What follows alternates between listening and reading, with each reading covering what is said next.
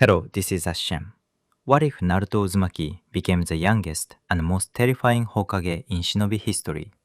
In this alternate Naruto story, Naruto is not the lonely child we know. He grows up surrounded by Minato and Kushina, develops an extraordinary talent for ninjutsu, and graduates from the academy at an age that shatters every record. But everything changes when Naruto mysteriously disappears during the Third Great Shinobi War. When he returns weeks later, he is no longer the same child. Naruto has awakened a mysterious and unprecedented power, Crystal Release, a legendary ability powerful enough to turn entire battlefields into crystal. Soon, the nations begin calling him the Crystal Sage. At only 8 years old, Naruto becomes the 5th Hokage. But his incredible power comes with a terrible price. He fights wars that adults cannot win. He defeats armies alone. He becomes feared by the 5 great nations. And eventually, his name becomes something more than the title of a Hokage. It becomes a legend, a warning, and a symbol of absolute power. Years later, Naruto mysteriously disappears again. The world believes the Crystal Sage is gone forever. But decades later, a young Sarada begins uncovering the forbidden truth about the 5th Hokage, and discovers that Naruto Uzumaki may be far more dangerous and far more mysterious than anyone ever imagined. Interesting? Well then, sit back, relax, and enjoy listening. Chapter 1. Hello. Here, Naruto is born before canon Kyuubi attack. To be specific, he was born during the Third Great Shinobi War. He has his mother's eyes and hair and is considered a prodigy. This is also a time travel story as well as a time loop. Note: the cover photo is not mine and I do not own Naruto, but this plot is mine and mine alone. Therefore, don't use it for your YT channel or other online platform. If you use my stories on your YT channel or profile, I'll do everything in my power to take it down. Because you can't legally monetize a channel by using fanfictions. Ooh. Crystal Release. Crystal Release Jing Dun, Shoten, a Kekkei Tōta, is thought to be a combination of earth, wind and water. First Hokage, Hashirama Senju's wood release was thought to be the strongest Kekkei Genkei. However, this myth was crushed after the Third Great Shinobi War and prior to the Fourth Shinobi War, as the 5th Hokage demonstrated an unparalleled application of Crystal Release. According to some witnesses, he subdued the Four Tails during the Third Great Shinobi World War at the tender age of 4 using the fabled Crystal Release. He was hence ranked as the 7th most dangerous shinobi of the war, which is an almost impossible feat for a child. Orochimaru of the Sannin tried to replicate this ability with his scientific experiments. Even though he was partially successful, it ended up as a pale imitation. The Crystal Cemetery in the Fire Country is the testimony of it. It earned him his moniker, the Crystal Sage, which still terrifies the shinobi world. Known Crystal Release techniques. Crystal Release, Purple Scythe. Crystal Release, Needle Spears. Crystal Release, Jade Crystal Blade. Crystal Release, Raging Crystal Dragon. Crystal Release, Divine Wish. Crystal Style, Crimson Rain of Death. Sage Art Variations. Sage Art, Crystal Style, True Several Thousand Hands. Sage Art, Domain Expansion, Crystal Castle. Sage Art, Crystal Release, Time Pod. The rest of the techniques remain unknown till this date. According to some people, the Hokage never used a technique twice. Some even argue that he had at least a few hundred S-rank Crystal Release techniques. Adapted from the Glorious History of Shinobi by Himawari Uzumaki. Perfect Sage Mode. A person who mastered sage arts and has been gathering nature energy for a long period of time becomes a perfect sage. This person can instantly activate Sage Mode. Void Mode. Releases yin and yang and absorbs nearby life force at the same time. When a person with enormous spiritual energy has the desire only to kill a certain individual and then destroy everything and everyone awakens this power. The wielder becomes invincible but loses control. From the Sacred Tablet in Toad Realm, Mount Embokyu. Written by Gamamaru around 240 BWE. Before Warring Era. Prologue. As long as he could remember them from his infancy, they cherished him more than anything else in their life. They loved him, without a question they'd lay their lives for him. But It all changed. 13 years ago, on that fateful night. 13 years ago, a nine-tailed fox suddenly appeared. Its tails lashed out, smashing mountains and sending tidal waves crashing to the shores. One shinobi faced the nine-tailed fox in mortal combat. He sacrificed his life to capture the beast, and sealed it in a human body. That very night, he was orphaned. His newborn brother had to carry the burden and endure all the hardships that came along. His brother, Menma Uzumaki, was forced to grow up in solitude, negligence, ignorance, hatred, sorrow and so on. Now, he will be completely alone, no one to look after him anymore. It's his fault. Too much uncontrolled emotions. Too much anger. Time to pay now. Death, huh? Mom and Dad, he thought. I am coming. Naruto-kun. Suddenly a very familiar voice was heard. He snapped his eyes open. Mommy-chan. No, no, why are you? Naruto-kun. Mommy-chan. Crystal style, time pod. Before he could register what happened, darkness had consumed him completely. Chapter 1, The Forgotten Legend. Kenji dug and dug. This seems to be very big, he thought. If I can get this crystal, all our sufferings will be gone. It was not long ago that a merchant named Kato came to their village claiming to do some fair trade with them. He had about 70 people with him, all wearing yellow cloaks with a dragon-like symbol on their back. Of course they demanded papers, which he provided with delight. However, none of the villagers knew his true intention was. After a month of fair trading, he summoned the villagers in the barren field and threatened them to slaughter all of them if they refused to work for him. Now the question is, what type of work are we talking about? Mining. The villagers didn't understand at first what possibly could be under their soil. Soon they got the answer. About 3 decades ago, a large-scale battle took place near the village. A battle between Kumo, Suna and Konoha. Kumo and Suna unitedly fought Konoha's soldiers. Kumo and Suna had about 30 Jonin ninjas, where Konoha had 3 Anbu and a cage-level ninja. The fight was pretty much even. Kato, as a child, witnessed the battle, which is known as the legendary Battle of Tsuki. Apparently, the cage-level ninja had some sort of bloodline ability. He could summon diamonds, rubies and crystals from thin air. During the battle he used his abilities, thus the entire area was filled with valuable stones and crystals. The fight was so intense that it reshaped the entire field. According to Kato, the valuable crystals and stones were covered by mud, stone and soil throughout the battle. After the fearsome battle ended, Kato went to the place and found a small crystal, with which he later made quite a fortune. However, he couldn't get everything out of the place. Thus, over the years he gathered ambitious followers who would help him achieve his dream, become the richest man in the world. He forced the villagers to dig for him. Man or woman, child or elderly, doesn't matter for him. All he wants is crystals. They excavated the entire battlefield and found about 5 tons of crystals. Yet, Kato was not satisfied. He believes there are still a lot more left. The villagers highly doubt that opinion after digging for months. Even most of his followers believe that nothing more is left. But for some reason, the man is adamant about the matter. But now, Kenji understands why the man was so sure about it. Yes, not much is left. But what is left is something else. Something completely superior to the stones he found earlier. He knows the true value of these crystals. These are way beyond money. A few days ago, Kenji noticed a blood-red shining object near the great banyan tree. Upon closer inspection, he discovered that it's not a small stone or crystal, rather an edge of a huge crystal. He is very fortunate that Kato or his men don't come this way very often. He is almost finished. Another half an hour, and he is done.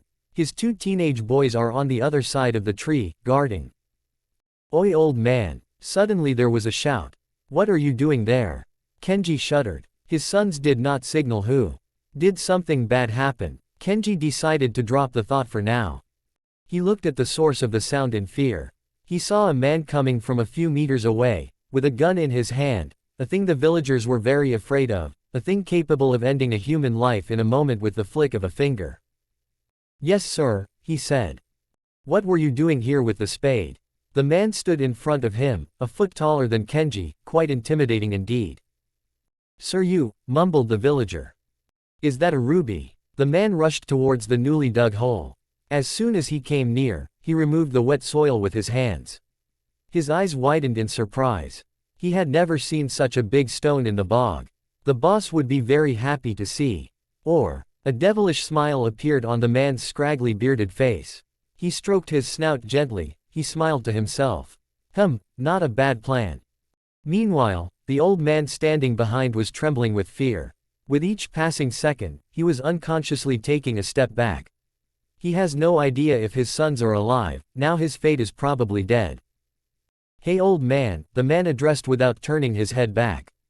Do you have a horse carriage? Kenji had no choice but to blame his fate. He let out a sigh. What was so important to covet? Now who knows what this guy is after he's done with him? Will he be sold in the slave market? Although Fire Country and other countries do not support slavery, people are bought and sold in the black market in a very crowded manner. He sighed again. Doesn't this thing go any faster? The thug scolded from behind him. The crystal is too heavy, sir. He simply stated. TCH. After half an hour, the man said in a slightly embarrassed tone, I need to take a leak. Stop beside that palm tree. Yes, sir. He stopped the pair of horses. The man got down from the cart and abruptly went behind a bush. Kenji looked inside the cart, and the man dropped the weapon in a hurry. This opportunity can't be missed. He gave the horses a blow of the whip, hiya. The horses ran straight in pain and excitement. Meanwhile the man also came out of the bushes. He was screaming loudly in anger while tying his pants. Kenji smiled a little, he had met his sons earlier, he told them to meet him at the capital, if possible. Now it seems quite possible. Suddenly an ear-splitting sound was heard from behind. For a split second, he felt a chill on his shoulder, a bullet hit him. He was falling from the horse cart in panic, somehow managed to save himself from falling.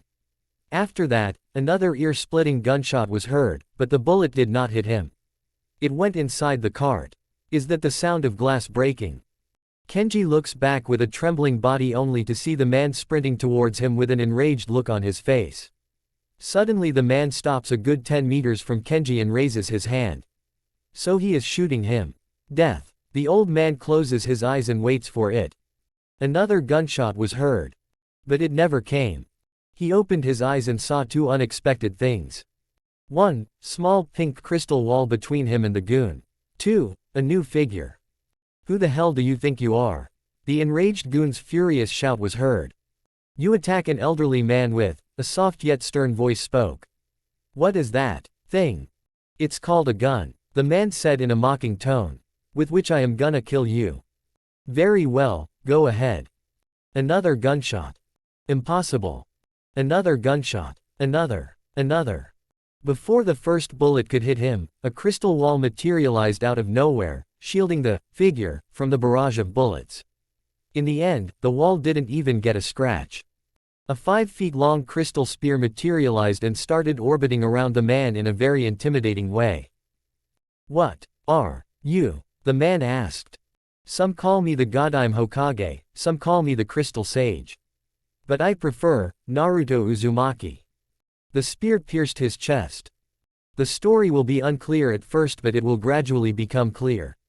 If you have any questions regarding the story, then all of them will be answered by Chapter 11/12. I hope you enjoy it. Chapter 2. 38 years ago. A small boy stared right in front of his father's eyes with great enthusiasm, was waiting for an answer. What did you say? His father's eyes twitched. I want to go to the ninja academy, he calmly replied. But you are barely 3. The blonde man retorted. But, Kashi Baka graduated at the age of 5. The redhead argued. Not happening. Minato shook his head. Why? You're 3. And Minato knows it's pointless to argue with his toddler. He should play smart. I'll admit you to the academy when you can perform. 2C rank techniques. Yes, 2C rank techniques from 2 different chakra natures. What's chakra nature? The boy frowned. It's chakra, and is this the final question? Depends on. Can't you hear me answer, old man? Hey, I am not old. Then answer me. He let out a sigh. Chakra is the life force that every believing teacher possesses. It is a mixture of spiritual and physical energy. They are called yin and yang. Using hand signs you can control the release of chakra from your body. The most common signs are boar, monkey, snake, mouse, bird, tiger and ram. There are 5 chakra natures: wind, water, fire, earth and lightning. Look at this. Minato opened a book on his table, turned a few pages and showed a picture to Naruto. You see, Minato began. Water release is stronger than fire release. However, fire release is stronger than wind release, which is stronger than lightning release. Then again, lightning release is superior to earth release, which is stronger than water release. Do you follow? There is no chakra nature that is absolute. Each has a weak point and strong point at the same time. Naruto said thoughtfully. Indeed. However, when multiple chakra natures are mixed together, there is a new form of nature that is born, which we call bloodline limit or Kekkei Tōta, which means you can't have them unless you have them in your genes. Like the boil, dust, magnet, blaze, storm, would release. Right. Yes. Unfortunately for you, neither me, nor your mom possesses such a bloodline ability. Minato said. What about mom's chains then? Aren't they some sort of bloodline ability? Not quite. Minato shook his head. You see, Uzumaki have extremely dense chakra and women are thought to have better chakra control. Hence, they can physically manifest their chakra. You get it? So I can't do that. Depends. Naruto is indeed a quick learner. Minato opened a drawer and pulled out a chakra paper. He gave it to Naruto, who stared at it curiously. Channel some chakra in it. Then I can determine what your chakra nature is. Naruto channeled some chakra into the paper. Perhaps too much of it, as the paper plate into 2 equal parts. One part of it became so soaked that the paper actually disintegrated into hundreds of pieces. The other part was completely covered in mud. Minato was surprised. Such high water and earth affinity is unheard of, at least not since the famed Senju brothers. Although he expected it, Kushina had a high earth and decent water affinity. He himself has wind as his secondary affinity. So I have wind, earth and water. The boy's eyes lit up. Exactly. Minato didn't bother to ask Naruto how he knew that. The boy was a genius. Now, if you excuse me, I have a mission report to write. Naruto jumped from the table and ran towards the door. However, he stopped for a short moment before turning back to Minato. Hey, 2-chan. Believe this, I will make my own super cool technique and soon surpass you, he declared with fire in his eyes. Minato was stunned with such a look on his son's face. Only 2.5 years old and can already channel chakra, possess multiple chakra affinities, has the mind of an average teen and such determination. Say, son, he asked. Why do you wish to be a shinobi? What is it to you? Naruto stood there still for a moment. Then he said, a shinobi is the symbol of hope, defender of peace. He protects those precious to him and pursues his dreams by maintaining his ideals and principles. A shinobi endures pain for those around him. Shinobis hide their tears while everyone is smiling. He trades his tears, blood and soul for the sake of those who are precious to him. And to me, he paused and gave Minato a smile. The family and village are precious. Oh, Kami, Minato's eyes were on the verge of coming out of their sockets. How did you get such strong words? Only those who lived for ages and saw the ups and downs of human life can say this. Only if he knew how true he was. Naruto was sprinting across the Uchiha compound, looking for 3 certain individuals. The clan compound is quite empty, not a lot of people are awake. He headed toward the clan's training field. After a good 2 minutes of searching, he heard a familiar battle cry. He followed the noise. Coming close to the Naka River bank, he found just the people he was looking for. Kashi Baka, Tobi ni. Much to everyone's annoyance, he jumped straight into the sparring circle. What do you want? Kakashi, who was still in his taijutsu stance, asked with an irritated voice. I want you to teach me 2 cool techniques, he replied with a bright face. I refuse. He dropped his stance. Why? Don't tell me because I am a child. A tick mark on his forehead appeared. More like a baby, remarked Kakashi. What did you say? Naruto asked, murder in his eyes. You don't say the B word in front of him. Rin let out a silent sigh and shook her head. Whatever, Obito shrugged, ignoring the mini Kushina. You will show me 2 cool techniques. Naruto stated. Now. Why do you want to learn 2 techniques specifically? Obito closed in. Well, 2-chan said if I learned 2 C-rank techniques then he would admit me to the ninja academy. Ask someone else, Kakashi said with a frown. That wasn't a question, stated Naruto. No. Obito ni. Sorry kiddo, he said sheepishly.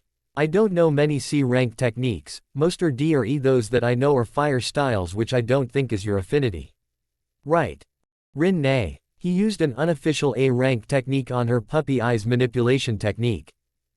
I can teach you one, she said with a smile. Wind release, gale palm. Cool, you're the best. He gave a thumbs up, the puppy eyes manipulation technique never fails. Come here, Rin said. K. Now, in order to do this technique, you must clap your hands together with chakra. Remember to compress air with enough concentration. Like this, she demonstrated. A powerful gust of wind blew from her palms. Awesome. He began mimicking her moves. Naru-kun, wait, but it was too late.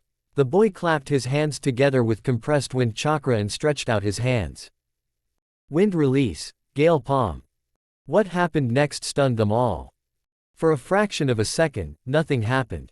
However, the next moment an extremely powerful gust of wind came from the Uzumaki's palms, and it was so strong that a tree in the path got uprooted and flew to the other side of the river. That was not all, the water of the river was momentarily divided, creating a good 5-meter wide path. The members of Team 7's eyes were comically wide and had their jaws hanging.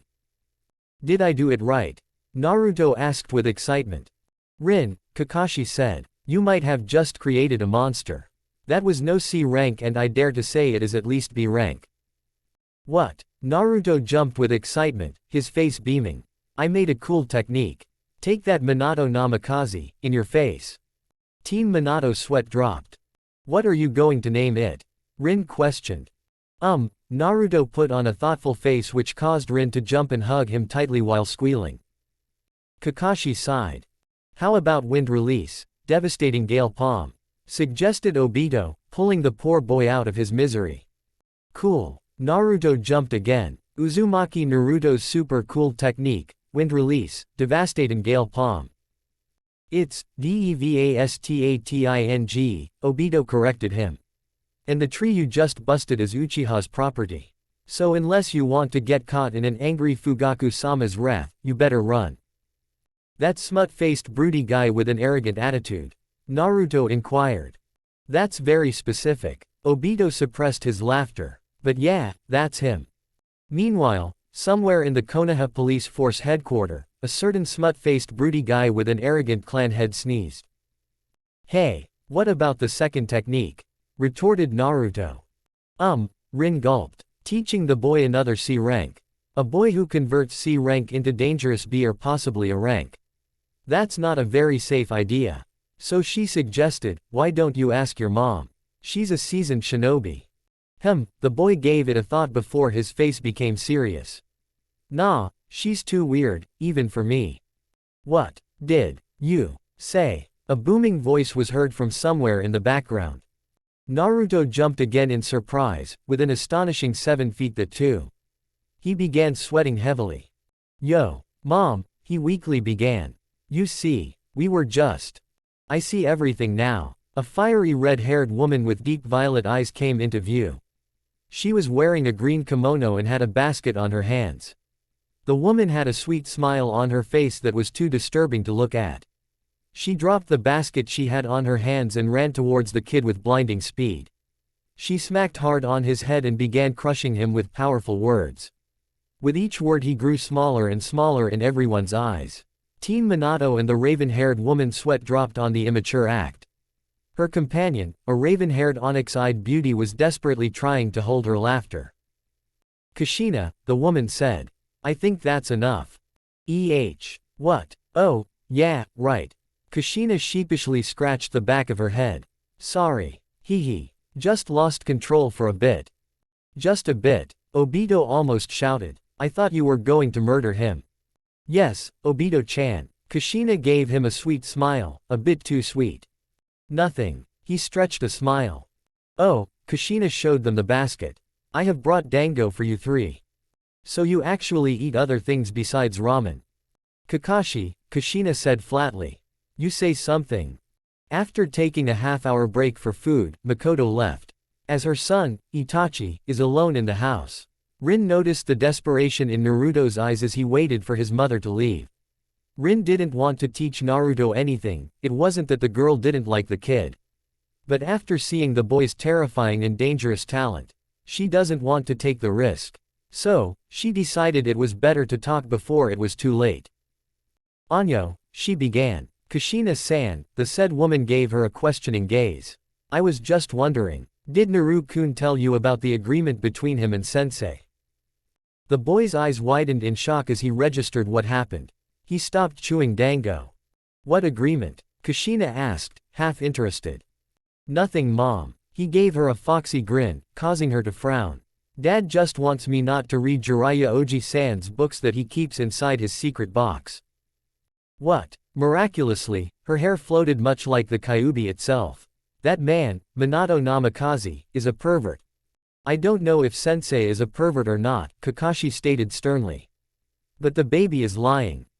What do you mean? Kushina calmed down, confusion replaced by her rage. Kakashi sighed. Minato sensei told him he would let him admit in the academy if he masters 2C rank techniques from 2 separate chakra nature. Huh. Kushina turned towards Naruto only to find himself missing. She used her Uzumaki sensing ability to locate him. He was already out of the Uchiha district, that kid is fast. Wait, how can he be that fast? Obito cut her thoughts. Is it just me or he really just disappeared? I mean no way a not yet 3-year-old can pull out body flicker technique. I think he is ready for the academy. Rin suggested, still desperate to get rid of the boy. Kushina meanwhile was fuming. Her toddler, not even 3 yet, wants to go to the academy. Does he have a death wish? Naruto Uzumaki. Get back here you sneaky stupid little red mouse. Next chapter, The Ultimate Prodigy. Chapter 3. Chapter 3, The Ultimate Prodigy. In the end, Naruto found himself in the academy, the room bustling with the chatter of young students. When the Chunin instructor, a stern-looking man with a scar across his cheek, asked him to introduce himself, he began. I am Uzumaki Naruto, and I'm going to be the greatest Hokage this village has ever seen. Believe it. The instructor raised an eyebrow. That's it. Naruto puffed out his chest. I like ramen. A few giggles erupted from the class. And I like purple. Okay. The instructor sighed inwardly. Really? A 2.5-year-old kid. I know Kushina was a handful. Poor boy, inherited more than just her looks. Shaking his head slightly, he said, if you like purple, then sit beside Yugao, the girl with purple hair. Hi. Naruto chirped, his enthusiasm undampened as he marched over to the seat. He plopped down next to Yugao, who was quietly doodling in her notebook, her purple hair cascading over her face. Yugao glanced up, her large, curious eyes meeting Naruto's. Hi, I'm Yugao. Naruto grinned broadly. Hi, I'm Naruto. Let's be friends. Yugao blinked, surprised by his forwardness. He was a cute boy but she had her own rules for making friends. A small smile crept onto her face. No. The boy looked sad, but she didn't bother. You just wait. You will be my friend and you will be the one who will be asking to be my friend. Believe this. The Chunin instructor watched the exchange, a faint smile tugging at his lips. Perhaps there was more to this kid than met the eye. He turned back to the class, clapping his hands to regain their attention. All right, everyone, settle down. Let's begin with today's lesson. His mother had firmly warned him not to beat someone to a pulp if they called him tomato. Sadly, the emotionally sensitive boy couldn't hold back. By midday, 2 older boys lay bruised and whimpering on the classroom floor, victims of Naruto's fierce temper. Detention was swiftly handed down on his very first day. When his father, Minato, heard about the incident, he was furious. The usually composed yellow flash's face turned a shade reminiscent of Kushina's infamous temper. He paced the room, running a hand through his hair in frustration. Naruto, you can't go around beating up your classmates. You have to control your temper. Naruto hung his head, kicking at an imaginary pebble on the floor. But they called me, Tomato, Dad. Minato sighed, his anger mingling with a touch of sympathy. That's no excuse for fighting. Words are just words, Naruto. You need to rise above them. Meanwhile, Kushina was caught in a whirlwind of emotions. She listened to Minato's reprimand, her heart swelling with conflicting feelings. On one hand, she was irate, fighting on the first day. That was unacceptable. But on the other, she felt a surge of pride. Her little boy had stood up to kids 4 years older than him and emerged victorious. She pulled Naruto into a tight hug, her voice a mix of sternness and affection. Naruto, that was reckless. You have to be smarter about these things. You can't just use your fists to solve problems. Naruto looked up at her with wide eyes. But, Mom, they were mean. Kushina's expression softened. I know, sweetie. But next time, try to find another way. Use your words, okay? Naruto nodded reluctantly. Okay, Mom. Within 2 months, Naruto showed incredible development. His progress astonished everyone at the academy. Despite his nearly bottomless chakra reserves, he had excellent control over it. He swiftly mastered the tree and water walking exercises, demonstrating a level of skill far beyond his years. The substitution technique became second nature to him, and he even learned advanced jutsu like water style, water bullet technique and earth style, mud wall. However, Naruto had yet to unlock the adamantine sealing chains, a powerful ability that his mother, Kushina, possessed. Minato suggested that Naruto might not have inherited it, though he seemed almost relieved about this possibility. He muttered under his breath, crazy Uzumaki genes. Naruto, always curious, caught his father's words. Dad, what do you mean by crazy Uzumaki genes? Minato chuckled, ruffling his son's hair. It's nothing to worry about, Naruto. The Uzumaki clan is known for their powerful and sometimes unpredictable abilities. Your mom's chains are a prime example. But you've got your own strengths, and that's what matters. Naruto beamed, proud of his progress and eager to learn more. I want to get even stronger, Dad. I want to be the best Hokage ever. Minato's eyes softened with pride as he looked at his son. I have no doubt you will be, Naruto. Just remember to balance your power with wisdom and kindness. That's what makes a true leader. Naruto's academic performance was anything but dull.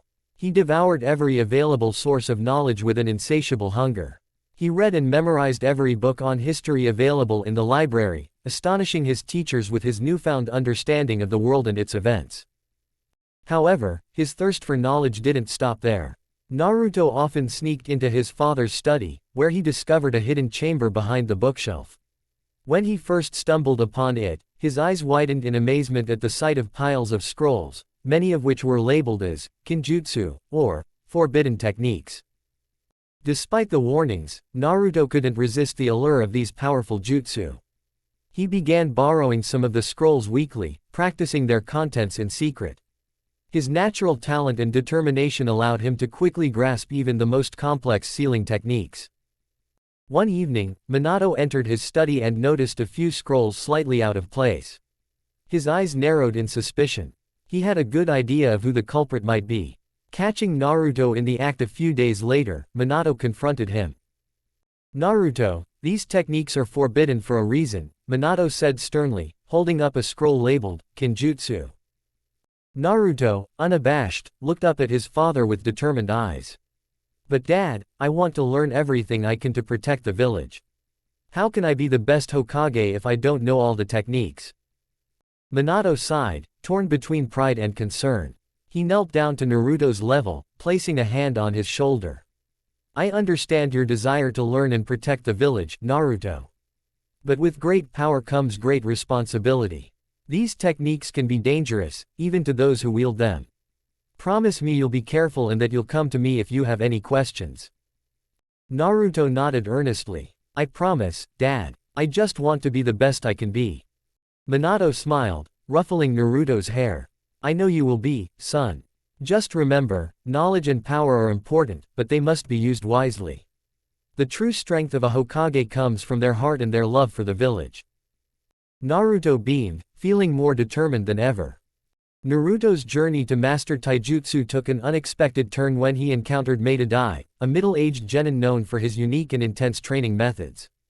Dai, despite never advancing beyond the rank of genin, was renowned for his extraordinary dedication to taijutsu and his creation of the Eight Gates technique. One afternoon, as Naruto was training, he noticed a man in green spandex and leg warmers, mirroring the attire of Might Guy. The man's enthusiasm was infectious as he performed vigorous exercises with a youthful energy that belied his age. "Are you training for taijutsu?" Naruto asked, approaching him with curiosity. Dai turned to him with a wide smile. "Yes, indeed. Taijutsu is the path to unlocking the true potential of one's youth. I am Maida Dai, and I see the flames of determination in your eyes, young one." Naruto, inspired by Dai's passion, eagerly introduced himself. "I'm Naruto Uzumaki. I want to get better at taijutsu so I can become the greatest Hokage." Dai's eyes sparkled with excitement. "A noble goal. I can teach you the fundamentals and more, if you are willing to endure the springtime of youth's rigorous training." Under Dai's guidance, Naruto's training intensified. Dai's methods were unconventional but highly effective. He emphasized the importance of pushing beyond one's limits, a philosophy that resonated deeply with Naruto. They trained together daily, with Dai sharing the secrets of the Eight Gates and instilling in Naruto a profound respect for the discipline and control required to wield such power. Dai's relentless spirit and boundless energy inspired Naruto. He learned to channel his chakra more efficiently, enhancing his physical strength and speed. Dai also taught him the importance of perseverance and maintaining a positive outlook, no matter the challenges faced. Through grueling exercises, intense sparring sessions, and endless drills, Naruto's taijutsu improved dramatically. He learned to blend his raw power with the precision and technique Dai emphasized, developing a unique style that incorporated his natural abilities and the teachings he absorbed from both Dai and Guy. The bond between Naruto and Dai grew strong, grounded in mutual respect and shared determination. Dai's lessons extended beyond physical training, imparting valuable life principles that shaped Naruto's character. Naruto began to understand that true strength came from within, from an unyielding spirit and an unwavering commitment to one's goals. By the time Naruto had mastered the basics of the Eight Gates and significantly improved his taijutsu, he had not only closed the gap in his training but also gained a mentor who profoundly impacted his growth as a ninja and as an individual. Despite not having many friends in the academy, Naruto found himself with a rival in the form of Shisui Uchiha, a promising young shinobi with remarkable talent. Shisui possessed exceptional speed, proficiency in genjutsu, and mastery in kenjutsu, making him a formidable opponent despite his age. However, Naruto's abilities set him apart in a league of his own. His relentless determination, vast chakra reserves, and mastery of various jutsu made him a force to be reckoned with. Recognizing Naruto's skill and potential, Shisui decided to mark him as a milestone to surpass. He saw Naruto not just as a rival, but as a benchmark for his own growth and development as a shinobi. The rivalry between Naruto and Shisui fueled both of their ambitions, driving them to push themselves to greater heights in their training and missions. Each encounter between them became a test of skill and determination, with both shinobi striving to outdo the other. Despite their rivalry, there was a mutual respect between Naruto and Shisui. They admired each other's strengths and learned from their battles, each pushing the other to improve. In the end, Naruto graduated from the academy at the age of 3 with distinction, shattering all records that had ever existed before, surpassing legends like Tobirama, Hiruzen, Orochimaru, Minato, and Kakashi. In a meeting of the clan heads, Shikaku Nara dubbed the boy as the ultimate prodigy. However, neither his mother nor his father was pleased with his brilliance. "You cannot promote him as a shinobi," Kushina said threateningly, her eyes slitted, Kyuubi's chakra leaking from her form. "I understand your concern," Hiruzen Sarutobi said, unfazed by the killing intent radiating from Kushina. "The war is not in our favor, and we need as many capable soldiers as we can gather." "But that is not a good choice," Minato said calmly, not supporting Kushina's rough behavior but not exactly stopping her either. "Trust me, it is a good choice," Hiruzen insisted, taking a puff from his pipe. Kushina's fury intensified. Where was your right choice when our village was being destroyed and the Konoha shinobi never arrived to aid us? Are you suggesting that letting my village be destroyed was a good choice? You are crossing the line, Jinchuriki of Konoha, Hiruzen said authoritatively. He pulled a piece of paper from the table and held it up. Naruto Uzumaki is now a shinobi under my command. Kushina was on the verge of attacking the man when Minato interjected. If that's final, then how about I suggest something? What is it? Kushina asked impatiently. Do tell, Hiruzen said, curious. How would you like to be a Junin sensei, Kushi-chan? Minato proposed. Kushina's fiery aura subsided slightly as she considered the idea. You want me to train him? She asked, her tone a mix of surprise and contemplation. Yes, Minato said, meeting her gaze steadily. Who better to guide him than you? You know his strengths and weaknesses better than anyone. You can ensure he's not only trained to the highest standards but also protected. Hiruzen nodded thoughtfully. That could work. Kushina, your skills and experience would be invaluable in shaping Naruto's development. You could ensure he remains grounded and safe.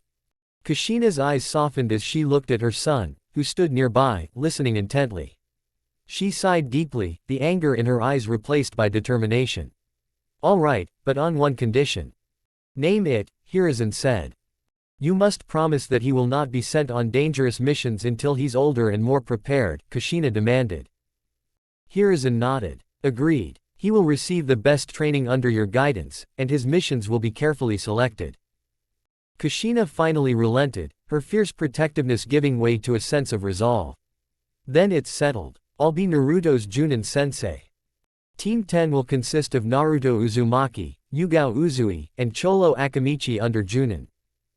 Team 10. A red blur appeared as Sensei said, Kushina Uzumaki. Ichiraku ramen in a minute. Mom. Kushina Uzumaki grinned broadly, her eyes twinkling with mischief.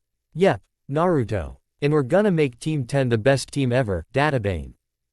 Naruto blinked, unable to process the whirlwind of emotions. Excitement, confusion, and a hint of embarrassment all mixed together. But, Mom. Before he could finish, Yugao Uzui, a quiet, stoic kunoichi, raised an eyebrow. Interesting, she murmured, her curiosity piqued by the unexpected turn of events. Cholo Akamichi, munching on a bag of chips, didn't seem to mind the chaos. Munch, munch. Kushina clapped her hands, her energy contagious. All right, team, let's meet at Ichiraku Ramen in 1 minute. We've got a lot to discuss. As they began to leave, a shadowy figure watched from the rooftops, their eyes narrowing. So, she's leading Team 10. This changes everything. Naruto caught a glimpse of movement out of the corner of his eye but dismissed it, too wrapped up in his thoughts. TBC. Chapter 4. Chapter 3. Before the Battle of Hiko-ai. There have been countless pivotal events throughout history. Excluding the Great Wars themselves, several battles have changed the course of history. The Battle of Canopy Bridge. The Kyuubi Rampage in the Leaf Village. The birth of Crystal Cemetery. The Battle of Tsuki. The Battle of Two Uzumakis in the Leaf. However, one key battle altered the balance of the world. The Battle of Hiko. It was a time of great turmoil, when the very fabric of existence seemed to tremble under the weight of conflict. Nations clashed, alliances crumbled, and heroes rose and fell like shooting stars in the night sky. But that was the first time humans were utterly left stunned by the beautiful and horrifying combination of natural talent, hard work, and divine blessing. This was the battle that introduced the term unfair to the world. The day when a tailed beast was defeated and humiliated by a child. The war was raging, and typically, the Hokage did not participate directly in battle. But Hiruzen Sarutobi, the third Hokage, stood tall amidst the chaos, his presence a beacon of hope for the weary warriors who fought by his side. They had been locked in a fierce struggle with the forces of Kumo, their strength waning with each passing moment. They were down to the last bit of their stamina. I guess this is it, Sensei. Jiraiya, the legendary Sannin, panted, his once mighty form now weary and battered from hours of relentless combat. Unfortunately, Hiruzen began, his voice heavy with resignation, but then they heard it. Sage art. Crystal release. True. The words hung in the air like a death knell, carrying with them a sense of awe and dread. And then, the battlefield erupted in a dazzling display of light and sound as Naruto Uzumaki, a boy of unparalleled courage and determination, unleashed his power upon the world. It was the day when people saw Naruto Uzumaki not as a child, but as one who had far surpassed legends. The Battle of Hiko would be remembered for generations to come as a turning point in history, a moment when the impossible became possible and the world was forever changed. And at the heart of it all stood Naruto Uzumaki, a boy who had risen from humble beginnings to become an angel. Naruto and his future teammates, Yugao Uzui and Cholo Akamichi, found themselves standing outside Ichiraku Ramen. Kushina Uzumaki had dragged them there, herding them like hyperactive kittens. The mouth-watering aroma of ramen wafted through the air, making their stomachs grumble loudly, but their focus was entirely on Kushina's stern expression. "Are we getting a super cool mission, Mom?" Naruto asked, practically vibrating with excitement. "Sensei," Kushina corrected, her eyes narrowing like she was trying to set him on fire with a look. "Huh. Don't call me Mom. Call me Sensei." Naruto's eyes went wide as saucers. "You're disowning me." Kushina facepalmed so hard it echoed. "What? No. Just call me Sensei when we're in a team setting." "Oh," Naruto said, nodding like one of those bobblehead dolls. "That makes sense." Yugao piped up, trying to suppress a giggle. "Does this mean we have to call you Mom, too?" Kushina's eyes twitched. "No, just Sensei for everyone." Cholo, mid-chew on a rice ball he snuck in, looked puzzled. "Wait, can we call you Ramen Boss instead?" Kushina's stern facade cracked, and she burst out laughing. "You can call me Sensei or Ramen Boss, but nothing else." Naruto grinned. "All right, Ramen Boss. So what's our mission? Are we infiltrating a secret ramen recipe vault?" Yugao laughed. "Or rescuing dumplings from evil ninjas?" Cholo, still munching, added, "Maybe we're guarding the village's noodle supply." Kushina sighed, shaking her head but smiling. "You three are hopeless. Let's start with not embarrassing me in public, and then we'll see about those missions." Cholo, scratching his head, interjected. Anyways, Sensei, you were saying." Kushina cleared her throat, her tone turning serious. "You guys aren't officially ninja yet." "What do you mean?" Naruto asked, his confusion mirrored by Yugao and Cholo. Kushina's lips curled into a mischievous, almost sadistic grin. "You need to pass a test first. And that test is pranking the Hokage." The trio froze, their jaws practically hitting the ground. "What?" Yugao and Cholo exclaimed in unison, their voices echoing down the street. Naruto's heart pounded, his mind spinning. "That's so disrespectful," he blurted out, unable to comprehend the challenge. Kushina crossed her arms, her expression unyielding. "If you don't complete this task, you fail and go back to the academy. No exceptions." The weight of her words settled heavily on them. Cholo's usual appetite for snacks seemed to vanish, and Yugao's confident stance faltered. They exchanged heavy sighs and shared looks of frustration. Naruto finally broke the silence. "All right, let's do it. We don't have a choice." With reluctant nods and grim determination, they accepted the challenge, understanding that their dreams of becoming ninja hung in the balance. As they walked away from Ichiraku, Naruto couldn't help but grumble. "This is crazy. Pranking the Hokage. What are we, suicidal?" Yugao tried to lighten the mood. "Hey, at least it's not a written test. I'd rather prank the Hokage than sit through another one of Iruka-sensei's lectures." Cholo, still looking pale, muttered, "I'd rather fight 100 rogue ninjas than do this. At least then I'd know what I'm up against." They stopped in front of the Hokage's office, staring at the imposing building. Naruto scratched his head. "So, what's the plan? Who's got an idea that won't get us thrown in a dungeon?" Yugao smirked. "How about a classic? We swap out the Hokage's paperwork with pictures of ramen." Cholo shook his head. "No way. He'd know it was us in a second. We need something sneaky, something ninja-like. We should trick separately first," Yugao suggested. Cholo nodded, finally looking excited. "All right, let's do it. For our ninja dreams." Determined to prove himself, Cholo decided to go first.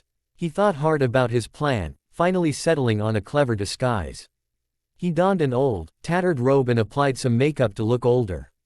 With a steaming bowl of miso soup in hand, he confidently approached the Hokage's office. Inside, the Hokage sat at his desk, reviewing important documents. Cholo knocked softly, then entered, bowing deeply.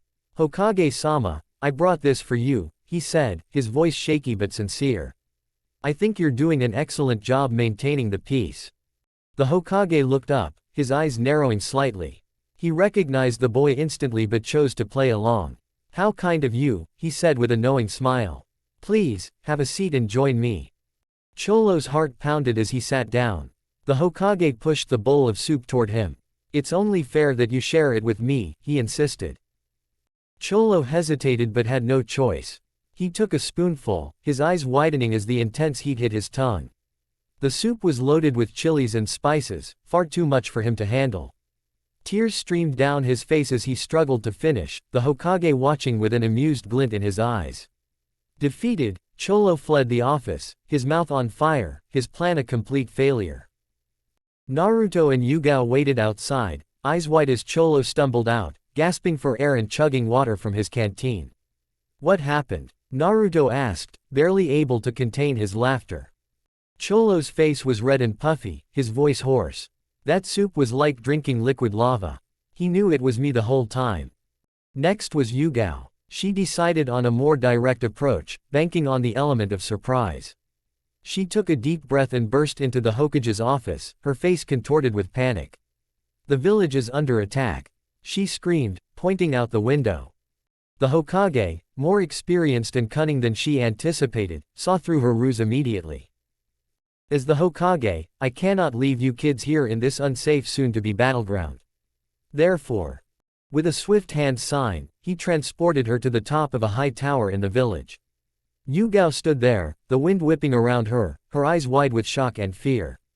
She had no idea how to get down. As she looked over the edge, her legs trembling, she realized just how outmatched she was. Another failed attempt. From below, Naruto and Cholo watched as Yugao's tiny figure appeared at the top of the tower. "Oh boy," Naruto muttered, rubbing the back of his head. "This isn't going well." Yugao's voice, small but frantic, reached their ears. "Get me down from here."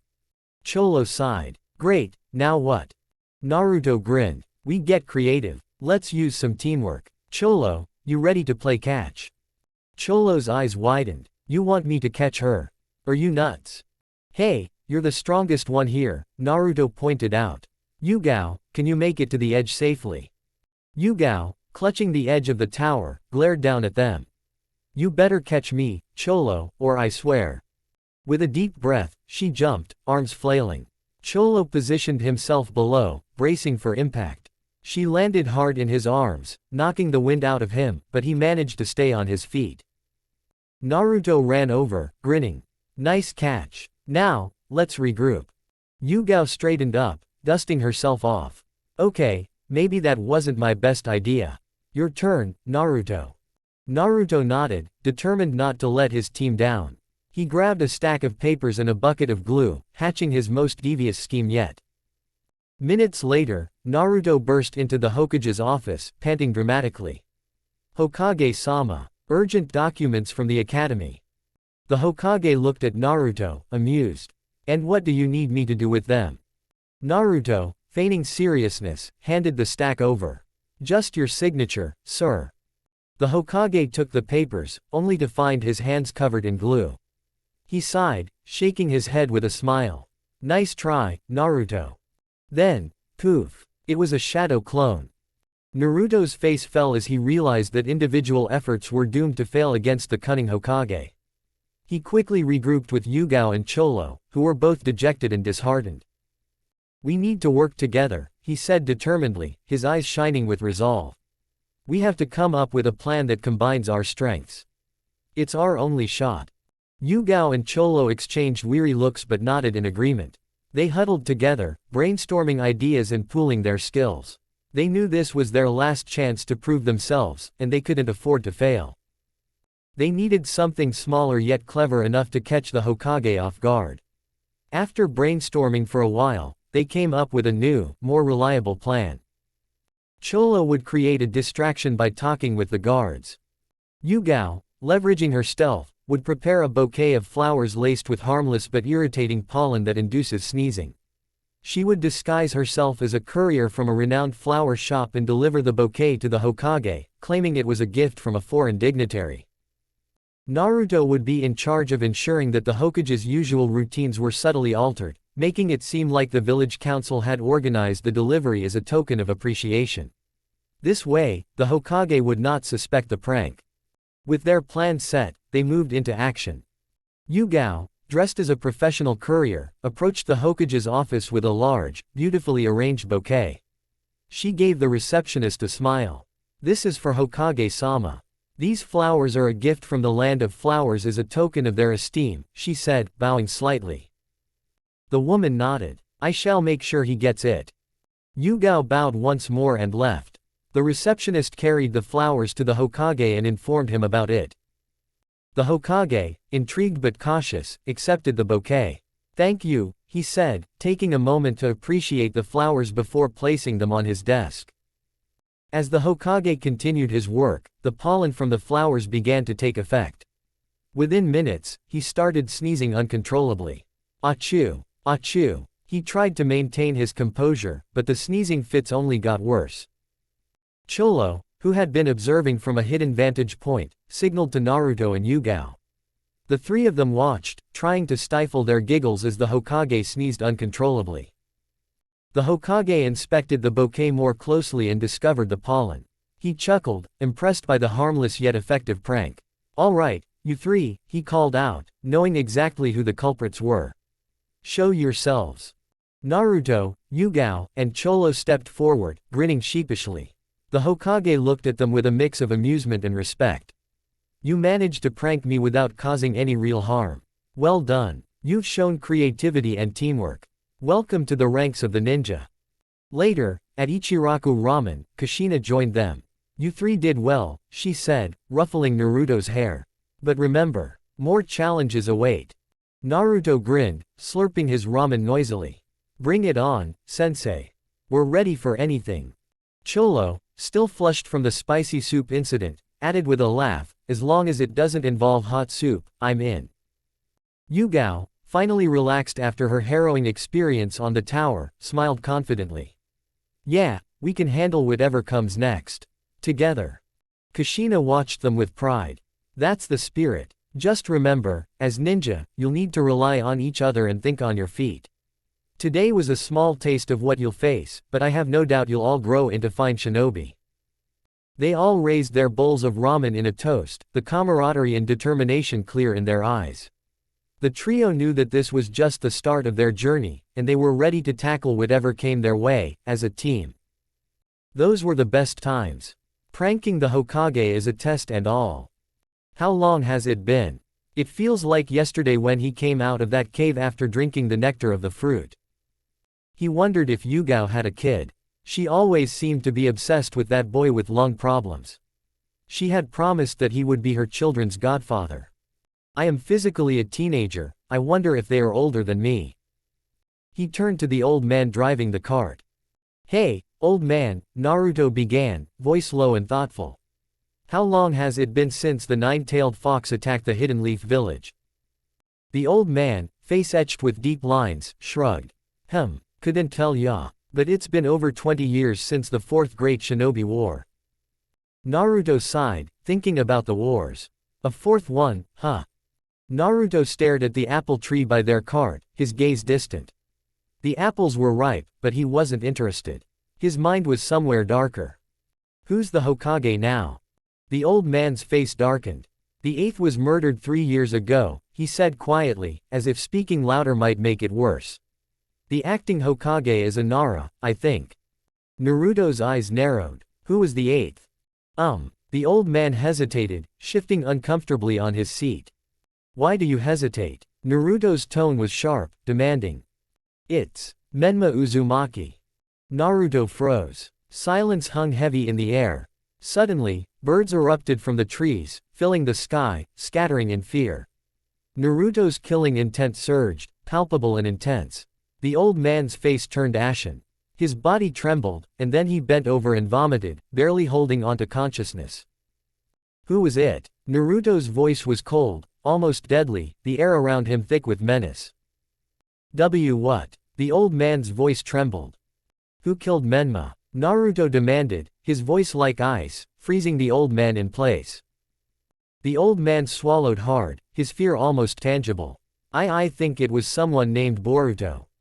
Boruto. Naruto repeated the name slowly, testing it on his tongue. His eyes darkened, and his aura grew even more oppressive. Is he alive? Maybe. They never found him. Naruto clenched his fists, his knuckles white. The killing intent around him was suffocating, the old man could barely breathe. The first thing Naruto planned to do after freeing the old man's village from this Kato was to avenge his brother. No one would stand in his way. TBC. Chapter 5. The pieces falling together. In the annals of the shinobi world, there are moments that shine like beacons, illuminating the path of honor and glory. The Sage of Six Paths defeating the 10 Tails, sealing away the monstrous beast that threatened to devour the world.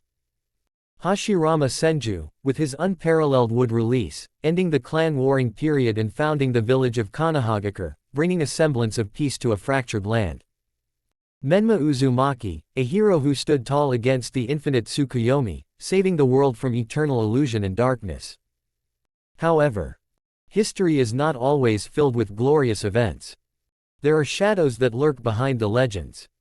Madara Uchiha, once a co-founder of the Leaf, turning traitor and wreaking havoc with his insatiable lust for power. Minato Namikaze, the Yellow Flash, whose brilliance on the battlefield was matched only by the darkness of his deeds, massacring thousands of shinobi alone in a single night.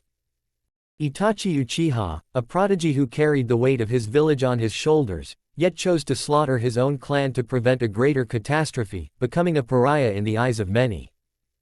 These were hidden stories, tales whispered in the dead of night, known but unspoken.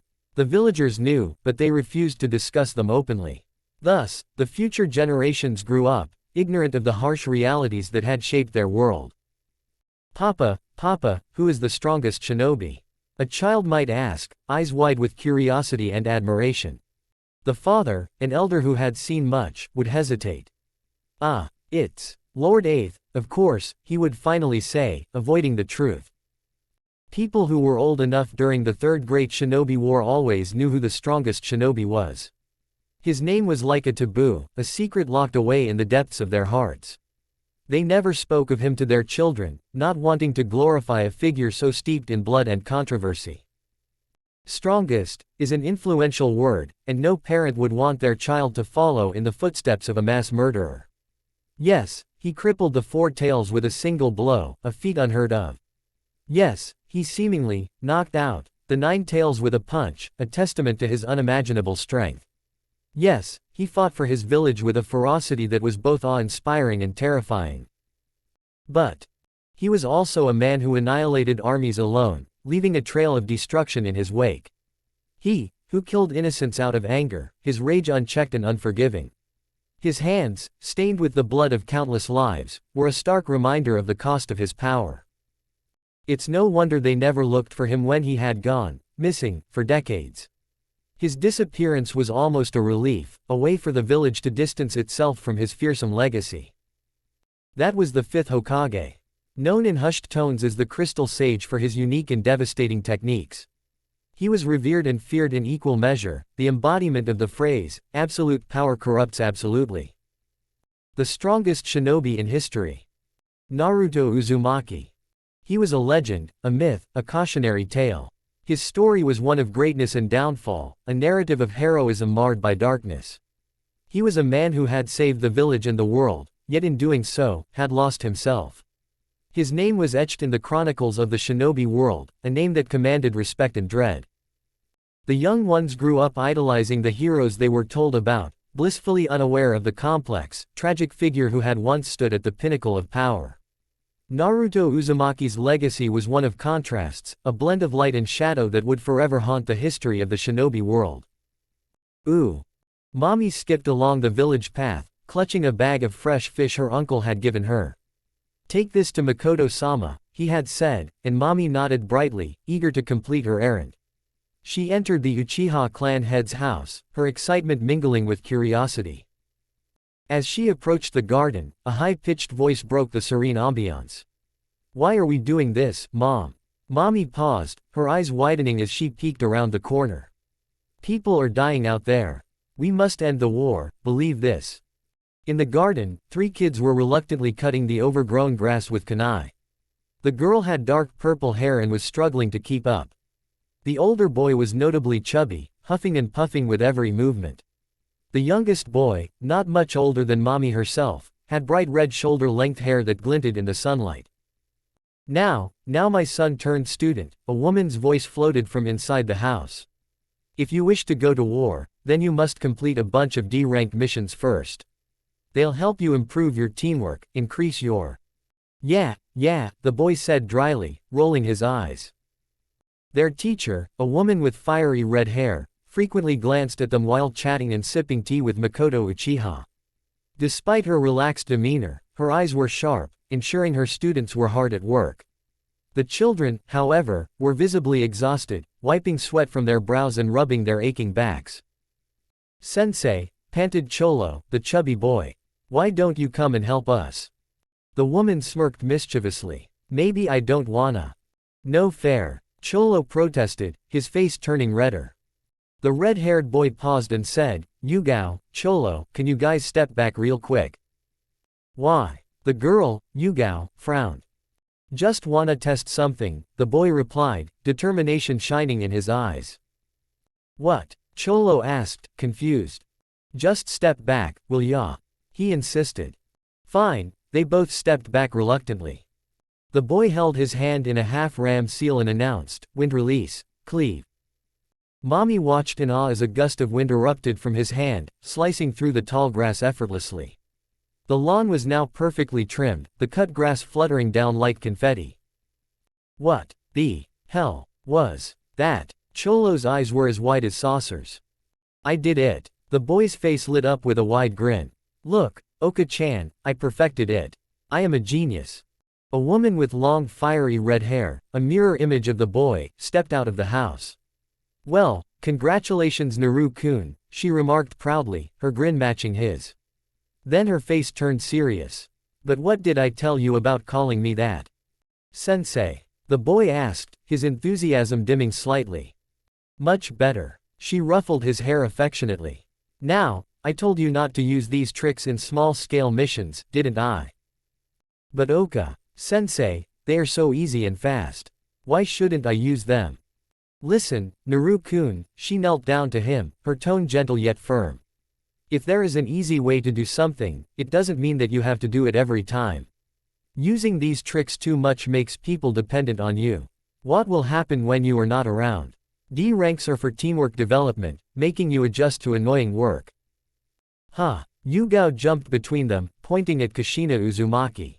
"So you do agree these things are silly and annoying?" "Right, Sensei." Kushina scratched the back of her head sheepishly.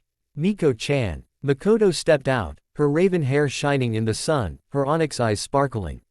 She wore an elegant kimono and had a smile that exuded calm and grace. "I think we are done. So, Yane." Kushina disappeared in a puff of smoke, waving her hand. "Closet sadist," Cholo muttered, nodding. "No offense Naruto-kun, but she really is a sadist." Yugao folded her arms across her chest. "None taken." Naruto waved his hand dismissively. He turned to Makoto, bowing respectfully. "Aunt Mick, Uchiha-san, we should take our leave." "Come on, Naru-kun," Makoto giggled. "You don't need to be so formal." The boy sighed, then bowed again and left with his teammates. "Mommy-chan," Makoto called, startling the hiding girl. Mommy made an eek sound, her face turning as red as a Sharingan. "Come out now." Mommy stepped out, her head bowed. She hesitated. "I was just watching us." "No matter. What brings you here?" "Right." Mommy quickly handed over the bag of fish, completing her errand. As she was about to leave, she looked back at Makoto, curiosity getting the better of her. "Makoto-sama. Hi.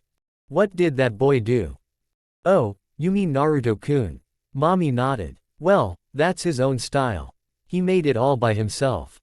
I don't know much about it, but it took him quite some to create it. He must be really smart then, Mommy said in wonder. Makoto grinned widely. What is this? Does little Mommy-chan have a crush? Oh, of course not. Mommy stammered, her face burning. Bowing once more, she quickly left, her mind swirling with thoughts of the amazing red-haired boy she had just seen. Ooh. Present. Stepping out of the cart, Naruto surveyed the desolate village. The once bustling settlement was now a wasteland of ruins and despair.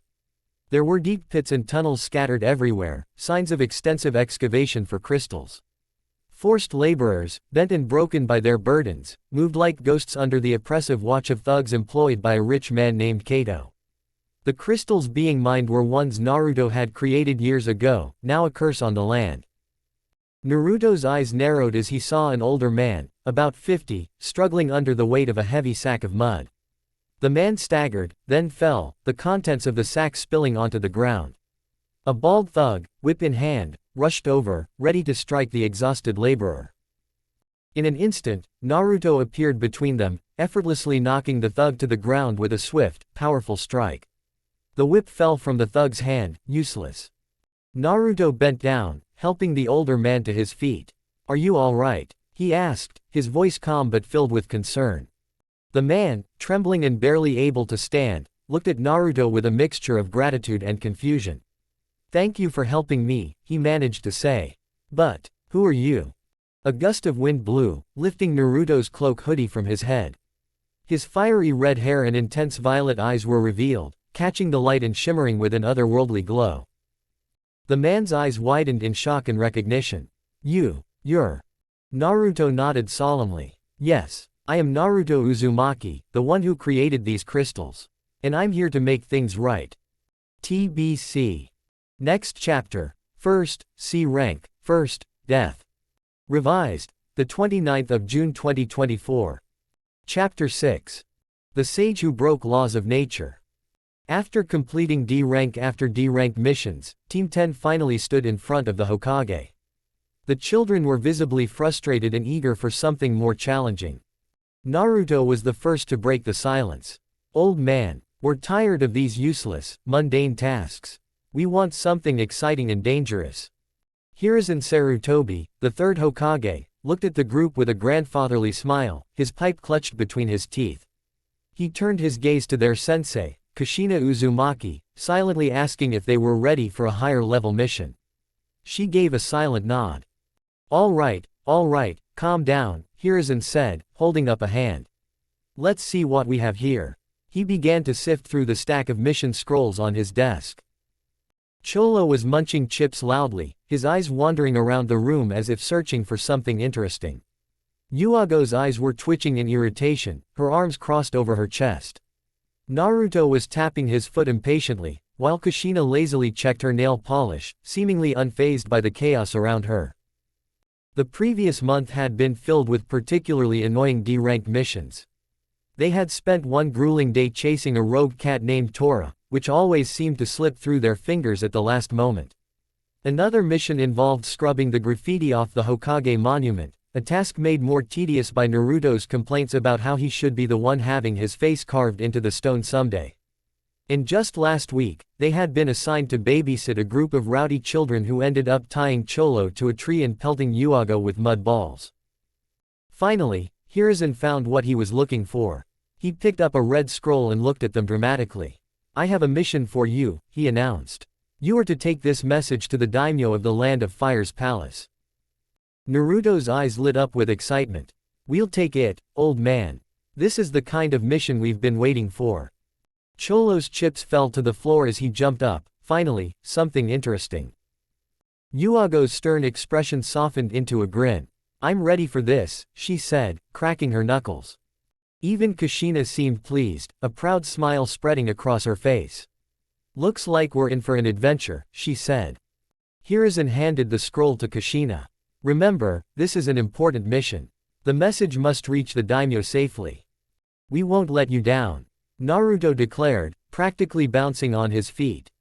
After leaving the Hokage's office, Kushina turned to her team. We'll meet at the northern gate of the village at 7 a.m. tomorrow sharp. Don't be late. The trio nodded enthusiastically before heading to their respective homes.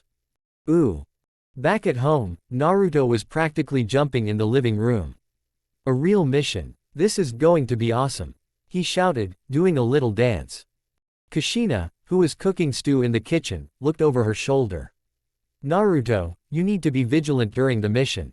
Don't do anything stupid, Databane. Naruto crossed his arms and pouted. I'm not going to do anything stupid, Datbeo.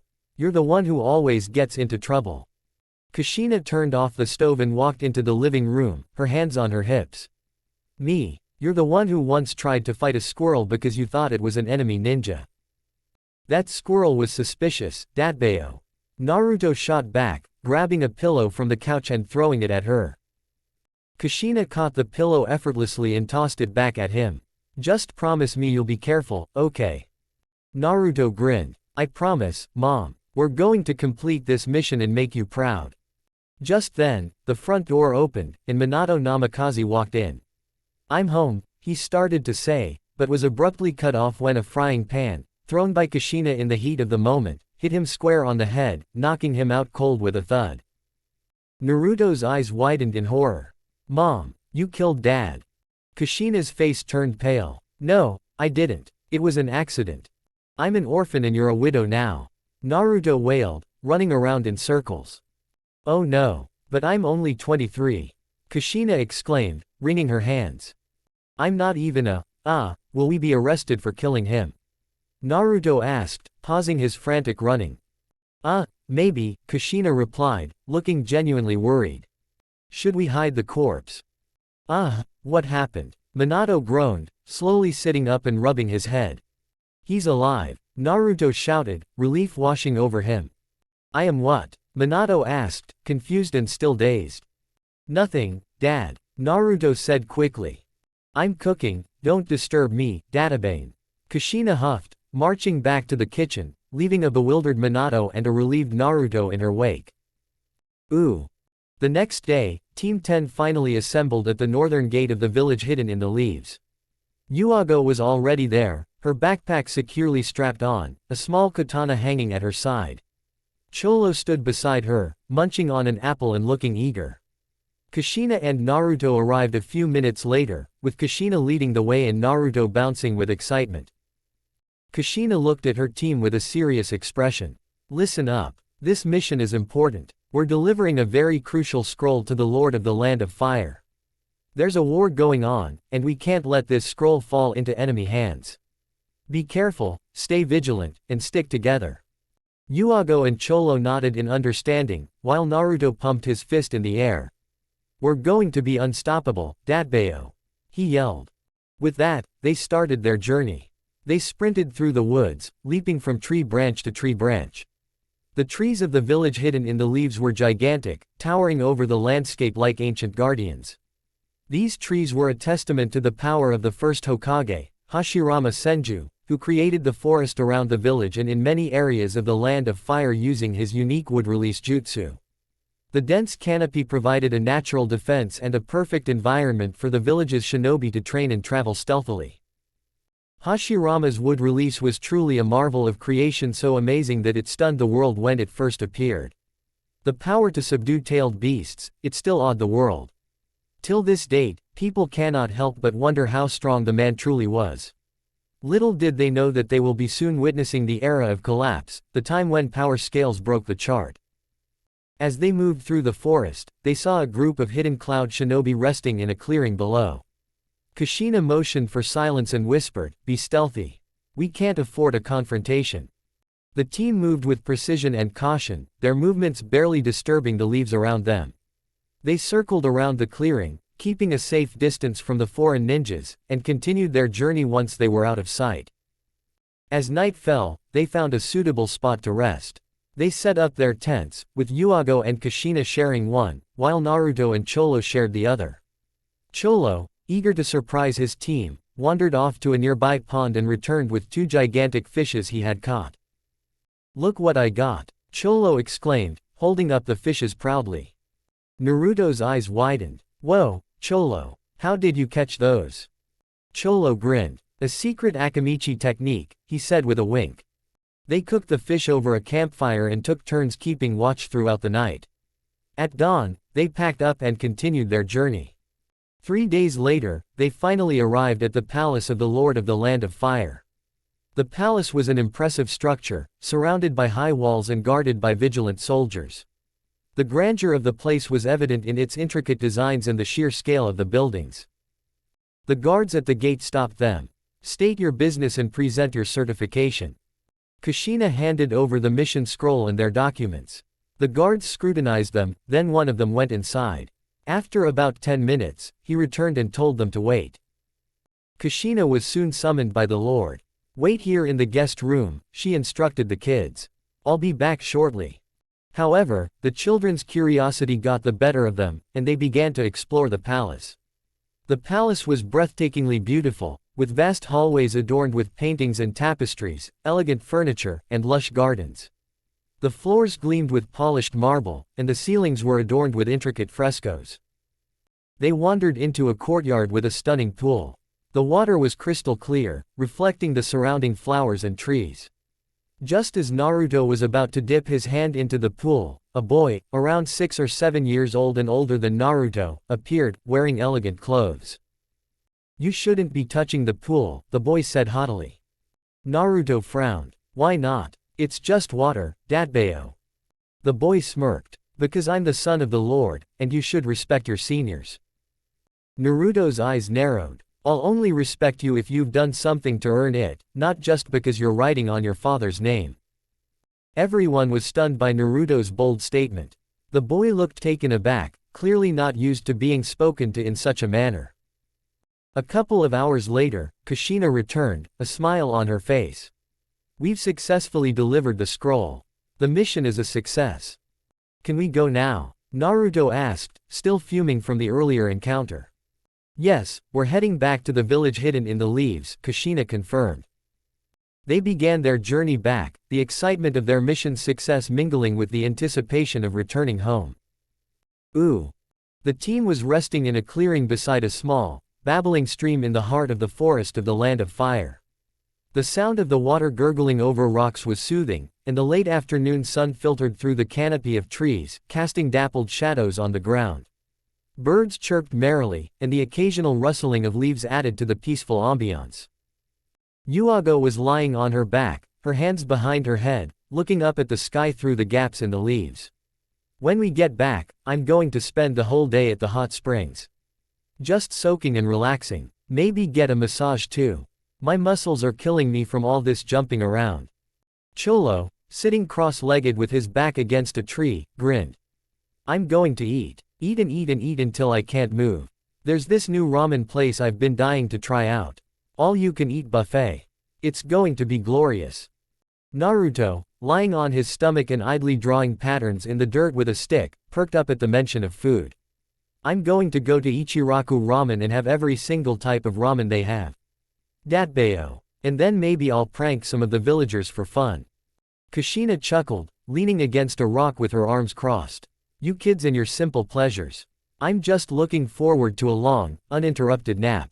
And maybe catching up on some reading. I've got a few novels I've been meaning to finish."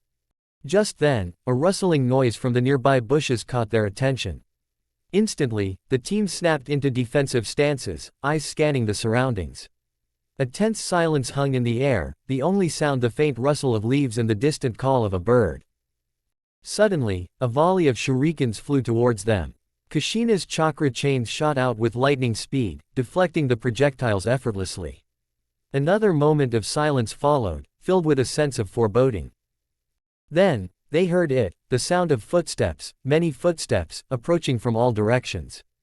Dozens upon dozens of hidden cloud shinobi emerged from the woods, their expressions grim and determined. The leader of the group, a tall man with a scar running down his cheek, smirked as he looked at the young team. Well, what do we have here? A bunch of kids led by a woman. Hidden Leaf must be scraping the bottom of the barrel to send you lot out. You'll regret this, mark my words." His eyes settled on Kushina, and his smirk grew wider. "Ah, the vessel of the demon fox. Capturing you would be a great boon for the village hidden in the clouds." Kushina's eyes narrowed. Kids, stay together and don't engage unless someone approaches you. I'll handle this. The hidden cloud shinobi laughed derisively, and then the battle erupted. Kushina's chakra chains lashed out, her katana a blur as she fought off the attackers. The ground shook as she channeled the Kyuubi's chakra, a red aura enveloping her. The hidden cloud shinobi found themselves overwhelmed by her sheer power and ferocity. Damn it! One of the shinobi cursed as he was thrown back by a powerful strike. She's a monster. Kushina's movements were a deadly dance, her chains wrapping around enemies and flinging them away, her katana slicing through their defenses. The Kyuubi's chakra made her almost unstoppable, her attacks devastating. The leader of the hidden cloud shinobi began to reassess the situation. They were elite shinobi, yet they were being defeated by this woman as if they were nothing. He needed to retreat, but returning without any gain would be a disgrace. His eyes fell on Naruto, the red-headed boy in the team. From the boy's features, it was clear he was related to Kushina and Uzumaki. Capturing him would be a valuable prize for their village. Determined, he made his move towards Naruto. However, before he could reach the boy, Yuago stepped in, her katana at the ready. The leader's experienced eyes quickly calculated the odds. With a swift kick, he disarmed her, sending the katana flying. Yuago! Cholo yelled, making a hand sign.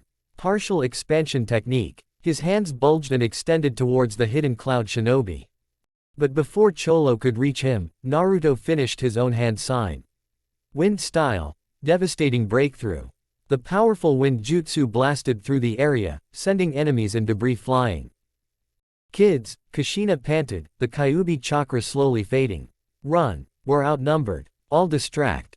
No, Cholo shouted, his usual calm demeanor shattered. No, sensei, we won't leave you. Yuago retrieved her katana, determination etched on her face. We're in this together. Naruto grinned, though it was tinged with nervousness. Yeah, we can do this, Datbeo. Kushina sighed, knowing it was futile to argue with them. All right then, she said, her Kyuubi chakra gone. Leave this to me. Stay back and cover me. Golden chakra chains emerged from her palms once more, and she leapt back into the fray. The remaining hidden cloud shinobi attacked with renewed ferocity, but Kushina met them head-on. Her chains blocked and countered their strikes, her katana flashing in deadly arcs. Yuago, Cholo, and Naruto stayed back, deflecting projectiles and supporting their sensei with ranged attacks. Naruto's wind jutsu kept the enemies at bay, while Cholo used his expansion technique to protect his teammates. Yuago's precise strikes with her katana kept any attackers from getting too close. Despite their efforts, the hidden cloud shinobi were relentless. The leader, seeing his chance, made another move towards Naruto, but Kushina intercepted him with a powerful chain strike. The force of the blow sent him sprawling, but he quickly recovered, a look of grim determination on his face. You won't take my son. Kushina yelled, her voice echoing through the forest. The leader sneered. We'll see about that. The battle raged on, the clearing filled with the sounds of clashing metal, shouts, and the crackling of chakra.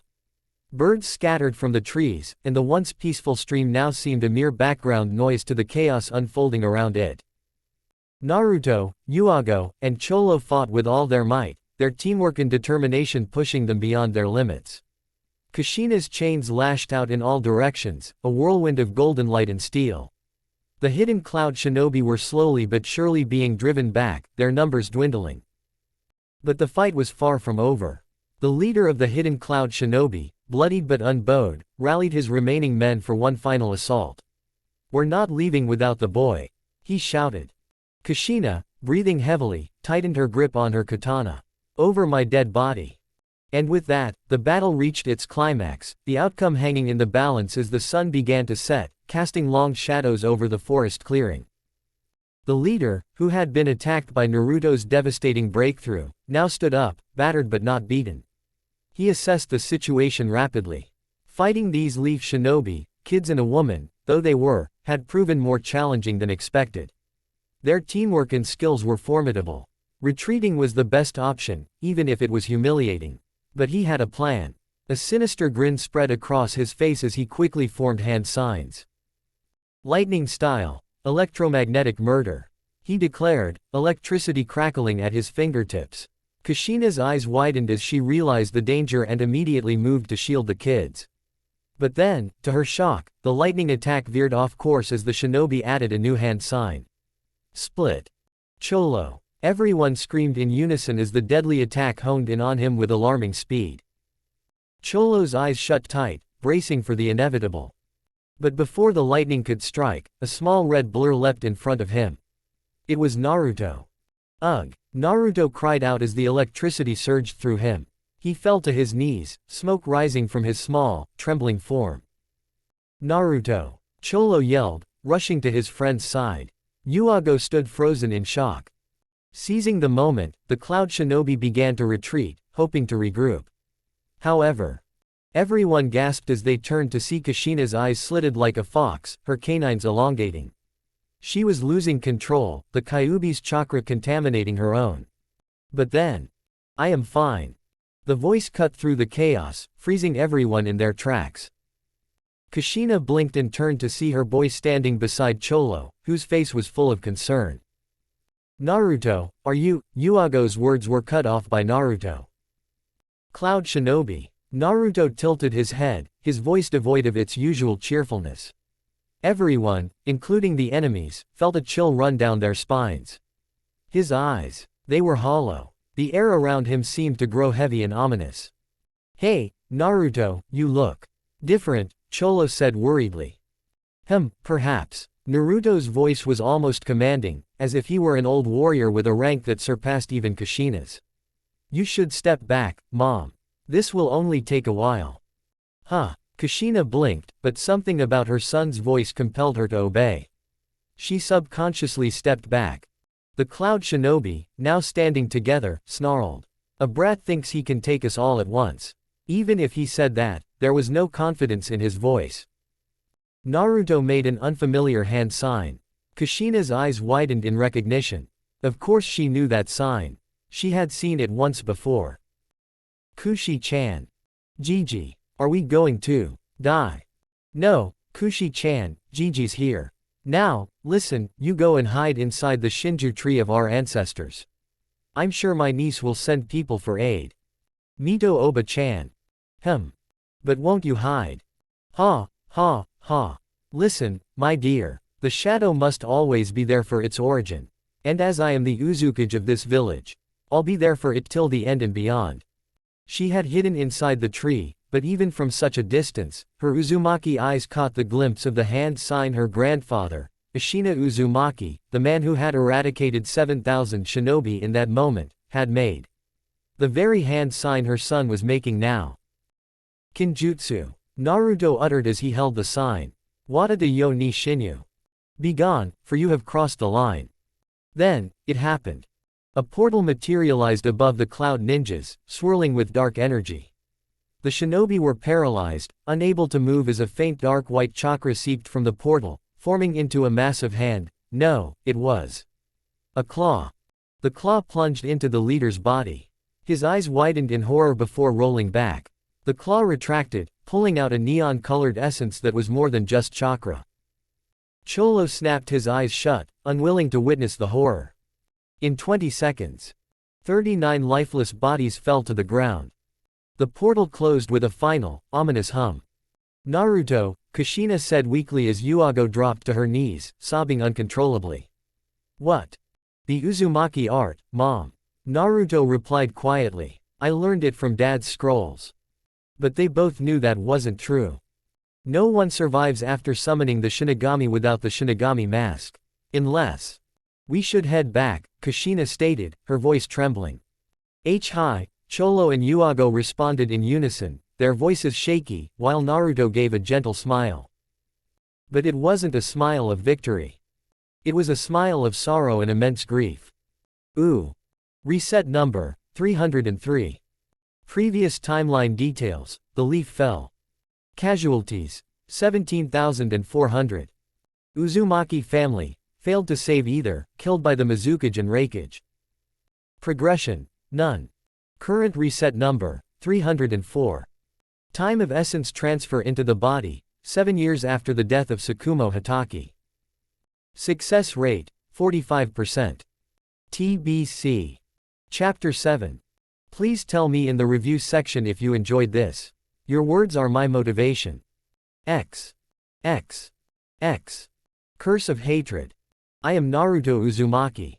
I was born on the 29th of February, 3 years after the Third Great Shinobi War, in the village hidden in the leaves.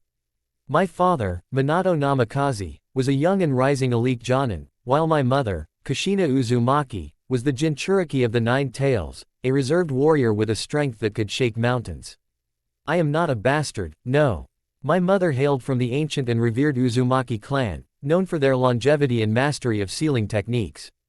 My father, however, was an orphan, given the name, Namikaze, by his academy teacher.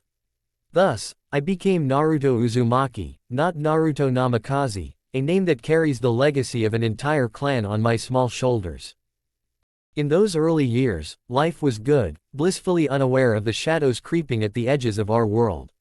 I spent my days fooling around, drawing on scrolls with clumsy hands, and exploring the corners of our small home with the curiosity only a toddler possesses.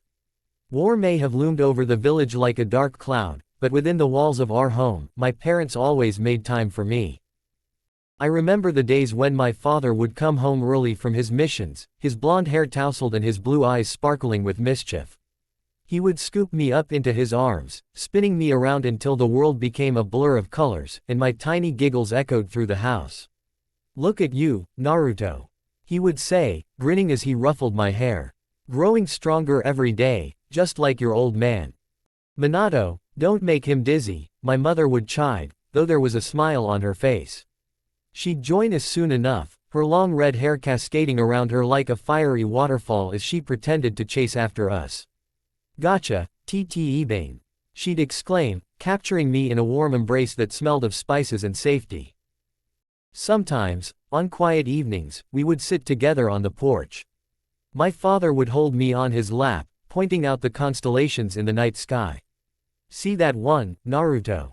That's the Hokage's star. It shines the brightest because it watches over the village, just like I watch over you." I'd stare up at the sky, eyes wide with wonder, feeling the steady beat of his heart against my back. My mother would often sing to me, her voice gentle and soothing, as she rocked me to sleep. Even as a child who could barely talk, I understood that her lullabies were more than just songs. They were promises, woven into the fabric of our lives, binding us together with a love stronger than steel. There were other people in my life too, interesting, vibrant characters who would flit in and out of our home like butterflies. Jiraiya, my father's teacher and my godfather, was one of them. He was a giant of a man, with a booming laugh and a twinkle in his eye that promised adventure. "Hey, Squirt," he'd call out whenever he visited, lifting me high into the air as if I weighed nothing at all. "One day, you'll be even stronger than your old man. Just wait and see." Jiraiya's visits were always full of noise and chaos, but there was a warmth to his presence that made me feel safe. He'd tell me stories, tales of heroes and monsters, of battles fought and won, filling my young mind with dreams of glory. Then there were my father's students, Kakashi, Obito, and Rin. They were like older siblings to me, each with their own quirks. Kakashi was cold and aloof, his face hidden behind a mask even back then, but I could tell he cared in his own way. He'd watch over me with a detached sort of affection, occasionally patting my head or tossing me a toy when he thought no one was looking. Rin, on the other hand, was all warmth and kindness. She adored me, often cradling me in her arms and whispering sweet words that I didn't fully understand but loved all the same. "You're going to grow up to be a great ninja, Naruto," she'd tell me, her eyes full of gentle encouragement. "Just like your father." Obito was more of a mystery. He didn't express his emotions as openly as the others, but I could sense his affection for me in the small things. The way he'd bring me candy, or the times he'd sit with me in silence, simply keeping me company. I think, in his own quiet way, he was trying to show me that I wasn't alone. Life was good. I used to play all day, eat candies and ramen, oh, how I loved ramen, and get cuddled by everyone around me. The world outside might have been embroiled in conflict, but for me, those early years were filled with nothing but warmth and love. Of course, being a time of war, my parents often had to leave for missions. They would be gone for a day, a week, or sometimes a month at most. I would wait for them at the doorstep, small and hopeful, my heart leaping with joy whenever they returned. In their absence, someone always looked after me, often Makoto Uchiha, who was on maternity leave at the time. She was like a second mother to me, her calm and graceful presence a comforting constant when my parents were away. Sometimes, Makoto would take me to the Uchiha district to play. I remember Shisui, a bright and energetic kid, who would run circles around me, making me laugh with his antics. There was also Mommy, an orphan who had become a close playmate. We would spend hours together, lost in the innocent games of childhood, oblivious to the tensions that simmered just beneath the surface of our world. It was a nice time. A really nice time. And now, as I sit here, alone with my thoughts, I miss every bit of it. Because all that happiness. It evaporated one fateful day when my parents returned home. Not as smiling, loving people. Ooh. A 4-year-old me was playing with a 2-year-old Itachi Uchiha, Auntie Makoto's son. The air was thick with the sounds of our carefree laughter, the kind of laughter only children who know nothing of the world's darkness can produce. It was a warm day in the Uchiha courtyard, the kind of day where the sunlight filtered through the leaves, casting dappled shadows on the ground, painting a picture of serenity. The garden was meticulously maintained, the air filled with the scent of blooming flowers, mingling with the faint hint of incense that drifted from inside the house. But none of this mattered to us, our world was filled only with the joy of play. Itachi, though only 2, was already showing signs of the prodigy he would become. His small hands clumsily tried to mimic my movements as I jumped and spun around him. He followed me with wide, curious eyes, his little brow furrowing in concentration as he attempted to copy my every move. "Look, Tachi!" I shouted with exuberance, my voice echoing in the courtyard. I leapt from a low stone ledge with the boundless energy only a child possesses, my feet barely touching the ground before I tumbled forward. I landed awkwardly, but instead of crying, I burst into a fit of giggles, the sound pure and innocent. Itachi, determined to follow, toddled up to the ledge, his tiny legs wobbling as he prepared to jump. He stumbled as he landed, his small frame barely managing to stay upright. For a moment, he looked as if he might fall, but he steadied himself, a look of triumph crossing his face as he turned to me, expecting praise. I grinned at him, giving a playful clap, and he returned my smile, his dark eyes lighting up with happiness. In that moment, we were just 2 children, lost in our own little world, blissfully unaware of the shadows creeping ever closer to our innocence. But then, something shifted in the air, a presence, familiar yet strange in its timing. The sound of footsteps, so familiar to me, echoed through the courtyard. I paused, my playfulness fading as I turned towards the entrance, expecting to see someone from the Uchiha clan, perhaps Fugaku or another relative. But as the figure stepped into view, my heart leapt with unexpected joy. It was Auntie Tsunade. Her golden hair, usually so vibrant and full of life, seemed muted under the gray sky that had slowly begun to cloak the afternoon in an ominous shroud. She was a rare sight in the village, her duties often taking her far away, so seeing her now filled me with a burst of excitement. I quickly ran towards her, my small feet pattering against the cool stone, the sound of my sandals echoing in the quiet courtyard. "Auntie Tsunade," I called out, my voice high with joy as I began to circle around her like a tiny whirlwind of energy.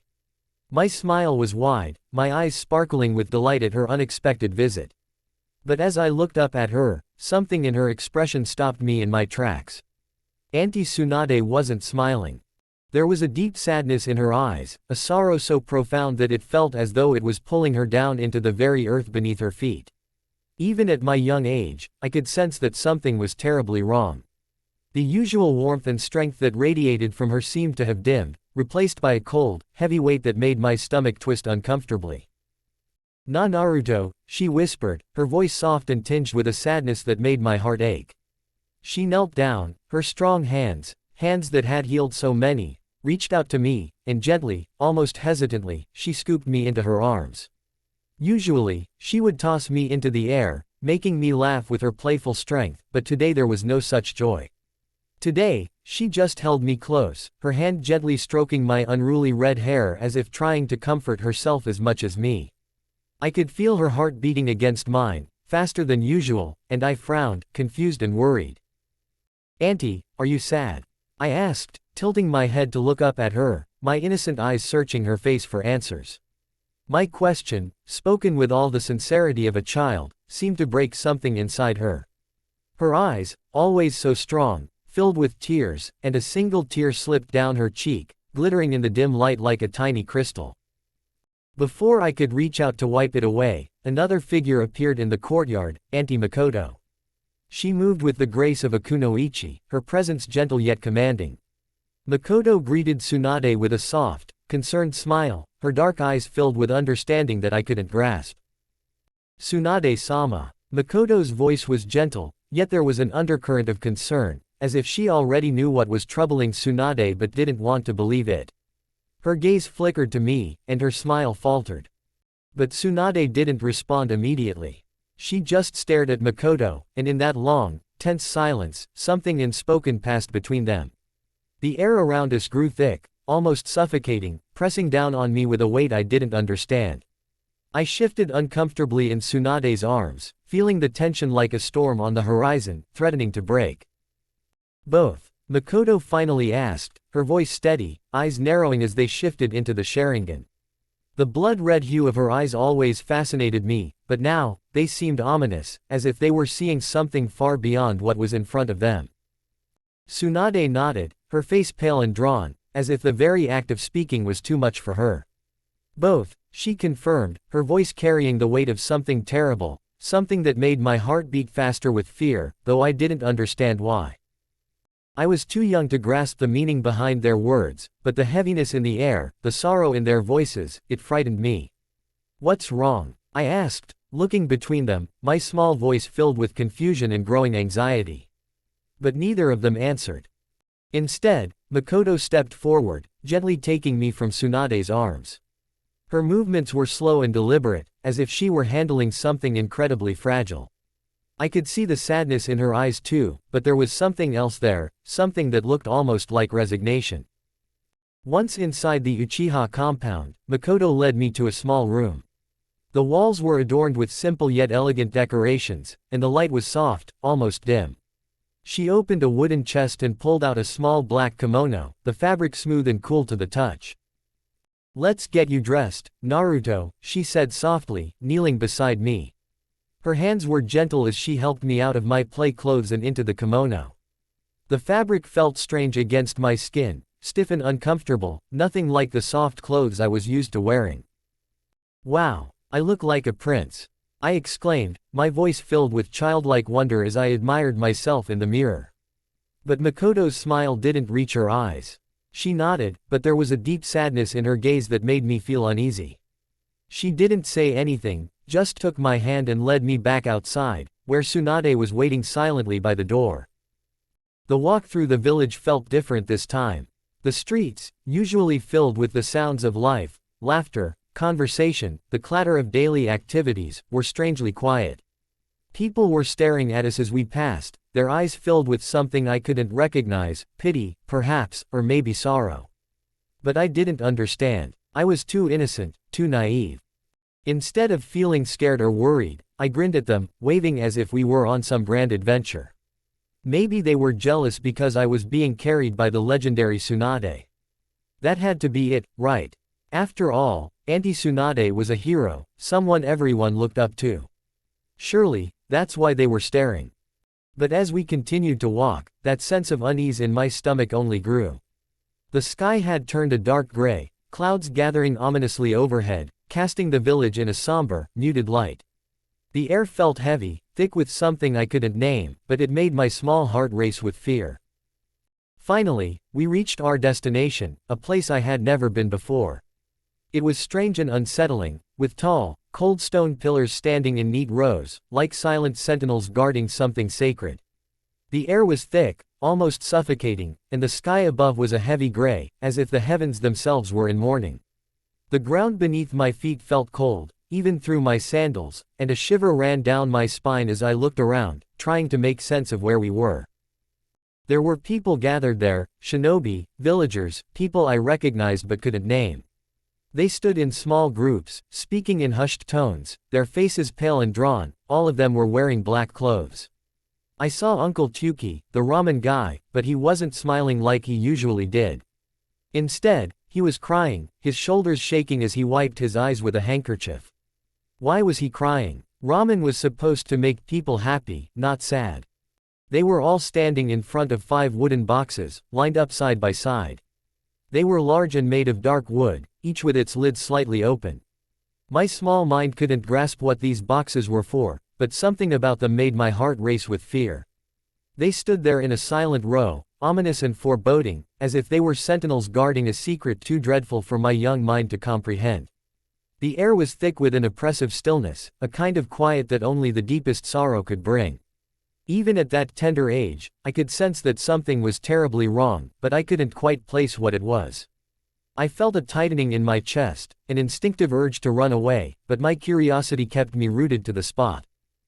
Tsunade set me down gently, her hands lingering on my shoulders for a moment, as if reluctant to let me go.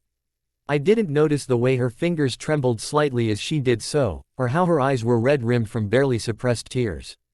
My attention was fixed entirely on the strange, foreboding scene before me. The people gathered there, shinobi and villagers alike, were not their usual selves. They stood in solemn clusters, their faces pale and drawn, their eyes filled with a sorrow that made the air feel heavy and difficult to breathe. I recognized some of them, people I'd seen around the village, but today they looked like strangers to me, their expressions foreign and unsettling. It was like a dream, one where everything looked the same but felt terribly wrong. Despite the strange atmosphere, my innocent mind could not fully grasp the gravity of what was happening. I still believed that if I smiled and greeted them as I always did, things would return to normal. After all, I was the son of the Yellow Flash and Red Hot Habanero. I was being carried by Auntie Tsunade, the legendary Sanin. Surely, nothing could be wrong if she was here with me. "Hey, Uncle Tuki," I called out, my voice bright and carefree as I spotted the familiar figure of the ramen shop owner. His back was turned to me, his shoulders hunched in a way that seemed unnatural for the man who always greeted me with a wide smile and a bowl of my favorite noodles. "Why is everyone so sad? Did someone drop their ramen?" I joked, trying to bring a bit of lightness to the situation. But Uncle Tuki didn't respond. When he turned to face me, I saw that his eyes were swollen and red, tears streaming down his weathered cheeks. He quickly looked away, wiping his eyes with the back of his hand, as if ashamed to let me see him cry. My heart lurched in my chest, confusion swirling within me. I had never seen Uncle Tuki cry before.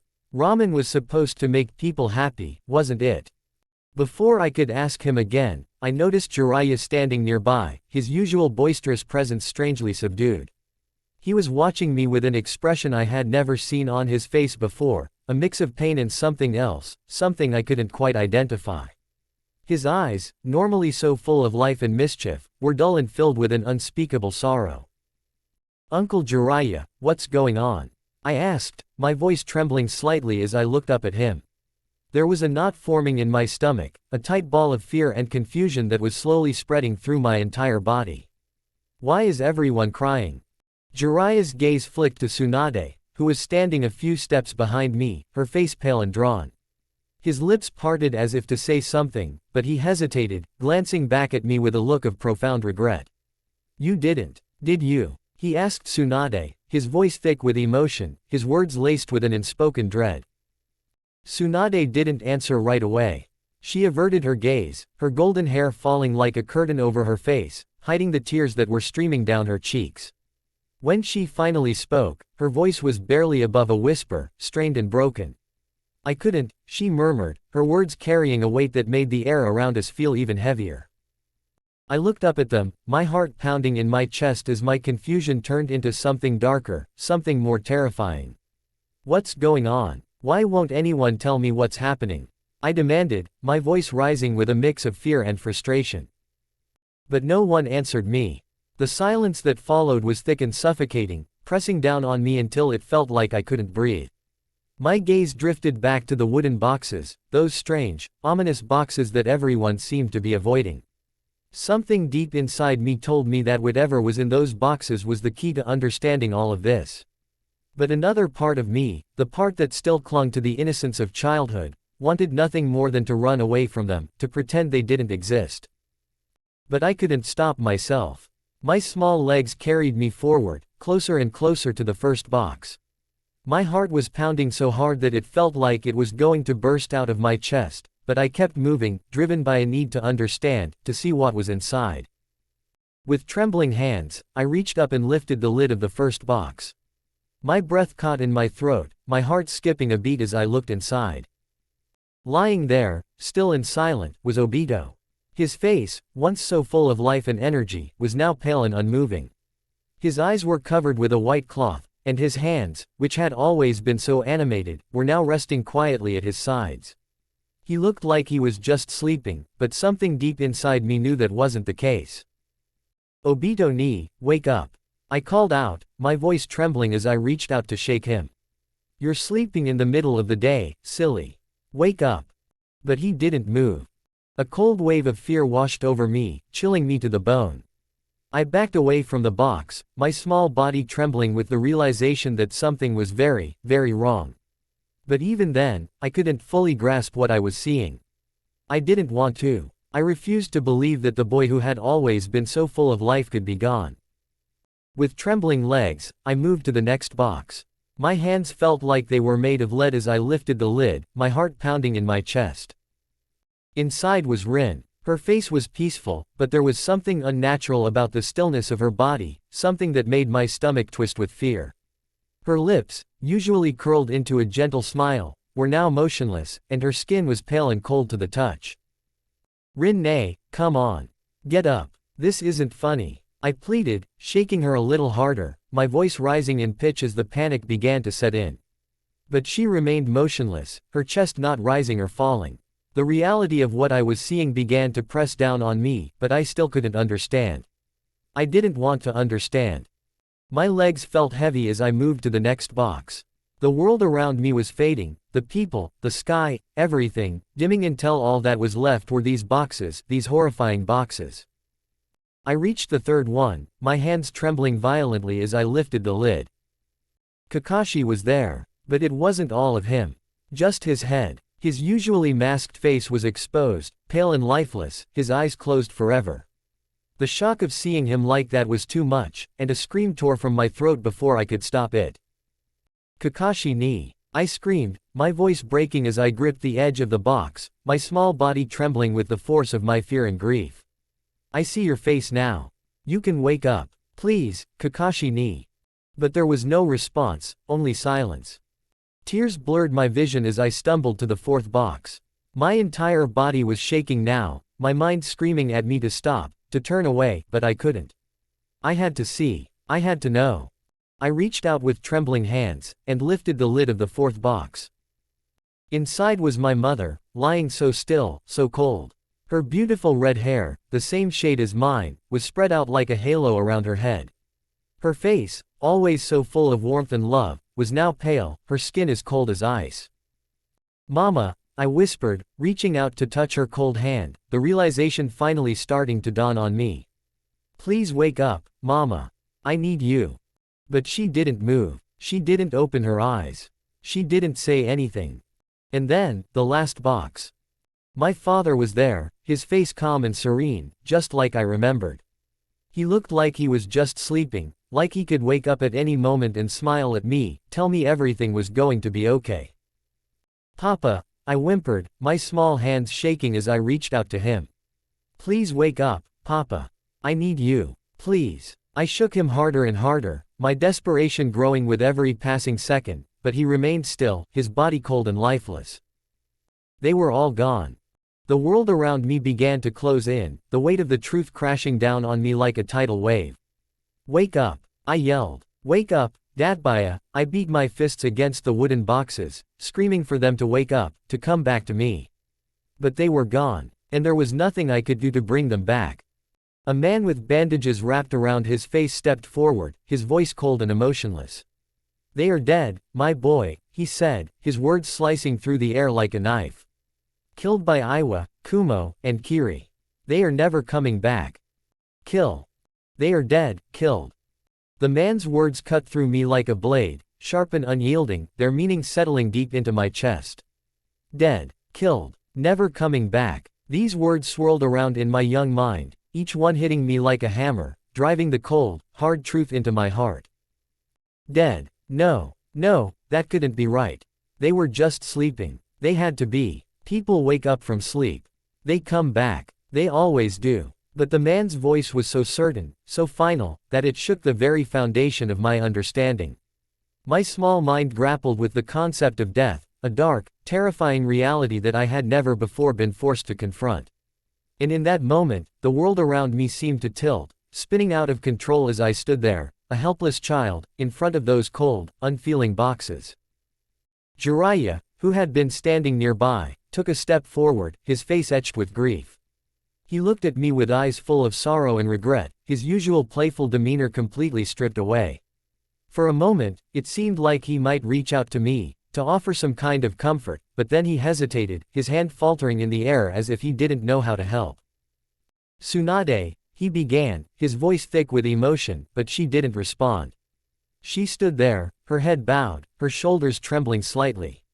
The strong, fearless Tsunade who I had always admired now looked small and broken, a shell of the person I thought I knew. The man with the bandages, someone I would later come to know as Danzo, stepped closer, his cold gaze fixed on me. His presence was suffocating, his words even more so. "Do you understand, boy? Do you understand what has been taken from you?" he asked, his tone devoid of any warmth or compassion. I didn't respond. I couldn't. My throat was tight, my chest heaving as I tried to make sense of everything. My parents, my friends, they were all gone. Taken from me. Stolen by people I had never met, for reasons I couldn't begin to comprehend. The world that had once been so bright and full of life now felt empty, dark, and terrifying. Jiraiya's eyes widened as he realized something. "Danzo, stop this. Get away from him. Don't you want vengeance?" Danzo finished, ignoring Jiraiya. And then, something inside me snapped. The grief, the confusion, the helplessness, it all began to churn inside me, growing and twisting until it became something else entirely. A dark, seething anger welled up from deep within me, a rage that was too big, too powerful for my small body to contain. "Kill, kill, kill them all." The words erupted from me in a frenzied chant, my voice rising to a frantic pitch as I gave into the storm of emotions swirling inside me. It was all too much, the sorrow, the pain, the loss. I didn't know how to deal with it, didn't know how to process it. All I knew was that I wanted it to stop. I wanted to make the people who did this suffer, to make them feel the same pain that was tearing me apart. Golden chains, forged from pure chakra, burst from my body, thrashing wildly in all directions. They crackled with a terrifying energy, glowing with a golden hue that pulsed with my rage. The chakra surrounding me, usually calm and controlled, had turned into a violent, swirling storm of gray energy, lashing out at anything within its reach. The people around me recoiled in fear, their expressions shifting from sorrow to alarm. I could hear their panicked voices, but they sounded distant, like echoes in a tunnel. All I could focus on was the raw, burning anger that was consuming me from the inside out. Tsunade's voice cut through the chaos, filled with a desperation I had never heard from her before. "Naruto, stop. Please, stop," she pleaded, her hands reaching out towards me, but I was beyond hearing, beyond reason. The darkness had taken hold, and it was driving me to a place I didn't know how to escape. Jiraiya moved quickly, stepping in front of Tsunade, his hands forming rapid seals as he prepared to subdue me. "We have to stop him before he kills himself," he shouted, his voice tense with urgency. But even as he moved to restrain me, I felt something deep within me stirring, responding to my pain and anger. The world around me seemed to shift, the air growing thick with a malevolent energy. The chakra chains lashed out, striking the ground with such force that the earth beneath me cracked and splintered. But amidst the chaos, a faint, distant voice called out to me. It was weak, barely audible, but it was enough to make me pause, to make me hesitate. "Na-ru, too." The voice was familiar, comforting, and it tugged at something deep inside me, something that still clung to the light, that still remembered the love and warmth I had once known. For a moment, the rage faltered, the chakra chains slowing their wild thrashing as I strained to hear the voice, to hold on to it. "Please, don't go." And then, just as quickly as it had come, the darkness began to recede, the malevolent energy dissipating as the voice grew stronger, more insistent. Hold on, Naruto. Don't let it take you. The chakra chains retracted, slowly fading back into my body as the storm of energy around me began to calm. My breathing was ragged, my body trembling with exhaustion. When the last of the chakra chains had disappeared, I collapsed to my knees, the weight of everything that had happened crashing down on me.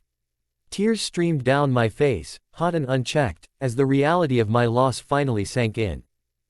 They were gone. My parents, my friends, they were gone. And no amount of anger, no amount of power, could bring them back. Tsunade was beside me in an instant, pulling me into her arms, her embrace tight and comforting.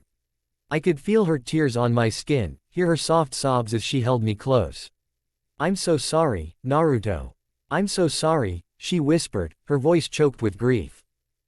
Jiraiya knelt beside us, his face etched with sorrow. He placed a hand on my head, his touch gentle, and for the first time, I saw tears in his eyes. We'll get through this, kid. Somehow, we'll get through this, he murmured, his voice thick with emotion. But even in that moment, I continued to chant. I'll destroy them all. I can never forgive those who took away my precious people. Danzo was successful. He had effectively cultivated a monster that would annihilate everything. Ooh. After that day, the sun never quite shone the same way for me. It wasn't that the world had darkened, rather, it was as if the light had dimmed within me, swallowed by the abyss that had taken root in my heart. From that moment forward, there was only one goal, one driving force that pushed me forward through the haze of my existence: vengeance. I sought out Jiraiya, the man who had been appointed by the village elders as my mentor, though it was clear that he accepted this role with great reluctance. The day I approached him, my eyes burning with a fury that belied my youth, I made my intentions brutally clear. Teach me everything you know, I demanded, my voice steady and cold, a voice that no child should possess. It was the voice of someone who had already seen too much, suffered too much. Jiraiya looked at me, his gaze heavy with sadness and something else, perhaps it was fear, perhaps pity. And what will you do with this knowledge? He asked, though I could tell he already knew the answer. I didn't hesitate. I will kill them all. There was a moment of silence, a long, unbearable pause where the weight of my words hung in the air like a death sentence. Jiraiya sighed deeply, as though the very act of breathing had become a burden, and though his expression betrayed his reluctance, he could not deny me. The village elders had seen to that. And so, despite his reservations, he agreed to teach me. The knowledge he imparted was vast, covering every aspect of the shinobi arts, from ninjutsu to taijutsu, from sealing techniques to the arcane mysteries of the sage arts. But I was impatient. I was relentless. I needed more, faster, better. That's when I discovered the power of the shadow clones, a technique that allowed me to train 1,000 times over, the experiences and memories of each clone returning to me upon their dispelling. For 7 years, I trained with 1,000 clones every day, each day becoming 7,000 days, each year stretching into the equivalent of centuries of experience. By the time I was 11, I had amassed more knowledge, more skill, and more power than the legendary Sannin combined. Yet it still wasn't enough. How could it be enough when my goal was to bring entire nations to their knees? The hunger for power gnawed at me, an insatiable beast that refused to be sated. Even as I surpassed my mentors, even as I mastered the highest levels of the sage arts, there was always a whisper in the back of my mind, a dark voice reminding me that I was not yet strong enough. The war dragged on for 5 years after my parents' deaths, and in the end, Konoha was left broken, crippled by debt, and gripped by famine. I watched as the village crumbled, as the proud shinobi who once protected it became nothing more than hollow shells of their former selves. And yet, none of it mattered to me. My heart had already turned to stone. I sought out more power, more techniques, more ways to destroy those who had taken everything from me. The sage arts were not enough, Jiraiya's teachings were not enough. I left for Mount Myoboku, the sacred land of the toads, where I trained under Fukasaku, the wise and ancient sage. But even there, I could not be satisfied with the traditional pace of learning. I created more clones, thousands of them, each one undergoing the same rigorous training, each one contributing to my ever-growing reservoir of strength. By the time I returned from Mount Myoboku, I had accumulated 1,000 years of training in the sage arts. Jiraiya tried to counsel me during those years, speaking of the emptiness that revenge would bring, of the hollowness that would consume me once my enemies lay dead at my feet. I never paid him any heed. His words were meaningless to me, hollow echoes in the vast chasm of my soul. My purpose was singular, my path unwavering. As I grew stronger, I became more withdrawn, more isolated from the world around me. By the age of 13, I had already surpassed the third Hokage, but still, it wasn't enough. I delved into the sealing arts, mastering every nuance that Jiraiya had to offer. With that knowledge, I eventually cracked the secret of my father's Hiraishin formula, the flying thunder god technique that had made him a legend. But even that accomplishment brought me no joy, only a grim satisfaction that I was one step closer to my goal. My interactions with others dwindled to almost nothing. Makoto Uchiha, my mother's old friend, would sometimes come to my home, cooking meals for me out of a sense of duty or perhaps pity. She would sit with me, her presence warm and comforting, but I never reciprocated. I would eat in silence, my mind elsewhere, focused solely on the training that awaited me. Makoto would occasionally try to engage me in conversation, her voice gentle and filled with concern. "Naruto," she would say softly, watching me with those kind, dark eyes, "you can't keep going on like this. You need to rest, to take care of yourself." But her words fell on deaf ears. I would nod absently, barely acknowledging her presence before retreating back into the darkness of my mind. The world outside, the people around me, all of it had become irrelevant, mere distractions from my ultimate purpose. By the time I was 15, I had surpassed even my father in speed, the Hiraishin technique flowing through me as naturally as breathing. But still, it wasn't enough. The chakra chains, a legacy from my mother, were the last barrier between me and the full realization of my power. I had no one to teach me how to control them, no one who understood their full potential. And so, I taught myself, through relentless trial and error, through pain and blood and sheer force of will. Shisui Uchiha, my childhood friend, would sometimes visit me, though our friendship had long since withered away. Now, he was little more than a sparring partner, someone to test my ever-growing strength against. Itachi, too, would come by on occasion, his eyes filled with a mixture of respect and wariness. He admired my power, but he could never understand my ambitions, my burning need for vengeance.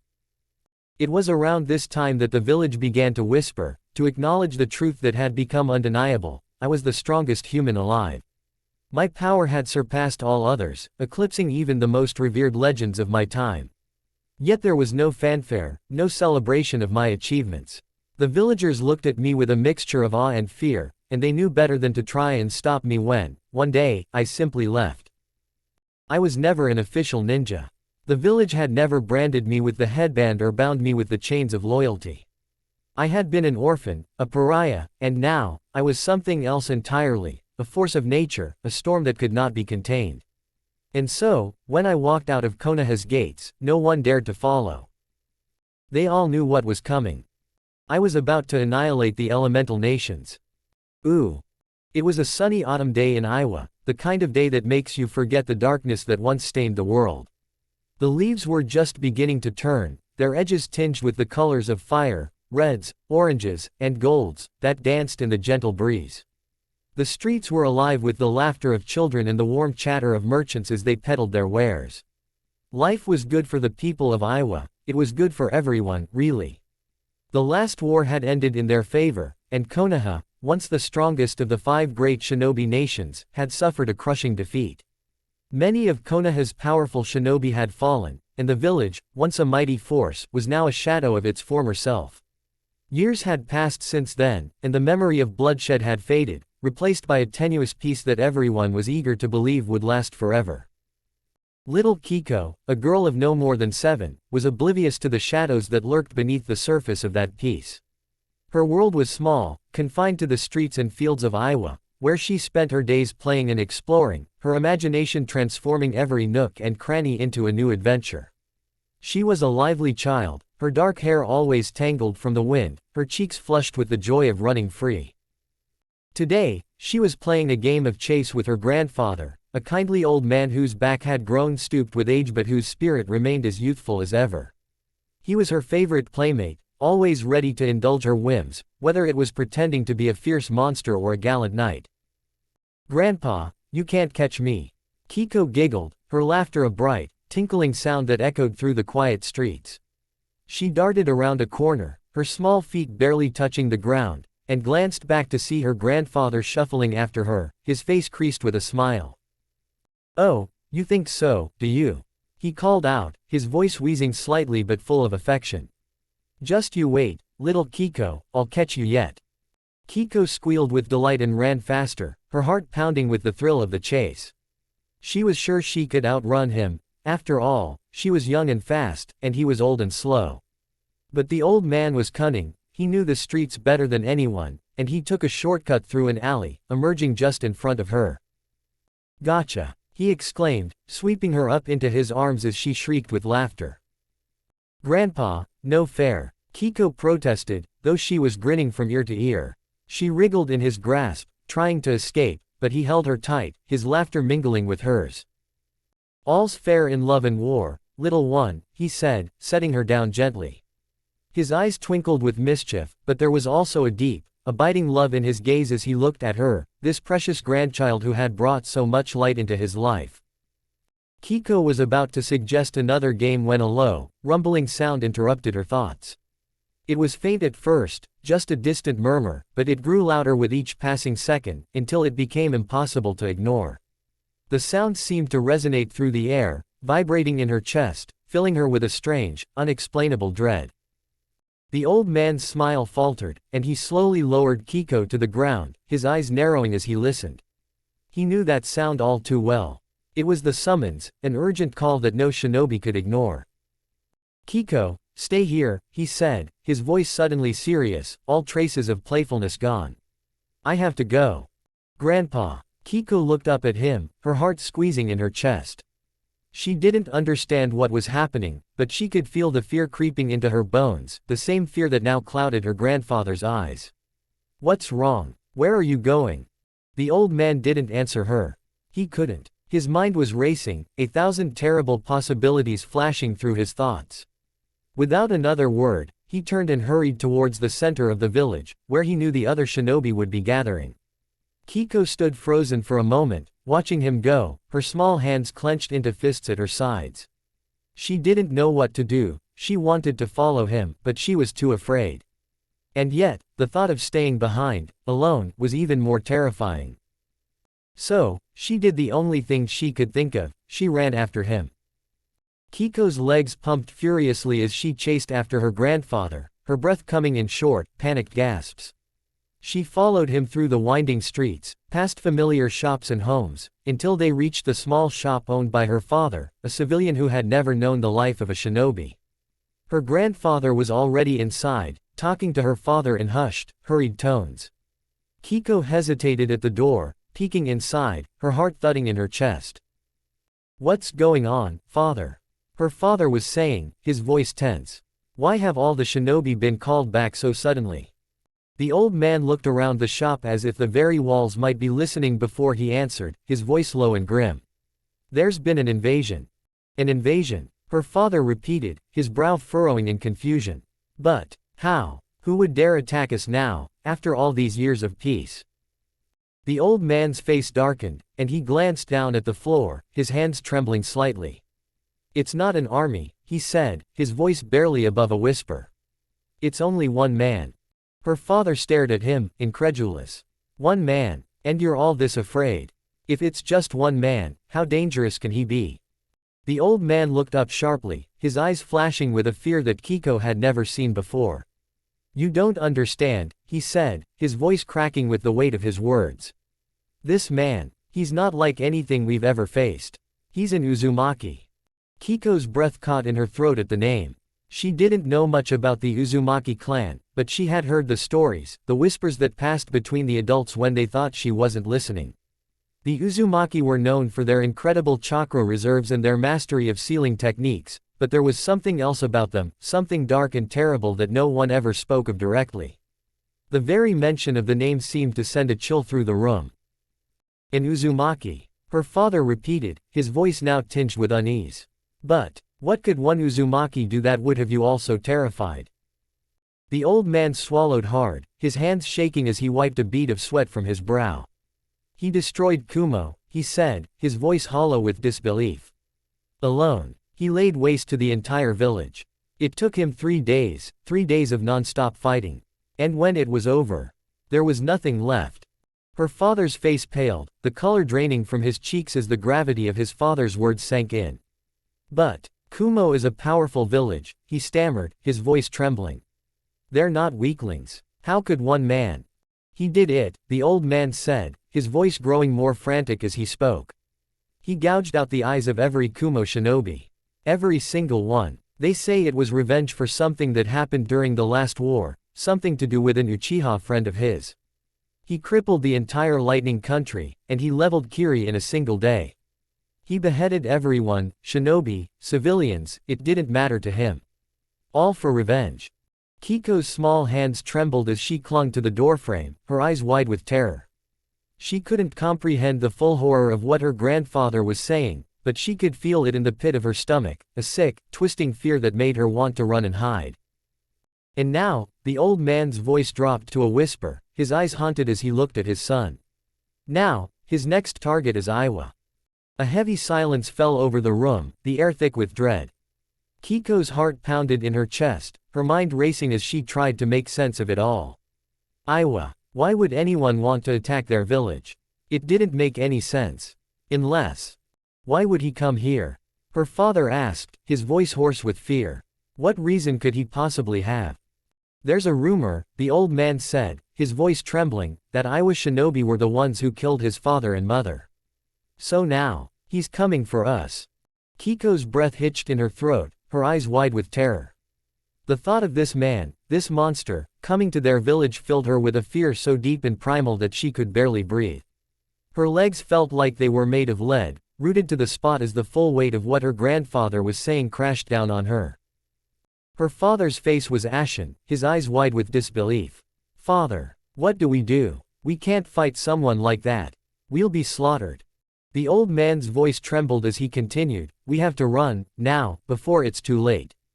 There's no other choice. We can't face him, we'd be throwing our lives away if we tried.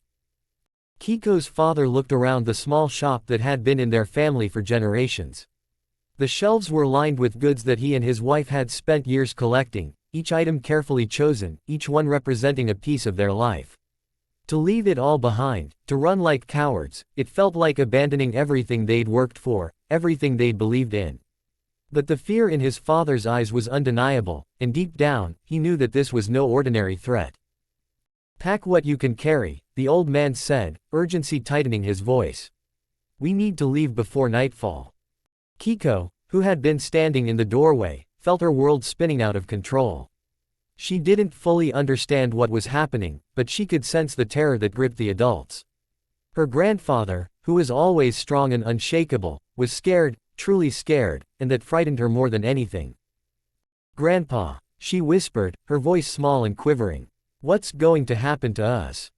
The old man turned to her, his face softening as he saw the fear in her white eyes. He knelt down and took her small hands in his grip firm but gentle. Kiko, my sweet girl, he began, his voice heavy with sorrow, we're going on a little trip, okay? Somewhere safe. But we need to go quickly, and you need to be very brave for me. Kiko nodded, though tears were already welling up in her eyes. She didn't want to go anywhere, she wanted to stay in her home, with her friends, with everything she knew. But the look in her grandfather's eyes told her that there was no choice. Something terrible was coming, something that even grown-ups were afraid of. Before anyone could say another word, a sharp, piercing sound rang out, splitting the air like a knife. Kiko jumped, her heart leaping into her throat. It was the siren, the one that signaled the village was under attack. The sound was so loud, so shrill, that it seemed to shake the very ground beneath her feet. Listen, citizens of Iwa. A voice boomed from the village walls, echoing through the streets. Kiko and her family instinctively looked up, their eyes drawn to the towering barrier that surrounded their village, the last line of defense between them and whatever lay beyond. The voice continued, growing more frantic, more desperate with each passing second. "The Red Reaper is here. Please head to." The voice was abruptly cut off, as if snatched away by an unseen force.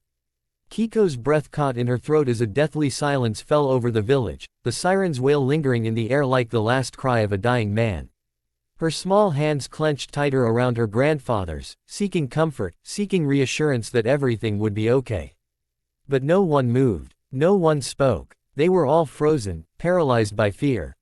Then, out of the stillness, something shifted, a flash of red, so quick and so sudden that Kiko almost thought she'd imagined it. But the way her grandfather stiffened beside her, the way his grip tightened around her hand, told her that it was real. Terrifyingly real. Kiko's eyes widened as she watched in horror. The gatekeeper, who had stood watch over the village for as long as she could remember, suddenly lurched forward, his body convulsing as a spray of blood erupted from his throat. He gasped, a wet, choking sound that made Kiko's stomach turn. And then, just as suddenly, he fell, tumbling from the high wall to the ground below with a sickening thud. The village erupted into chaos. People screamed, mothers clutching their children to their chests as they ran for cover. Shinobi, once the proud defenders of Iwa, now scrambled in every direction, their faces twisted in terror. And standing above it all, perched atop the wall like a vengeful specter, was the man they all feared, the Red Reaper. Kiko had never seen anything like him. He was tall and lean, his body draped in a long, crimson cloak that billowed around him like a cloud of blood. His hair, a shocking red, cascaded down his back in wild, unruly waves, catching the light in a way that made it seem to glow. But it was his eyes that truly terrified her, cold, lifeless orbs that seemed to bore into her soul, promising nothing but death. The Red Reaper moved with a grace that belied his lethal intent, jumping from the wall and landing silently on the ground below. In his hand, he held a weapon. No, not a weapon, Kiko realized with growing horror, but several small objects that gleamed ominously in the sunlight. Before anyone could react, he flung them into the crowd.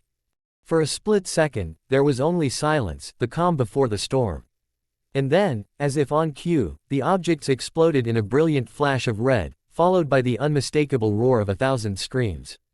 Bodies flew through the air, disintegrating into nothing but ash and blood, the ground itself shaking with the force of the blasts.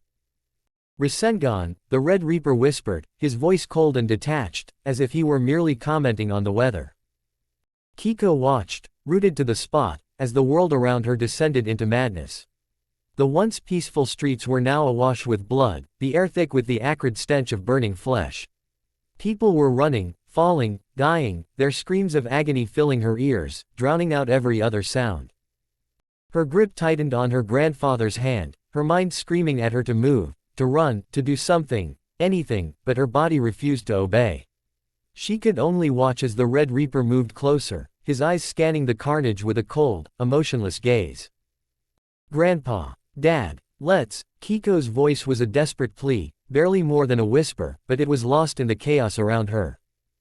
And then, just as she turned to look at them, her heart nearly stopped in her chest.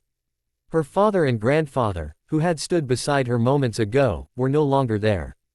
Instead, she saw them slump to the ground, their bodies still, unmoving. Kiko's breath caught in her throat as her eyes widened in disbelief. It couldn't be, this couldn't be real. But there, in their chests, were two gaping, ragged holes where their hearts should have been, blood pouring out in thick, dark rivers. Her legs gave out beneath her, and she collapsed to the ground, her small hands clutching at the dirt as her vision blurred with tears. She couldn't breathe, couldn't think, the only thing she could feel was the icy grip of terror closing around her heart, squeezing tighter and tighter until it threatened to crush her completely. "No," she whispered, her voice choked with grief, with fear, with the overwhelming weight of everything she had just witnessed. "No, no, no." But the Red Reaper didn't care. He stepped over the bodies as if they were nothing more than obstacles in his path, his cold eyes never once leaving his true target, the heart of Iwa, where he would bring his vengeance down upon them all. Kiko's world spun around her, the sounds of death and destruction fading into the background as the truth settled in. She was alone. Completely, utterly alone. And the Red Reaper was coming for them all. But she didn't feel fear. She was panicking, true. But she was angry. Ooh. Naruto stood atop the highest peak overlooking Iwa, his breath coming in ragged gasps, though it wasn't from exhaustion. The air was thick with the acrid stench of burning flesh and the sickly sweet scent of blood. The village, once bustling with life, now lay in ruins, a desolate wasteland littered with the mangled remains of its people. The earth itself seemed to weep, the crimson rivers of blood winding their way through the shattered remnants of homes and lives. His red hair, wild and untamed, clung to his sweat-slicked skin as the wind howled around him, carrying with it the echoes of the dying. It was a sound he had grown accustomed to over these past days, yet it still gnawed at the edges of his sanity. He could feel it, something deep inside him, twisting and coiling like a serpent, hissing venomous words that urged him to continue, to destroy, to obliterate every last shred of life that dared to defy him. Naruto had unleashed hell upon Kumo, an army of his shadow clones in sage mode descending like locusts upon the village. The Kumo Nin were formidable, Killer Bee and I, their most powerful warriors, had fought valiantly. Even Darui, with his calm precision, had proven a worthy adversary. But they were nothing against Naruto's unyielding fury. He had torn through their ranks with a single-minded determination, gouging out their eyes one by one, relishing the feel of their life force ebbing away beneath his hands. It had taken 3 days, 3 long, agonizing days of relentless battle, but in the end, every last one of them was dead. 25,000 shinobi and 50,000 civilians, all reduced to corpses, their eyes blank and lifeless, just as they had left Obito. From Kumo, he had moved on to Kiri, slaughtering without pause, without mercy. The memory of Kakashi's beheading had fueled his rage, and he had repaid the mist with the same cruel fate. He beheaded them all, men, women, children. The blood ran in rivers, staining the land, turning the once proud hidden mist village into a charnel house. It took him a day. Just one day to wipe Kiri off the map, to extinguish every last ember of life within its borders. Now, he stood in the ruins of Iwa, the last of the great nations that had wronged him, that had taken everything from him. The Earth Daimyo had been the first to fall, his life snuffed out as easily as a candle in the wind. Naruto had left a trail of destruction in his wake, carving a path through the country, through the very heart of Iwa itself. There had been no challenge, no resistance that could slow him, let alone stop him. His Rasengan had torn through their defenses, reducing walls and bodies alike to nothing but dust and ash. The Hiraishin, perfected through years of obsessive training, allowed him to strike with blinding speed, a red flash that heralded death.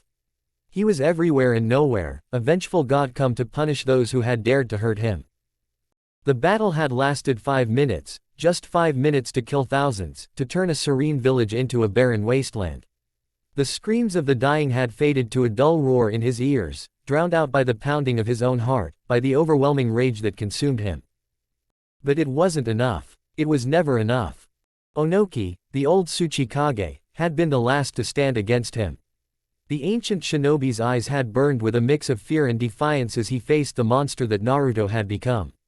The dust release, a fearsome technique that could disintegrate anything it touched, had been Onoki's final gambit. But Naruto was faster, stronger, more ruthless. He had dodged every attack, his movements a blur of red and gold. You bastard, Onoki had rasped, his voice cracking with age and the strain of battle. You've destroyed everything, everything, my village, my people, why would you do this? Naruto's eyes had been cold, devoid of any emotion as he struck, driving a Rasengan into Onoki's chest, feeling the old man's ribcage shatter beneath the force of his attack. The Tsuchikage's eyes had widened in pain and disbelief, the breath leaving his lungs in a ragged gasp as he collapsed to the ground, his life ebbing away. You took my family, Naruto had whispered, his voice barely audible over the howling wind. You took everything from me. This is justice. Onoki had died with a curse on his lips, his last breath a whisper of hatred and regret. But Naruto hadn't cared. He had stood over the body of the fallen Kage, his heart a hollow, aching void. There was no satisfaction, no peace, only the endless, gnawing hunger for more destruction, more death. He had scanned the wasteland, his eyes searching for any sign of life, for any straggler who might have escaped his wrath. But there was nothing, only the dead and dying, the broken remnants of a once proud nation.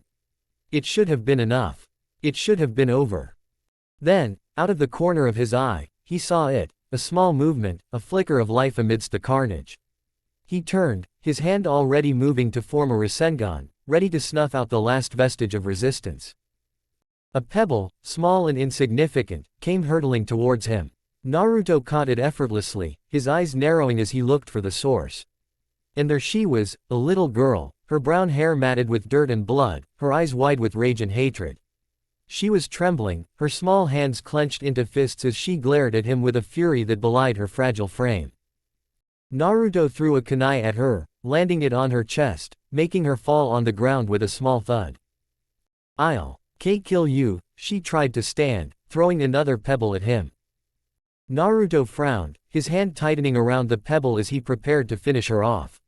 She was nothing, a mere child, a speck of dust in the grand scheme of things. But her eyes, those eyes. "I'll kill you," the girl whispered, her voice trembling with fear and anger. She stumbled forward, her legs barely holding her weight, but she kept her gaze fixed on him, defiant to the end. Naruto hesitated, his hand faltering as he took in her words. It was absurd, she was dying, bleeding out from a wound that she couldn't possibly survive. And yet, she still clung to that impossible hope, that belief that she could somehow hurt him, stop him, kill him. He raised his kunai, ready to put her out of her misery. It would be a mercy, a kindness that she didn't deserve, but he would give it to her anyway. But then, as he looked into her eyes, he saw something that made his blood run cold. "I'll kill you," she repeated, her voice growing weaker with each word. "I'll kill you." It wasn't the words that stopped him, it was the look in her eyes. The pure, unbridled rage, the burning desire for vengeance. It was a look he knew all too well, a look he had seen every day in the mirror. The hatred, the fury, the need to make those who had wronged him suffer. It was the same, the exact same as his own. Naruto's breath hitched in his throat, his vision swimming as the world seemed to tilt around him. His heart pounded in his chest, each beat echoing in his ears like the tolling of a death knell. The kunai slipped from his grasp, clattering to the ground with a dull thud. No, this couldn't be happening. This wasn't right. He was the one who was wronged. He was the one who had suffered, who had lost everything. He was the one who was supposed to make them pay. But as he looked at the girl, as he saw the hatred in her eyes, he realized with a sickening lurch that he had become the very thing he had sworn to destroy. The world spun around him, the ground seemed to heave beneath his feet. His breath came in short, ragged gasps, his chest tightening with a panic that he hadn't felt in years. His vision blurred, the image of the girl, of the dead, of the ruined village merging into one nightmarish blur. His hands trembled, his fingers curling into fists as he tried to steady himself, to hold on to the last shreds of his sanity. But it was no use. The walls were closing in around him, the weight of his actions crashing down on him with unbearable force. He could feel it, the crushing guilt, the overwhelming horror of what he had done. He had killed them all. He had destroyed everything. Naruto's knees buckled, and he collapsed to the ground, his hands clawing at the earth as he tried to breathe, tried to think, but couldn't. He had killed more than 200,000 people. Goog. With a sickening yell, he disappeared in a flash of red. Kiko would never know this, but her actions had rewritten the fate of the shinobi world. "I'll kill you," Kiko whispered into the air as the remaining embers of her life faded. TBC. Chapter 8. Reset. Naruto sat on a cold, jagged rock, the harsh wind whipping his long red hair across his face. His once bright blue eyes, now dulled by the weight of countless sins, stared blankly at his reflection in the ocean's surface. The water, dark and endless, mirrored the emptiness inside him. Waves crashed against the shore, their relentless rhythm a cruel reminder of the time that had passed, 6 years since he had reduced Iwa, Kiri, and Kumo to dust and ashes. 6 years since he had become the very monster he had sworn to fight against. 200,000 souls had perished by his hands. Men, women, children, innocents who had no part in the war, who had done nothing to deserve the horrors he had unleashed upon them. The memories of their screams, their pleas for mercy, haunted him day and night. He had slaughtered them all in a blind rage, driven by vengeance and grief. And yet, here he was, alive, when they were all dead. The irony wasn't lost on him. He had sought revenge, believing it would bring him peace, but instead, it had left him hollow, a ghost of the person he once was.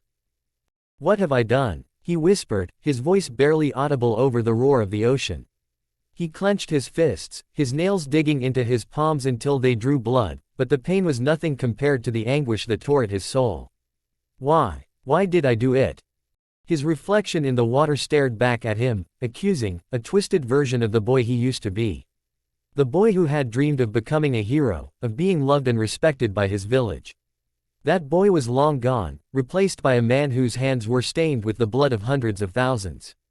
Naruto closed his eyes, but the images of his victims were burned into his mind, faces contorted in terror, bodies broken and lifeless.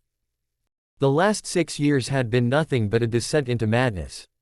After obliterating Iwa, Kiri, and Kumo, Naruto had returned to Konoha, only to find that the village he had once called home was no more.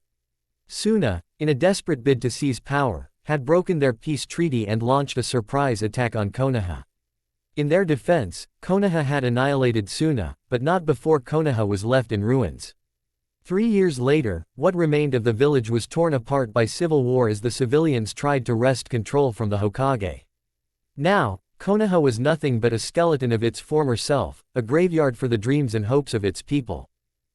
Naruto had fled to Uzushiogakure, the village hidden in the whirlpool, a place that, like him, was a shadow of its former self.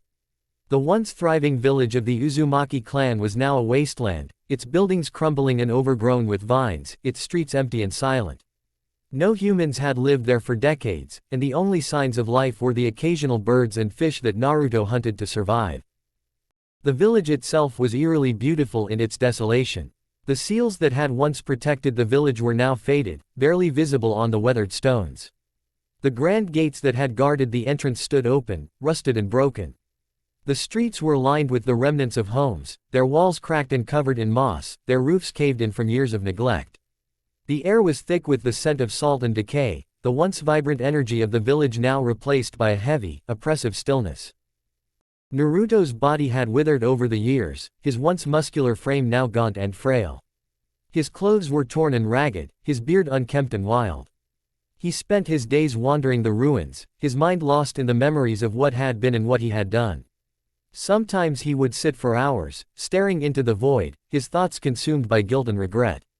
The silence of Uzushiogakure was a constant reminder of his isolation, a prison that he had willingly confined himself to.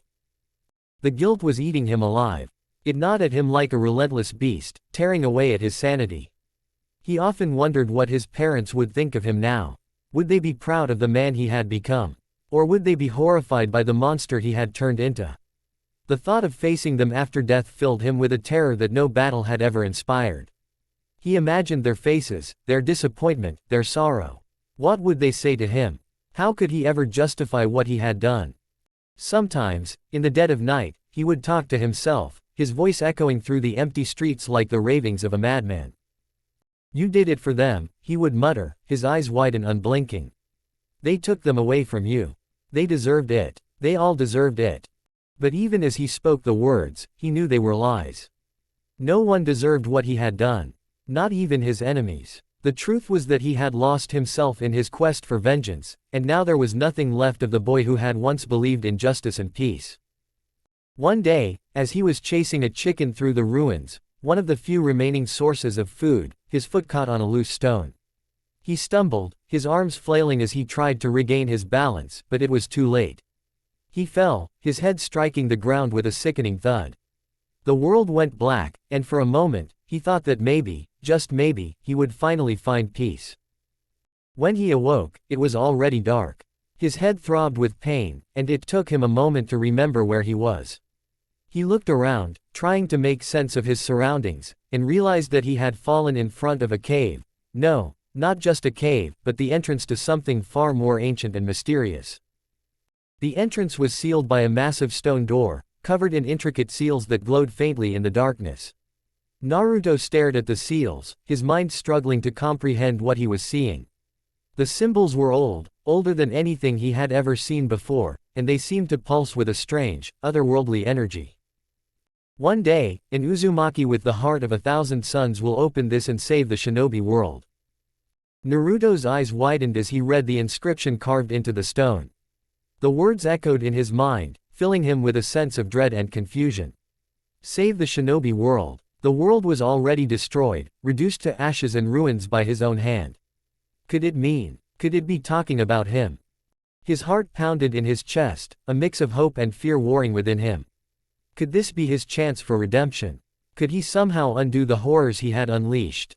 The thought was almost too much to bear, a flicker of light in the endless darkness that had consumed him. Without thinking, he gathered his chakra, forming the seals for his most powerful jutsu. He launched the technique at the stone door, but to his shock, the seals absorbed the energy, dissipating it as if it were nothing. Naruto gritted his teeth, sweat pouring down his face as he tried again, and again, and again. Each time, the door remained unmoved, the seals glowing brighter with each failed attempt. "Come on," he muttered, his voice growing hoarse with desperation. "Open, damn it, open." He threw jutsu after jutsu at the door, his frustration mounting with each passing second. Fire, wind, earth, every element at his command, he hurled at the entrance, but nothing worked. The seals absorbed everything he threw at them, their glow becoming almost blinding in the darkness. Hours passed, the moon rising high in the sky as Naruto continued his assault.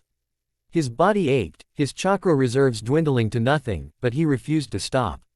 He couldn't stop. This was his last hope, his final chance to make things right. But as the night gave way to dawn, and the dawn to afternoon, his strength finally gave out. He collapsed to the ground, his breath coming in ragged gasps, his body trembling with exhaustion. The seals on the door remained unchanged, their glow now dimming as if mocking his efforts. He should have known. He should have known that it was hopeless. His heart was too contaminated, too darkened by the blood he had spilled. He wasn't the savior the world needed. He was the destroyer, the harbinger of death. Naruto lay there, his body broken, his spirit shattered. The wind whispered through the ruins, carrying with it the echoes of the dead, the voices of those he had lost. He had nothing left, no hope, no future. Only the endless void that had consumed him from the inside out. And as the night fell once more, he closed his eyes, surrendering to the darkness that had claimed him long ago. 10 long years had passed since Naruto had discovered that ominous cave, since he had collapsed in a heap of despair and hopelessness. Now, the man who once struck fear into the hearts of nations was barely recognizable. The once lean, powerful warrior had succumbed to years of neglect and self-loathing. His body had grown round and sluggish, a layer of fat covering the muscles that had once been as hard as stone. His fiery red hair, now streaked with gray, hung in matted clumps around his weathered face. He was no longer the relentless avenger or the unstoppable force of nature. He was just a grumpy, broken 35-year-old man, consumed by the weight of his sins and the emptiness that followed him like a shadow. Naruto had long since lost the will to continue, and the days blurred into one another as he wandered the ruins of Uzushiogakure, a ghost in a dead village. The guilt and despair that had gnawed at him for years had finally eroded the last remnants of his resolve. He was tired of the endless suffering, tired of the guilt that haunted his every waking moment, and tired of the loneliness that had become his only companion. There was only one escape left to him, and he had decided to take it. It was a quiet evening when Naruto made his way to the great Shinju tree, the ancient and sacred tree that stood at the heart of the ruined village. Its massive roots twisted and curled like the gnarled fingers of an old man, spreading out in every direction, anchoring the tree to the earth. The tree had stood for centuries, a silent witness to the rise and fall of the Uzumaki clan, and now it would bear witness to his end. Naruto knelt at the base of the tree, his knees sinking into the soft earth. He had brought with him a small wooden box, which he opened with trembling hands. Inside was a vial of snake venom, potent enough to kill a man within minutes. He had chosen this method because it seemed fitting: poison, the slow and painful end that mirrored the decay of his own soul. He stared at the vial, his heart heavy with resignation, and was about to uncork it when something caught his eye. There, nestled among the twisted roots of the Shinju tree, was something shining. It was faint, almost imperceptible in the dying light of the day, but it was there. A glimmer of silver, half buried in the dirt. Naruto hesitated, his hand hovering over the vial.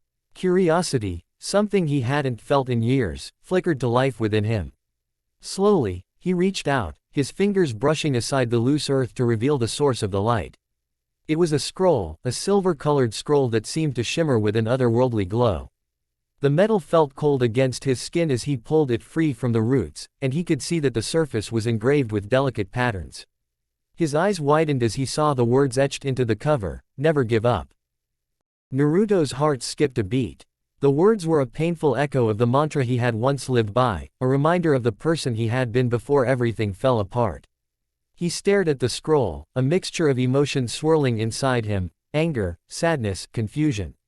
What was this? Why was it here, now, at the very moment he had decided to end it all? With great effort, Naruto forced himself to sit up, his curiosity now burning brighter than his despair. He carefully unrolled the scroll, noting the intricate seal at its edge. It was an Uzumaki blood seal, a security measure that could only be unlocked by someone with Uzumaki blood running through their veins. His hands shook as he bit his thumb, drawing blood, and pressed it against the seal.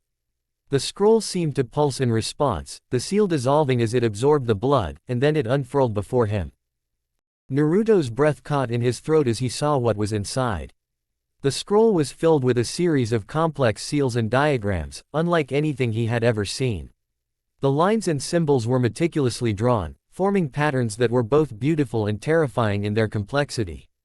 The seals were arranged in geometric shapes, circles within circles, interlocking triangles, squares with intricate designs at their corners. Each symbol was connected by a web of fine lines, creating a tapestry of power and precision that was beyond anything he had ever studied. He traced the lines with his eyes, trying to decipher the meaning behind them. The patterns seemed to shift and move, almost alive with the energy they contained. Some seals resembled the ones he had learned long ago, but there were others that were completely alien to him. The diagrams depicted something far more advanced than anything he had encountered, a fusion of space, time, and energy, woven together in a way that defied comprehension. Hours passed as Naruto studied the scroll, his mind slowly piecing together the puzzle before him.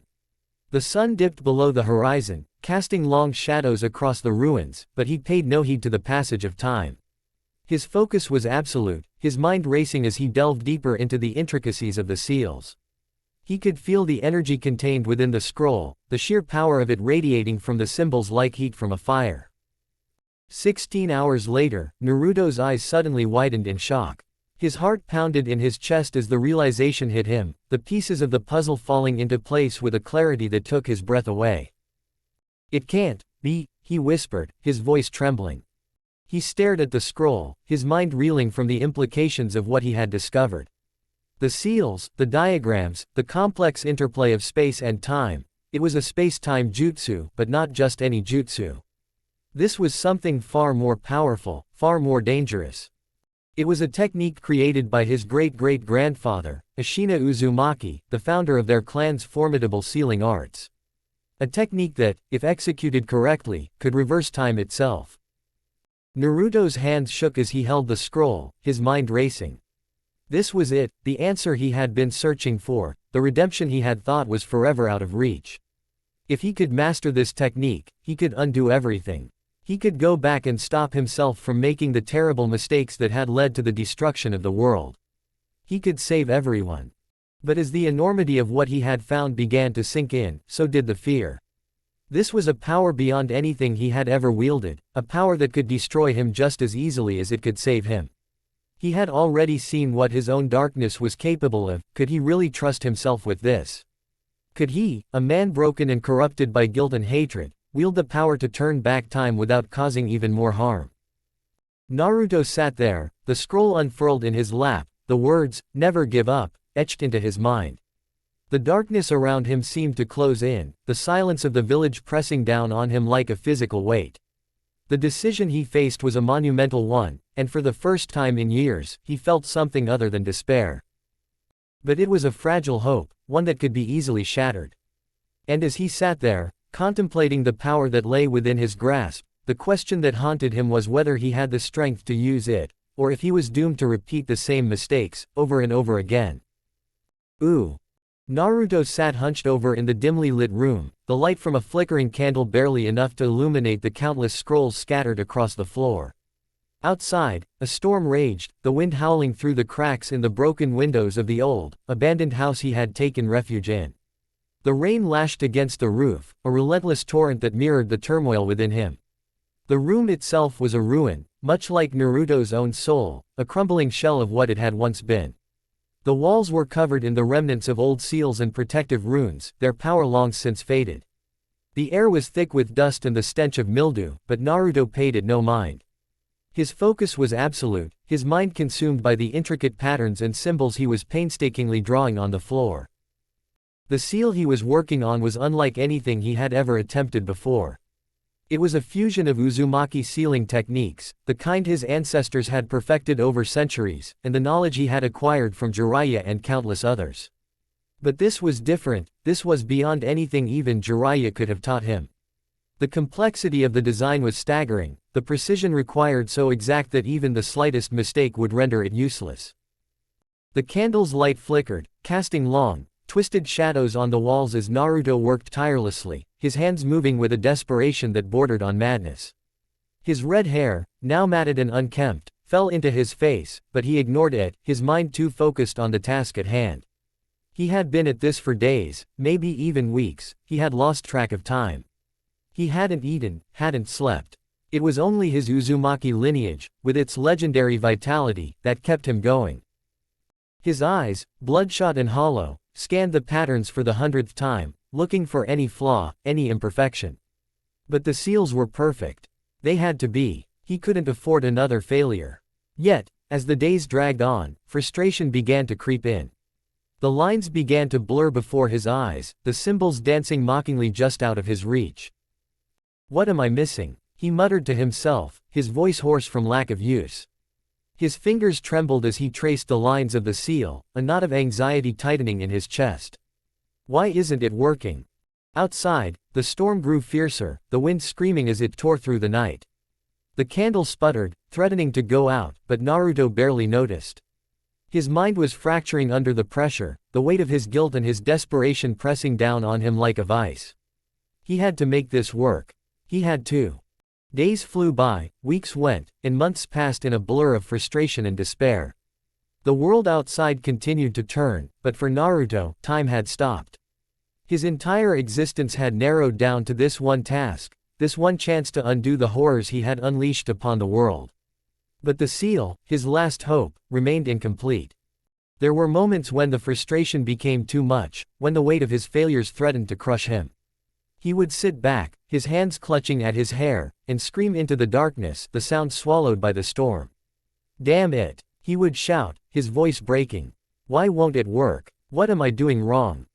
In those moments, the darkness would close in, whispering insidious thoughts into his ear. "Give up," it would say. "This is beyond you. You'll never see them again. You'll never fix this." And for a brief, terrifying moment, he would consider it. The idea of simply giving up, of letting the despair take him, was almost comforting in its finality. But then, something inside him would stir, a flicker of the old Naruto, the one who never gave up, who always found a way. The greed for a chance to meet his beloved people again, to save them, to right the wrongs he had committed, would flare up, driving him back to his work with renewed determination. 3 years passed in this way, the days blending into one another in a haze of ink, sweat, and tears. And then, one day, the breakthrough came. Naruto stared down at the seal he had spent so long perfecting, his heart pounding in his chest. It was done. The final piece had fallen into place. He had completed the seal, a seal he had named, Return by Dragon. It was a fitting name, he thought, for the technique that would allow him to go back, to return to a certain point in time with all his chakra and memories intact. The seal array, when activated, would require an enormous amount of chakra, 5,600 asa, far more than any ordinary shinobi could muster. But Naruto was no ordinary shinobi. He took a deep breath, his hands shaking as he prepared to activate the seal. This was it, his last chance. He formed the dragon hand seal, his chakra flaring to life as he poured it into the array on the ground. The seals began to glow, the patterns shifting as they came to life, the power thrumming beneath the surface like a coiled serpent ready to strike. "Please," Naruto whispered, his voice barely audible over the roar of the storm outside. "Please work." But nothing happened. The glow faded, the power dissipating into the air like smoke. The array was silent, inert. Naruto's heart shattered. He fell to his knees, staring at the now dormant seal, his mind unable to comprehend what had just happened. It didn't work, he muttered, his voice hollow. It didn't work. He was heartbroken. This had been his last hope, the one chance he had to make things right. And it had failed. The despair he had kept at bay for so long came crashing down on him like a tidal wave, threatening to drown him in its depths. He had spent years, poured everything he had into this seal, and it had all been for nothing. Naruto bowed his head, his hands digging into the dirt as tears filled his eyes. "I'm sorry," he whispered, the words choked by the lump in his throat. "I'm so sorry." The wind howled through the broken windows, the storm raging on as if mocking his pain. He was about to give in, to let the darkness take him, when something strange happened. A small, insignificant thing, but in that moment, it was everything. A bird, drenched from the rain, landed on the ceiling array on the ground. It hopped around, pecking at the ground, seemingly unbothered by the power that had failed moments before. Naruto looked up, his eyes red and puffy, and watched as the bird moved. It was a small thing, a simple, ordinary bird, but as it moved across the seal, Naruto's breath caught in his throat. There, in the center of the array, where the bird now stood, was a line that had been missing. A line that connected two symbols, completing the pattern in a way he hadn't seen before. Naruto's heart pounded in his chest as he scrambled to his feet, his mind racing. How had he missed it? He had no ink pot nearby. Without thinking, he bit his thumb and connected the symbols with his blood. Taking a deep breath, he stood at the middle of the sealing array and formed a dragon hand sign. Seal. The world twisted around Naruto, reality itself unraveling as the seal's power consumed him. His body felt like it was being torn apart, stretched across time and space, every nerve screaming in agony as he was pulled into the past. He wanted to scream, to cry out, but no sound escaped his lips. The light grew brighter, searing his vision until all he could see was a blinding white. Then, just as suddenly as it began, the sensation stopped. The world snapped back into focus, the light faded, and Naruto found himself standing in the middle of a familiar street. His heart raced as he took in his surroundings, his breath catching in his throat. The buildings around him were intact, their walls unscarred by the devastation he had once wrought. The air was crisp and clean, untouched by the stench of death that had plagued his nightmares for so long. It was quiet, peaceful. Too peaceful. Naruto's hands shook as he looked down at them, his eyes widening in disbelief. His fingers were no longer gnarled and scarred from years of battle and despair. His clothes, once torn and filthy, were now clean and intact. Even his body felt different, comfortable, more agile, as it had been in his youth. His heart pounded as he realized what had happened. The seal had worked. He had returned to the past, to a time before everything had gone wrong. But how far back had he gone? Was it enough to stop the horrors that were to come? Naruto's breath quickened as he spun around, searching for any sign of where he was, when he was. The buildings were familiar, the layout of the village etched into his memory. But it was only when he caught sight of a group of children playing in the distance that his heart nearly stopped. The children were laughing, their voices carrying on the breeze as they chased each other through the streets. They were carefree, innocent, just as they had been before the wars, before the bloodshed. Naruto's eyes locked onto one child in particular, a boy with spiky black hair and dark black eyes, a grin on his face that Naruto hadn't seen in years. It was Shisui, a child. Naruto's breath caught in his throat as he watched the younger version of Shisui run by waving at him with a toothy grin, oblivious to the future that awaited him. His heart ached at the sight, a deep, gnawing pain that he hadn't felt in years. This was the boy who would grow up to become the hero of the village, the boy who would be hailed as a genius, only to lose everything. He took a step forward, his hand reaching out as if to touch the boy, to warn him, to protect him. But he stopped himself, his hand trembling as he realized the weight of what he was about to do. He couldn't change things this way.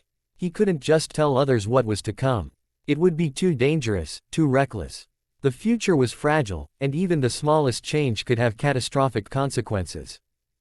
Naruto clenched his fist, drawing his hand back as he took a deep, shuddering breath.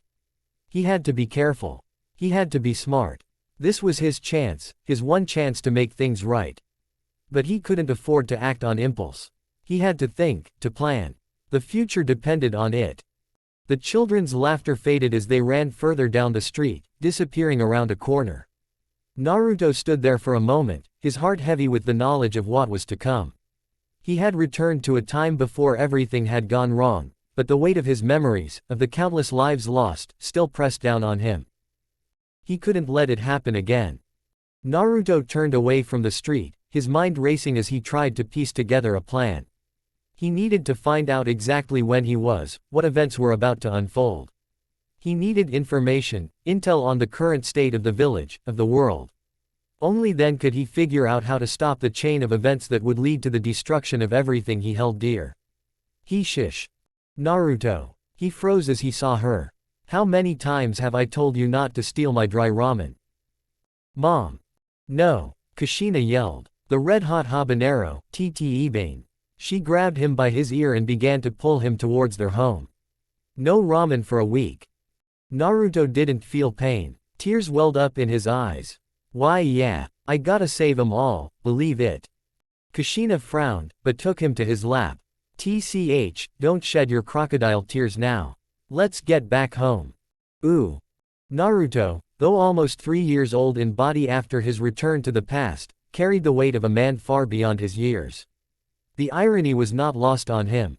He was a child again, yet the burden of his failures, his regrets, clung to him like a shadow that refused to dissipate. It was strange, unsettling even, to feel the stirrings of childish habits re-emerge in him. The way he would instinctively reach for his mother's hand, the comfort he sought in his father's presence, the joy he found in a simple bowl of ramen at Ichiraku. All these were relics of a life he thought he'd left behind, yet here they were, resurfacing as if time had rewound not just his surroundings but his very soul. Still, despite the horror that gnawed at the back of his mind, he found solace in seeing the faces of those he had lost. His mother, Kushina, radiant with life as she playfully scolded him for eating too quickly. His father, Minato, calm and composed, his eyes twinkling with a warmth that had long since vanished from Naruto's memory. Team Minato, the Sannin, Tuki, Makoto, everyone he had ever loved and cherished was alive, breathing, laughing as though the horrors of the future were nothing but a distant nightmare. Naruto had to remind himself, again and again, that this wasn't a dream. This was reality, his reality. And it was his responsibility to make sure it stayed that way. He spent sleepless nights agonizing over what to do, how to keep them safe. Memories of their deaths haunted him, pushing him to the brink of madness as he desperately searched for a way to prevent the coming catastrophe. It was then that a plan began to take shape in his mind, simple in its cruelty, yet effective. If he could prevent them from going on that ill-fated mission, if he could keep them away from the battlefield, then perhaps he could save them. The day came, and Naruto's resolve was as cold and unyielding as steel. He accompanied his mother to Training Ground 7, his heart a turbulent storm beneath a calm exterior. Kushina had prepared a lavish meal for Team Minato, a celebration before they set off on what they believed to be a routine mission. Naruto forced a smile as he watched them laugh and joke, his stomach churning with guilt for what he was about to do. He had poisoned the food. The thought echoed in his mind, a dark whisper that twisted his insides. He had laced the meal with a paralyzing drug, potent enough to incapacitate even the strongest of shinobi. As they ate, unaware of his treachery, Naruto joined them, consuming the food himself. He had to. If he showed no signs of illness, if he remained unaffected, they would know something was wrong. They would suspect him. So he ate, knowing full well what was to come. And it worked. One by one, they fell sick, their bodies succumbing to the drug's effects. Even Naruto felt the numbing cold spread through his veins, his limbs growing heavy as the world around him dimmed. But he had succeeded. They would not go on the mission. They would stay here, safe, and he would save them. The Anbu had come and they took them to the hospital where Tsunade diagnosed them. She said it wasn't lethal, but they would require at least a week's rest, for Kushina since she was a Jinchuriki. Hours passed, and as the sun began its descent, Naruto found himself resting in his room, the effects of the drug still coursing through his body. He was relieved, almost deliriously so, that his plan had worked. But as he lay there, staring at the ceiling, a low rumble shook the ground beneath him. The village was under attack. Panic surged through him, but his body refused to move. He was trapped, paralyzed by his own actions as he heard the sounds of battle echoing through the village. Explosions, the clash of steel, the cries of the dying, it all blended into a cacophony of terror that seeped into his bones. Helpless, he could only listen as Konoha was razed to the ground, the very thing he had tried to prevent unfolding before him. By the time the drug had worn off, it was too late. Naruto awoke the next morning, his body stiff and sore, the remnants of the drug still lingering in his system. His room was in shambles, the walls cracked, the ceiling partially collapsed. He pushed himself up, his movements slow and deliberate, his mind a haze of confusion and dread. And then he saw them. Bodies. Everywhere. The streets were littered with the dead, their lifeless eyes staring blankly at the sky. Blood stained the earth, dark and thick, as if the village itself had bled out in the night. The stench of death was overpowering, a suffocating miasma that clung to Naruto as he staggered through the ruins of what had once been his home. Everyone was gone. His parents, his friends, the villagers, every single person he had fought so desperately to save was dead. All because of him. His actions, his decisions, had led to this. The realization hit him like a sledgehammer, driving the breath from his lungs as he fell to his knees amidst the carnage.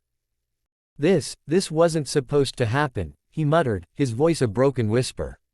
His hands clawed at the ground, fingers digging into the blood-soaked earth as his mind spiraled into a maelstrom of despair. I saved you, I saved all of you, so why? But the dead offered no answers. They simply lay there, silent and accusing, their empty eyes a mirror to his own soul. Naruto's breath hitched, his chest tightening as the full weight of his failure crushed him. He had thought he could change the future, that he could defy fate itself and rewrite history. But all he had done was bring about a new nightmare, one more horrifying than the last. What do I do? He asked the empty air, his voice trembling. What can I do? But he already knew the answer. The jutsu. The seal. He had to go back. He had to try again. He had to keep trying until he got it right, until he saved them all. There was no other choice. There never had been.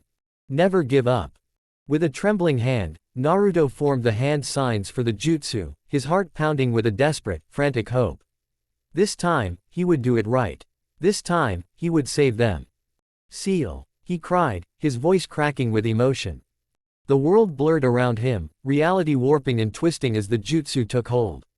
The bodies, the blood, the devastation, all of it began to fade, replaced by a blinding white light that consumed him. And then, just like that, he was back. Back in the past. Back where it all began. Naruto's heart ached as he found himself once more in the familiar surroundings of the street. The sun was shining, the air warm and filled with the sounds of laughter and life. But beneath the surface, a dark resolve had taken hold in Naruto's heart. He would keep doing this. He would keep going back, no matter how many times it took. No matter how much pain he had to endure, he would save them. He couldn't let this be their fate. He wouldn't. But even as he steeled himself for the trials ahead, a cold voice whispered in the back of his mind, a voice he couldn't quite silence. What if you can't save them? What if no matter what you do, they're destined to die? Naruto shook his head, forcing the thought away. He couldn't afford to think like that. Not now. Not when he was so close. Ooh. Naruto's world had become a twisted spiral of time and despair, each reset dragging him deeper into a labyrinth of his own making. He had tried so many different tactics, each one a desperate attempt to rewrite the future, to prevent the deaths that haunted his every waking moment. But no matter what he did, no matter how he twisted and turned the threads of fate, death found them all. Each failure weighed heavily on his soul, like a stone sinking into the dark, endless depths of the ocean. At first, he tried to manipulate the events leading up to the mission, hoping to steer Team Minato and Kushina away from their grim fate. He orchestrated small changes, subtle nudges, leading others to take their place on the mission. But fate, it seemed, was a cruel mistress. Even when they avoided one mission, they were sent on another, just as dangerous, just as deadly. And in the end, they were killed. With each failure, Naruto's resolve only hardened. He would reset everything and try again, the world around him blurring and warping as he returned to the past. But no matter how many times he rewound time, the outcome remained the same: death, destruction, and despair. As the resets piled up, Naruto's chakra reserves began to swell, each reset compounding his power. It was a bittersweet development. His increased chakra reserves allowed him to try more desperate, more powerful strategies, but he knew it came with a price. Chakra disease loomed over him like a dark cloud, a ticking time bomb in his veins that threatened to tear his body apart from the inside. Undeterred, Naruto continued his efforts to save them. He ventured into the war in secret, his young body barely able to keep up with the demands he placed on it. He was a child, trapped in a body too weak to wield the immense power he held. Every time he tried to save someone, someone else would fall. It was a cruel, vicious cycle that seemed impossible to break. Yet, he refused to give up. He reset again, and again, his determination a blazing fire that refused to be extinguished. But with each reset, that fire dimmed, leaving behind a hollow, empty shell of the boy he once was. The horror of seeing them die, over and over, hundreds of times, was chipping away at his sanity. The laughter of his mother, the reassuring words of his father, the camaraderie of his friends, all of it became twisted, distorted by the countless times he had witnessed their deaths.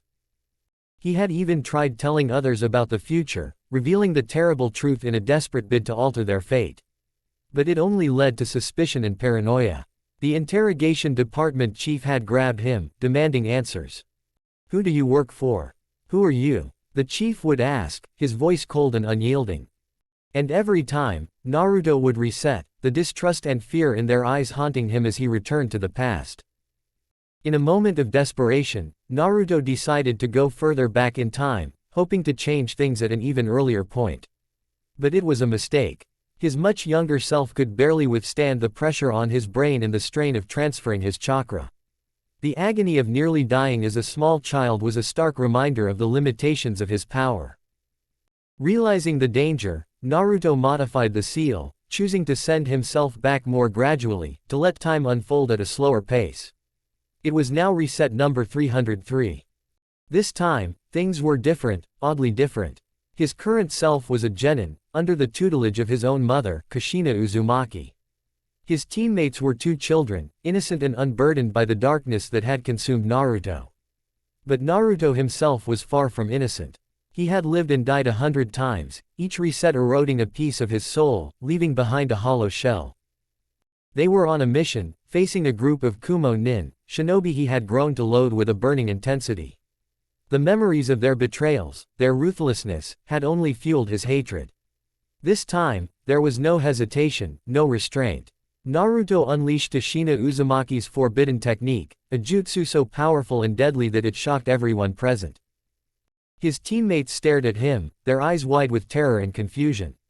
They had never seen anything like it, a genin wielding such power, such mercilessness. But Naruto didn't care anymore. He had long since abandoned the need for approval, for understanding.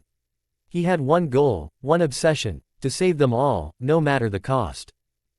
His current self could now use high-level techniques, and with that power came a renewed sense of hope. Perhaps now, with this strength, he had a better chance at saving everyone. But deep down, in the darkest recesses of his mind, a chilling thought lingered. How many more resets? How many more deaths would he have to witness before he could finally break this cycle of horror? But Naruto pushed those thoughts aside, his determination burning brighter than ever. He would save them. He had to. And if he couldn't, he would keep trying, until nothing was left of him but a hollow shell, a ghost forever lost in time. For now, he had the power, and with it, the resolve to face whatever came next. Even as the darkness closed in around him, Naruto stood firm, ready to fight against the tides of fate once more. TBC. Chapter 9, Chapter 09. This story. It makes me feel too hypnotized and I want to see how this develops. Sometimes, I feel disheartened that despite being my best and favorite story, this is one of my least popular stories. Anyway, this chapter will have a small story of Hashirama before Naruto's. This scene is really important for the story, so pay attention. Let me know what you think because your words motivate me to write more. Ooh. The Crystal Sage. Chapter 10. The Cursed Sage. Naruto's small hand rubbed at his head as he groggily sat up, feeling the stiffness of the hospital sheets beneath him, the weight of an IV line in his arm a faint, pulsing reminder of where he was. The dim light filtering through the hospital's window cast strange, angular shadows across the room, white walls staring back at him, the quiet hum of medical machines a soft, steady reminder of life. His eyes drifted around, seeking something familiar, something that would anchor him to the moment. And then, he saw them. Across the room, his father, Minato, sat in a worn chair, deep into reading a scroll, his face drawn and weary, as if he hadn't slept in days. His mother, Kushina, was right by his bed, slouched in a chair, her head tilted awkwardly to one side, her bright red hair a tangled mess that framed her face like a halo, though a restless, haunted one. She looked exhausted, almost ghostly under the fluorescent hospital lights, as though she had kept a vigil over him, unwilling to leave his side, her presence a silent, stubborn refusal to let him slip away again. Naruto shifted slightly, the faint rustle of sheets catching Minato's attention. Minato's eyes darted up, and in an instant, his whole expression softened, relief flooding his features. He set the scroll down hastily and crossed the room, his movements almost urgent, as if he feared Naruto might vanish if he didn't reach him fast enough. Naruto. Minato's voice was barely a whisper, hushed, almost reverent, as though he were afraid that speaking too loudly might shatter the fragile peace of the moment. You awake. How are you feeling, buddy? His words were gentle, but there was a tremor in his tone, a shadow of worry that clung to every syllable.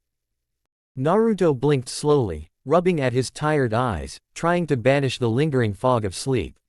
His throat felt parched, his voice small and scratchy as he murmured, "Water." Minato didn't hesitate. He grabbed a glass of water from a small table by the bed, bringing it to Naruto's lips with a kind of tenderness that made Naruto's chest ache. But before Naruto could even drink, there was a stirring beside him. Kushina's eyes fluttered open, her gaze unfocused for a brief, disoriented second. But then, she saw him. In that instant, all weariness vanished from her face, replaced by raw, unfiltered relief. Without a word, she surged forward, wrapping her arms around him, pulling him close with a fierce, almost desperate strength. Her voice was thick with emotion, choked and trembling as she whispered, "Oh, Naruto. Naruto, my baby. I thought you were gone. A whole month, and I thought." Her words broke off, dissolving into a sob as she buried her face in his small shoulder, her fingers clutching him as though she feared he might slip away again. Naruto sat there, stunned, letting her warmth envelop him. Gone. For a month. The words felt strange, foreign, like they belonged to someone else's story. He nodded slowly, letting her presence anchor him, grounding him in a reality that felt fragile and strange. He sipped the water his father held to his lips, the coolness soothing his parched throat as he tried to gather his scattered thoughts. What happened? He managed, his voice soft, his gaze shifting from his mother's tear-streaked face to his father's guarded expression. The question hung heavy in the air, a single thread in the labyrinth of mysteries surrounding him. Minato and Kushina exchanged a glance, a wordless conversation passing between them, each of them reluctant to break the silence, to shatter the fragile peace that hung over the room. Finally, Minato spoke, his voice careful, as if each word was a weight he had to carry. "A lot happened while you were gone," he admitted, his gaze steady, but there was an unease there, a heaviness that Naruto didn't miss. "Things in the village. They've been unstable. For many reasons. And you've become a part of that." Kushina's hand tightened on his shoulder, her eyes soft but filled with something deeper, something darker. "Naruto, we need to talk," she murmured, her voice trembling slightly, as though she were afraid of what they might uncover. Minato's voice was firmer now, his tone filled with a quiet intensity. "Naruto, ever since your first C-rank mission, you've changed. You've grown stronger. Your power, it's beyond anything we ever expected. You're not the same little boy who left this village. And we need to understand why." Naruto looked down, a shadow flickering in his young eyes, an expression that seemed far too old, too knowing for his face. I don't know, Dad," he muttered, his voice barely a whisper. "Maybe I just got lucky."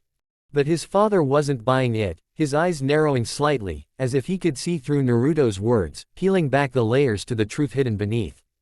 Naruto, he began, his voice low, this isn't just luck. This is something else, something. Before he could finish, a voice interrupted from the doorway, a familiar, cheerful voice that cut through the tension like a knife.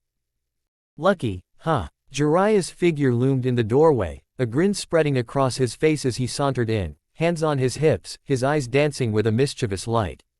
Kid, you did more than just get lucky. You saved my hide and Hiruzen's too.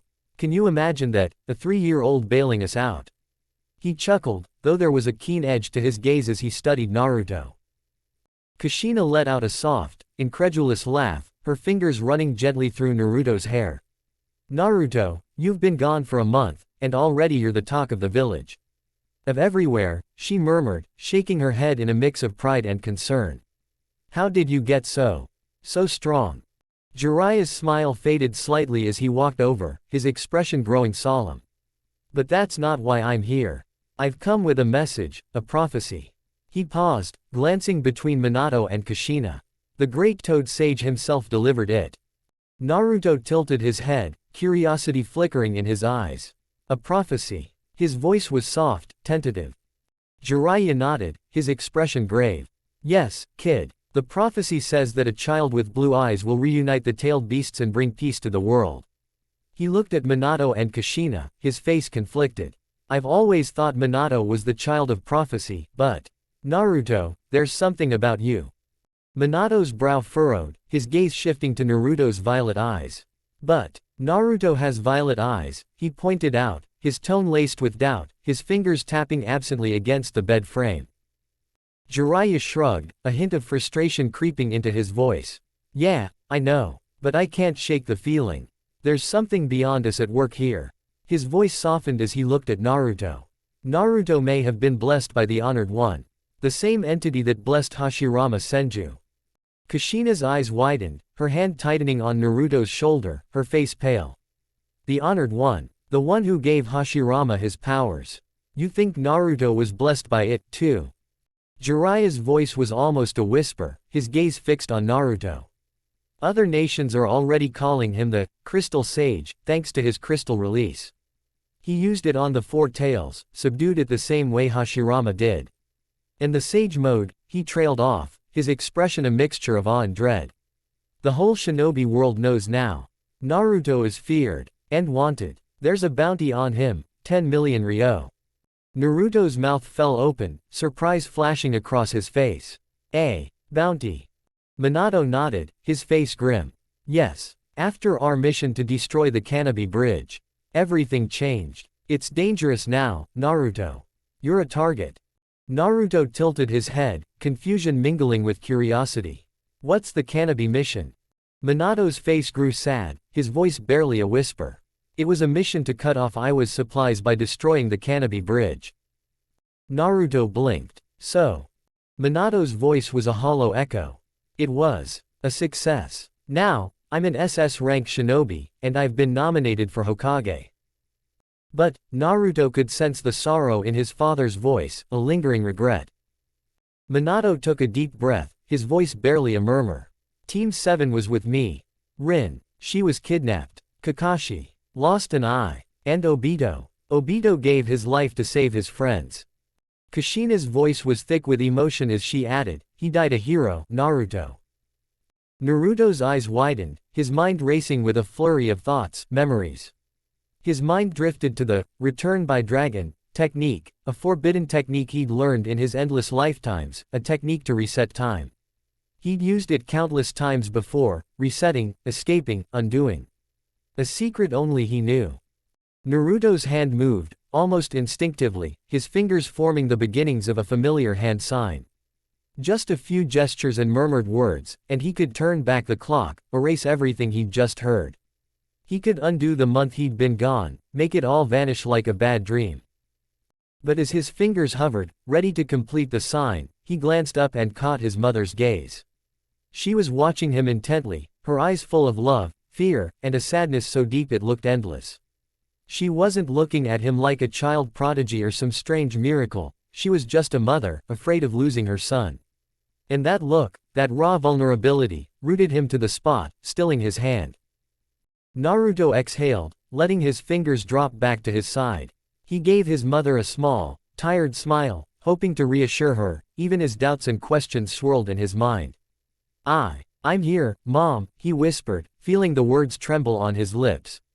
I won't go anywhere. He wasn't sure if he was making a promise to her or to himself. Kushina's face softened, a tremor of relief breaking through her mask of worry. She reached out, smoothing back his messy blonde hair, her hand lingering, as if grounding herself with the simple feel of him.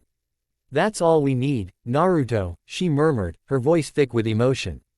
Just stay with us. Whatever happens, just stay. Minato stepped forward, his face solemn, yet softening as he looked between his son and wife. Naruto, he began slowly, his voice steady but with an edge of hesitation, we can't pretend that things will be the same. The world knows who you are now. Some see you as a miracle. Others as a threat. And there are people out there, powerful people, who would do anything to control or eliminate you. Naruto glanced away, his young face shadowed. He had felt this before, the weight of expectations, the burning gaze of a world that both wanted and feared him. But this time, it felt different. There was something darker lurking beneath, an undertone of dread that sent chills down his spine. The village, the other nations. They weren't just watching him. They were waiting. Jiraiya, who had been quietly observing, finally spoke up, his usually cheerful demeanor replaced by an uncharacteristic gravity. Kid, it's not just about your strength. There are ancient powers, forces that lie beyond the borders of this world. They're stirring, and somehow, they're tied to you. Naruto furrowed his brow, trying to make sense of Jiraiya's cryptic words. What do you mean? Jiraiya let out a weary sigh, rubbing the back of his neck. The Honored One, the spirit that once blessed Hashirama Senju, granting him his unique abilities. I believe it's involved somehow. His voice softened, and he glanced at Minato and Kushina. I didn't want to say this, but the great Toad Sage had a vision. Kushina's eyes widened, her grip on Naruto tightening unconsciously. A vision, she whispered, her voice trembling. Jiraiya nodded solemnly. In his vision, he saw a child, surrounded by flames and shadows, standing at the center of a shattered world. This child, he said, has the power to unite or destroy all. The world will either be saved, or fall into darkness. And, well, he hesitated, his gaze resting on Naruto. He believes that child is you. Naruto's heart pounded, a chill crawling up his spine. Him, the child in the prophecy. His mind flashed to the moments he'd used the crystal release, the strange, powerful energy that had coursed through him, transforming him, making him feel like something far more than a child. Was that power a blessing? Or a curse? Minato placed a reassuring hand on his son's shoulder. Naruto, he said softly, you're not alone in this. Whatever the future holds, we're here. We'll face it together. But you have to be careful. The power you hold, it's something beyond what anyone has seen. It could bring peace, or it could bring devastation.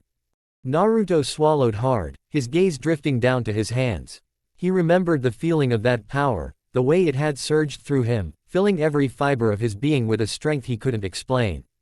It was intoxicating, terrifying. And now, knowing that the entire shinobi world was watching, waiting to see what he would do. The weight of it settled heavily on his shoulders. But I don't know how to control it, he admitted, his voice barely above a whisper. It just happens, like something takes over. Kushina exchanged a look with Minato, worry flickering in her eyes. Naruto, she said gently, that's why we're here. We'll help you learn to control it. To understand it. You don't have to face this alone. Jiraiya cleared his throat, his tone shifting to something more fatherly, almost soft. Look, kid, I've seen a lot of powerful people in my life, but none of them started out knowing what they were doing. Power like yours, it takes time. It's not something you just wake up and understand. But the great Toad Sage has faith in you. And so do I. Naruto looked at each of them, their faces a mix of love, worry, and hope. For the first time since waking up, he felt a glimmer of something else, determination. If he was going to be this child of prophecy, this so-called crystal sage, then he'd make sure he was ready. He would find a way to control this power, to use it for something good. But as he glanced down, his fingers twitching with the memory of that hand sign, a dark thought lingered in the back of his mind. The return by dragon, his escape, his reset, the forbidden technique that could undo everything. If things went wrong, if he couldn't control this power, he could always reset, escape back to another beginning, another life. Naruto looked up at his family, his gaze steady. He gave them a small, uncertain smile, nodding. "I'll give this reality a chance," he whispered, barely loud enough for them to hear. "I'll stay, for now." But in his heart, hidden deep within the shadows of his mind, the thought lingered, lurking like a dark promise. If things don't work out, well, I can always reset. Ooh. The war had finally ended 6 months after Naruto's last reset. Yet, the scars it left were etched deep and raw in Konoha and far beyond its borders. The official tally painted a grim picture. Konoha lost a third of its military strength, the faces of countless shinobi etched forever into memorial stones. The Fire Country had its own toll to bear, 3,000 civilian deaths, each one another ghost for Naruto to carry, another silent memory he couldn't quite shake. 7 billion ryo drained from their coffers, yet even as the village counted its losses, they were being called lucky. For Konoha, fortune was relative. Iwa's military had been shattered beyond repair, Kumo had buried thousands of civilians and lost territory, Suna was ravaged by famine and drowning in debt, and Kiri had seen its once feared shinobi force decimated beyond recognition. The war's shadow loomed heavy over everyone, indiscriminate in its cruelty. It left no soul untouched, and every country had someone to mourn. Naruto's Team 7 had lost 2 of their own, Obito, whose fierce determination and unwavering loyalty had been snuffed out far too soon, and Rin, who died a few months later, leaving a hole in their lives that couldn't be filled. Kakashi was a shell of his former self, his eyes hollow, burdened with guilt and grief that no one could truly reach. He would sit alone, shoulders hunched, gripping the memorial stone as if he could somehow cling to what he'd lost. And Guy's father had given his life for him, burning as brightly as he had lived. His sacrifice was one of love, the ultimate act of a parent, and it had left Guy behind with a heavy heart and a quiet resolve to live up to his father's last act. Gone was the carefree friend Naruto had known. Guy was still strong, still fierce, but he bore a sadness that lingered in his eyes. The war was brutal, relentless in its toll, and every new death, every whispered story of sacrifice, every tear-streaked face was another blow to Naruto's spirit. He had reset the timeline time and time again, trying desperately to save everyone, only to watch them die again in different ways. And yet, through it all, his parents, Minato and Kushina, never broke. They faced each day with hope and courage, smiling at him even in the darkest hours, grounding him in their love and showing him strength. If they could survive the nightmare, why couldn't he? But as 3 more months slipped by, Naruto began to wonder. He was 4 years old now, the years passing as he built tentative friendships with those around him. Yuago and Choza had become constants in his life. They treated him like he was normal, like he wasn't some strange, ancient soul trapped in a child's body. Yuago even started dating a boy named Hayate. Naruto remembered one day, clear as anything, when she looked at him, her face glowing with excitement. "You know," she teased, poking him in the ribs, "when Hayate and I have kids, you'll have to be their godfather. Uncle Naruto has a nice ring to it, don't you think?" Naruto blinked, unsure how to respond. "I'm 4, and you don't even have kids," he said, laughing despite himself. Yuago smirked, crossing her arms. "You're just gonna have to be patient, Uncle Naruto," she teased, and from that day on, she made a point of calling him that every chance she got. A small, unexpected joy nestled into his heart each time she said it. As another year crept by, Naruto found himself settling into this reality, starting to believe that maybe, just maybe, he could live with it. He had begun to accept things as they were. Kakashi was growing, not into the cold, efficient shinobi he had been in past lives, but into something warmer, more open. Naruto even caught him reading one of Jiraiya's novels, trying to act nonchalant about it, though a faint blush betrayed him. Kakashi seemed more like Obito now, mischievous and spirited. Asuma and Kurenai were circling each other with a shy, playful chemistry, pretending they weren't dating but sharing glances that said otherwise. They were moving on. They were healing. And Naruto, well, he was learning to be a part of it. Yet, it wasn't enough. Not really. Every time he caught a fleeting moment of happiness, it was soured by something darker, a shadow of a memory that refused to let go. Ever since he received the Honored One's blessing, awakening the crystal release and feeling the raw, overwhelming power of the Kekkei Tōta, he had grown to hate himself. He couldn't stomach the thought of killing anymore, something he'd done over and over for lifetimes. The very thought of it filled him with a deep, bone-aching disgust. When he tried to eat, savoring a warm meal prepared by Kushina or Minato, it tasted wrong. He couldn't enjoy the food. Every bite felt like sand and mud, like blood and flesh. He would sit, staring at his plate, remembering faces of those he'd killed, countless people across countless resets. He saw them vividly, too vividly. There was a little girl, giggling with an ice cream cone in her hand, eyes bright with happiness before he had gouged the eyes from people who'd stared up at him with nothing but terror, innocent souls who had done nothing to deserve the violence he brought down on them. Their cries haunted him, looping endlessly in his mind like a relentless storm. There was a young man, barely older than he was now, clutching a necklace and praying to whatever god might listen to him, his voice trembling as he asked for mercy. Naruto hadn't given it. He remembered the man's eyes going wide as he realized his prayers had fallen on deaf ears. He remembered families gathered at dinner tables, warm lights casting cozy glows across their faces as they laughed together, passing food from plate to plate, smiles bright and carefree. His blade had cut through those moments, splattering blood across pristine white tablecloths.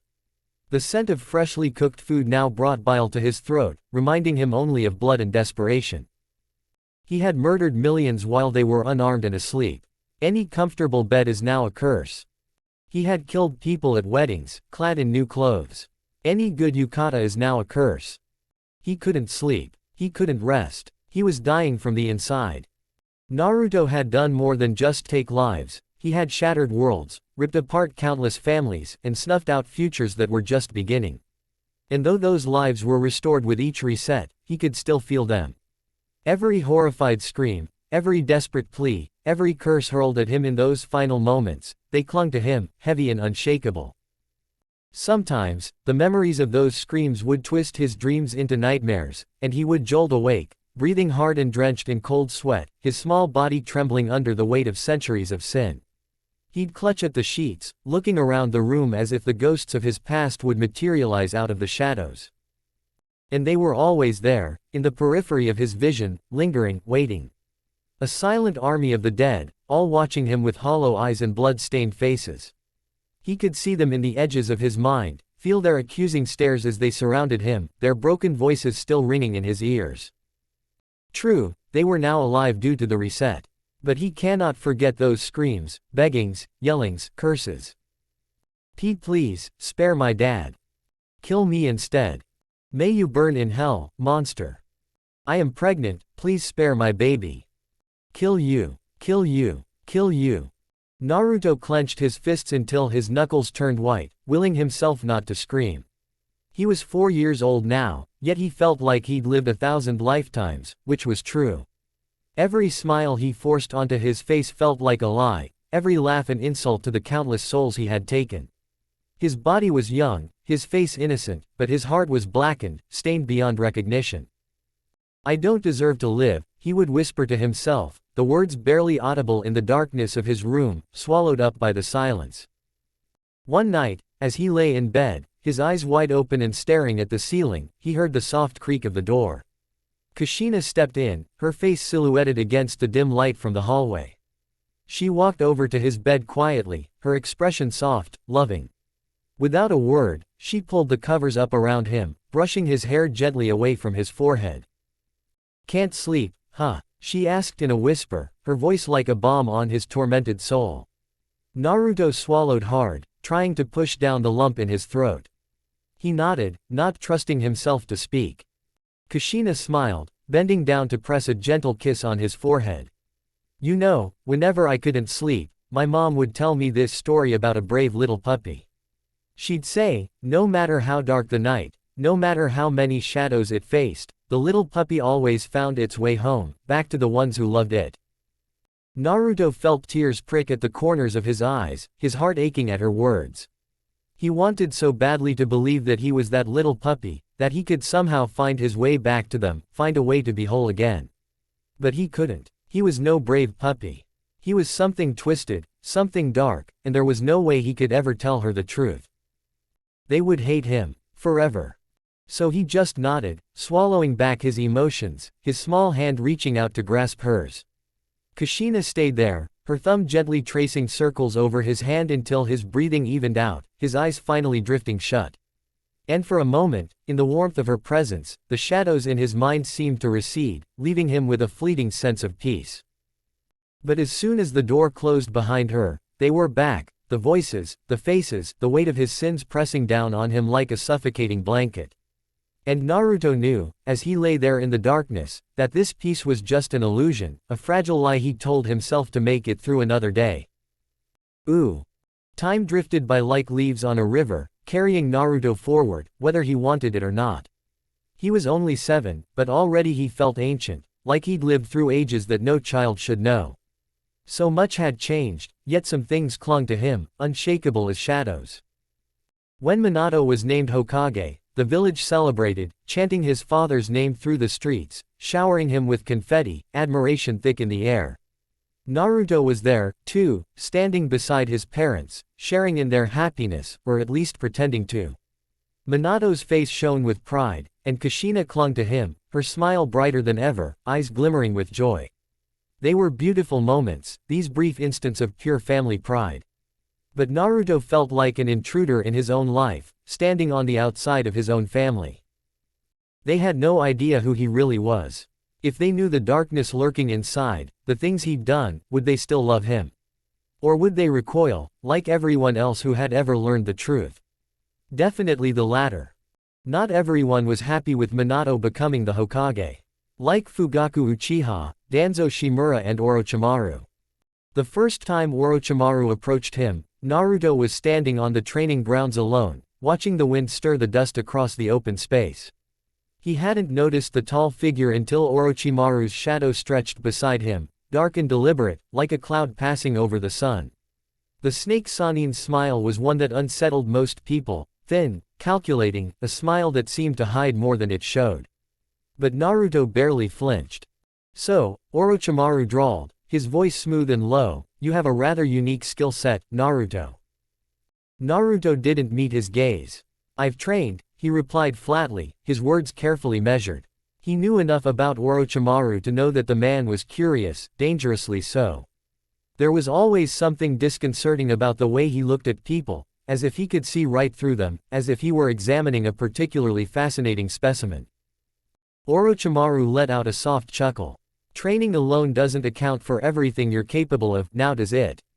Kekkei Tōta, quite the rare gift," he murmured, his yellow eyes gleaming with interest.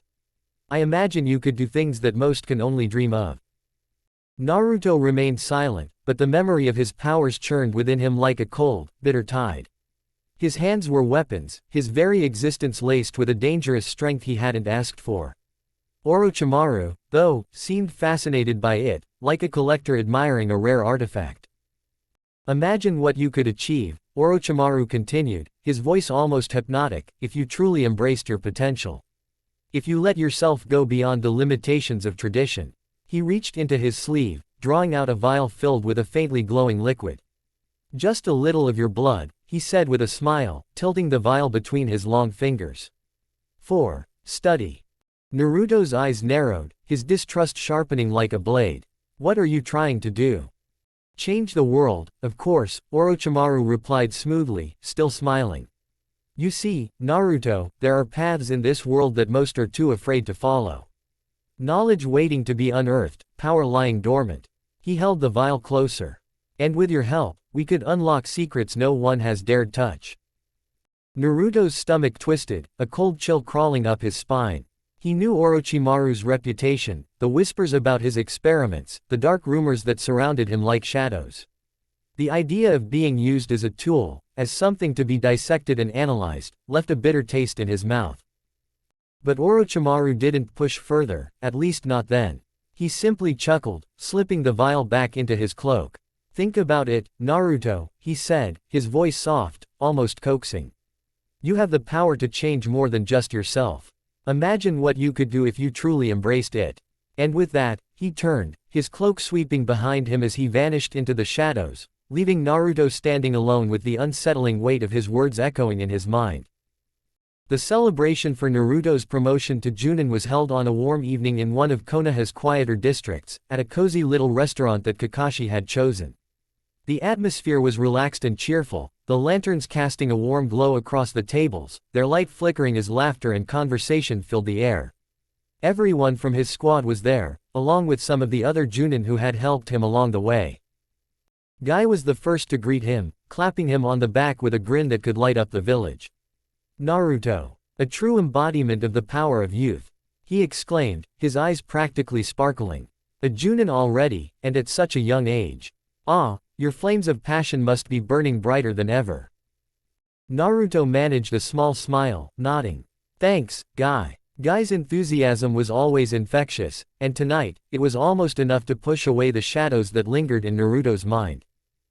Kurenai and Asuma approached, their arms full of small wrapped gifts. Asuma handed him a package with a smirk. Here, kid, it's just a little something to help you stay sharp. You've got a lot of potential, and we want to see where you'll take it. Naruto unwrapped it to find a set of finely crafted kunai, their blades gleaming even in the dim light. He looked up, a soft gratitude in his eyes.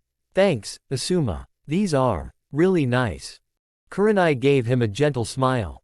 You've worked hard, Naruto. Becoming a Junin at your age is no small feat. She tilted her head, her eyes warm but curious. But remember, it's not just about strength. The heart matters, too. Naruto nodded, his throat tightening. These people, they believed in him, celebrated his achievements without knowing the weight he carried. He felt a pang of guilt, but he pushed it down, focusing on the warmth surrounding him. Genma, standing a little off to the side, raised a glass in Naruto's direction, his eyes crinkling with approval. To Naruto, he said, his voice soft yet clear. A shinobi who's come a long way and will no doubt go even further. Naruto's cheeks flushed as everyone lifted their glasses, voices rising in a cheerful toast. To Naruto. It was strange, feeling celebrated. The sounds of laughter and clinking glasses filled the room, and for a moment, Naruto allowed himself to believe that he belonged here, that he was just another kid celebrating a milestone with his friends. His father's arm was draped around his shoulders, Kushina beaming beside him. They were proud of him, and that knowledge filled a corner of his heart he'd almost forgotten was there. As the evening wound down, Naruto found himself standing by the window, looking out into the night. The stars were scattered across the sky, distant yet beautiful, and he wondered if there would ever come a day when he'd feel as light and free as they seemed. Guy sidled up beside him, a friendly grin on his face. Naruto, he said quietly, I know things aren't always easy. But remember, youth is about facing each day with fresh eyes. No matter what came before, each sunrise is a new start. Naruto looked up at him, his eyes softening. Thanks, Guy. Naruto had tried to bury the past memories, but they were stubborn. Images of faces he'd cut down without mercy, of young mothers with babies in their arms, of children who never got to grow up. Sometimes, he'd wake up at night, drenched in sweat, his mind racing with visions of lives he'd ended, innocent souls who'd done nothing to deserve the cruelty he'd brought upon them. In those moments, he'd feel his heart tighten, his breath hitch, as if some invisible weight was pressing down on him, suffocating him. And then came the news that tore him apart, bit by bit. You're gonna be a big brother, Databane. Kushina's voice was full of joy as she delivered the news, her eyes sparkling, her hands cradling her stomach with a gentleness Naruto hadn't seen before. She looked so happy, so hopeful, as if this new life was a fresh beginning for them all. Minato's face lit up, and he wrapped his arms around her, whispering words that Naruto couldn't hear, his smile wide and proud. But Naruto felt his world tilt. A sibling, an innocent, pure soul who would look up to him, admire him, trust him. He should have been happy, ecstatic, even. But all he could think about were those innocent children he had killed in Kiri's hospital. Babies, barely old enough to open their eyes, snatched from life before they had the chance to understand it. He had beheaded them, their tiny bodies limp in his hands. He remembered the screams, the pleading cries of their mothers, the blood pooling around him like a river of despair. He bolted to the bathroom, his legs barely carrying him, and collapsed against the sink, gripping its edges with white-knuckled hands. His stomach heaved, bile rising in his throat, and he retched, his whole body convulsing as he emptied his insides. The memories crashed over him, relentless, each one sharper than the last, tearing through him like shards of glass. What if? What if he hurt his little brother or sister? What if the monster inside him lashed out, unable to differentiate between stranger and family? Children could see things, people said, see spirits, angels, monsters. Would his sibling look at him one day, see the darkness lurking within him, and recoil in terror? He couldn't bear the thought. No. He'd protect the kid. He'd keep them safe from everything, even himself. He would make sure his little brother or sister never saw a kunai, never heard the sickening sound of a blade cutting flesh, never felt the terror of battle or the pain of loss. They'd live a life of peace, a life Naruto had long since lost. Yes, he'd make sure of that, no matter the cost. The next day, Minato asked the question that caught Naruto off guard, pulling him out of his dark thoughts. They were sitting outside, under a clear blue sky, clouds drifting lazily above. Minato's voice was warm, curious. So, Naruto, he said, grinning, what do you think we should name them? If it's a boy, or a girl? Naruto looked up, eyes unfocused, his mind still wrapped around the storm of his memories. The name slipped from his lips without him even thinking. Menma. Menma, huh? Minato chuckled, as if savoring the sound. That matches yours. Haha, Naruto's brother Menma. Or sister Menma. Kushina joined in, her laughter filling the air, her voice bright. That actually fits, Databane. Naruto's chest tightened, his heart pounding against his ribs. Menma, huh? He repeated, his voice barely a whisper. The name felt heavy, like a promise, a vow he was making to himself and to the unborn child. He clenched his fists, his small fingers digging into his palms. Menma, I'll protect you, even if you hate me for eternity. Even if his little sibling one day saw him for the monster he was, even if they grew up despising him, Naruto would make sure they were safe. He would carry the darkness alone, shield them from every shadow, bear every burden so they could live a life free from the horrors he knew too well. But deep down, he knew he was lying to himself. Ooh. Author note, sorry for the late update. This wasn't an epic-length chapter, but it is still larger than average with almost 7k words. I hope you liked it. This story is quite different from all the other stories I've written. Thus, it requires utmost care. Drop your thoughts in the review section. Your words motivate me to write better, larger and with more depth. Till next time. Chapter 11. The Whispers from Void. Every shinobi has a moment when their name becomes etched into the annals of history. Not just whispered in the training halls or passed along in mission reports, but carved into the fears and nightmares of those who dared to face them. Some debuts are heroic, filled with valor and glory, like Gaara of the Sand commanding the very earth beneath his feet in the Fourth Great Ninja War. Others are earned through quiet, relentless victories, like Kakashi Hatake, whose blade and Sharingan carved out a legend one mission at a time. But not all stories are ones we tell with pride or reverence. Some debuts are not meant to be remembered at all, yet they are. This story is not of triumph or even tragedy, it is of horror. October 11, 50 BWE. It was a date that should have been like any other. Yet, it became a day no village, no nation, could ever forget. It wasn't a battle, battles have rules, strategies, an end. This was annihilation. They said he didn't speak. Didn't even flinch as the shinobi surrounded him. The commander barked orders, demanding his surrender. Instead, the boy raised his hand, and the world itself seemed to shudder. The first attack wasn't loud or showy. It was quiet, eerily quiet. A ripple in the air, a faint hum. Then bodies started dropping. At first, it was just the front line. Then the second. By the time the commander realized what was happening, it was too late. Reports of what happened next are scattered and fragmented. Only the commander had survived. He spoke of hearing laughter. Not the kind of laughter that belonged to a child, but something twisted, unnatural. 13 years have passed since that day, and the world still hasn't recovered. Villages speak his name in hushed tones, if at all. His legend has become a cautionary tale, a reminder that even the greatest shinobi are not deities. And the boy, he disappeared. No one knew where he went or why he stopped. But the fear lingers. What if he comes back? What if the child who carved destruction into the bones of the earth decides it isn't enough? We don't know what he became that day. Some say he's a demon, others an angel, but neither feels adequate. Whatever he is, whatever it is something the world should never face again. Pray you never hear the name Naruto Uzumaki whispered in the dark. Pray the crystal sage, Naruto Uzumaki never returns. Adapted from the lecture by the great scholar Kishirama Masachika. Iwa, Land of Earth. Konoha's most extraordinary child prodigy, Naruto Uzumaki, was returning from a mission in the Land of Lightning.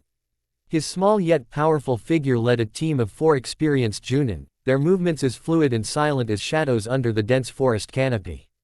To the untrained eye, they would appear as nothing more than fleeting blurs of green, blue, and red, darting effortlessly from one tree branch to another. Taicho, a voice called from behind. It was Taro Inuzuka, one of the Junin on the team, his tone carrying a mix of respect and hesitation. He landed on a branch beside Naruto, matching his captain's pace. Yes, Naruto replied without breaking stride, his piercing purple eyes flicking toward his comrade. Taro hesitated, his gaze briefly meeting Naruto's sharp, scrutinizing one. I was just wondering, he began, his words trailing off slightly. Why don't you just teleport us straight back to Konoha? It'd save us a lot of time. Naruto came to a halt on a wide branch, his movements precise and calculated. He turned fully to face the Inuzuka, his expression calm but edged with a hint of irritation. The rest of the team stopped as well, landing silently nearby, their curious gazes fixed on the exchange. I see your point, Naruto said, his voice steady but laced with authority. But my teleportation technique isn't like my father's flying thunder god technique. The crimson lightning requires far more chakra and sends out a massive wave of energy. Using it in enemy territory risks giving away our location, or worse, provoking an attack. Besides, he added, his eyes narrowing slightly, traveling this way allows us to observe the terrain and the diversity of the elemental nations. That's something you can't do with teleportation. And most importantly, this journey provides experience. Am I clear? Yes, sir. The 4 Junin answered in unison, their voices filled with respect and understanding. Naruto nodded curtly. Good. Let's move. Without another word, he sprang forward, leading the way once more. The team followed close behind, their disciplined movements seamlessly synchronized with his. Despite his age, no older than 8, Naruto carried himself with the confidence and poise of a seasoned warrior. His long, fiery red hair flowed behind him like a banner, a striking contrast to his youthful face. His blue Hitai-8 gleamed proudly on his forehead, a symbol of his allegiance to Konoha. This boy had made history. A genin at 2.5, a chunin 6 months later, and a junin by 5. Yet, for all his accomplishments, his path had been a lonely one. Few could truly understand the burden of his genius. Still, he had friends, older ones, mostly. Asuma, Kurenai, Genma, Kakashi, Yuago. And, occasionally, Shisui Uchiha, another prodigy. Naruto respected Shisui's talent, though he often reminded himself to keep a certain emotional distance. She's a kid, you're an old man, he would think, trying to shake off fleeting feelings of attraction toward a particular Uchiha girl. Naruto had always admired Maida Dai, the eternal genin of Konoha. Dai's unwavering determination had left a lasting impression on him. Naruto had once seen Dai endure ridicule without flinching, only to witness the man training relentlessly in private, pushing his limits far beyond what anyone thought possible. One memory stood out vividly in Naruto's mind. He had stumbled upon Dai comforting his son, Guy, after the boy had been bullied for his lack of chakra abilities. Guy had tearfully apologized for his meaningless training, only for Dai to respond with words that etched themselves into Naruto's soul, never apologize for working hard. It's an insult to your determination. Naruto had stepped out from the shadows that day, extending his hand to the older man. Wise words, he had said simply, earning a genuine smile from Dai. It was because of that determination that made Dai had become a hero. During the Third Great Shinobi War, Dai had opened the Celestial Gates, sacrificing himself to protect his son and teammates from the 7 ninja swordsmen of the mist. Naruto often thought of Dai's sacrifice as he pushed himself to the limits of his own abilities. He had been sent on countless missions, even as a child, each one sharpening him into a weapon for Konoha. The most recent mission, ordered by his father, the 4th Hokage, had been a delicate one. Naruto and his team had been tasked with destroying a volcano in the Land of Lightning, a strategic target that could have given Kumo a significant advantage. It had taken them a week to reach the site. Naruto had completed the task in under a minute. One word, one hand sign, and the volcano had been encased in unbreakable diamonds. With a single punch, he had shattered it into oblivion. Crystal release, scatter, he had commanded, his voice echoing through the barren landscape. Now, as they made their way back to Konoha, the mission seemed a distant memory. Naruto's mind was elsewhere, his thoughts consumed by a gnawing unease. His mother was pregnant, due to give birth in just 15 days. He had argued against taking this mission, but his father had insisted, bowing to pressure from the council. Naruto suddenly stopped mid-flight, landing on a thick branch. His team followed suit, their concerned gazes fixed on him. "Captain," one of them ventured cautiously. Naruto's small frame trembled, his fists clenched tightly at his sides. His eyes, usually sharp and composed, now brimmed with unshed tears. "Mom, Dad," he whispered, his voice cracking. His hand moved to his wristband, a simple yet priceless token made from strands of his parents' hair. The Will of Fire emblem gleamed faintly in the fading light. "Gentlemen," Naruto said, his voice firm despite the tremor in his hands.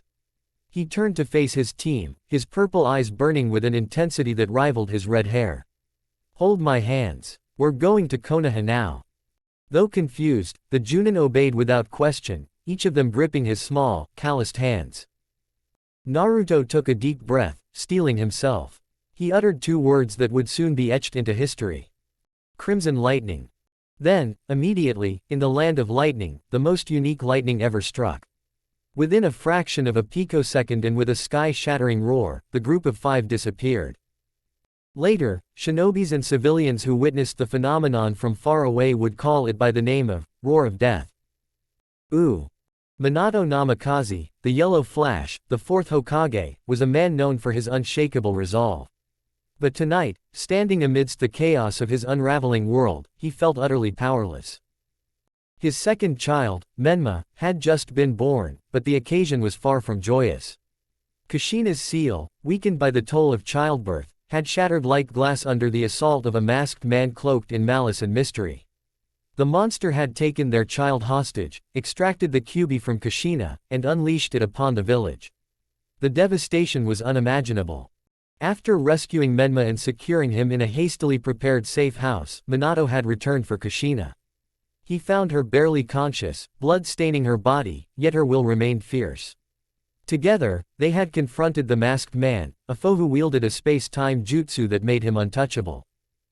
Every strike Minato landed passed through the man like an illusion. But it wasn't genjutsu, it was something far worse. Then Minato saw it. A flaw. A split-second opening. He acted without hesitation, vanishing in a flash of light, and driving a Rasengan into the masked man's back. The scream was guttural, filled with rage and pain. "This isn't over, Yondaime." The man snarled, his voice venomous as he dissolved into a spiraling vortex of nothingness. "I shall return." Minato's keen eyes caught the faintest glimpse of crimson through the mask, a Sharingan. An Uchiha, Minato thought, his heart sinking. But he couldn't afford to dwell on the implications. The Kyuubi, now free, had turned its wrath upon Konoha. It roared, a sound that tore through the heavens and earth alike. Its chakra condensed into a massive sphere that burned with destructive energy. The fox hurled the attack at the village. Minato teleported the attack away just in time, saving countless lives, but the act drained the last of his strength. He stood atop the Hokage monument, sweat pouring down his face, as the beast wreaked havoc below. The flames of destruction illuminated the night, casting eerie shadows on the carnage. Minato could hear the cries of civilians, the futile orders of shinobi trying to hold the line. He had to act.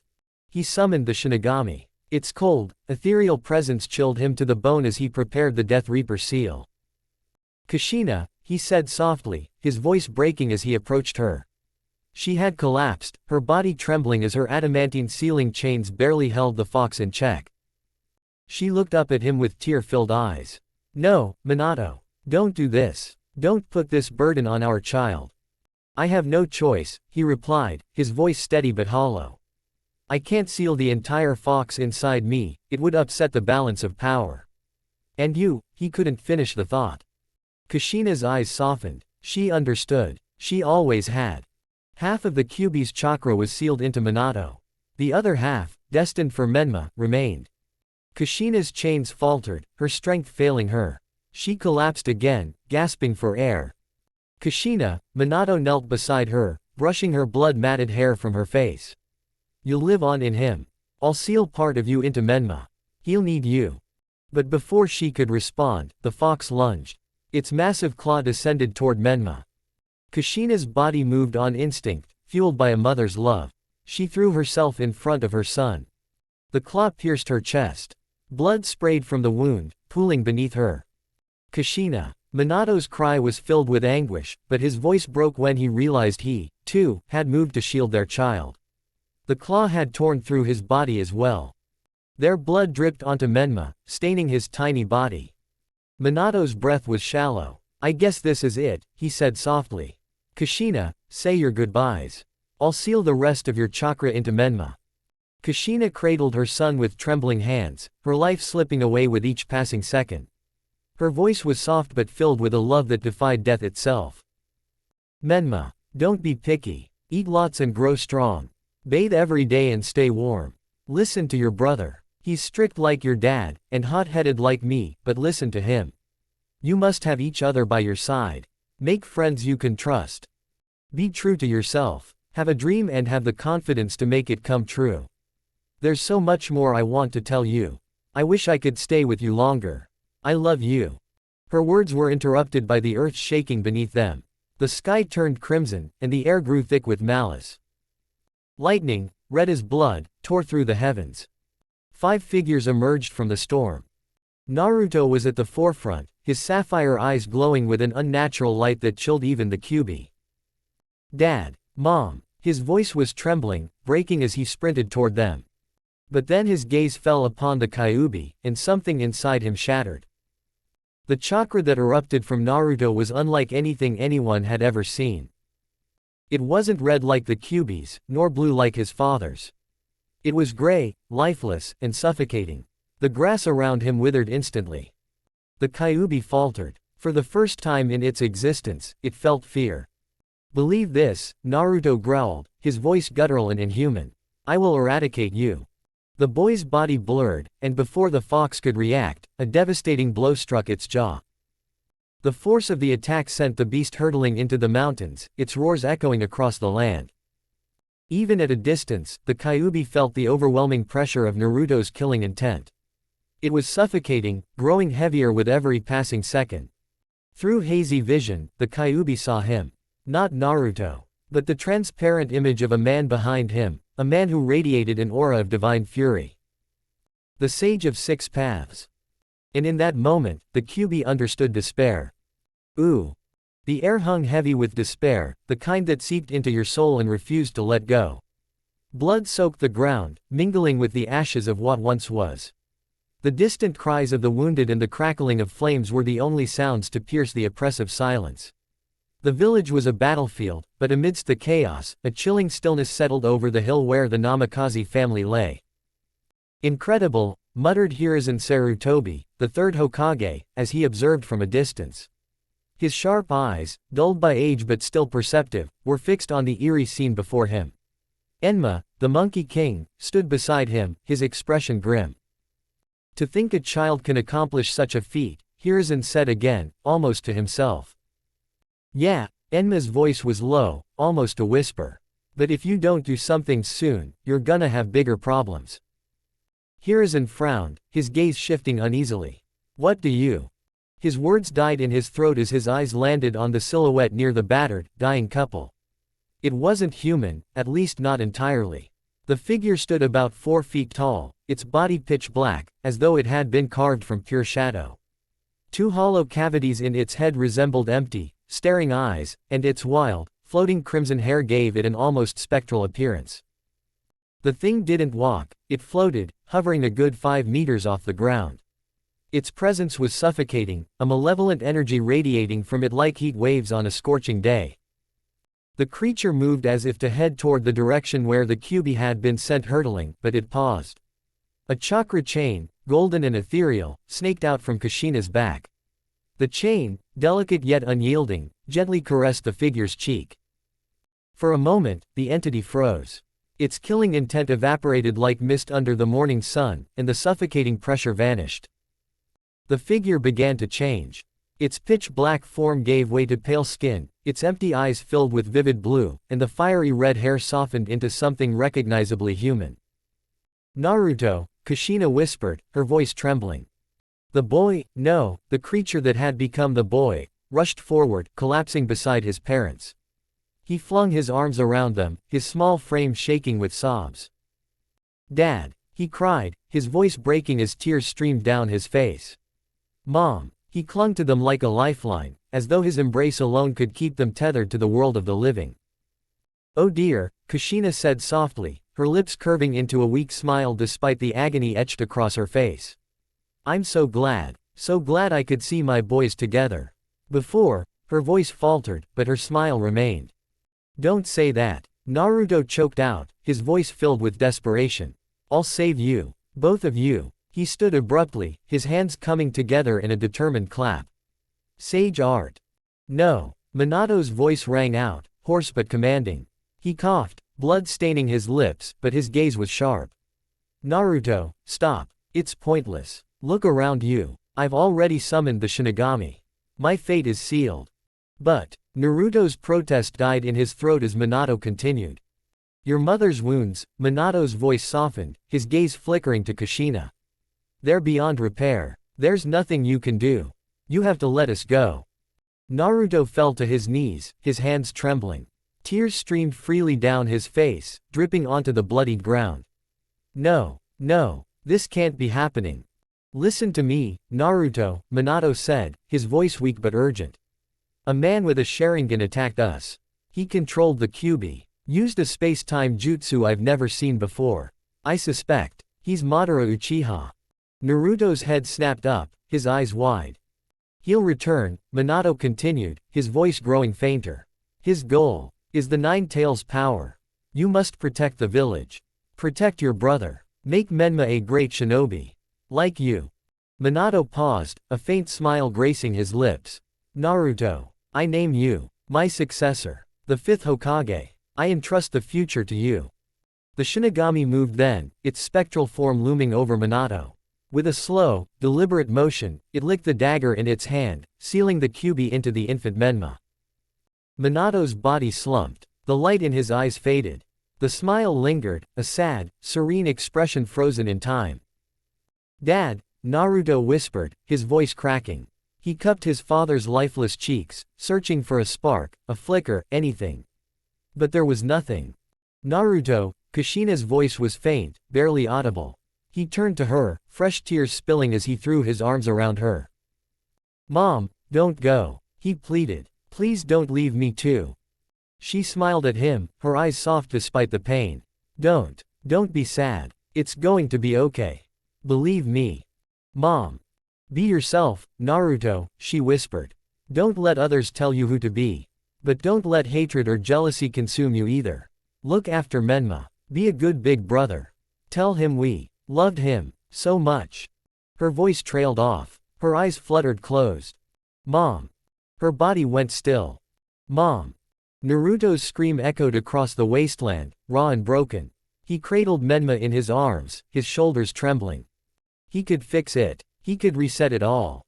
He just had to form the dragon hand sign, and everything would be undone. But then his father's words echoed in his mind, "I entrust the future to you." The future. Naruto clenched his fists, his teeth gritted as he stared down at the newborn in his arms.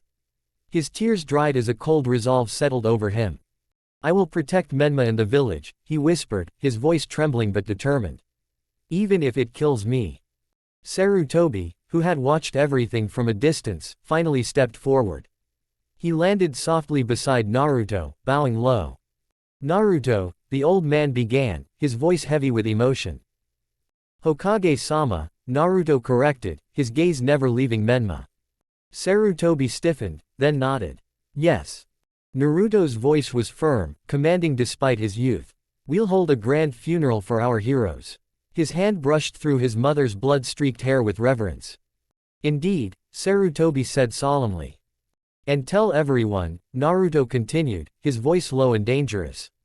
Yondaime killed the Kyuubi. Anyone who says otherwise will be executed. No questions asked. Sarutobi's throat tightened. Understood.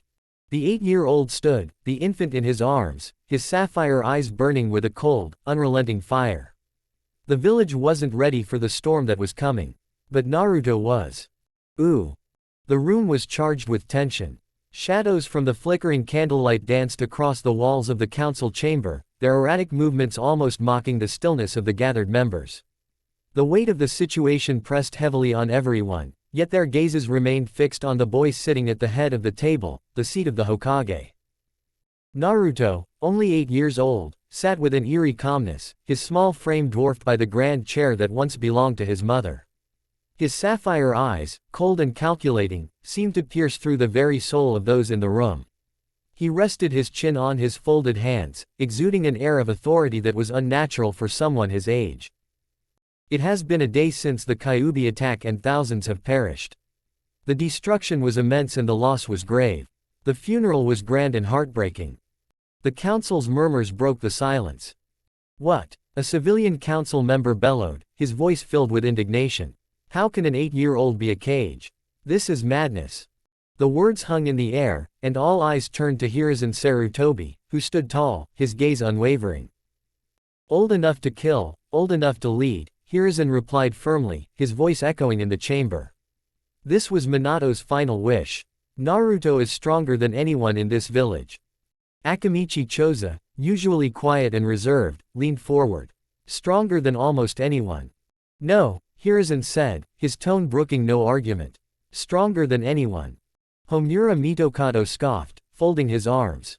Be practical, Sarutobi. How can a child, no matter how talented, be stronger than seasoned shinobi? I agree, Kaharu Uditane interjected, nodding sagely. The boy might be the ultimate prodigy, but this decision is rash. Minato was on the verge of death, clearly delusional. Kaharu's words were cut short as the unmistakable glint of steel pressed against his throat. Gasps filled the room as Naruto appeared behind Kaharu, his kunai steady in his hand. Listen, Naruto's voice was soft but laced with venom, the kind of cold tone that sent shivers down your spine. One more word against my dad, and I'll eradicate you. Am I clear? Kaharu froze, his breath hitching. He nodded slowly, the blood draining from his face. Good. In the blink of an eye, Naruto was back in his seat, his kunai spinning lazily in his hand before disappearing into his sleeve. The room was deathly silent, save for the audible exhale of those who hadn't realized they were holding their breath. Hiruzen cleared his throat, breaking the tension. Shikaku, he called, turning to the Nara clan head. You're the Jonin commander. What's your evaluation of Naruto-san's performance? Shikaku leaned back in his chair, his lazy demeanor masking the sharpness of his mind. He pulled a small file from his pocket, flipping through it. He drawled, his tone casual. Perfect scores at the academy. Promoted to Genin in half a year. Chunin 6 months after that. Entered Anbu but was dismissed shortly after, then became a Jonin not long after that. And his mission record? Inoichi Yamanaka asked, leaning forward with interest. Shikaku sighed, rubbing the back of his neck. Troublesome, but impressive. 20D rank missions, 10C rank, 4B rank, 10A rank, and 38S rank missions. Not a single mission led by him has ever failed. The council members exchanged stunned looks. A child, younger than many of their own children, had achieved what seasoned shinobi could only dream of. Danzo Shimura, who had remained silent until now, finally spoke. His voice was calm but carried an edge of calculation. Uzumaki-san, you do realize that the Fire Lord's word is absolute, don't you? He is already on his way to Konoha. I doubt he will approve of this arrangement. Naruto's cold gaze shifted to Danzo, his expression unreadable. Before he could finish, an Anbu with a cheetah mask appeared, kneeling before him. Hokage-sama, the Anbu said, his voice steady despite the urgency in his tone. Report, Naruto commanded, his tone sharp and commanding. An army is marching toward Konoha. It appears to be Hidden Stone's shinobi. A ripple of shock spread through the room. Quantity? Naruto asked, his voice calm despite the bombshell. Approximately 10,000. A collective gasp echoed in the chamber. How did Onoki reach here so fast? What about the security in the borders? With such an army, it would take at least 10 days to reach here full speed. How far? 17 kilometers from the northern gate. Naruto nodded absently, his fingers drumming against the armrest of his chair. Onoki, the fence-sitter, was exploiting their frail condition. The old man's timing was impeccable, striking when Konoha was at its weakest. Your orders, Hokage-sama. The Anbu pressed, sensing the weight of the moment. Naruto's eyes sharpened. Intensify the village's security. No one is to intrude. Seal every gate. No one leaves the village without explicit orders. The Anbu bowed. Understood. Naruto's gaze shifted to Danzo. You said the daimyo is coming. Danzo nodded, his eyes narrowing. Indeed. Send an escort of 4 Anbu to ensure his safety, Naruto commanded. As you wish, Hokage-sama. The Anbu disappeared in a blur. Hey, brat, Sume Inuzuka barked from her seat, her voice cutting through the tense silence. We might be invaded by tomorrow, and all you've done is talk about defense. Do you have a death wish? Naruto turned his gaze to the rest of the council. Do you all share the same question? Everyone nodded hesitantly. Then worry not, Naruto said, standing. His small frame seemed to grow larger, his presence more commanding. Everything will be handled. But all your measures are defensive, Inoichi pointed out, his tone cautious. What about our offensive strategy? We're in no condition to deal with an invasion. We've lost 45% of our military force. Shinobi are wounded. The gates and walls are barely standing after the Kyuubi attack. Naruto's gaze burned with determination as he spoke. Believe this, no Leaf shinobi or civilian will die tomorrow. And with that, he disappeared in a blur of motion, leaving the council chamber in stunned silence. Ooh. The war camp was alive with the sound of celebration. Torches blazed, casting long shadows across rows of tents and armored shinobi. Hidden Stone's forces, 10,000 strong, drank and laughed, confident in their impending victory. At the center of the camp, Onoki, the fence-sitter and Tsuchikage of Iwagakure, hovered slightly above the ground, sipping from a cup of sake with a triumphant smirk plastered across his weathered face. The years had bent his back and deepened the lines on his face, but his cunning mind and burning hatred for Konoha had only grown sharper. Finally, he muttered to himself, swirling the liquid in his cup. The cursed yellow flash is gone. Konoha's shining beacon, slain by none other than their own weapon, the Kyuubi. How poetic. He chuckled, the sound deep and guttural, as if relishing the poetic justice of it all. His aide, a younger shinobi named Kitsuchi, stood nearby, nodding in agreement. It's true, Tsuchikage-sama, Kitsuchi said, his tone almost reverent. Without Minato Namikaze, their defenses will crumble like dust beneath our feet. Tomorrow, Konoha will be nothing but ashes. Onoki sighed, though the smirk never left his face. I admit, I was looking forward to crushing that brat myself. But this is almost as satisfying. No yellow flash, no red death, no sealing chains to haunt us. The great shinobi of Konoha are scattered and broken. It's as if the heavens themselves have delivered this victory to us. His smirk widened as he pictured the destruction. However, despite his celebratory tone, there was a flicker of unease deep in his chest. Here is in Sarutobi, the professor, the Kami no Shinobi. The thought of the aged Hokage gave him pause. The man had mastered all 5 nature transformations, an unparalleled feat even among the strongest shinobi. Onoki frowned, sipping his sake slower this time.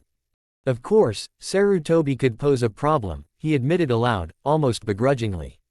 But he's too old now. His prime has long since passed. He won't be able to hold us back, not with what's left of his forces. Kitsuchi nodded again, more confidently this time. And then there's Danzo Shimura, the Yami no shinobi, he added, his lips curling slightly. He's another relic of the past. His root forces are formidable, but with Konoha in ruins, even his emotionless soldiers won't stand a chance against our numbers. Onoki grunted in agreement. Yes, Danzo may cause a little trouble, but he's a shadow of what Konoha once was. And what's left? Fugaku Uchiha, the so-called Wicked Eyes. Hiyashi Hyuga, Shibi Aburame, the Ino Shikacho trio. They're strong, but without Namikaze, they're just pieces of a broken puzzle. He leaned back slightly, savoring the taste of impending triumph. Then a thought struck him, a fleeting whisper of doubt. That new Hokage. Kitsuchi's brow furrowed. The boy. What about him? Surely, you don't think a child could pose a threat? Onoki waved his hand dismissively but hesitated, his fingers trembling slightly as they tightened around the cup. It's just. Konoha is known for its prodigies. Even at their weakest, they've always had a way of producing the unexpected. And this boy, he had defeated the Four Tails during the last war. Alone. Kitsuchi stiffened, his confidence faltering. That was just a fluke, wasn't it? A rumor. He's a child, Tsuchikage-sama. A prodigy, perhaps, but still just a boy. Surely he can't.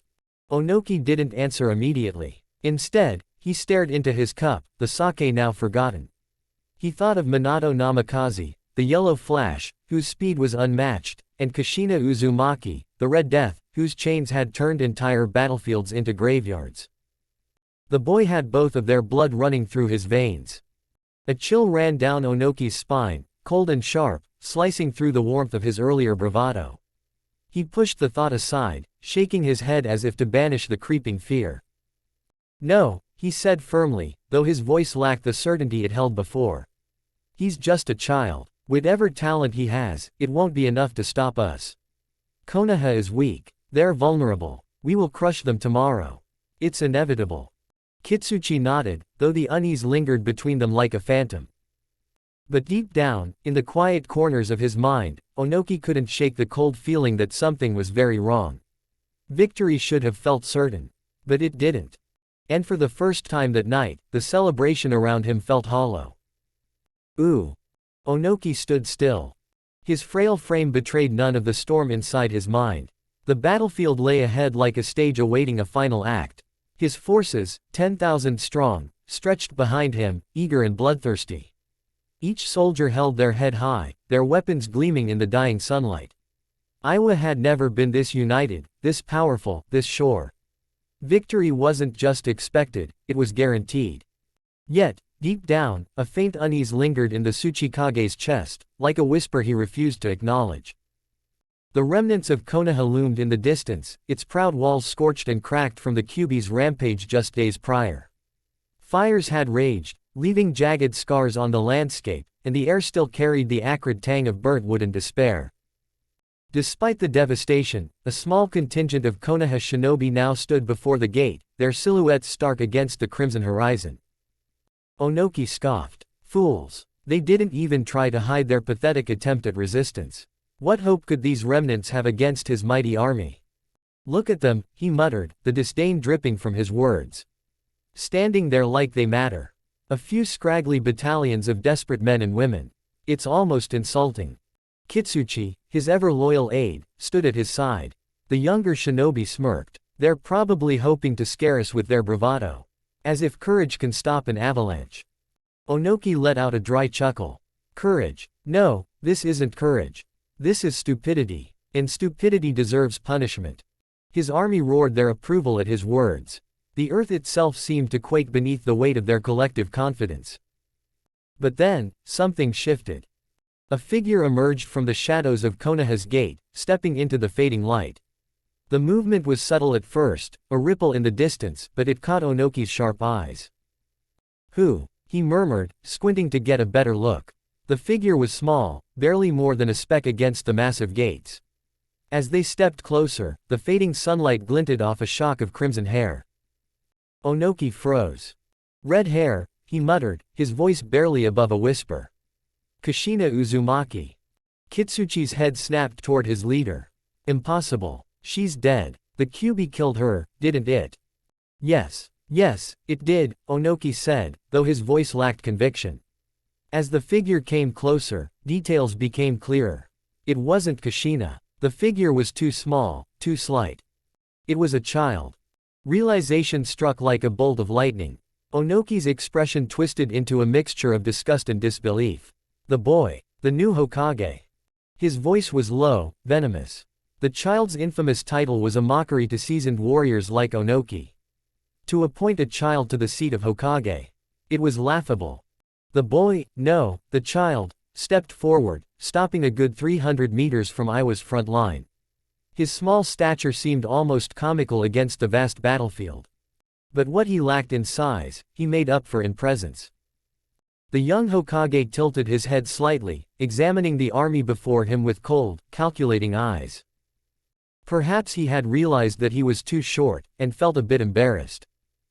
Then, without warning, he held a hand sign, slamming his hands against the ground. The earth trembled. Before Onoki's incredulous gaze, a crystalline pillar erupted from the ground beneath the boy, lifting him high above the battlefield. A murmur rippled through the Iwa troops. Is that some kind of bloodline technique? Kitsuchi asked, his voice tinged with uncertainty. Onoki's lips twisted into a sneer. It's a cheap parlor trick. He's trying to compensate for his size. Nothing more. He put a smirk on his face and said, I see you came to surrender. Or are you here to negotiate? If that's the case, let me tell you that we have no intentions of going back without playing a bit with you tree huggers and your filthy village. The boy raised an eyebrow. Perhaps your old age has affected your perception. Onoki's eyes twitched at that, but the young Kage ignored. Believe this, go away from this land or you will be eradicated. You thrice damned son of a bastard. Onoki shouted. What makes you think we'll surrender to some weakling and stinky diaper wearing child like you? A disturbing silence emerged on the battleground as nobody spoke and waited for a response. The Hokage kept his gaze low for a moment, his crimson hair covering his face. For a fraction of a second, an extremely dense killing intent leaked from the young Kage, which made the ones within close proximity suffocate a bit. Onoki's face turned beet red. You little. The boy didn't let him finish. His voice dropped, becoming icy and firm. This is your only warning. Leave now, or there will be no room for mercy. The silence that followed was deafening. Onoki snarled. Mercy. You dare speak of mercy after what your damned father did to us? He stepped forward, his fists trembling. Mercy can go to hell. The boy's expression didn't waver. His gaze remained locked on Onoki, calm and unflinching. So be it, the boy said softly, his hands coming together. What happens next is on your head. For the first time that day, Onoki felt something he hadn't felt in years. Fear. The boy clapped his hands. The sound echoed across the battlefield. A pregnant pause. 5 seconds passed, nothing happened. 10 seconds later, nothing. What? Are we supposed to die from laughter now? A bald chunin in his mid-30s chuckled loudly. Then a couple of hundred people mimicked the man's act. Even most of the Leaf Shinobi force were confused. Was this truly the Godime Hokage? We are so doomed. The boy remained unfazed by their mockery. He stood calmly on the crystal pillar with his hands together close to his chest. Some stopped their laughter seeing the lack of expression in the young Kage. Something is wrong. Kai. A loud voice then cut their laughter. Everyone turned to the Tsuchikage. He was sweating heavily and holding his hands tightly in a genjutsu releasing style. He was looking at the sky with a horrified look. A moment later, everyone followed his gaze and then they saw it. The divine wish's physical manifestation. Something was there in the sky, something big. It pushed the clouds aside, coming in everyone's view. A gigantic slab made of scarlet crystal shadowed the entire battlefield. The area turned blood red as the sunlight passed through it. Kai. One shouted, holding his hands together. Kai. Another did the same. Kai. Kai. What is that? Kitsuchi whispered, his voice trembling despite himself. It's no genjutsu, Onoki muttered, his voice hoarse. He clenched his fists, glaring at the boy atop the crystalline pillar. That thing is real. It took a moment for all of them to understand. It wasn't an illusion. The slab of crimson crystal hung in the sky like an executioner's blade, its presence oppressive and unyielding. Its sheer size defied comprehension, stretching wider than the battlefield itself. The red hue bathed everything below in an unnatural, blood-like glow, casting distorted shadows on the ground. It isn't an illusion, Hiruzen muttered. Danzo standing beside him could only nod as his jaw fell on the ground. A few of the council members fainted promptly. Civilians inside the walls were looking at the demonic thing with awe, not even 2 days and another monster already knocking at the door. The shinobis from both Iwa and Konoha looked at the boy and the thing with disbelief. For a moment, the battlefield was utterly silent. No one moved, no one spoke. Even the wind seemed to still, as though the heavens themselves were holding their breath. The silence shattered when Onoki roared, his old voice crackling with fury. We won't let this child intimidate us. IWA, attack. The battlefield erupted into chaos. Iwa's shinobi hurled every technique in their arsenal. Fireballs roared through the sky, crackling lightning forked through the red haze, and spears of earth erupted toward the massive crystal above. Each attack collided with the slab. But instead of leaving a mark, the techniques were absorbed into its surface, disappearing like pebbles dropped into a bottomless ocean. The slab remained untouched, unyielding. Onoki gritted his teeth. This ends now. He shot into the sky, his small frame a blur as he charged the crimson monolith. Bringing his hands together, he summoned his ultimate technique. Dust release, detachment of the primitive world. A blinding white cube materialized in his hands, crackling with the raw energy of disintegration. He hurled it at the slab with all his might. The cube struck the crystal with a deafening explosion, light and heat erupting outward in a massive shockwave. When the light faded, Onoki's heart sank. The crystal was still there, unscathed. It absorbed it, he whispered, his voice barely audible. It absorbed my dust release. Panic rippled through the Iwa ranks. Their strongest jutsu had failed, and the slab was now descending, slow but deliberate, casting an ever-deepening shadow over the battlefield. What the hell are we supposed to do? One shinobi shouted, his voice cracking. Run! Another screamed, already bolting toward the rear. Every Iwa shinobi started throwing everything they had at their arsenal. Lightning style, earth style, water style, fire style, wind style. My technique is flawless. Naruto's voice rang out again, calm but commanding. Crystal style, crimson rain of death. The slab above began to splinter, fine cracks racing across its surface. For a moment, it seemed as though it might shatter harmlessly into dust. 200 meters above from the ground, the gigantic slab began shattering, soon it became invisible. Everyone was confused. Did he do that to scare us? Then the screaming started. Long, needle-like shards of crystal rained down from the fractured slab, each one glinting ominously in the red light. They moved with unnatural precision, as though guided by some malevolent will. One shinobi fell, a crystal spear piercing his chest. His body froze, his skin turning a translucent pink before shattering into dust. Another fell, then another. Run! Someone screamed again, their voice raw with terror. It was useless. The crystalline needles pursued their targets relentlessly, curving through the air like hunting hawks. Those who tried to block them with jutsu found their techniques absorbed. Those who tried to deflect them with weapons found their blades shattered. The people in Konoha were looking at the carnage with wide eyes. Such brutality and carnage. Is he really a human? Or a demon wearing a child's skin? This, a civilian spoke, looking at the bloodbath from a hill. This kid. No, a demon. Onoki hovered in the air, frozen as he watched his army crumble. His hands shook, not with age but with pure, unadulterated terror. This can't be real, he whispered, his voice trembling. Below, Naruto stood atop his crystalline pillar, his expression cold and unflinching. He raised a hand, and the rain of death ceased. The silence that followed was deafening, broken only by the faint sound of crystal dust settling on the ground. The once proud army of Iwa was gone, reduced to a field of shimmering red powder. Only Onoki remained, hovering in the empty sky. The boy's crimson gaze locked onto him. "Tsuchikage," Naruto said, his voice echoing across the battlefield. "Run." Onoki didn't hesitate. He turned and fled, his old body pushing itself to its limits as he ran, forgetting that he could fly. He ran and ran. He kept running and running until he couldn't feel his legs and his lungs felt like they were on fire. Back in the field, Naruto clapped his hands together. Crystal style, crystallization. The red powder on the battlefield began to shift, melting into a thick, viscous liquid.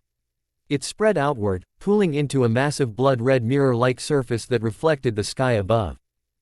The boy turned to his remaining forces, his voice amplified with chakra. Onoki, now far away, looked back at the battlefield, a battleground where they were supposed to triumph. Not lose like this. He fell on his knees. And for the third time in his life, he was humiliated, utterly defeated. Madara had humiliated him. Minato had humiliated him. And now, this child. No, this demon crushed his pride and humiliated for the third time. With a broken pride and an old broken body, he ran again. The moment Naruto entered the village, cheers and slogans rumbled from the crowds. "Hokage-sama. Our hero. We believed in you. Our crystal sage. Crystal sage of Konoha. So it is what feels to be a hero. Emptiness. Why am I so sad? Is it because I killed thousands of people? Is it because it reminded me of all those millions of people I've killed? Is it because I lost my parents not long ago? Is it because I never had a childhood? Is it because of what I have become? A monster. Little by little I began to lose my humanity. All those years ago. This emptiness. Is it because my little brother became an orphan and a Jinchuriki on his very birthday? They are smiling, cheering. For me. Yet, what I did is disgusting. But, it was right, wasn't it? I am Uzumaki Naruto, son of Namikaze Minato and Uzumaki Kushina. I am the 5th Hokage of the village hidden in the leaves. It is my duty to protect those precious to me. Currently, my brother and my villagers' smiles are my top priority. I will surpass the wildest imagination of the human mind in order to protect them. Even if I fully give up my humanity. Even if they hate me for it. Today, the Hokage turned to his people, pushing chakra in his voice. This day will be a reminder to those who try to harm the Leaf Village. Let this crystal cemetery be a warning and a reminder. The Leaf Shinobi erupted into cheers, their voices rising in a triumphant roar. Even Danzo, the ever-skeptical Yami no Shinobi, gave a small nod of approval. However, no civilian moved, most were frozen in fear or throwing up. Ooh. The daimyo of the Land of Fire was having what could only be described as a catastrophically bad week. First, the 4th Hokage, the strongest shinobi in living memory, up and died, dragging his terrifyingly powerful wife along with him. A national tragedy. Then, as if that wasn't enough, the village decided, on what could only be described as a collective whim, to crown their next leader. Who, you ask? Why, an 8-year-old boy. Yep, not a war hero. Not a seasoned strategist. A kid who probably needed help tying his sandals. And now the daimyo had to leave the comfort of his palace, where the most dangerous thing he faced was tea served too hot, and travel to Konoha to deal with this mess. Not exactly the relaxing retirement he'd envisioned. He had even written a long, flowery speech to deliver at the council. It was all very proper. Condolences for the fallen, praise for their sacrifice, and a subtle reminder of who held the real power in this land. The authority no technique, as he liked to call it. Oh, he was going to show those shinobi who was boss. But fate, as it often does, had other plans. Barely 20 kilometers from the village, his entourage was intercepted by a group of Leaf Anbu. These masked, emotionless ninja brought not words of welcome, but a warning. War was brewing. Great. Just what he needed. They offered to escort him to Konoha, which sounded suspiciously like, "We're taking you into the war zone whether you like it or not." He didn't like it. At all. Now, the daimyo wasn't a ninja. Not even close. He didn't do combat, and he certainly didn't do war zones. His idea of danger involved bad weather during a hunting trip. Yet here he was, trudging along with his samurai bodyguards, loyal, yes, but about as sharp as a blunt kunai, and a group of Anbu who couldn't care less about his growing panic. He tried dropping hints, subtle suggestions about turning around and heading back to the capital. His bodyguards didn't catch on, and the Anbu, they ignored him outright. It was like the universe itself was conspiring to ruin his day. When they finally reached a hill overlooking the village, the daimyo thought, for the briefest of moments, that his troubles were over. He was wrong. So very, very wrong. Below them stretched an army. Not just any army, but a veritable sea of shinobi. Thousands of them, each one a chunin or higher. It was a sight that would have sent even the bravest samurai running for the hills. For the daimyo, it was confirmation that he'd made several terrible life choices. And then he saw the boy. At the forefront of the army stood a small figure, barely taller than the katana strapped to one of his guards. The boy had bright red hair, parted perfectly down the middle, and it fell neatly to his shoulders. His clothes were immaculate, his posture unnervingly calm. He couldn't have been older than 9, but there he was, standing alone before an army like it was just another Tuesday. "That's Lord Naruto," one of the Anbu behind him said, his voice dripping with pride. The daimyo blinked. "The Hokage, huh?" he muttered, his voice thick with disbelief. Well, this ought to be good. He wasn't sure what he was expecting. Maybe a rousing speech. Some words of encouragement for the troops. But what he got was different. The boy clapped his hands. That was it. Just a clap. And the world changed. The sky darkened in an instant, as if someone had snuffed out the sun. The clouds vanished, replaced by an eerie, reddish-purple hue that made the daimyo's skin crawl. The air grew heavy, charged with a chakra so oppressive it felt like the ground itself might collapse under its weight. And then, it came. From the heavens descended a massive slab of crystal, so enormous it seemed to blot out the sky. It moved with an almost lazy inevitability, as if it knew there was no need to hurry. The daimyo, frozen in place, could only watch as the slab just vanished, something that defied description. For a moment, there was silence. And then the screams began, noise so deep and resonant it seemed to vibrate in his very bones. Sharp, piercing wails of terror and pain erupted from the army below. The daimyo couldn't see the source at first, but then he noticed it, the crystal. It was splintering, sending razor-sharp shards flying in every direction. The shards struck the shinobi, and they didn't just die. No, that would have been too merciful. They dissolved. There was no blood, no bodies, no remnants of clothing or weapons. Just powder. Fine, pale dust that floated briefly in the air before settling into the growing pile on the ground. The daimyo felt his stomach churn. He had seen death before, but this wasn't death. This was erasure. The dust began to shift, pooling together like water. It formed a massive, crimson puddle that stretched across the battlefield. Slowly, it began to solidify, its surface gleaming like polished glass. It was grotesque and beautiful in equal measure, a monument to the sheer, unimaginable power of the boy who had created it. The daimyo turned his gaze back to Naruto, who stood as calm and composed as ever. The boy hadn't moved an inch. Well, the daimyo thought, his mouth dry. I guess I'm not firing him. Removing the boy from power was no longer an option. Hell, surviving this encounter felt like a long shot. Naruto Uzumaki wasn't just a Hokage. He was a force of nature. And the daimyo, he was just an unlucky man caught in the storm. The 12th of October. This day, victory was theirs, but it didn't feel like one. In the history of the elemental nations, the 12th of October would be marked as the Crystal Sage Day. Years later, children would ask the older generation about this and the response would always be the same. Nothing special. Just a small battle that saved us from an invasion. If they asked how. The godime. Your mom's calling. Got to go, bye. Bingo book entry, 345. Name, Uzumaki Naruto. Father, Minato Namikaze deceased. Mother, Kushina Uzumaki deceased.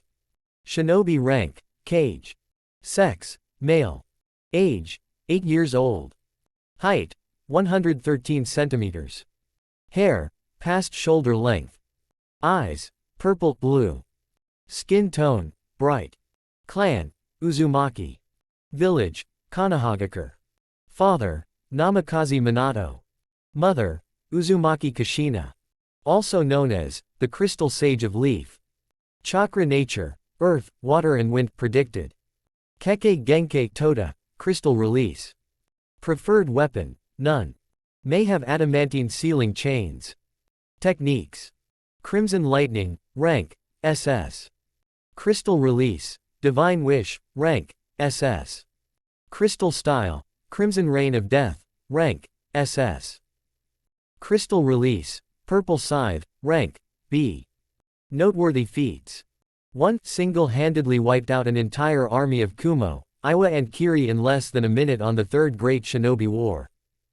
2. Single-handedly killed 30 Kumo ninja in the Third Great Shinobi War at the age of 2.5. 3. Subdued the Yonbi at the age of 2.5. 4. Became Kage at the age of 8. Rank, SS. Advise, flee on sight. Wanted, dead or alive. Kumo bounty, 7,000,000 Ryo. Iwa bounty, 10,000, 0000 Ryo. TBC. Chapter 12. The Sage of Reasons. The next day, the 13th of October, dawned with an air of forced optimism, or was it dread disguised as hospitality? The Fire Lord had survived the horrors of the previous day, though his nerves were frayed and his thoughts jumbled. He entered the village hidden in the leaves through its patched-up gates, accompanied by an entourage that was visibly more subdued after witnessing the spectacle of Lord Fifth. Awaiting him was a small welcoming party, led by none other than the former Hokage, Hiruzen Sarutobi. Beside him stood Danzo Shimura, his face a mask of grim indifference, flanked by several masked Anbu and a handful of Junin. They bowed politely, murmuring their greetings, though it was clear that the usual pomp of such occasions had been exchanged for a quiet efficiency. Fire Lord, Hiruzen began with a warm smile, gesturing for him to step forward. Welcome to Konoha. We are honored by your presence, though the circumstances are regrettable. The Fire Lord nodded stiffly, his gaze flickering between the weathered face of the third Hokage and the ever-suspicious Danzo. Where, he asked, clearing his throat, is the new Hokage? I would have thought the boy would be here to greet me. There was a pause, a beat too long for comfort. And then the ground trembled. It wasn't a subtle quake, either. It was a deep, resounding tremor that rattled the very stones beneath their feet. The Fire Lord instinctively reached out to steady himself, his eyes darting toward the source. Off in the distance, the broken walls of Konoha, still battered from the chaos of the Nine Tails rampage, were shifting. No, not just shifting. They were growing. Towering slabs of earth and stone were rising from the ground, thick and imposing, weaving themselves seamlessly into the ruined sections of the wall. It was as though the very earth had decided to rebuild the village, layer by layer, stronger and larger than ever before. Huh. The Fire Lord blinked, utterly dumbfounded. That's new. Danzo, who had been watching the scene with an air of mild amusement, stepped forward. The Hokage, he said, his voice as steady and clipped as ever, is a master of all nature transformations. Earth release, in particular, is trivial for someone of his caliber. Trivial, the Fire Lord echoed, though his tone made it clear that he found nothing trivial about the display. His gaze lingered on the newly formed walls, their sheer size and thickness an undeniable testament to their creator's skill and power. His mind briefly flashed back to the events of the previous day. The massive crystal slabs, the screams, the dust. He quickly pushed the memory aside. I see, he said finally, choosing not to question it further. After all, this was the same boy who had reduced an entire army to powder. Best not to pry. Hiruzen, sensing the Fire Lord's unease, stepped in with a disarming chuckle. Naruto is unconventional, to say the least, he admitted. But his methods have proven effective. For now, I suggest you rest. The guest house has been prepared for your stay. It is modest, but I hope it will suffice. Modest, the Fire Lord repeated under his breath. Of course, the former Hokage would call it that. He wasn't expecting palace-level luxury in a village that had been half destroyed, but still, the word gave him pause. The Fire Lord allowed himself to be led away, though his thoughts remained tangled. The boy Hokage, the terrifying display of power, and the looming presence of Danzo Shimura all swirled in his mind, refusing to settle. Modest guest house, huh? He muttered as they approached a humble yet sturdy-looking building nestled in the heart of the village. He couldn't help but glance back at the towering walls in the distance, wondering how much more this village, and its child leader, were capable of. And, perhaps more importantly, whether he'd survive to find out. Ooh. The hospital ward smelled faintly of antiseptic, the sterile air mingling with the soft murmur of voices and the occasional cry of a newborn. Makoto Uchiha hobbled slightly as she walked, her freshly bandaged ankle still tender. Baby Sasuke squirmed in her arms, his little face scrunching up in protest before settling down as she gently rocked him. Her other hand clasped Itachi's, his small fingers tightening around hers as his dark eyes scanned their surroundings, ever curious. The visit to the hospital was supposed to be routine. A quick treatment, a chance to stretch her legs, and then back to the Uchiha compound. But as they passed the infant room, Makoto's steps faltered. Behind the glass, rows of tiny bundles lay nestled in their cribs, their soft coos and cries barely audible. These were the children left behind in the wake of the Kyuubi's attack, some orphaned, others with families who could no longer care for them in the aftermath of tragedy. Makoto's heart clenched at the sight. Her gaze lingered on one crib in particular. A mop of blonde hair peeked out from beneath the blanket, the faintest suggestion of whisker-like marks etched on chubby cheeks. Her breath hitched. It was painfully obvious whose child this was. Minato. Kushina. She whispered, the names escaping her lips like a prayer. Her fingers tightened slightly around Itachi's hand, drawing his attention. Mother. Itachi's voice was quiet, his head tilting as he studied her face. Is something wrong? Makoto forced a smile, though her heart felt heavy. No, Itachi. Everything's fine, she assured him, though her feet carried her closer to the infant room. She had to know. Sasuke let out a soft whimper as she adjusted him in her arms, her free hand pushing open the door to the nursery. The scent of baby powder greeted her as she approached the nearest nurse, a woman who looked harried but kind, her hands full with a clipboard and a squirming baby. Excuse me, Makoto began, her voice soft but firm. The blonde child with the whisker marks, whose baby is that? The nurse barely glanced up at first, shuffling papers and murmuring absent-mindedly, parents unknown. She flipped a page, her tone casual, as if discussing the weather. The Hokage was oddly kind enough to give the child his family name. Menma Uzumaki, it says here. Random orphan, I suppose. Poor kid. Makoto froze, her heart skipping a beat. What?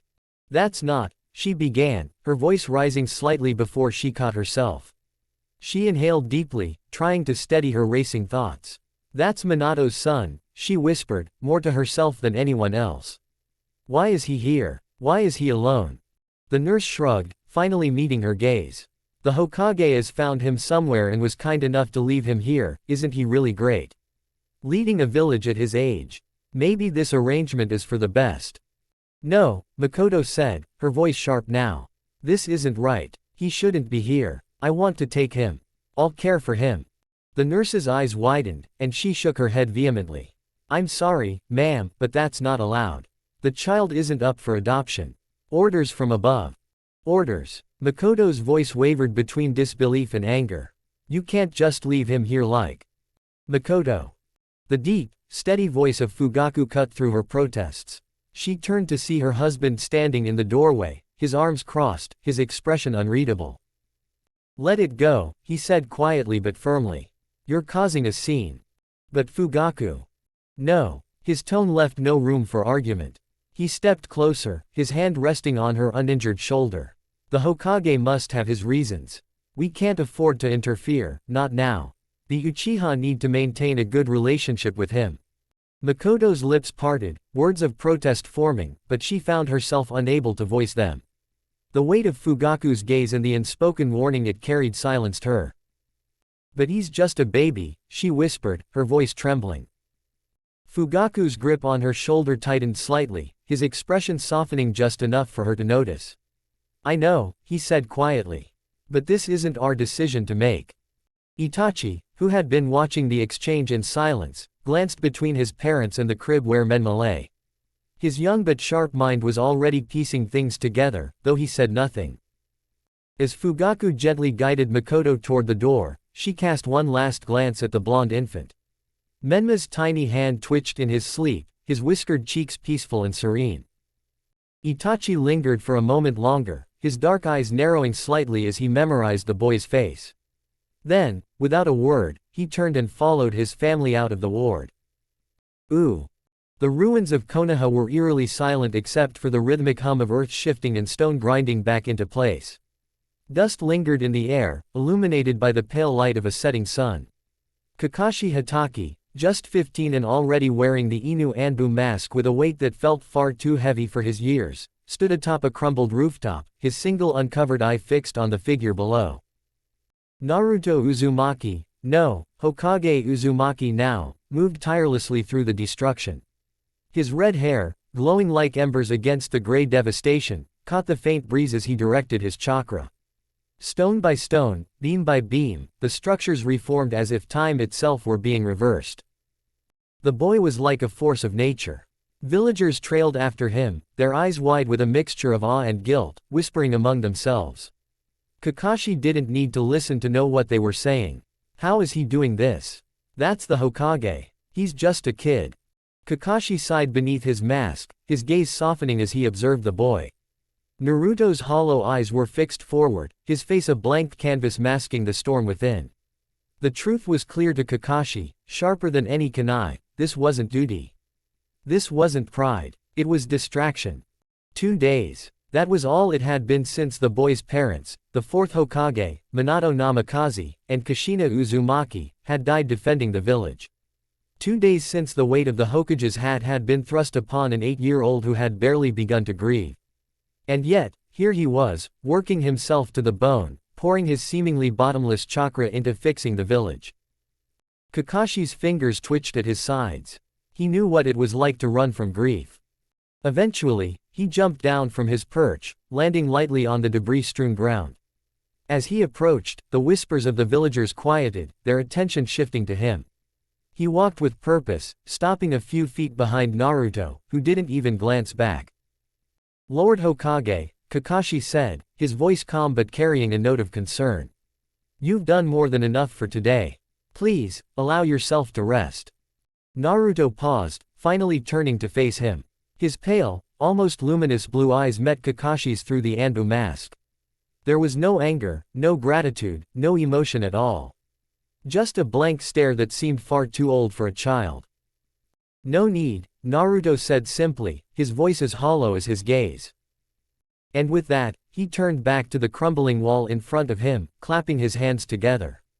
Earth-release chakra rippled outward, reshaping the damaged structure with precision. Kakashi watched him for a long moment, a quiet frustration bubbling beneath the surface. He wanted to argue, to insist, but he knew it wouldn't work. So he stayed where he was, silently keeping watch.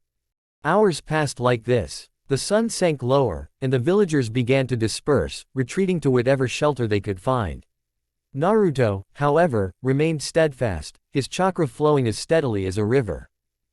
It wasn't until another Anbu operative arrived that the rhythm of the work was interrupted. The operative, dressed in standard black and gray, approached with measured steps and bowed slightly before speaking. Lord Hokage, the Anbu said respectfully, the Fire Lord is waiting for you. Naruto stopped mid-jutsu, exhaling sharply. He stood still for a moment, his small shoulders tense as if weighing his options. Finally, with a tired sigh, he raised a hand and created a shadow clone.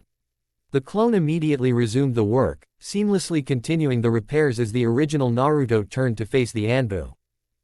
Fine, he said quietly, brushing the dust off his tattered cloak. Without another word, he walked past Kakashi and the Anbu, his steps steady but weary. Kakashi watched him go, his chest tightening. That boy carried the weight of the village on his small frame, and yet he walked with a composure that even seasoned shinobi struggled to maintain. Still, Kakashi couldn't shake the thought that somewhere, deep inside, the boy was cracking. And when those cracks finally showed, he wondered if there'd be anyone left who could help put him back together. Ooh. The Fire Lord entered the dimly lit room where Naruto Uzumaki awaited him. The red-headed boy, barely 8 years old, sat behind a large, wooden desk, his legs dangling off the side, his small hands folded neatly in front of him.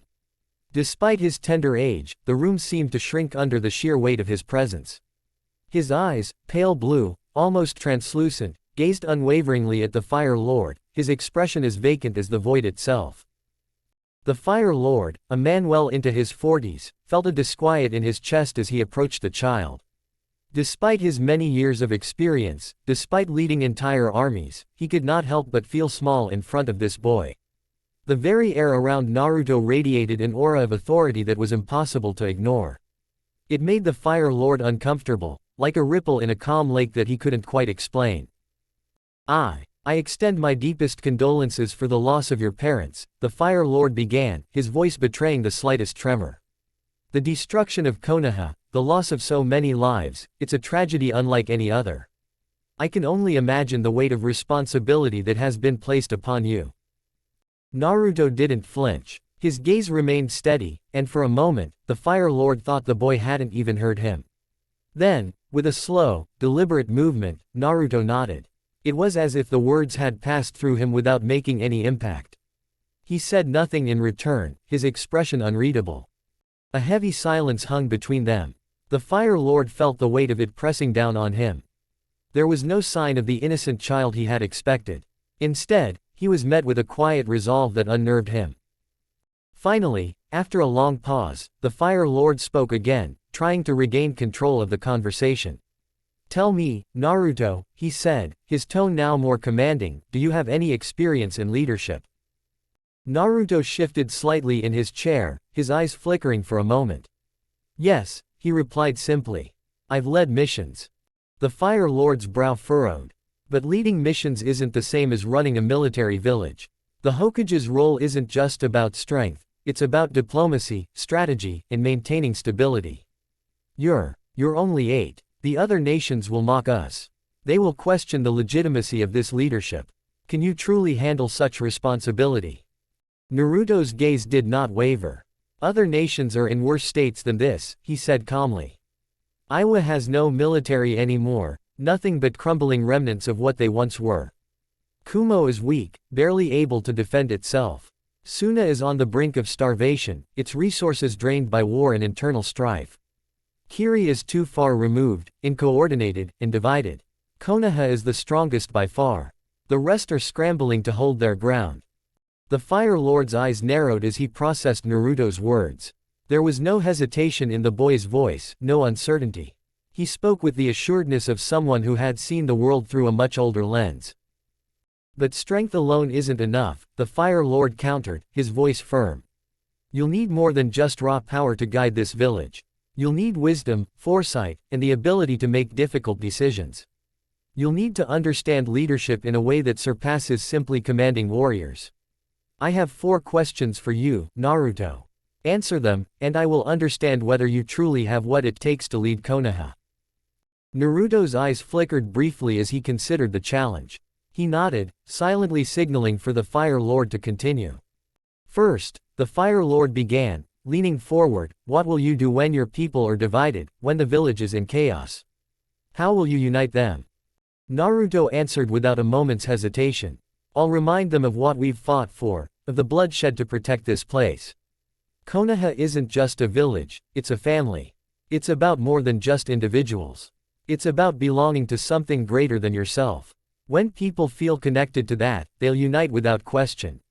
The Fire Lord blinked. The answer was far too mature, too grounded in wisdom for a child to comprehend. Yet Naruto spoke as if he had been carrying this knowledge for years. It gave the Fire Lord pause. Second, the Fire Lord pressed, how will you balance the needs of the village with the pressures from the other nations? What will you do when diplomacy is tested? Naruto's answer came swiftly, his voice unwavering. I'll always put Konoha first.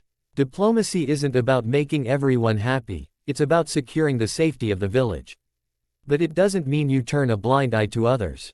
Sometimes you have to be ruthless to protect those who depend on you. I'll forge alliances where I must, but I won't sell out my people for the sake of peace. The Fire Lord nodded slowly, absorbing the conviction in Naruto's words. Third, he asked, when faced with difficult decisions that may cost lives, how will you choose who lives and who dies? Naruto's gaze darkened, but his voice remained steady. I'll do what's necessary to protect the greater good. If one life is sacrificed for the survival of many, I'll make that choice. But I'll carry the burden of it always. No leader can escape that. They must live with their decisions, no matter how hard they are. The Fire Lord felt a shiver run down his spine. It was the answer of someone who understood the harsh realities of leadership. And yet, Naruto's words were not cold or heartless, they were practical, grounded in a reality that many leaders, including the Fire Lord, often avoided confronting. Finally, the Fire Lord said, his voice softer now, "What kind of Hokage do you wish to be, Naruto Uzumaki?" Naruto's eyes softened slightly, and for the first time, a faint, almost imperceptible smile tugged at the corner of his lips. "I want to be the kind of Hokage who protects his people. The one who doesn't just wield power but uses it to build a better future for everyone. I want to be the one who doesn't let the village fall again. Not while I'm alive." The Fire Lord sat back, his mind whirling. The boy's answers had been swift, confident, and precise, too precise for someone his age. There was no doubt in the Fire Lord's mind that Naruto was more than capable of handling the weight of the Hokage's title. But was he truly ready? Was he truly prepared to shoulder that burden at such a young age? The Fire Lord glanced at the hourglass on the desk, noting the time. It was nearing dinner, and the conversation had lasted longer than expected. "It's getting late," the Fire Lord said, his tone shifting. "We'll continue this discussion another time. For now, rest." Naruto nodded silently, rising to his feet with a fluid grace that seemed almost too mature for his years. He bowed slightly before walking toward the door, leaving the Fire Lord deep in thought. The door closed softly behind him, and the Fire Lord remained at his desk, staring into the shadows that had settled over Konoha's ruins. Perhaps, he thought, this boy might just be the leader they need. But can he hold it all together? Ooh. The room was quiet save for the faint gurgles of the baby, his tiny hand wrapped tightly around Naruto's finger. Kakashi, standing by the doorway, watched silently, his Anbu mask pushed up just enough to expose his face. He had never seen Naruto like this, calm yet distant, his pale blue eyes softening for a moment as he looked at the child cradled in his arms. "Menma," Naruto said softly, almost to himself. "His name is Menma Uzumaki." Kakashi glanced at the infant. His heart ached. The whisker marks on Menma's chubby cheeks and the tuft of blonde hair were enough to identify him as Minato-sensei and Kushina's son. He swallowed hard, trying to push down the emotion welling up inside him. Minato-sensei and Kushina, Kakashi said quietly, they would have been so proud to see him. Such a cute kid. Naruto's expression darkened slightly, and his grip on Menma tightened for a moment. "No," he said, his voice low but firm. Kakashi blinked, tilting his head. "No."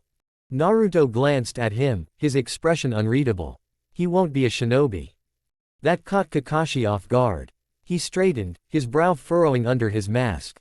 "Why not? He's Minato-sensei's son. Kushina's too. He's bound to grow up to be strong, like them." Naruto's lips pressed into a thin line. "Ask yourself, Kakashi-ni-san," he began, his voice cold and distant. "Your father, Tsukumo Hatake, how did he die?" Kakashi froze. The words hit harder than he wanted to admit. "That's different," he muttered, averting his gaze. Naruto didn't stop. "Obito, Rin, my mom and dad, all of them, Kakashi. They were shinobi. Brave, strong, and all of them gone." Kakashi opened his mouth to respond but found himself at a loss.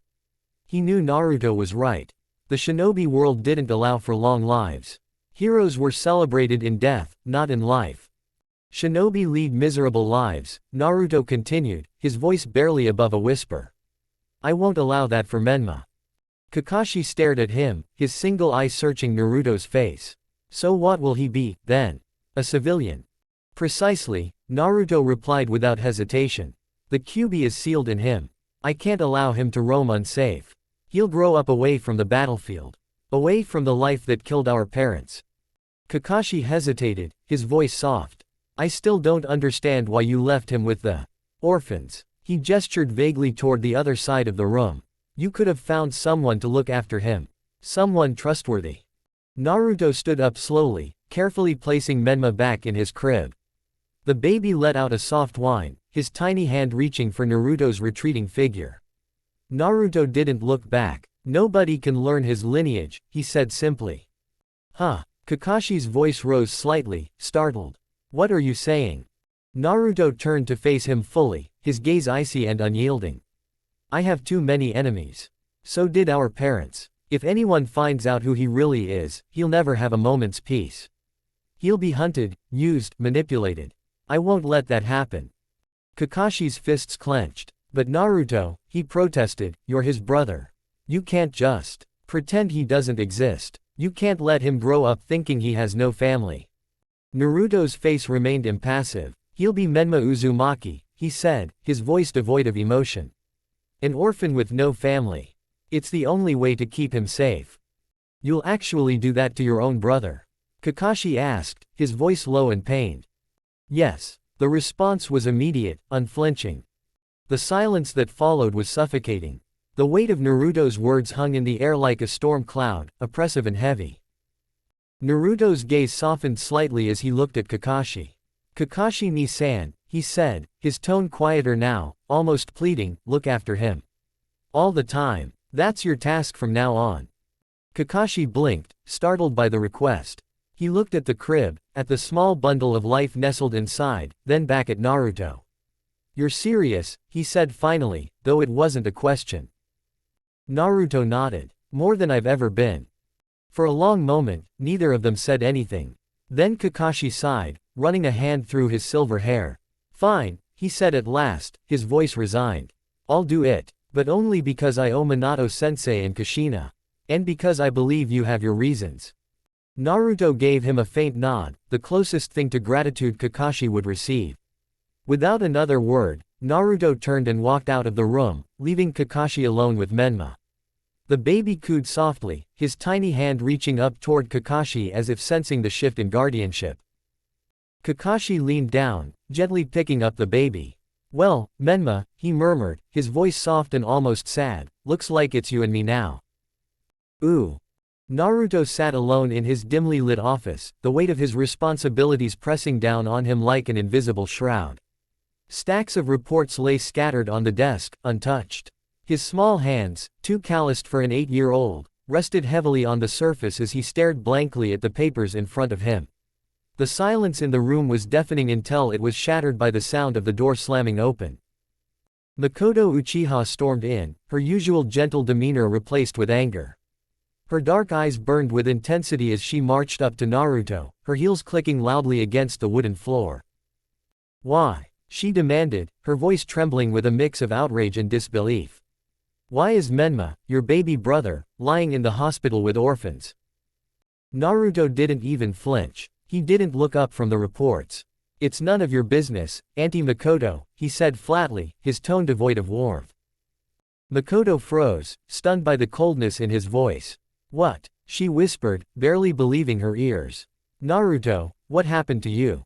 You've changed so much. You were such a sweet, caring boy not so long ago." "Did their deaths," she trailed off, her voice breaking. "Did Minato and Kushina's deaths break you?" "No," Naruto said, finally meeting her gaze. His eyes were hollow, void of the spark she once knew. "I'm fine." "You're not fine," she snapped, slamming her hands onto his desk. The impact caused the papers to flutter. "I know the QB is sealed inside Menma. Do you perhaps blame him for what happened?"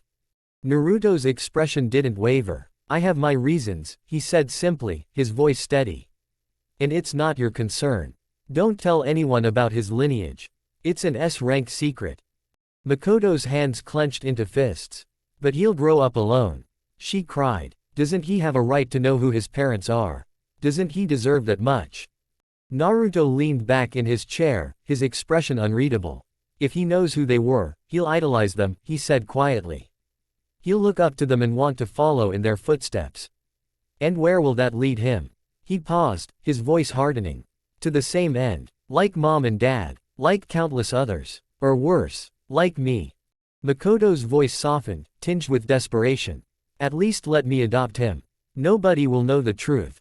I'll protect him as if he were my own." "No." "Why?" Naruto hesitated, his fingers twitching slightly before he folded his hands in his lap. It's not that I don't trust you, he said slowly. But Fugaku, you know what I mean. Her eyes widened for a moment, then narrowed as she realized what he was implying. She wanted to argue, to tell him he was wrong, but deep down, she knew he wasn't entirely. The Uchiha clan's ambitions, their growing discontent, it was too dangerous. The room fell silent, save for the faint crackle of the oil lamp on Naruto's desk. Worry not, Naruto finally said, breaking the silence. His voice was low, almost a whisper. Menma will live a peaceful life, a long, happy life, far from the chaos of this world. He'll die of old age, surrounded by the bonds he'll make. That's my promise to him. Makoto's frustration boiled over. Stop pretending you don't care. She shouted, her voice cracking with emotion. You're not a master pretender, Naruto. Look at your eyes, they're teary, for God's sake. You love him, don't you? You're just too scared to let yourself care. Naruto's jaw tightened, his lips pressing into a thin line. He stood abruptly, gathering a handful of reports from his desk. I have work to do, he said, his voice cold and final. If you'll excuse me, Auntie. Makoto's shoulders slumped as she stared at him, searching his face for any trace of the boy she used to know. But Naruto had already turned away, his small frame seemingly swallowed by the towering stacks of paperwork and the heavy silence of the room. Without another word, Makoto left, her heart heavy with sorrow and frustration. She didn't look back as the door clicked shut behind her, leaving Naruto alone once more. But as she walked down the hallway, she couldn't shake the image of his hollow eyes and trembling hands, the weight of his burdens far too heavy for a child. Ooh. Author note. Wrote this in an hour, I was excited, so pardon any mistakes present here. Thanks for reading this chapter. The next chapter will be released depending on your responses. Drop your thoughts in the review section. Your words motivate me to write better, larger and with more depth. Till next time. Chapter 13. My birthday was yesterday, I can't throw a party, but hey, what better way to celebrate than with a new story? I published a new story, Thousands of Spells Away. It's a crossover between Naruto and Frieren, Beyond Journey's End. Go and check it out. My 1-year anniversary on this site is coming soon, the 29th of December. After 350 days on this platform, I've written 22 stories, yes, all ongoing, none abandoned, with over 900k words in total and nearly 500,000 views. I proofread everything myself, no editors or betas here, and somehow manage to write over 35k words every week while updating at least 8 stories weekly. A huge thanks to Impashados, Sentinel Slice, Trader of All Traders, Samuel Santillan, Urashi no Kitsune, Redone 1977, Shisui no Akatsuki, Enoshima Yuno 29, Godly Vortex of Pain, Pinkipi, Joanne Francis Tiano Kajilig, Fang of Fire. For your unwavering support, help, and motivation. Apologies to everyone I couldn't mention, but know that I appreciate all of you. And for those people who annoy me with copy and paste business offers in the review sections and PM. I have nothing to say. I would like to remind you something. Anybody writing here writes not for money and readers certainly aren't paying, so if you want to yell or waste your strength, do it somewhere else. Unless you have anything productive to say, go away. Don't like my story or think you can do better or can spend more time than me. Then be my guest, write one story yourself and let others be the humble judges. Lastly, here are some highlights from my works. Best Story, The Crystal Sage. Most Popular, Eyes That Hold the Heavens. Most Loved, A Greedy Witch in a Fantasy World. My admission test is on January, so there will be irregular updates. Thank you for sticking by my side. Here's to more stories and better writing ahead. Phoenix. Replying to the question of the nothing one you asked when the flashbacks would end. Probably 9 more chapters. 16 years before the Fourth Great Shinobi War. Chapter 14. 12 years before the Fourth Great Shinobi War. Maui. Naruto sifted through the endless pile of foreign mail on his desk, his eyes half-lidded in boredom. It was the same routine every day, requests from minor villages, complaints, or poorly concealed attempts at political manipulation. Each letter was more tedious than the last, and the stack never seemed to get smaller. He sighed as he discarded yet another envelope, his fingers brushing against one that was different. The paper was filthy, as if it had been dragged through mud. The envelope was poorly sealed, and the writing on the front was uneven, clumsy, and riddled with spelling errors. Naruto tilted his head, mildly intrigued. A child, maybe. Or someone illiterate. He tore it open carefully, expecting nothing of value. Inside was a single sheet of crumpled paper, decorated with haphazard doodles of what he guessed were stick figures. One was clearly him, red hair, a white haori, and a sword drawn far too big for the tiny figure. He stood over a poorly scribbled blob with sharp teeth. Naruto's lips twitched, caught between a chuckle and a sigh. A kid's imagination, no doubt. He was about to set it aside when his eyes caught a sentence at the top, written in shaky, oversized letters. "Pless, you are my hero." The words made him pause. A hero. Him. Of all people. He frowned and read on. "Dear Lord Hokage. My name is Matsuda. I am 8 years old, and I live in the village of Mud. You saved my papa once when I was 4 years old. He was being attacked by bandits, and you stopped them. You were not the Hokage then, but you were so strong and brave. My papa says you didn't even take money. You just helped us. You are the best shinobi ever, and I want to be like you when I grow up. But, Lord Hokage, our village is in trouble again. A monster comes at night. It is big and scary. It eats our cows and sheep, and it broke the crops. My friend's brother tried to chase it away, but the monster hurt him, and now he can't walk. We are a small village, and we are very poor. We can't hire shinobi to help. But I thought maybe if I asked you, you would help us because you are strong, and you helped my papa before.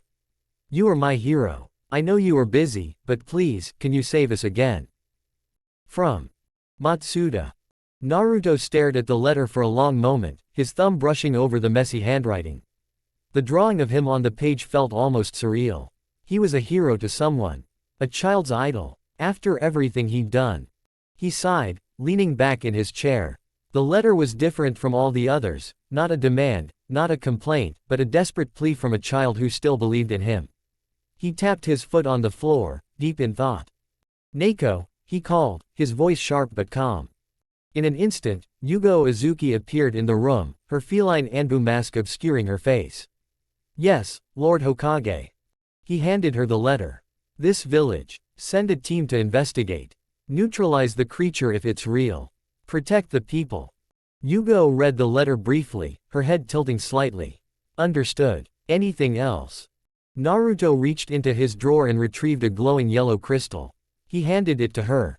"Take this. If the situation escalates or becomes too dangerous, channel your chakra into it. It will summon me instantly." She nodded, pocketing the crystal. "As you command, Lord Hokage." With that, she vanished, leaving Naruto alone with the rest of his mail. He glanced back at Matsuda's drawing one last time, his eyes lingering on the crude, heroic image of himself.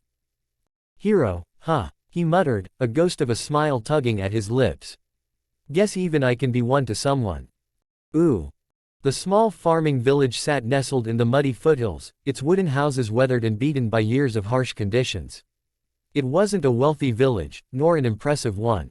But it was alive, bustling with nervous energy as the Anbu team arrived, their presence immediately drawing cautious stares. Children peeked out from behind their mothers, while the older men stood at a distance, murmuring among themselves. The team, led by Neko, walked to the largest building in the center of the village. The village leader, an elderly man with a hunched back and gnarled hands, greeted them with a mix of hope and anxiety. "Lord Hokage sent you?" the leader asked, his voice shaky but grateful. Neko nodded, her mask glinting in the fading light. "Yes. We're here to deal with your monster problem." The leader's shoulders sagged with relief. Thank you. We've been praying for help." "Tell us everything," Neko said, her voice calm but firm. The old man sighed and began. "It started months ago. At first, we thought it was a wolf or a bear, maybe some other wild animal. But it's not like anything we've seen. It's massive, with glowing eyes and a horrible wail that chills the soul. It comes only at night, attacking our animals, cows, sheep, anything we have left, and destroying our fields. It's wounded several villagers already. Adults." Naoko asked, tilting her head. The leader nodded. Yes. Strangely, it hasn't harmed any children. Some say that's proof it's not just a beast but something unnatural. The Anbu glanced at each other before Naoko spoke again. What do you mean by unnatural? Legends, the old man said, lowering his voice. Some say it's a vengeful spirit, grieving for centuries. Others claim it was once a prince or princess from a kingdom that fell long ago. Which kingdom? Another Anbu member, Sparrow, asked, his voice skeptical. The leader shook his head. Nobody knows. Just stories passed down through the generations. But the attacks have grown worse lately. We're a poor village, we have no soldiers, no shinobi. Please, help us. Naoko nodded. We'll investigate. Prepare your people to stay indoors tonight. No one should leave their homes under any circumstances. The leader bowed low. Thank you, Anbu-san. May the gods watch over you. The team spent the afternoon questioning frightened villagers, gathering what information they could. The details were consistent: glowing eyes, a wailing sound, and attacks on livestock and crops. One woman showed them a patch of earth where her sheep had been slaughtered, deep claw marks gouged into the mud. It doesn't come near the children, she whispered, clutching her shawl tightly. But it's only a matter of time. Please, end this nightmare. As the sun dipped below the horizon, the Anbu prepared themselves. Naoko, crouching near the edge of the village, glanced at her team. We wait for it to come. Stay alert. This isn't just some wild animal. The team nodded, their masks reflecting the dim moonlight. In the eerie quiet of the night, they waited, their nerves sharp as the village held its breath. The monster would come. It always did. Ooh. The moon hung low in the sky, casting a pale silver glow over the sunflower field. The village was utterly silent, save for the occasional rustle of leaves in the wind. Yuago, Naoko to her team, waited, crouched in the shadows of the tree line. Her breath was steady, her mind focused, though memories of the past pricked at her. 3 years. 4 years since Kushina-sensei had died, the night the Kyuubi had brought the village to its knees. Chojo, her teammate, had died that same night, a kind-hearted fool who'd run into the chaos to help an old man escape. She and Naruto were the only ones left from that team now. Naruto. The boy she remembered was long gone. The tiny, red-headed ball of energy had become a hollow-eyed Hokage, a leader who shouldered burdens far beyond his years. He was suffering, and she hated that she couldn't ease his pain. Her thoughts were interrupted by Tora's sharp whisper. Something's coming. Yuago tightened her grip on her kunai and peered into the field. The sunflowers swayed gently, and then she saw it, something massive, emerging from the shadows. The creature was grotesque, a nightmare-given form. It stood nearly 8 feet tall, its skin pale and mottled like decaying flesh. Thick, corded muscles rippled beneath its tattered, rotting clothing. Its long, dark hair hung in tangled strands, dripping with what looked like black mud. The nails on its unnaturally long fingers were jagged and yellowed, like claws. Its eyes, burning red orbs that glowed with an unnatural light, seemed to pierce through the darkness, scanning the field with an eerie intelligence. The way it moved was wrong. It didn't walk so much as lurch, its head twitching erratically as if controlled by invisible strings. Oh, Tora's voice wavered slightly. That's scary, Sparrow muttered. The creature lumbered toward the herd of cows grazing at the edge of the field. Without warning, it lunged. Its claws slashed through the air, cutting down a cow in one swift, brutal motion. The animal didn't even have time to cry out as its body crumpled to the ground. Blood pooled around the carcass, staining the sunflowers red. Yuago's heart pounded, but her voice was calm and steady. Formation D now. The team moved like shadows, spreading out into their designated positions. The creature growled, a low, guttural sound that vibrated in the air.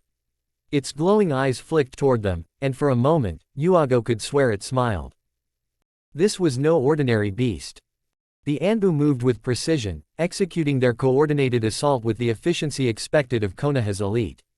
Kunai and shuriken flew through the air, their trajectories honed by years of training. Tora struck first, hurling a barrage of explosive tags toward the creature. A deafening blast shook the field, and smoke billowed outward. Yuago leapt into action next, her blade aimed for the beast's exposed neck. Sparrow and Falcon moved in unison, flanking it from either side to limit its movements. But as the smoke cleared, the creature stood unharmed. It growled, irritated but unscathed, swiping a massive claw toward Falcon. He dodged just in time, his movements fluid yet tense. "This thing's tough," Falcon muttered, landing near Yuago. "Focus," she hissed, her eyes fixed on the monster. Suddenly, the beast lunged forward with surprising speed, its claws swiping at Sparrow. He wasn't fast enough. The sharp talons tore through his armor and into his flesh, sending him flying back with a sickening thud. Blood pooled beneath him as he clutched his side, gasping in pain. "Sparrow!" Tora yelled, rushing to his side. "I'm fine," Sparrow groaned, though his face was pale, and his breathing shallow. Yuago gritted her teeth. "We need to overwhelm it. Form up." The team regrouped and launched another assault. Fire jutsu from Tora, wind-enhanced strikes from Falcon, and Yuago's lightning-infused blade all converged on the creature. But no matter what they threw at it, the result was the same. Every injury inflicted on the monster healed almost instantly. Deep gashes closed within seconds, burned flesh regenerated in moments, and the beast seemed to grow more aggressive with each failed attack. And then it spoke. "Where is he? Where is the sage?" The voice was guttural and filled with rage, but beneath the anger, there was a note of despair. "What the hell is it talking about?" Falcon panted, dodging another claw swipe. "I don't know, but it's getting stronger," Yuago snapped. The monster's movements had changed. It was no longer slow and clumsy, its attacks were calculated, its strikes more precise. The Anbu were on the defensive now, and Yuago could feel the tide turning against them. "This is getting out of hand," she muttered. Her hand reached for the crystal Naruto had given her. There was no other choice. Gripping the small gem tightly, she pushed her chakra into it. The crystal glowed for a moment before shattering into fine particles, the fragments disappearing into the air. The battlefield fell silent. Even the monster froze, its glowing red eyes narrowing in confusion. And then the sky roared. A bolt of red lightning crashed down, striking the field with a deafening boom. The air crackled with energy, and when the light faded, a small figure stood in the midst of the scorched ground. He was short, his red hair shining like embers in the moonlight. A pristine white cloak billowed around him, the kanji for crystal embroidered in bold red on the back. "Hokage-sama," Sparrow exclaimed, his voice trembling with relief despite his injuries. "It's all right now," Naruto said, his voice calm yet firm. "Neko, take everyone and leave." "But leave the rest to me," Naruto repeated, his tone leaving no room for argument. Yuago hesitated for a moment, then nodded, gesturing for the others to retreat. As the Anbu began to fall back, the monster tilted its head, its glowing eyes locked on Naruto. For a moment, it almost seemed relieved. "The sage, you're finally here," it rumbled, its voice heavy with emotion. Naruto's expression didn't change. His gaze was steady, his posture unyielding. Then, Naruto tilted his head, his crimson hair catching the faint glow of the moonlight. "Why were you attacking the village?" The monster growled low, its massive claws twitching as though annoyed by the question. "To make them listen. To make them bring a monk or priest. Someone who could exorcise me." Naruto's brow arched. "Huh, why would any spirit want that?" The monster snarled, its sharp teeth glinting in the dark. "I hate my life. Even after death. I'm stuck here, bound to this wretched place." "Oh," Naruto murmured, a hint of understanding in his tone. "You want to go to the afterlife?" The creature nodded, the motion slow and heavy. "Yes." Naruto's eyes narrowed slightly, his voice calm but probing. "And you were human?" The monster's glowing red eyes flickered, its body stiffening as if the question carried a weight too heavy to bear. "Yes," it said, the word almost a whisper. Naruto studied the hulking figure, his expression unreadable. Then, after a pause, he asked, "Would you tell me your story?" The creature's red eyes widened, glowing faintly in confusion and hesitation. "Why?" it rasped, suspicion lacing its voice. Naruto shrugged, his posture as casual as his tone. "No particular reason." The monster hesitated, its gaze fixed on Naruto as though searching for something, malice, pity, mockery. But all it found was a strange, quiet sincerity.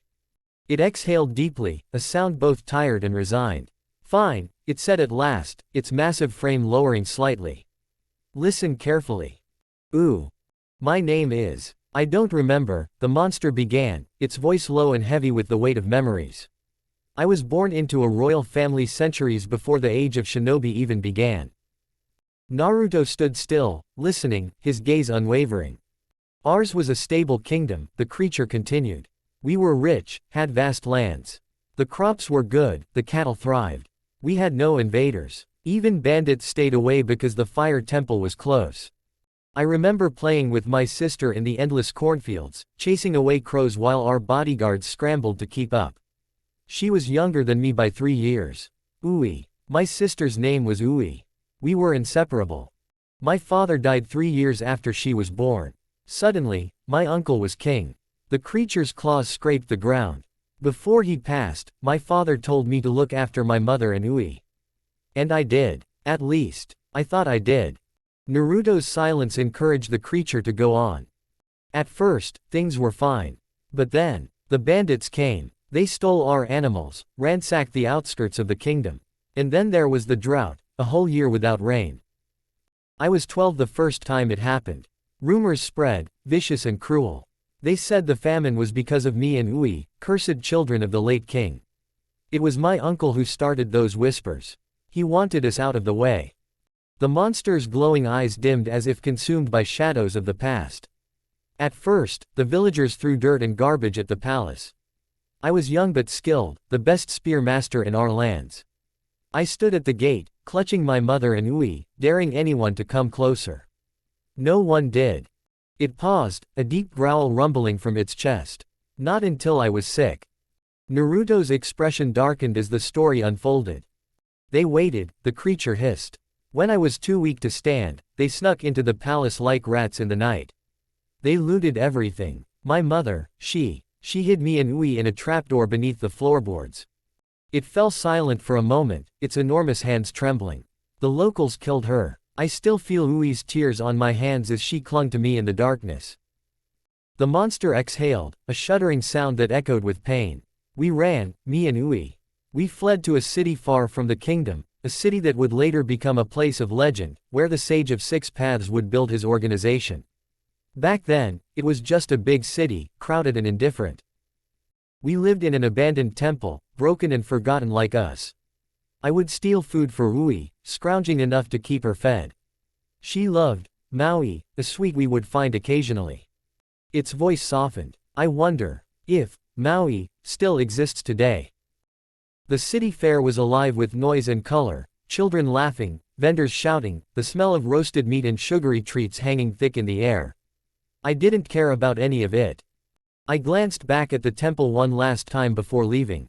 Ui was lying on the old blanket we'd found, her face pale, her breath shallow. She looked so fragile, like a bird that could break with the slightest gust of wind. Maui, she whispered, her voice so weak it barely reached my ears. I want Maui. I knelt by her side, brushing a stray strand of hair from her face.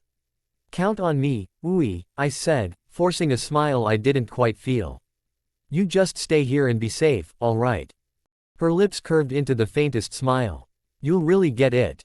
Of course I will, I said, my voice full of confidence. I'm your big brother. I always keep my promises. I pulled out the small white dandelion I'd found earlier that morning. It was delicate, barely holding together, but still beautiful in its own way. I tied it into her messy hair. There, now you look like a princess. Her smile grew just a little wider. Be careful. I will, I promised, then turned and left. The fair was chaos, people packed shoulder to shoulder, the air filled with the constant roar of voices. Every stall I passed had guards standing nearby, their eyes sharp and unforgiving. My stomach twisted. Stealing was impossible here. I wandered aimlessly, frustration gnawing at me. Every turn seemed to lead to another dead end. How was I supposed to get Maui if I couldn't take it? That's when I saw it. A wooden sign near the center of the fair, announcing a spear-throwing competition. The prize. A small bag of copper coins. Enough to buy more Maui than Ui could eat. I pushed through the crowd and signed up without hesitation. The other competitors were giants, broad-shouldered men with muscles built for war. They laughed when they saw me, a scrawny kid with a worn shirt and bare feet. I ignored them. When my turn came, everything else disappeared. The noise, the stares, the laughter, all gone. I gripped the spear, feeling its weight in my hands, and took a deep breath. I threw. The spear hit dead center, splitting the wooden target with a loud crack. The crowd erupted in cheers, but I barely heard them. All I could think about was Ui and the smile she'd have when I brought her the Maui. The bag of coins felt heavy in my hands, but it was a good kind of heavy. I ran straight to the vendor, buying as much Maui as I could carry. Sticky and sweet, wrapped in fresh leaves. Ui's favorite. Ui's going to love this, I said to myself as I made my way back to the temple. The doors creaked as I pushed them open. Ui, I called, my voice full of excitement. Look what I've brought. Silence. My heart sank. Ui. I set the Maui down and started searching the temple, my chest tightening with every empty corner I checked. She wasn't here. Ui, I shouted as I ran outside. The slums were dark and crowded, but I didn't care. I called her name again and again, my voice growing hoarse. I ran to the market, the fairgrounds, every place I could think of. My legs burned, and my chest felt like it was going to explode, but I didn't stop. Ui, I screamed into the night, my voice echoing off the empty streets. But no one answered. The commotion grew louder as I stumbled into the square. Voices echoed, mixed with panic and fear. A devil, someone shouted. Serves her right. I pushed my way through the crowd, confusion clawing at my mind. A devil, what were they talking about? My heart pounded, and dread gripped me tighter with each step. As I reached the center of the square, my vision froze. There she was, Ui. Tied to a horse, no horses, her head hanging low, each of her limbs bound to one beast. Blood caked her clothes, her once radiant face now pale and broken. Ui, I screamed, thrashing through the guards, shoving them aside as I ran toward her. She looked up, her tear-streaked eyes finding mine. Her lips trembled, a faint, sorrowful smile tugging at them. Brother, she whispered. Tears blurred my vision. No, no, no. I choked, reaching out for her. But before I could reach her, the horses were urged forward. The ropes tightened, pulling her away from me. Her head tilted back, and she looked at me one last time, the white dandelion still tied in her hair, bloody but untouched. No, I screamed, trying to chase after her. But a blade sliced through the air, striking down at me. The Maui slipped from my hands, falling to the ground like a faint echo of what we had lost. My body collapsed beneath the weight of the blade, my vision fading. As my head rolled onto the dirt, I could still see her, Ui's bloodied face, her smile etched in my memory forever. Lifeless, I stared at her, as my headless body remained, gazing at the last piece of her, the white dandelion that clung to her hair. Then, everything went silent. I was reborn the very next moment. These people were always right. We had demon blood in us. The rage burned within me, a searing fire that couldn't be extinguished. I wasn't born human. I wasn't born for this world. I was something else, something they feared, something they had always whispered about in hushed tones. Anger became my only companion. I wanted vengeance for Ui, for my mother, for everything they had stolen from me. In the blood-red afternoon, I rose from my despair, no longer human but a creature of endless pain and torment. The city that had once shunned us, despised us, became a ground of carnage beneath my feet. I slaughtered them all, men, women, children, every last soul, until the streets ran red with their blood. There was no mercy, no reprieve, only the echoes of their screams and the visions of Ui's face haunting me. Her smile, her tear-streaked eyes, became the ghosts that drove me. When the slaughter ended, I found her once again. Lifeless, lying amidst the carnage. I couldn't save her when she needed me. I couldn't save my mother either. I was powerless before the weight of their deaths. I knelt in the ruins of that broken city and buried her. A simple prayer, a promise that I would never forget. Beneath her lifeless body, I planted a dandelion seed, hoping that something, anything, might grow from the desolation. How long I remained there, I cannot say. Was it a century? More. Time stretched out like an eternal, suffocating void. Days, years, centuries blended into one. When the Sage of Six Paths arrived, I was a hollowed-out shell of what I had once been. Fear gripped me, fear of death, of losing myself once again. I ran, deep into the shadows, hiding from fate, afraid of meeting it once more. I wish I hadn't run. I wish I had welcomed death when it had come. Now, I am trapped. Condemned to live forever as a monster. Endless, aimless. A soul left to wander the void, doing nothing, seeing nothing, feeling nothing. I waited for someone to come, someone to end this hollow existence, to take away the torment that burns in my chest. I waited for centuries. I heard of Hashirama Senju. They said he had powers, but no one spoke of exorcism. No one spoke of peace. Just power. Then, many years later, I heard of a boy, a miracle. A child, they said, whose power rivaled the heavens. His name became a whisper, a legend of hope. A boy who made miracles, they called him. I felt his power. It was immense, unlike anything I had ever known.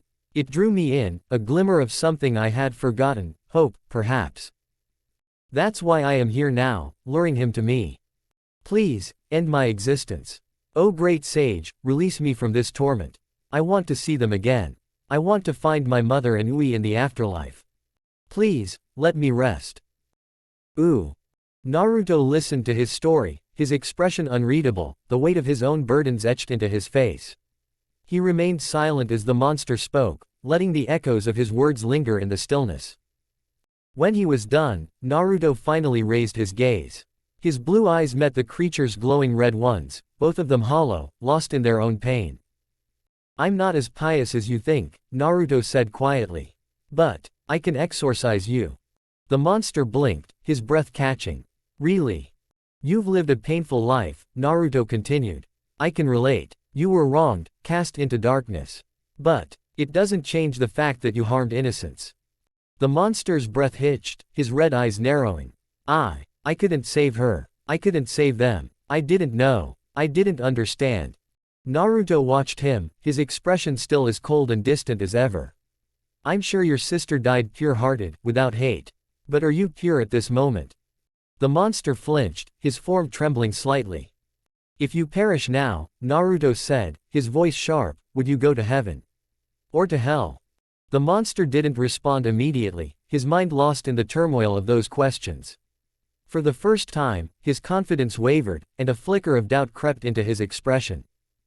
Naruto took a step closer, his tone softer now. There's a way, he said. A way to find peace. But, you must promise me something. The monster's gaze lifted to meet Naruto's once more. Anything. Promise me you'll never kill a person unless it's absolutely necessary. Not for vengeance. Not out of hate. The monster hesitated, then nodded. I promise. Naruto continued, protect the innocent, the ones who cannot protect themselves. No matter what the cost. The monster's eyes widened. Can I see Ui again? Naruto's lips curved into a faint, bitter smile. Yes. And your mom. And your dad. The monster's breath hitched, tears forming in his eyes. I accept. Naruto formed the dragon hand seal, his chakra surging. The air around them seemed to hum with an otherworldly power, crackling like the edge of a storm. Sealing art, Naruto murmured. The monster's body began to shimmer, glowing faintly as Naruto's chakra wove itself into the seals. The creature closed his eyes, a sob escaping him, and he felt his very essence begin to shift, to change. Thank you, the monster whispered, his voice barely audible. Naruto watched in silence, the weight of the moment pressing down on him. He didn't speak again, only stood as the monster faded, his form dissolving into glowing particles that scattered like dust in the wind. Naruto exhaled, his hands still raised. The village was silent, the tension finally lifting. And far away, deep within the afterlife, the monster would find the peace he had sought for centuries. Naruto stepped into the village, his white Hokage cloak fluttering slightly in the breeze. Almost immediately, his Anbu guards swarmed around him, their masks reflecting both concern and awe. Hokage-sama, are you all right? Neiko asked, scanning him for injuries. How did it go? Tora added. We didn't hear or see anything after the summoning. As expected of the Godime. Sparrow chimed in, still holding his injured side but clearly relieved. Naruto waved them off with a tired expression. It's done. No need to fuss. The village chief approached next, a stooped old man with rough hands and a grateful smile. He bowed deeply, his voice trembling as he said, "Thank you, Lord Hokage. You have saved us all. Now, we can farm without fear. The village owes you everything." Behind the chief stood a boy, Matsuda. The young boy who had sent the shaky letter. His wide eyes sparkled with admiration as he clutched a worn cap in his hands, fidgeting nervously.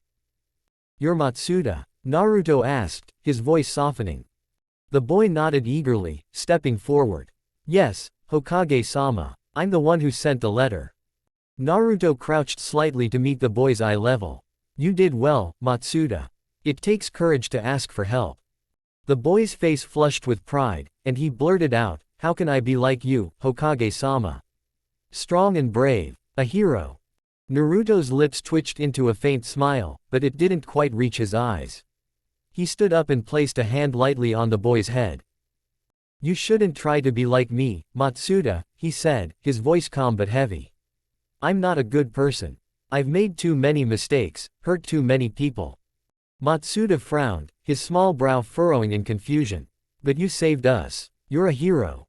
Naruto's gaze softened, and he crouched again, this time resting his elbows on his knees. "Listen, being a hero isn't about strength or power. It's about using your heart and brain together. Think before you act. Always choose what feels right, even when it's hard. If you do that, you'll grow up to be a good person. Better than me." Matsuda tilted his head, still not fully understanding, but nodded anyway.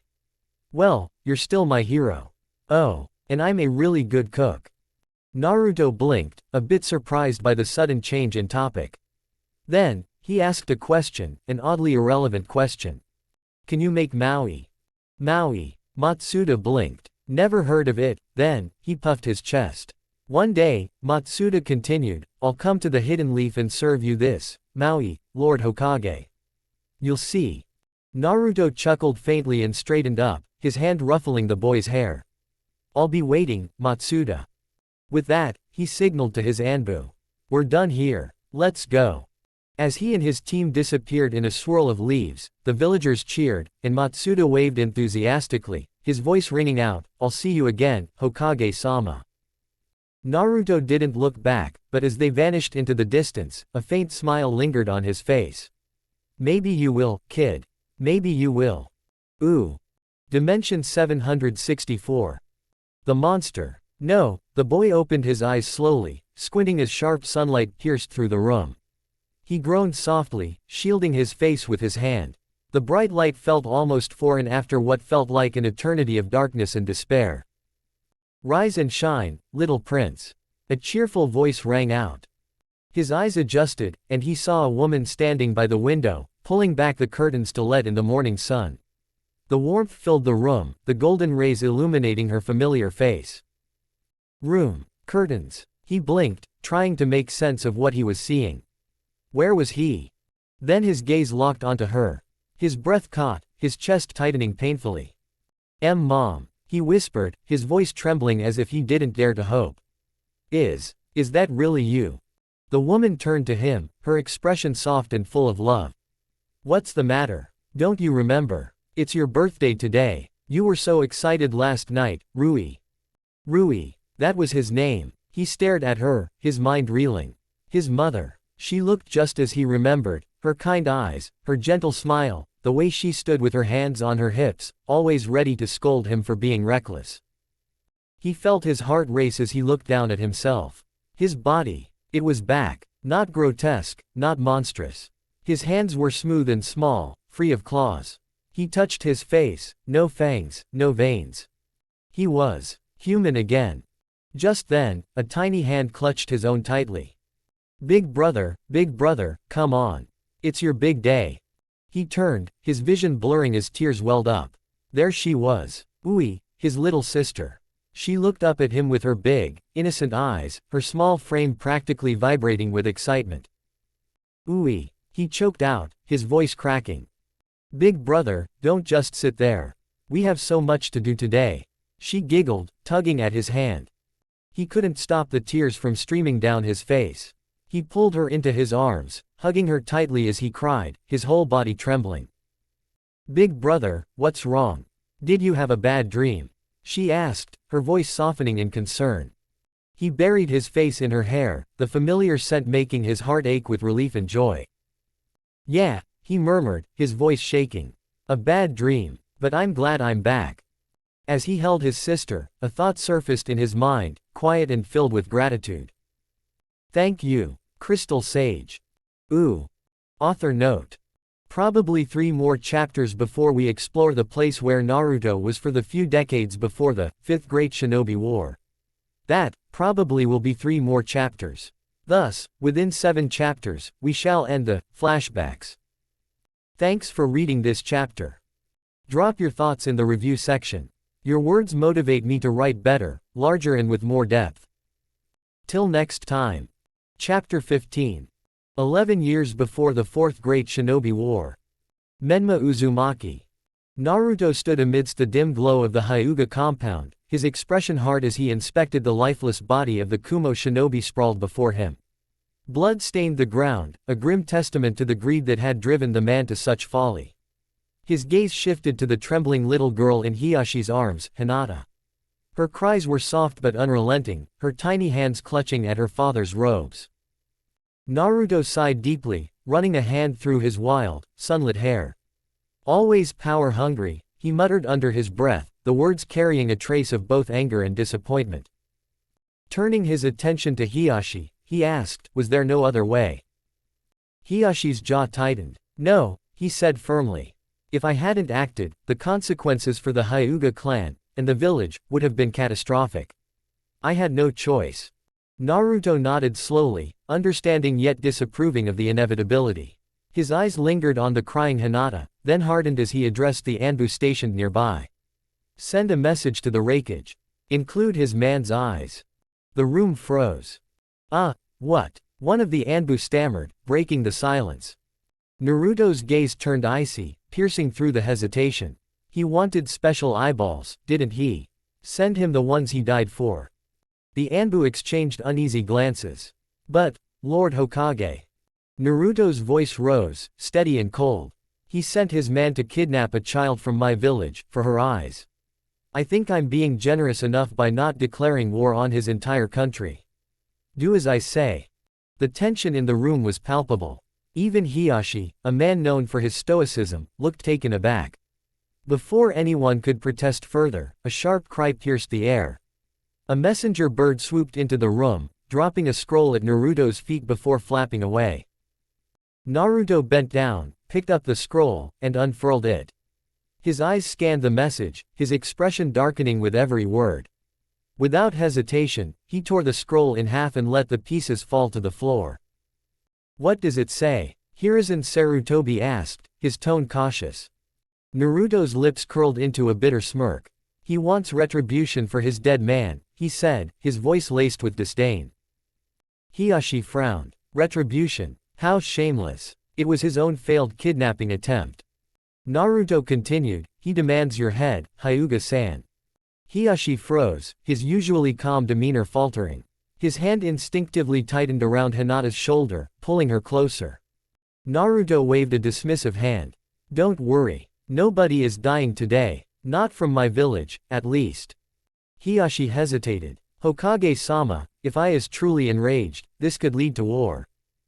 Naruto's sharp laugh cut him off. "War. Let him come, then." His voice turned steely, each word a dagger. "To me, the Raikage is nothing more than a madman.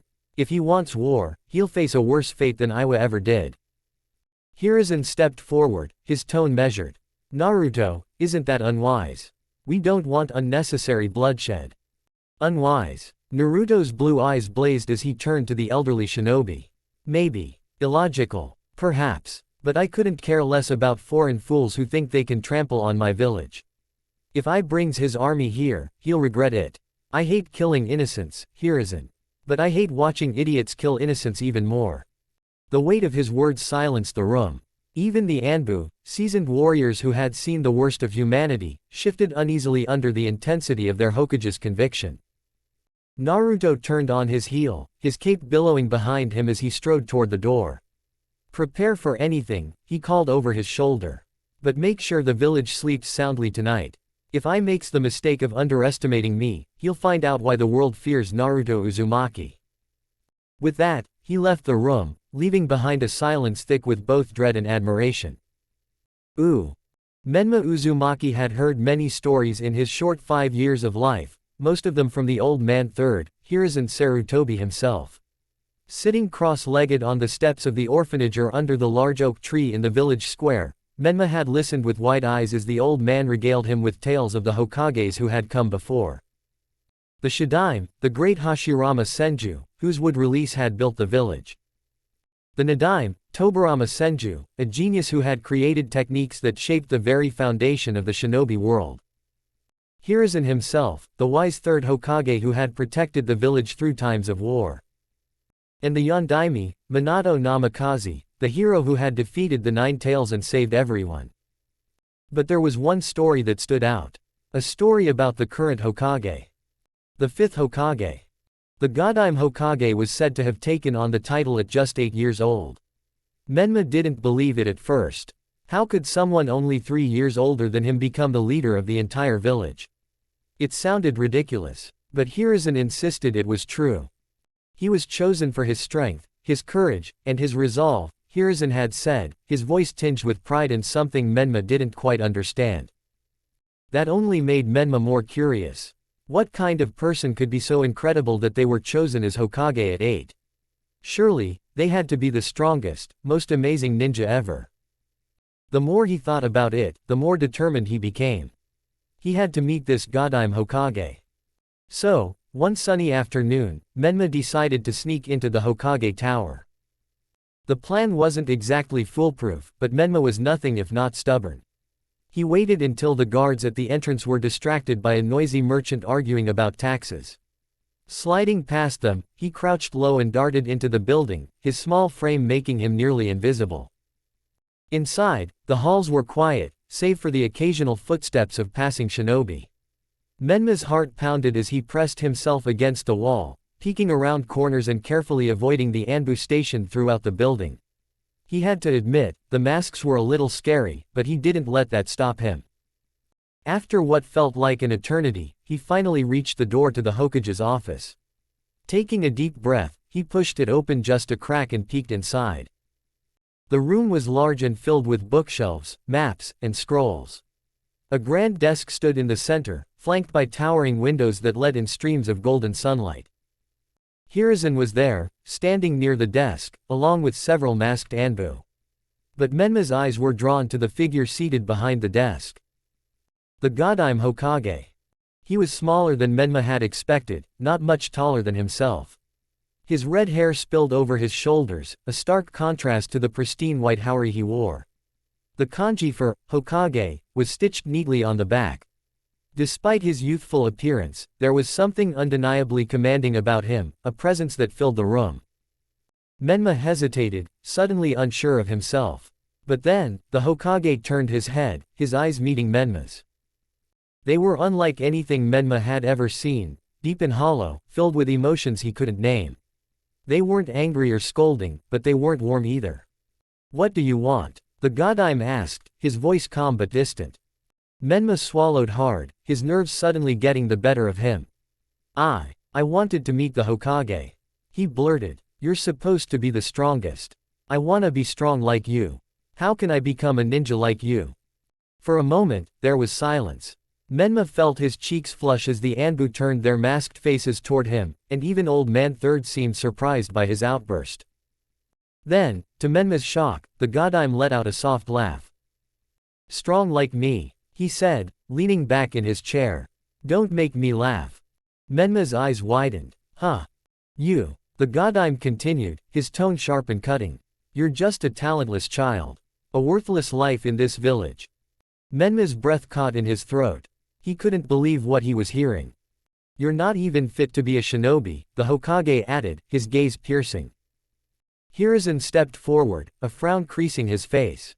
"Naruto, that's enough. He's just a child. He should know the truth," the Godaime interrupted, his eyes never leaving Menma's. He's utterly useless. Menma felt his fists clench at his sides. His chest tightened, and tears stung the corners of his eyes. But he refused to cry. Not here. Not in front of them. I may be weak now, he stammered, his voice trembling but determined. You always will be, the Hokage said flatly. Menma's fist shook as he fought to keep his composure. But I promise you, on that Hokage hat you're wearing, I'll become greater than any of you. He said, his voice rising. Me, Menma, the next Hokage, a ninja like never before. I'll surpass everyone, believe it. The room fell silent. Menma's words hung in the air, echoing in the vast office. For a moment, the Godime said nothing. His expression didn't change, but his lips pressed into a thin line. Big words for a loser, he said quietly. Menma glared at him, his tears finally spilling over. One day, I'll make you eat those words, he shouted. And with that, he turned and stormed out of the office, his heart pounding with a mix of anger, hurt, and determination. As he disappeared down the hallway, the Hokage leaned back in his chair, his gaze lingering on the door. Hiruzen sighed, his expression weary. That was cruel, Naruto. The Godime didn't respond, his fingers brushing against the Hokage hat on his desk. His eyes, hollow and distant, seemed to look at something far beyond the walls of the office. Ooh. Itachi stood silently in the dimly lit Hokage's office, his newly donned Anbu mask hanging loosely by his side. The faint scent of ink and aged wood filled the air, mingling with the soft rustle of papers on the desk. Across from him, Naruto Uzumaki, the fifth Hokage, leaned back in his chair, his fiery red hair illuminated by the flickering light of a nearby lantern. For a long moment, neither spoke. Itachi's dark eyes searched the Hokage's hollow gaze, seeking an answer to the question that burned within him. Finally, he broke the silence. Why would you say that to your own brother? His voice was calm, measured, but there was a faint edge to it, an undertone of disbelief. Naruto's expression didn't change, his face as unreadable as ever. He didn't even glance up from the scroll he was reading. You know his lineage, don't you? He asked quietly. Itachi tilted his head slightly. I do, he replied. But that's irrelevant to my question. Naruto sighed, setting the scroll aside and resting his elbows on the desk. He laced his fingers together, his eyes fixed on the wooden surface as if lost in thought. I've always known who he is, Itachi. Who he really is. From the moment he was born. Itachi's brows furrowed, but he remained silent, waiting for the Hokage to continue. I see, Itachi said after a moment, his voice neutral. But that still doesn't explain why you treated him that way. You insulted him, belittled him, called him a loser. How does that protect him? Naruto closed his eyes, exhaling a deep, weary breath. He is not talentless, he said softly. Nor useless. Nor a loser. Menma is anything but a giftless child. Itachi's frown deepened. Then why? Naruto opened his eyes, and for the first time, there was a flicker of emotion in his gaze, something between pain and fear. Because he's too gifted, he said, his voice barely above a whisper. And that's what scares me. Itachi blinked, taken aback by the admission. Too gifted, he repeated. What do you mean? Naruto leaned forward, resting his chin on his clasped hands. Menma has the potential to surpass everyone, he said. Me, you, Hiruzen. Even the legends of this village. If he keeps this up, he'll become something extraordinary. A force to be reckoned with. Itachi's confusion only deepened. Isn't that a good thing? Shouldn't the village nurture that potential? Naruto's gaze darkened. Do you know what happens to people like us, Itachi? People born with too much power. Too much potential. His voice was bitter, laced with a quiet anguish. We lose ourselves. We give everything we have, our bodies, our minds, our souls, for the sake of the village. And in the end, we're left with nothing but ashes. The words hung heavy in the air, their weight pressing down on the room like a suffocating fog. I'd rather Menma never set foot on that path, Naruto continued, his tone resolute. I'd rather he live as a civilian, free from the burdens of power and responsibility. Let him have a normal life. A happy life. Not one like ours. Itachi's expression softened, a flicker of understanding crossing his face. He thought of Sasuke, his little brother, and the dreams he held for him. Dreams of a peaceful, carefree life, far removed from the darkness of the shinobi world. I see, he said quietly. Naruto leaned back in his chair, his shoulders slumping as if the weight of his own words had drained him. Itachi, he said after a moment, his voice softer now. Yes, Hokage-sama. You have a little brother, don't you? Sasuke. That is correct. Naruto's gaze sharpened, locking onto Itachi's with a rare intensity. Protect him, he said firmly. No matter what. Whether he loves you, respects you, hates you, or despises you, always put your family above all else. Protect the children. Let Sasuke have the life we were never given. Itachi's jaw tightened, his grip on his mask tightening. I understand, he said, though his voice wavered slightly. Naruto shook his head, a bitter smile tugging at the corners of his lips. No, you don't, he said. Not yet. But one day, you will. And when that day comes, I hope it's not too late. Itachi stared at him, the weight of the Hokage's words settling heavily in his chest. He didn't fully understand, not yet, but he felt the gravity of the moment, the unspoken truths hidden beneath Naruto's cryptic words. Thank you for your guidance, Hokage-sama, he said, bowing his head. Naruto waved a hand dismissively, his gaze already drifting back to the scrolls on his desk. Go, he said, and remember what I said. Family comes first. As Itachi turned to leave, he cast one last glance at the Hokage. For a brief moment, he thought he saw a flicker of vulnerability in Naruto's hollow eyes, a fleeting glimpse of the pain he carried within. But then it was gone, replaced by the stoic mask of a leader burdened by the weight of his responsibilities. Stepping out of the office, Itachi couldn't help but think of Sasuke, of the life he wanted for him. And for the first time, he truly began to understand the lengths he would go to protect his little brother. Ooh. The midday sun hung high over Konoha, casting soft light across the bustling streets. Makoto Uchiha stood at the Hokage's office door, balancing a tray of neatly packed lunch boxes in her arms. She straightened her posture and knocked lightly. A quiet, "Enter," came from inside, and she pushed the door open, stepping into the stark yet cluttered room. Naruto sat at his desk, papers sprawled in every direction, his expression a mix of focus and weariness. At the sight of her, his blue eyes softened, though his stoic demeanor remained intact. Makoto-san, he greeted, standing out of respect. What brings you here? She offered him a warm smile. I heard from mommy that you've been surviving on bread again. She still believes you're secretly eating ninja junk food, but we both know better. Naruto's lips twitched upward briefly in a faint smile. Mommy needs to stop making up wild theories. But thank you for your concern. Placing the lunch boxes on his desk, Makoto studied him for a moment, noting the slight bags under his eyes and the stiff set of his shoulders. Naruto, Itachi is doing well in the Anbu, she began. He might even become a captain soon. Naruto's expression brightened just a fraction. That doesn't surprise me. He's brilliant. And Sasuke? Excelling in the academy, Makoto said, pride evident in her voice.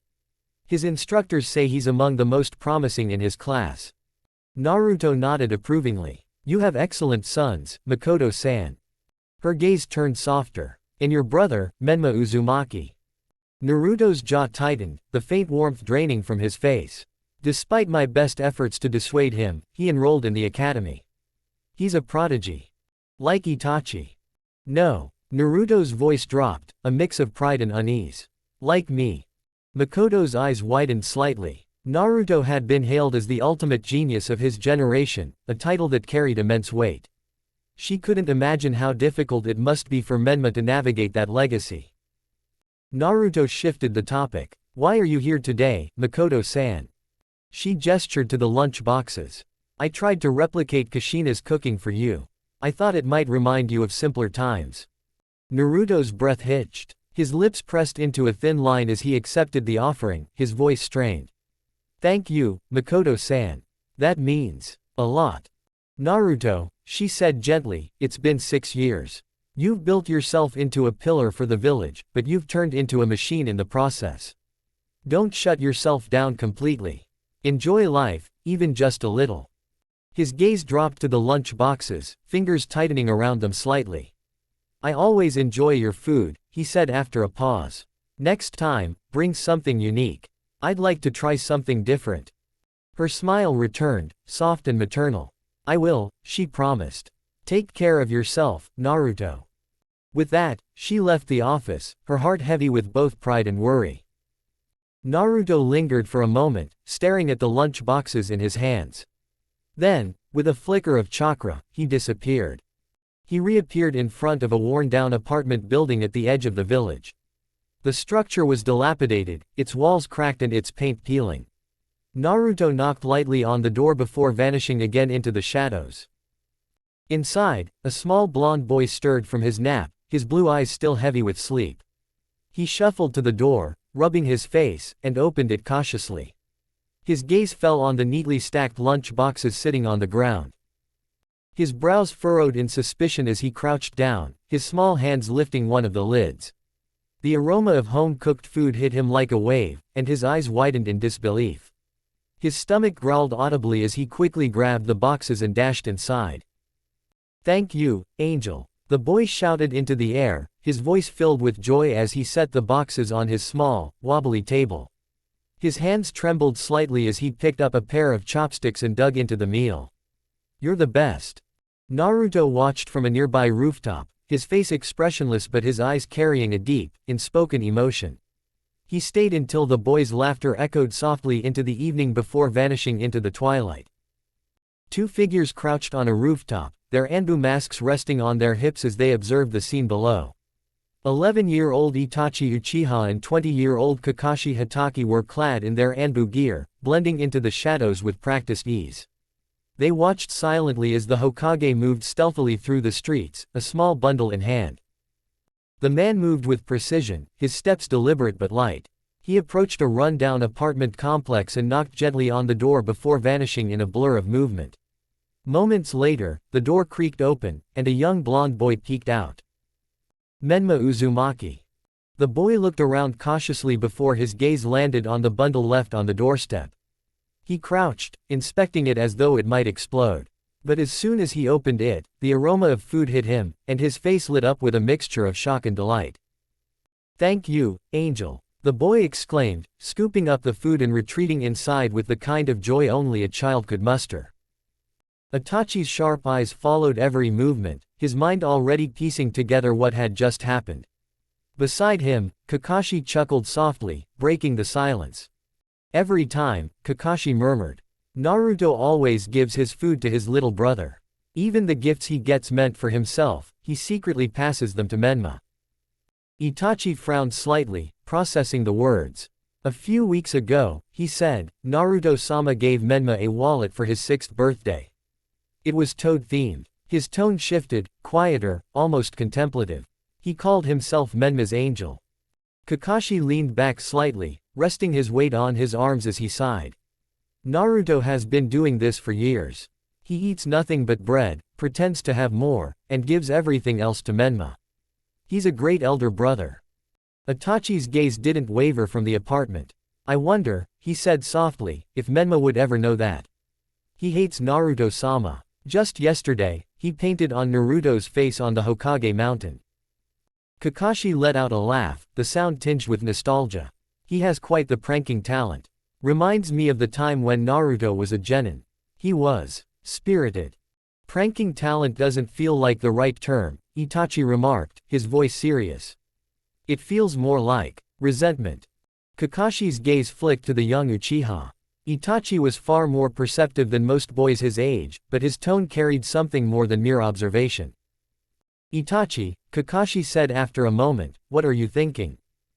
Itachi hesitated, his dark eyes narrowing slightly as he thought. Kakashi-senpai, he began, do you think I should be like him?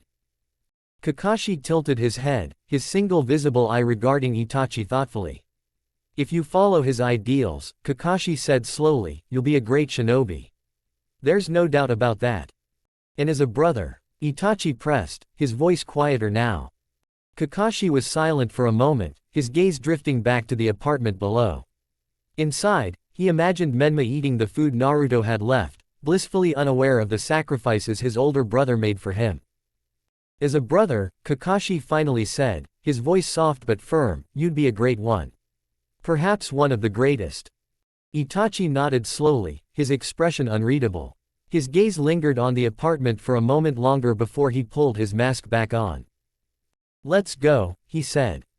Kakashi stood, slipping on his own mask. "Lead the way." As they leapt into the night, the village's rooftops passing in a blur, Itachi's mind was alive with thought. He couldn't help but wonder, was it possible to protect his brother as fiercely as Naruto protected Menma? And if so, what sacrifices would he have to make to do so? The answers didn't come easily, but one thing was clear: Naruto Uzumaki, for all his burdens, had set an example that even a prodigy like Itachi couldn't ignore. Author note: hope you liked it. Chapter 16. 10 years before the Fourth Great Shinobi War. The Sage of Hatred. Ai's office trembled under the weight of his wrath. His clenched fists, massive like boulders, slammed into his desk, turning it into a pile of splinters with a deafening crash. His teeth ground together audibly, and his face twisted into a snarl that could have sent even the bravest shinobi fleeing. His roaring voice reverberated through the room. "Naruto Uzumaki. That brat has the audacity to mock me, the great Hokage." Ai's booming voice carried his fury to the farthest corners of the compound. "Sending me the eyes of my ambassador instead of Hiashi Hyuga. Is this how Konoha declares war?" Darui, standing at attention, exchanged a cautious glance with Samui, who had just entered the room. Both shinobi had seen Ai angry before, but this time, his rage was something else entirely, an inferno threatening to consume anything and anyone in its path. "Darui," Ai barked, his gaze snapping toward his second-in-command. "Prepare a letter. No, forget that. Prepare the troops. If that insolent Hokage wants war, I'll give him war." Darui gulped but nodded. "Understood, Hokage-sama." He turned toward the door, his movements slower than usual as though hoping Ai might reconsider before it was too late. But just as Darui reached the door, there was a knock. The sound was soft, almost hesitant, as if the person on the other side knew the storm they were walking into. "What now?" Ai snapped, his voice dripping with venom. "Who dares interrupt me?" Samui stepped forward, bowing quickly. "Hokage-sama, forgive me, but there's a visitor. Then kill whoever it is in." Before I could finish, a voice, high-pitched and eerily calm, cut through the room like a knife. "Is this how you treat your guests, Ai? I'm not surprised." Everyone froze as Naruto Uzumaki, the 12-year-old Hokage of Konoha, strolled into the room like he owned the place. His red hair caught the light streaming in through the broken glass, and his blue eyes sparkled with confidence. Despite his small stature and youthful face, his presence was overwhelming. He wore the white haori of his office, the kanji for crystal, emblazoned boldly on the back, and a smirk played on his lips. "You," Ai growled, his voice low and menacing. He took a step forward, each movement heavy with restrained violence. "You dare show your face here, Hokage?" Naruto cocked his head slightly, his smirk widening. "I heard something about war," he said nonchalantly, brushing imaginary dust off his haori. "Thought I'd save you the trouble." "Save me the—" Ai's voice exploded in fury, but he stopped mid-sentence as Darui stepped hesitantly toward the massive glass wall. "Hokage-sama, you need to see this," Darui said, his voice trembling. Ai's eyes darted toward his subordinate, his anger momentarily replaced by confusion. "What are you talking about?" he demanded, following Darui's gaze. The sight outside the glass wall stole the air from the room. A massive crystalline Buddha floated in the sky, its sheer size blocking out the sun and plunging the entire village into shadow. Its towering form sparkled in the dim light, an ethereal glow emanating from the translucent surface.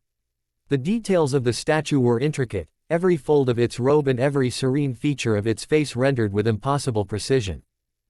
The Buddha's hands were clasped together in prayer, but there was no mistaking the oppressive energy radiating from it. The sheer scale of the construct dwarfed even the Hokage's tower, its presence a silent, undeniable declaration of power. That's impossible," Ai muttered, his voice uncharacteristically quiet. His fists unclenched, and for the first time in years, he felt a flicker of unease. Naruto stepped beside Darui, his eyes fixed on the Buddha. "You think this is impressive?" he asked, his voice casual, almost bored. "This is nothing compared to what I could do if you pushed me." Ai's unease snapped back into anger. He turned on Naruto, his fists slamming together. Are you threatening me, Uzumaki? Naruto didn't flinch. He met Ai's gaze with a calm, steady confidence that only infuriated the Hokage further. I'm not here to threaten you, I'm here to end this nonsense before it escalates. You killed my man, I bellowed. You humiliated me by sending his eyes back instead of paying retribution. Do you have any idea who you're dealing with, boy? I know exactly who I'm dealing with, Naruto replied, his voice sharp now. A power-hungry leader who thinks he can bully others into submission. You sent your shinobi to kidnap a child from my village, Be thankful I only sent his eyes back. You insolent, Ai's fists clenched again, and the ground beneath him cracked as his chakra flared. Enough. Samui's voice rang out, surprising everyone in the room. She stepped forward, placing herself between the two leaders. Hokage-sama, please. This isn't the time for rash decisions. Darui nodded, adding quickly, Naruto-sama has already shown his power. If he wanted to, he could have destroyed us all without even stepping foot in Kumo. I glared at his subordinates, his pride warring with the logic of their words. He turned back to Naruto, his voice a low growl. If you think this changes anything. It changes everything, Naruto said, cutting him off. He turned toward the door, his haori swishing behind him. No war, no kidnapping attempts. Keep it that way, and Kumo will not perish. With that, Naruto vanished in a puff of smoke. Shadow clone, I muttered, his voice dripping with disbelief. His fists trembled as the realization sank in. A damned shadow clone. That brat mocks me again. Darui sighed, scratching the back of his head. At least he didn't outright destroy the village like he did with Iwa, he murmured. Samui nodded. That Buddha statue alone is larger than Turtle Island. I clenched his fists, his rage simmering beneath the surface. Naruto Uzumaki, he muttered. That brat will pay for this humiliation. But deep down, even I couldn't ignore the truth. Naruto Uzumaki wasn't just a Hokage. He was a force of nature. The tension in the Konoha council room was thick enough to cut with a kunai. Fugaku Uchiha sat rigidly, his expression calm yet tense, as the other counselors glared at him. The air was heavy with distrust, years of brewing animosity bubbling to the surface. The Uchiha clan head glanced around the room, aware that every word he spoke now could either ease or worsen the fragile relationship between his clan and the rest of the village. One of the counselors, a wiry man with a sharp voice, leaned forward, his eyes narrowing. Fugaku, you say you're trying to calm your clan, but what of the rest of Konoha? The distance between the Uchiha and the village grows every day. You're stoking conflict instead of quelling it. Fugaku's voice was steady, but there was an edge to it. I have been doing everything in my power to ensure the Uchiha do not act rashly. But perhaps the rest of Konoha should consider not treating us with such disdain. We are not enemies. We are your allies. Allies, scoffed a heavy-set counselor, slamming his hand on the table. The Uchiha are the only ones with the ability to control a tailed beast. Like Madara Uchiha. And look at what he did to this village. Fugaku's fists clenched under the table, though his expression remained calm. Madara Uchiha is long gone. None of us have his level of power, nor do we possess any desire to control the Kyuubi, let alone attack our own village. The Uchiha clan has suffered losses just like everyone else. Losses you brought on yourselves. Another counselor hissed. If you hadn't. Enough. The voice cut through the room like a thunderclap, silencing the rising arguments. All eyes turned to the figure seated at the head of the table. Naruto Uzumaki, the Godime Hokage, radiated authority despite his young age. His face was calm, but his blue eyes held a steely resolve that silenced even the boldest dissenters. He turned his gaze to Fugaku, his tone measured but firm. Fugaku Uchiha, I'll ask you directly, did you, or anyone in your clan, use their Sharingan to free the Kyuubi and attack Konoha 6 years ago? Fugaku straightened his back, meeting Naruto's gaze without hesitation. No, Hokage-sama. Neither I nor anyone in the Uchiha clan had anything to do with the Kyuubi's attack. We would never harm our own village. Naruto stared at him, unblinking. The room held its collective breath as the silence stretched on. Finally, the Hokage leaned back in his chair and nodded. He speaks the truth. The counselors exchanged uneasy glances. How can you be so sure, Hokage-sama? One of them demanded, his tone laced with skepticism. You can't just take his word for it. Yes, this is a serious accusation. The protests died abruptly as a sudden pressure filled the room. It was suffocating, like standing at the edge of a vast, unending ocean. Naruto rose slowly from his seat, his expression unreadable. Black markings began to crawl up his face and arms, glowing faintly with an otherworldly energy. His once blue eyes turned into a brilliant jade, shining like polished gemstones. The counselors froze, the sight of him rendering them speechless. High Sage mode, someone whispered in awe, their voice barely audible over the crackling energy emanating from the Hokage. Naruto's voice was calm but carried the weight of absolute authority. Any more questions? The room was silent. No one dared to meet his gaze, let alone speak. Good, Naruto said, his tone final as he dismissed the transformation, the markings fading as quickly as they had appeared. Council dismissed. The counselors filed out of the room in stunned silence, their earlier bravado completely deflated. Fugaku lingered for a moment, nodding respectfully to the Hokage before leaving. As the doors closed, Naruto exhaled quietly, his posture relaxing. He leaned back in his chair, staring at the ceiling for a long moment. In the quiet of the empty room, he allowed himself a brief moment of vulnerability, his mind already turning to the next challenge awaiting him. Obito Uchiha paced relentlessly in his dimly lit hideout, his cloak brushing against the cold stone floor. The cavernous space was eerily quiet, save for the faint drip of water in the distance and the occasional rustle from the two Zetsus, one black, one white, standing before him. White Zetsu tilted his head, his expression curious. What's on your mind, Obito? You look like you're about to explode. Black Zetsu's deep, gravelly voice interjected. He's probably worrying about the project. It's almost time, isn't it? Obito stopped pacing, his single visible eye narrowing under his mask. His voice was low and heavy, laced with frustration. The Akatsuki is ready. Tsuki no Mi is on the verge of beginning. And yet, we haven't secured a single Biju. Then start hunting the Jinchuriki, White Zetsu suggested nonchalantly, as if it were the most obvious thing in the world. Obito turned sharply, his glare cutting through the room like a blade. Fool, do you have any idea what would happen if we started now? White Zetsu blinked, genuinely confused. What? The Nine-Tails Jinchuriki, Obito snapped, his voice rising. Menma Uzumaki, the younger son of the late Yondaime Hokage. He paused, his voice dropping into a growl.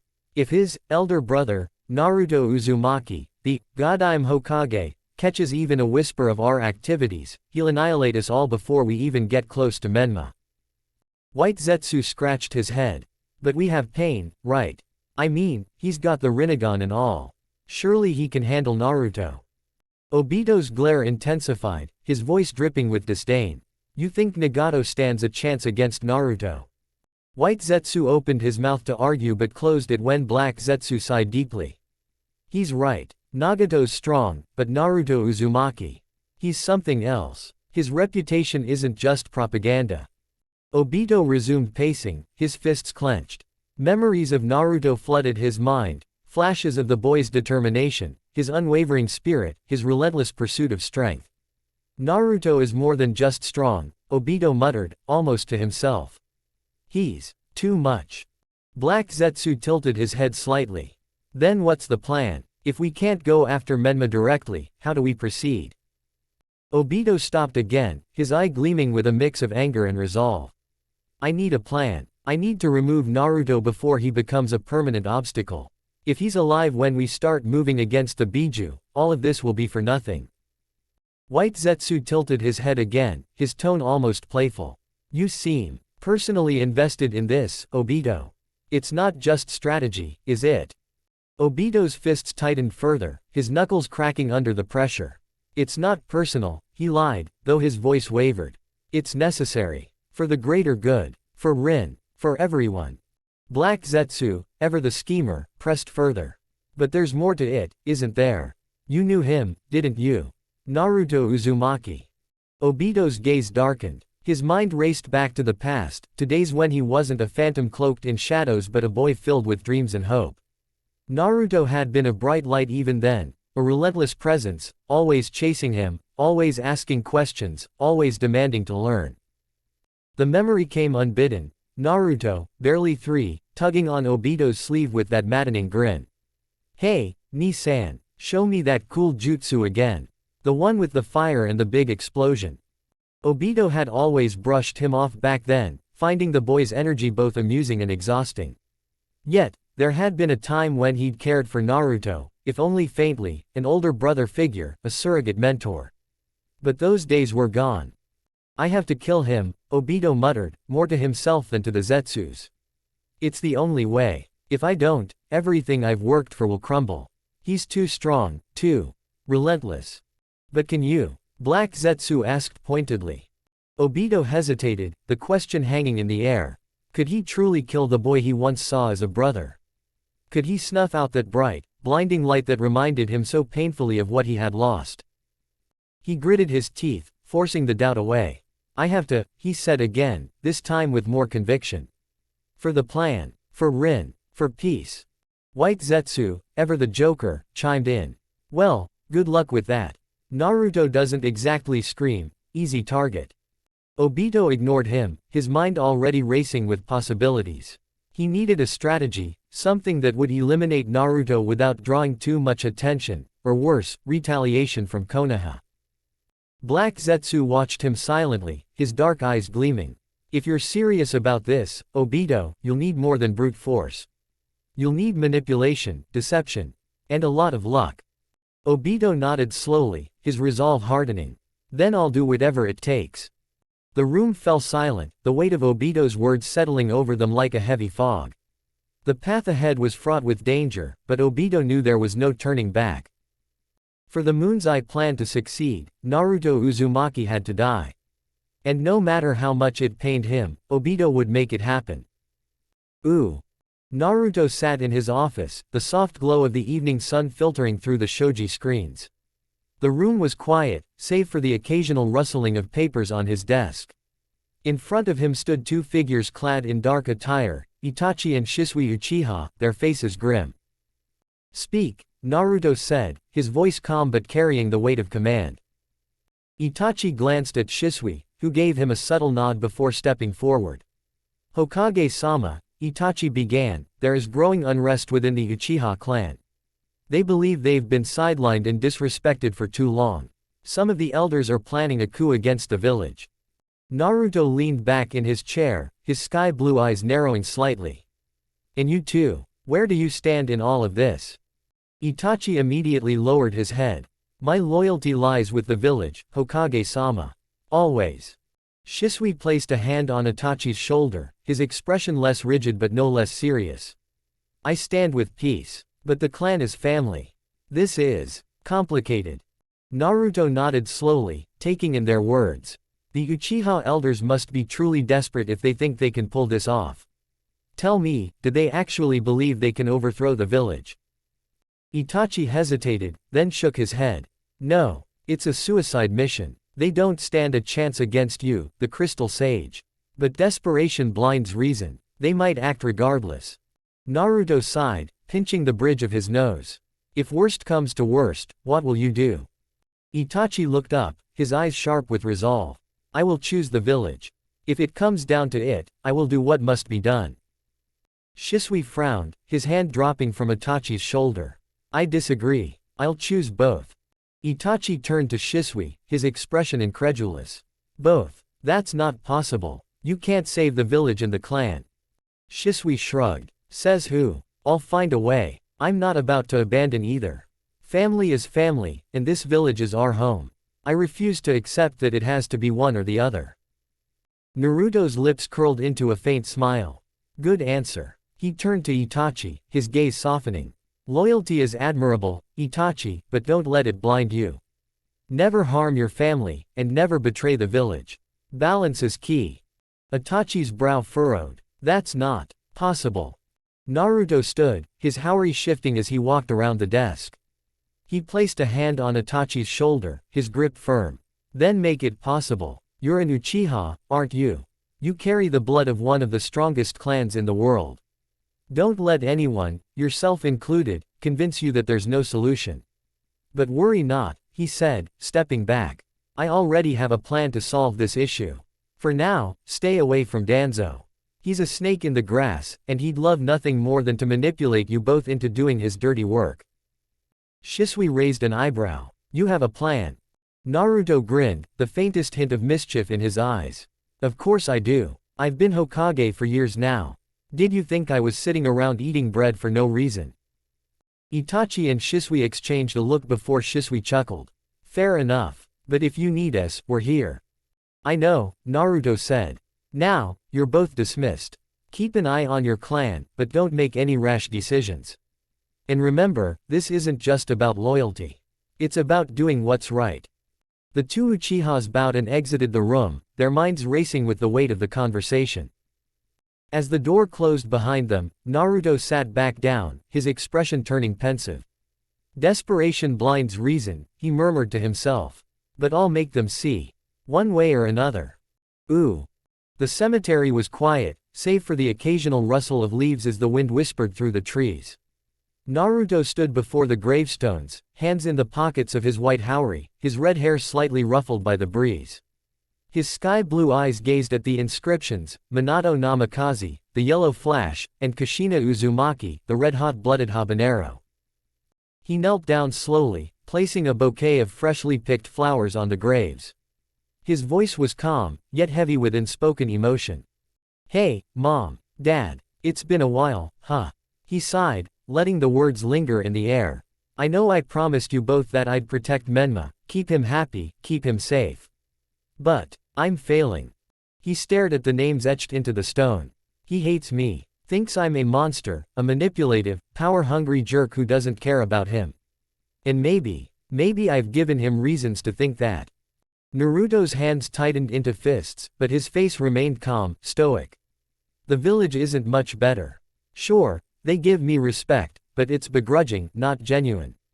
They fear me, just like they feared you, Dad. And the world. They'd love nothing more than to see me stumble, to see Konoha fall. Sometimes, it feels like I'm holding everything together by a thread. He chuckled dryly, shaking his head. I don't cry about it, though. Can't afford to. I'm the Hokage, right? The Crystal Sage, the strongest shinobi alive. Who has time for tears? He rose to his feet, brushing the dust off his knees. Still, I wish you were here. You'd know what to say. You'd know what to do. Naruto turned to leave, but before he took a step, he sighed and glanced over his shoulder.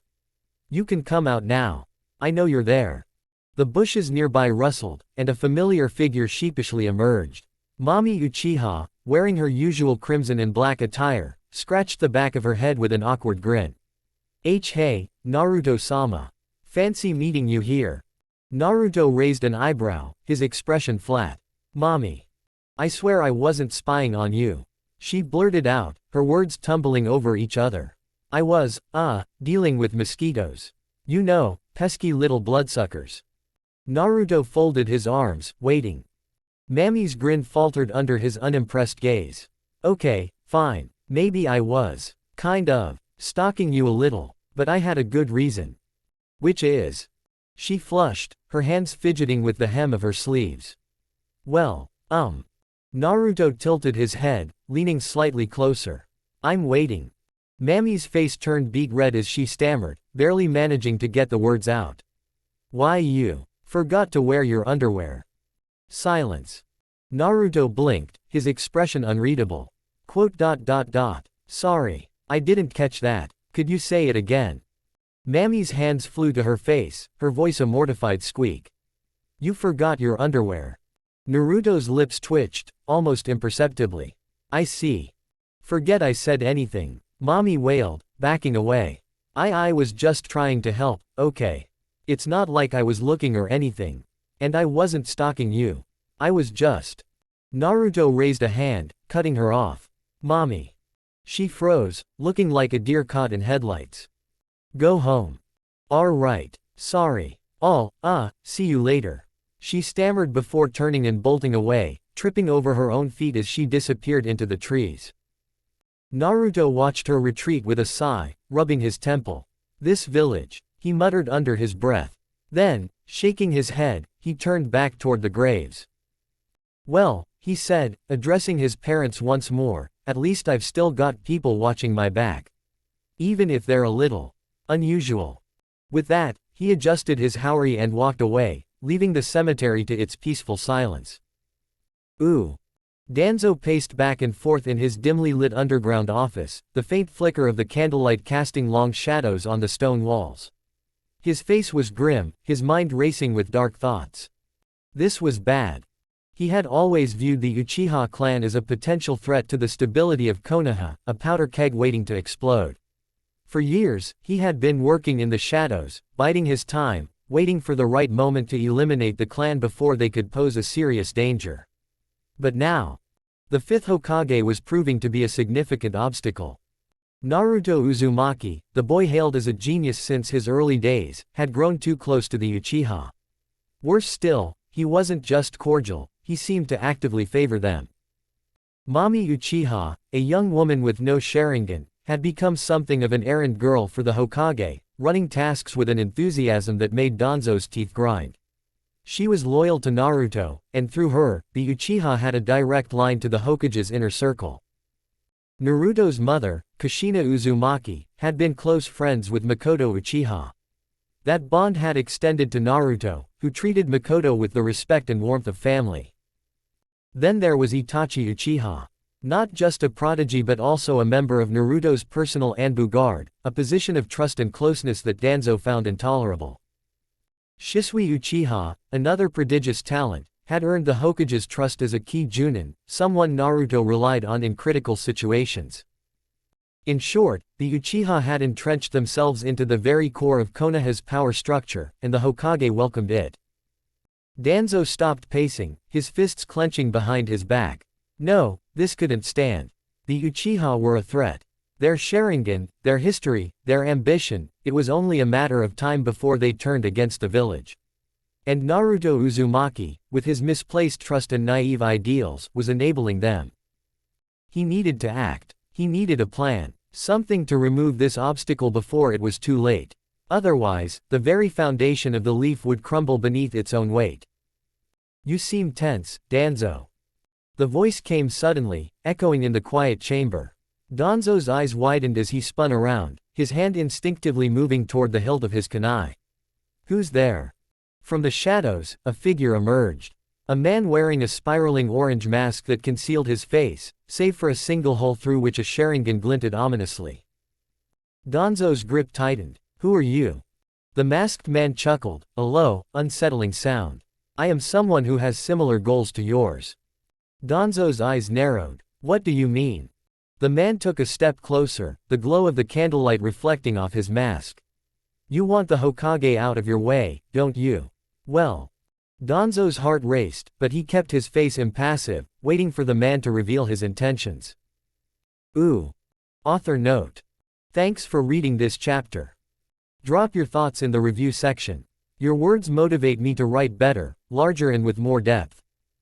Till next time. Chapter 17. Thank you for supporting this humble author. Writing isn't about earning but about creating joy and inspiration for all of you. Your encouragement and feedback have been invaluable, and I'm so grateful to continue this journey alongside each of you. Feel free to share your thoughts and suggestions, your input helps me grow as a writer. Every story I craft is unique and built with care, offering fresh ideas for those seeking something new. I appreciate each of you for being part of this adventure.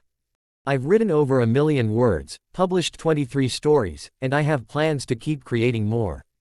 I also have 3 drafts in progress and countless ideas floating around in my head, waiting to come to life. The journey of storytelling continues, and I can't wait to share more with all of you. Thanks again, and here's to a fantastic 2025. Stay safe, stay inspired, and remember this author as we continue to explore new stories together. With much love and gratitude. Phoenix. This story related. Dear Sayer Mahmood, in a dark lighting seating, Naruto's eye color looks purple. But in a very bright place, it's blue. In a normal place, it's somewhere between them. Readers, do not forget that these were all flashbacks and I have already told you that major things that happened in the canon will happen anyway. A few things have changed like the 5th Hokage, the Hyuga incident and the Iwa invasion. However, this is not canon Naruto. You may think Menma as canon Naruto if you wish. 9 years before the Fourth Great Shinobi War. Betrayal. It took the combined power of 5 great nations working together to take him down. And yet, we never won. But he isn't here anymore. A good shinobi never lets others know if he is around or not. And he was the best. Huh. You'll see. Chapter 18. The Harsh Sage. My name is Kekkei Hatsume, a middle-something-year-old genin of the Hidden Leaf. Yeah, laugh if you want. I've heard it all before. The eternal genin, the old rookie, the man who never grew up. Whatever. I don't care. Ever since I was a kid, I dreamed of being a shinobi praised by the village. I remember the day clearly, the victorious return of Leaf Shinobi after the Second Great Ninja War. Civilians lined the streets, cheering, crying, throwing flowers. The soldiers walked tall, bruised and bloodied but bathed in glory. Heroes. They weren't just men and women that day, they were gods. That was the moment I decided. One day, I'd be among them. I enrolled in the academy, trained my heart out, and pored over books. I was good at academics, top of the class when it came to history, theory, and strategy. But when it came to practical skills, average at best. Ninjutsu, fine. Taijutsu, meh. Genjutsu, don't ask. When I finally graduated, I thought, this is it. This is the start of my legacy. I was assigned to a team. Our sensei was one of those tough, silent types. We tackled D-rank missions, walking dogs, painting fences, picking weeds. I told myself it was only temporary. My time would come. Then came the Chunin exams. I failed. My entire team passed, and I was left behind. Next time, I thought. I got put on another team of misfits, kids from other squads who didn't make the cut. I trained harder, focused, dreamed. We entered the next exams. I failed again. My teammates didn't, and they moved on without me. It went like this for years. By the time the Third Great Ninja War broke out, I was a 20-something still wearing a genin headband. My skills had improved by then, but I wasn't anyone's first choice for a team. Eventually, I was assigned to a squad with 2 fresh-faced genin and a veteran junin. The war was something I can't put into words. It was ugly, bloody, chaotic. On a mission deep in enemy territory, we lost our only female teammate. She was ambushed, and we couldn't save her. One of the rookies froze up, the other tried to run. I dragged them both back to the village, alive but broken. After the war, my teammates quit. Sensei retired. I was alone. When the celebrations began, the village cheered for the great names, the Sannin. Minato Namikaze, the Yellow Flash. Fugaku Uchiha. Shibi Aburame. The Hyuga brothers. Heroes. Their names echoed in the streets, immortalized in glory. And me, I was 29 years old. A nobody. A background character in someone else's story. But I didn't give up. I kept going. One day, I told myself, I'll be a Junin. I'll be remembered. I'll earn their respect. The years rolled on. People mocked me openly now. I was a punchline in bars, a cautionary tale for academy kids. I was still a genin at 37 when the Kyuubi attacked. I'll never forget that night. The screams, the blood, the monster tearing through the village. We fought to protect the civilians, but when dawn broke, we realized we had failed. The Yondaime was dead. And then the 5th Hokage was announced, Naruto Uzumaki. Him. A child who became genin before he could read full sentences. Chunin at 3, Junin at 5, Hokage at 8, the so-called crystal sage. A natural genius. A born prodigy. Everything I wasn't. TCH. Probably some genetic lottery, right? Just another gifted brat who had everything handed to him. No struggles. No failures. No real hard work. I told myself that, over and over. Then came the mission, the one that changed everything. It was a simple C rank. I was assigned to a group of younger but much higher ranked shinobi. Great. Another chance to be babysat. Our task. Retrieve a potion from the land of wind. Routine. Before we left, the Hokage himself handed us this strange yellow crystal. If the situation escalates, he said, use this. It'll summon me. Summon him. The Hokage. I almost scoffed. Overkill much. It was just a standard fetch and return mission. But we took it, and we left. It should have been easy. It wasn't. Everything went wrong. We were ambushed halfway to our destination. Bandits. No, shinobi. Hidden sand, rogue mercenaries. It wasn't a skirmish, it was an all-out assault. We were outnumbered and outclassed. The Junin on our squad tried to lead us out of the trap, but they were cut down first. I watched blood spray across the sand, staining it red. The younger shinobi fought like hell, but they were faltering.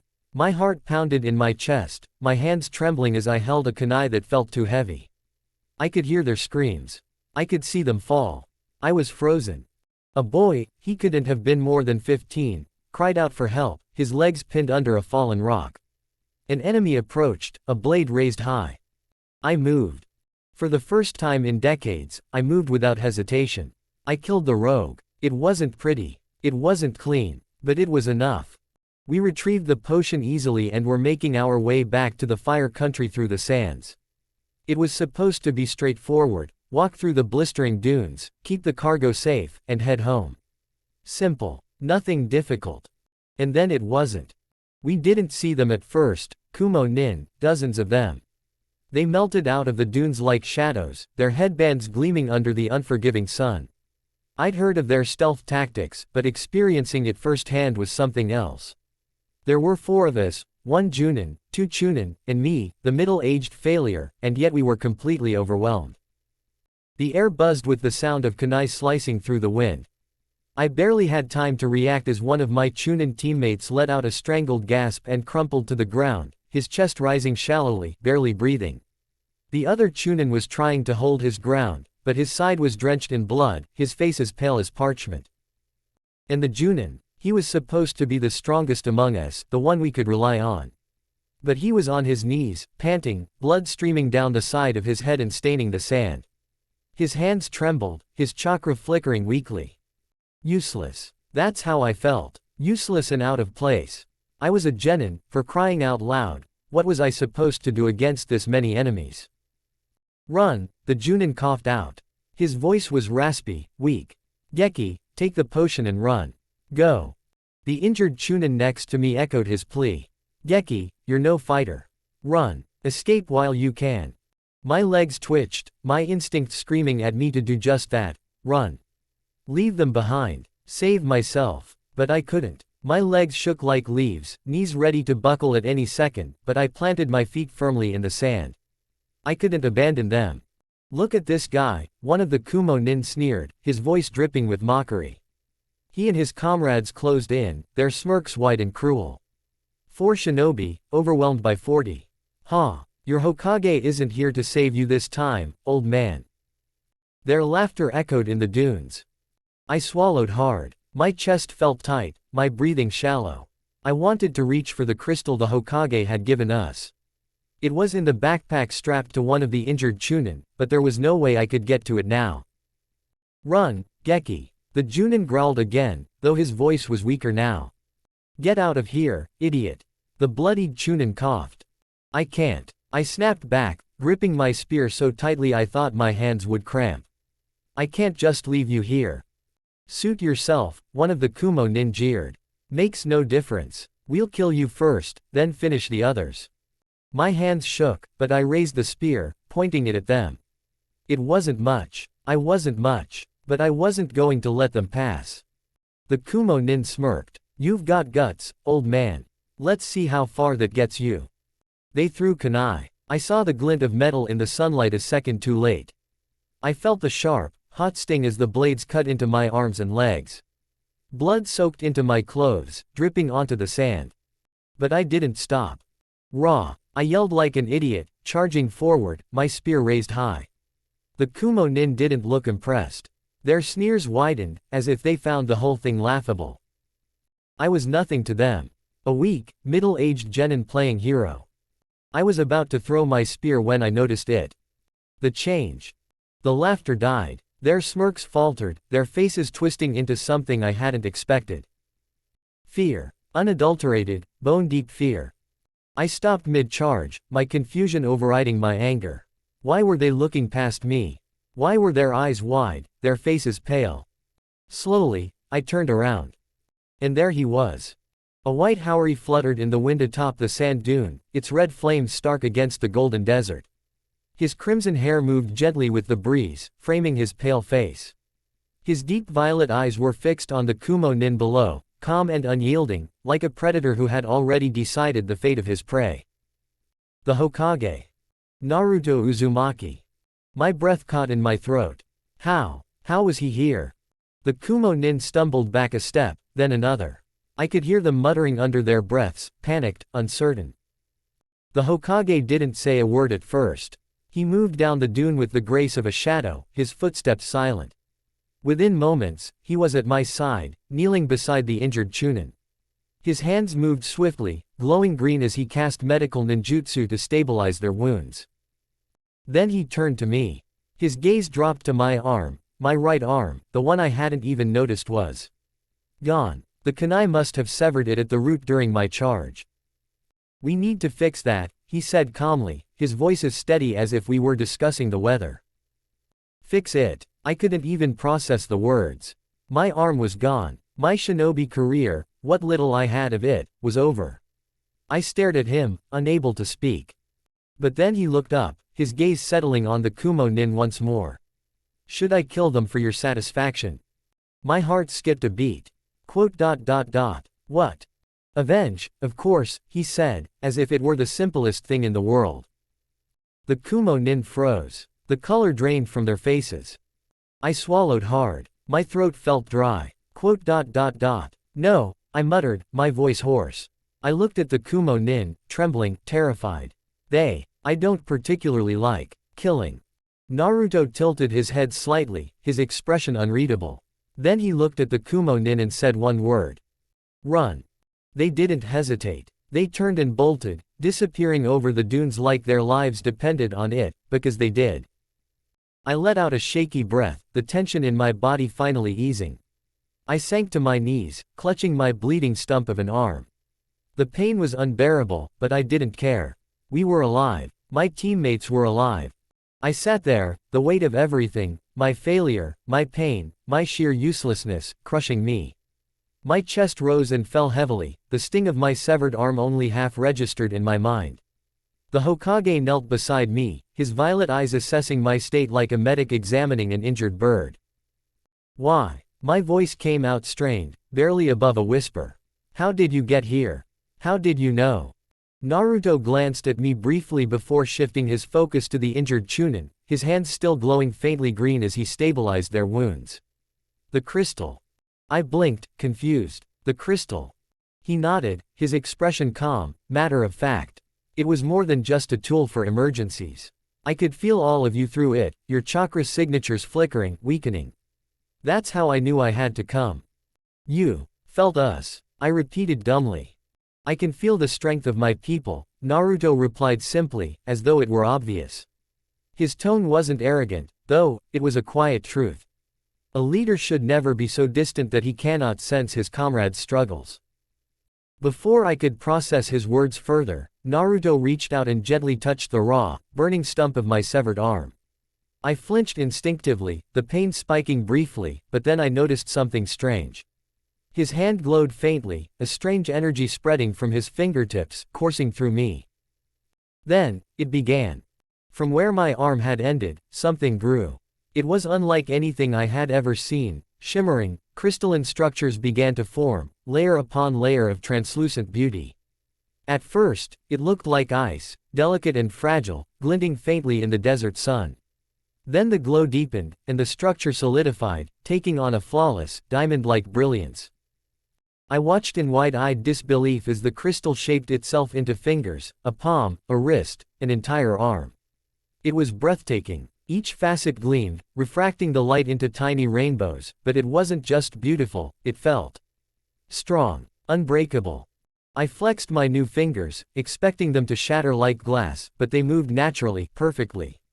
The hand caught the sunlight, casting specks of light across the sand. I stared at it, stunned. How? I choked out, my voice trembling. How did you do this? Naruto stood up, dusting his haori off, as if growing a crystalline arm on a loser genin like me was just another part of his day. A shinobi needs to have all his limbs, of course, he said simply. But, my voice wavered, but I'm a loser. I'm weak. No talent. I didn't even prioritize the mission. I thought you'd suspend me for breaking protocol. Naruto paused, his violet eyes studying me for a moment. Then he turned away, grabbing our bags and helping one of the chunin to stand. I watched as he slung the unconscious boy over his shoulder with an effortless ease that made my struggles feel insignificant. He started walking forward, his back to me. Because you have a golden heart. I froze. My breath caught in my throat. Huh.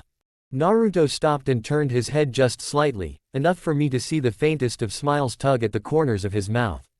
In the shinobi world, those who follow the rules are noble. But those who break those rules for the sake of their comrades are saints. His words hit me like a punch to the gut. My chest tightened, not with pain but with something else, something warm. Something unfamiliar. Naruto blinked once, the smile fading as he gestured with his chin. Now hurry up and grab these people. I expect more from an old Junin. I blinked, staring at him. What? I'm a genin. You are a Junin now. My mouth fell open, but before I could argue, something came flying through the air toward me. I barely caught it, my new crystal hand snapping up instinctively to grab it. It was a staff, a beautiful, sturdy crystalline staff, shining like my new arm. I stared at it, feeling its weight in my palm.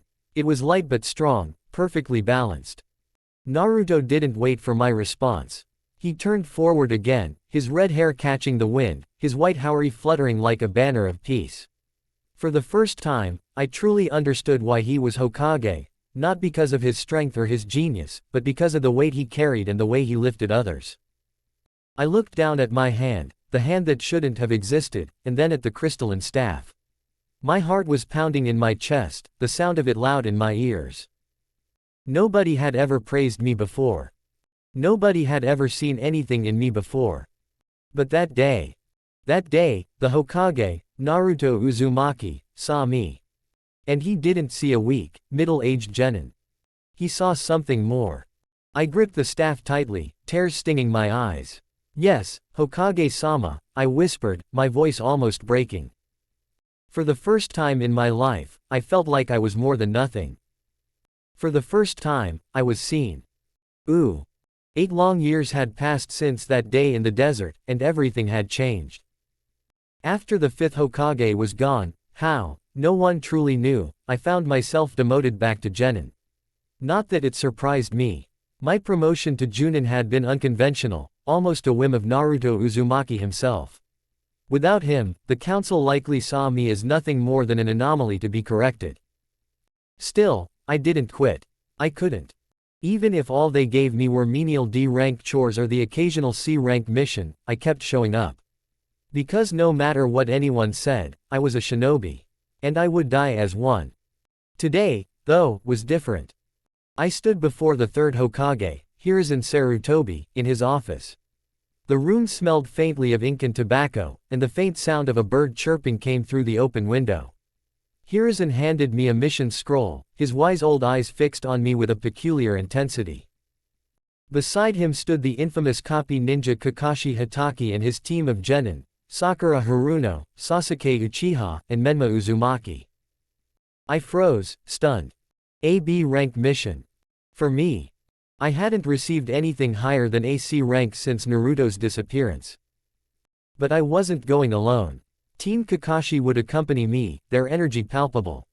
Menma Uzumaki was practically bouncing on his feet, his bright blue eyes gleaming with excitement. His cocky grin spread wide across his face as he looked me over. Hey, old man, he blurted out, why's someone your age still a genin? I felt a few snickers, though Kakashi didn't react. I smiled sheepishly, scratching the back of my neck. Well, I guess, I'm just a little unskilled. Menma raised an eyebrow, clearly unsatisfied. His gaze dropped to my left hand, which was tightly wrapped in white bandages. What's with the hand? Why's it all covered up? Looks weird. I glanced down at it reflexively. Beneath the bandages lay the crystalline hand Naruto Uzumaki had crafted for me years ago. It gleamed with an unnatural brilliance, even now, but I always kept it hidden. It didn't feel right to flaunt something gifted to me by the fifth Hokage, especially after his disappearance. It's special, I replied quietly. The fifth Hokage. I don't wanna hear about that bastard. Menma snapped, his voice sharp. I blinked, startled. Show some respect, Menma. Sakura shouted, smacking the back of his head with enough force to make him wince. He was the fifth Hokage, for crying out loud. Menma glared at her, rubbing his head but didn't say another word. I remained silent, though my mind lingered on the memory of Naruto Uzumaki. There was no shinobi alive, then or now, who could have taken him down.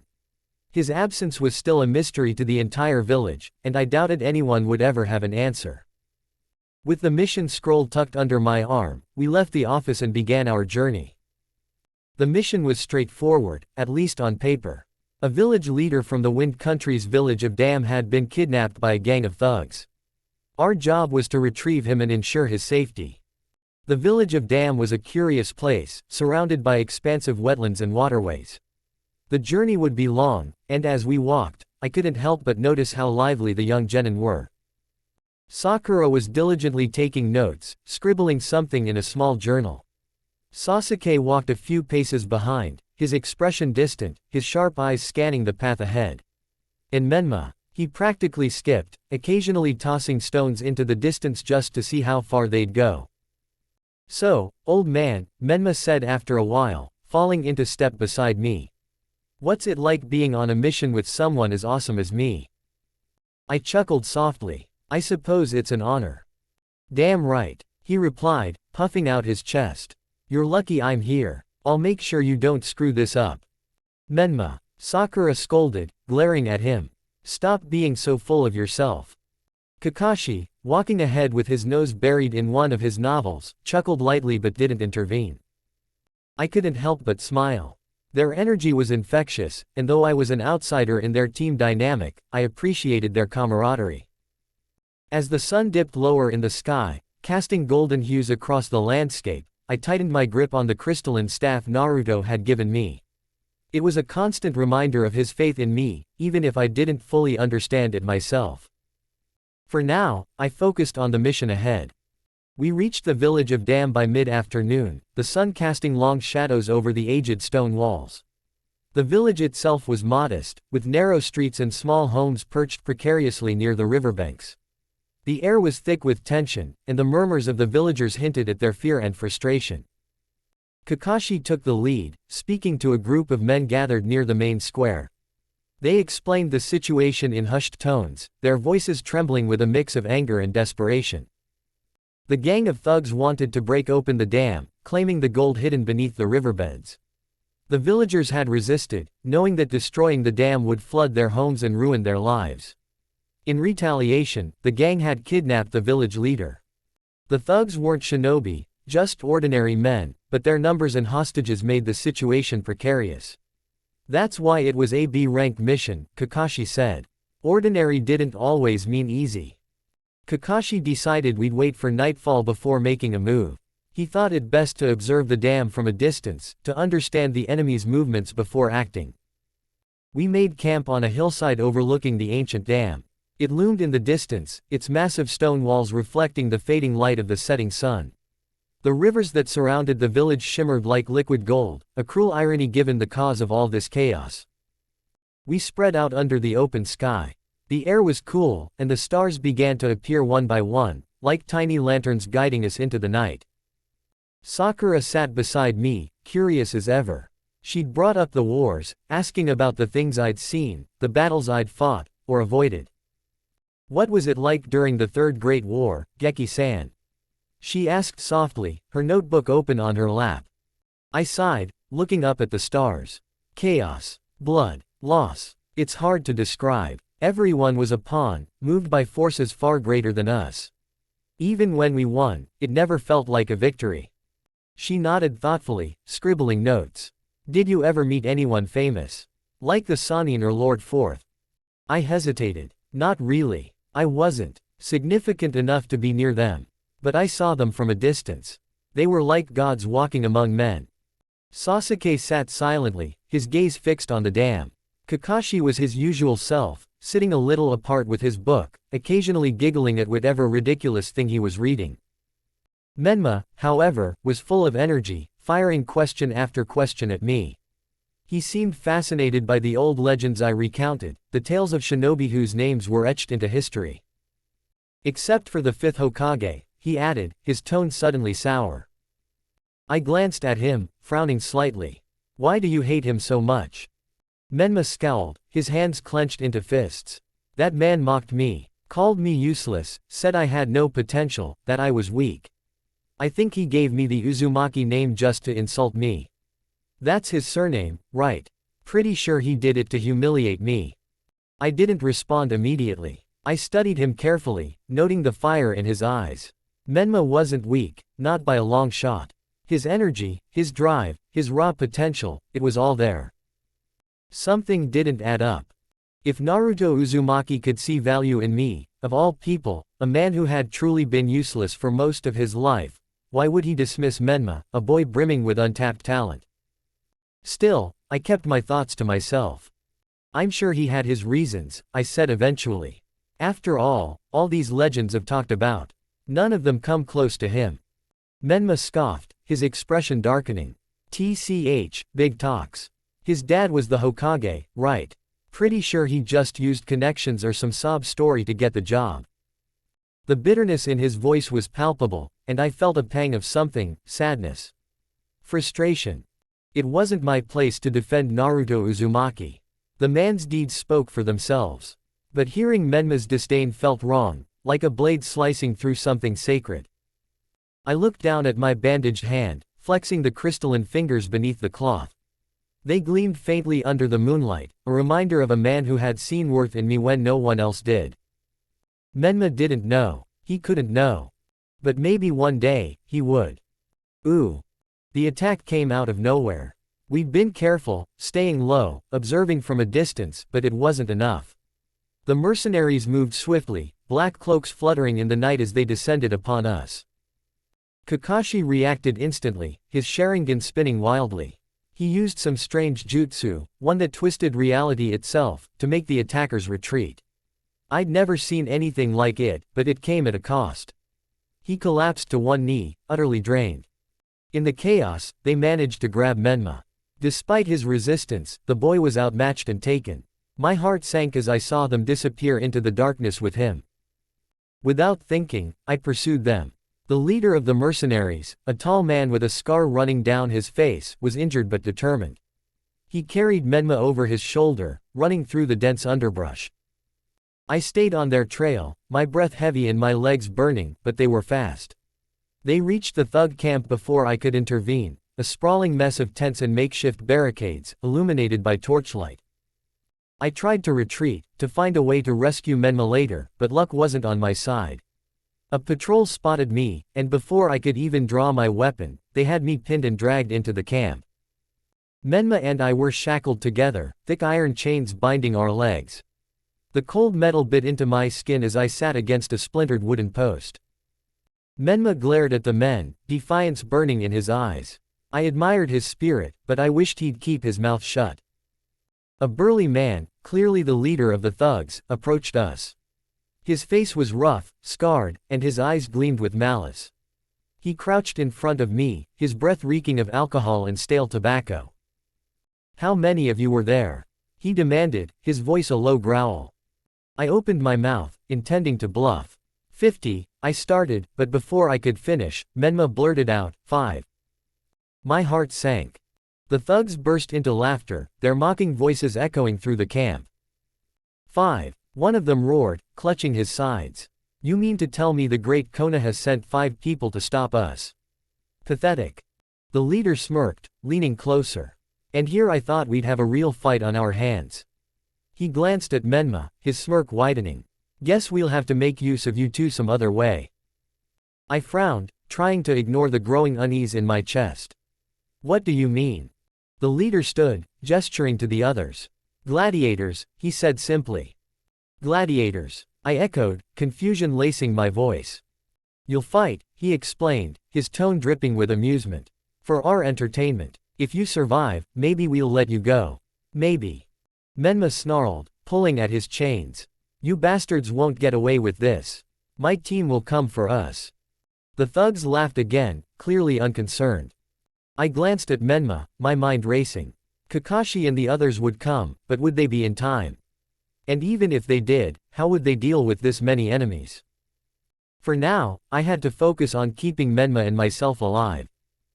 The next morning, the sun rose over the camp, casting long shadows over the crude wooden arena built in its center.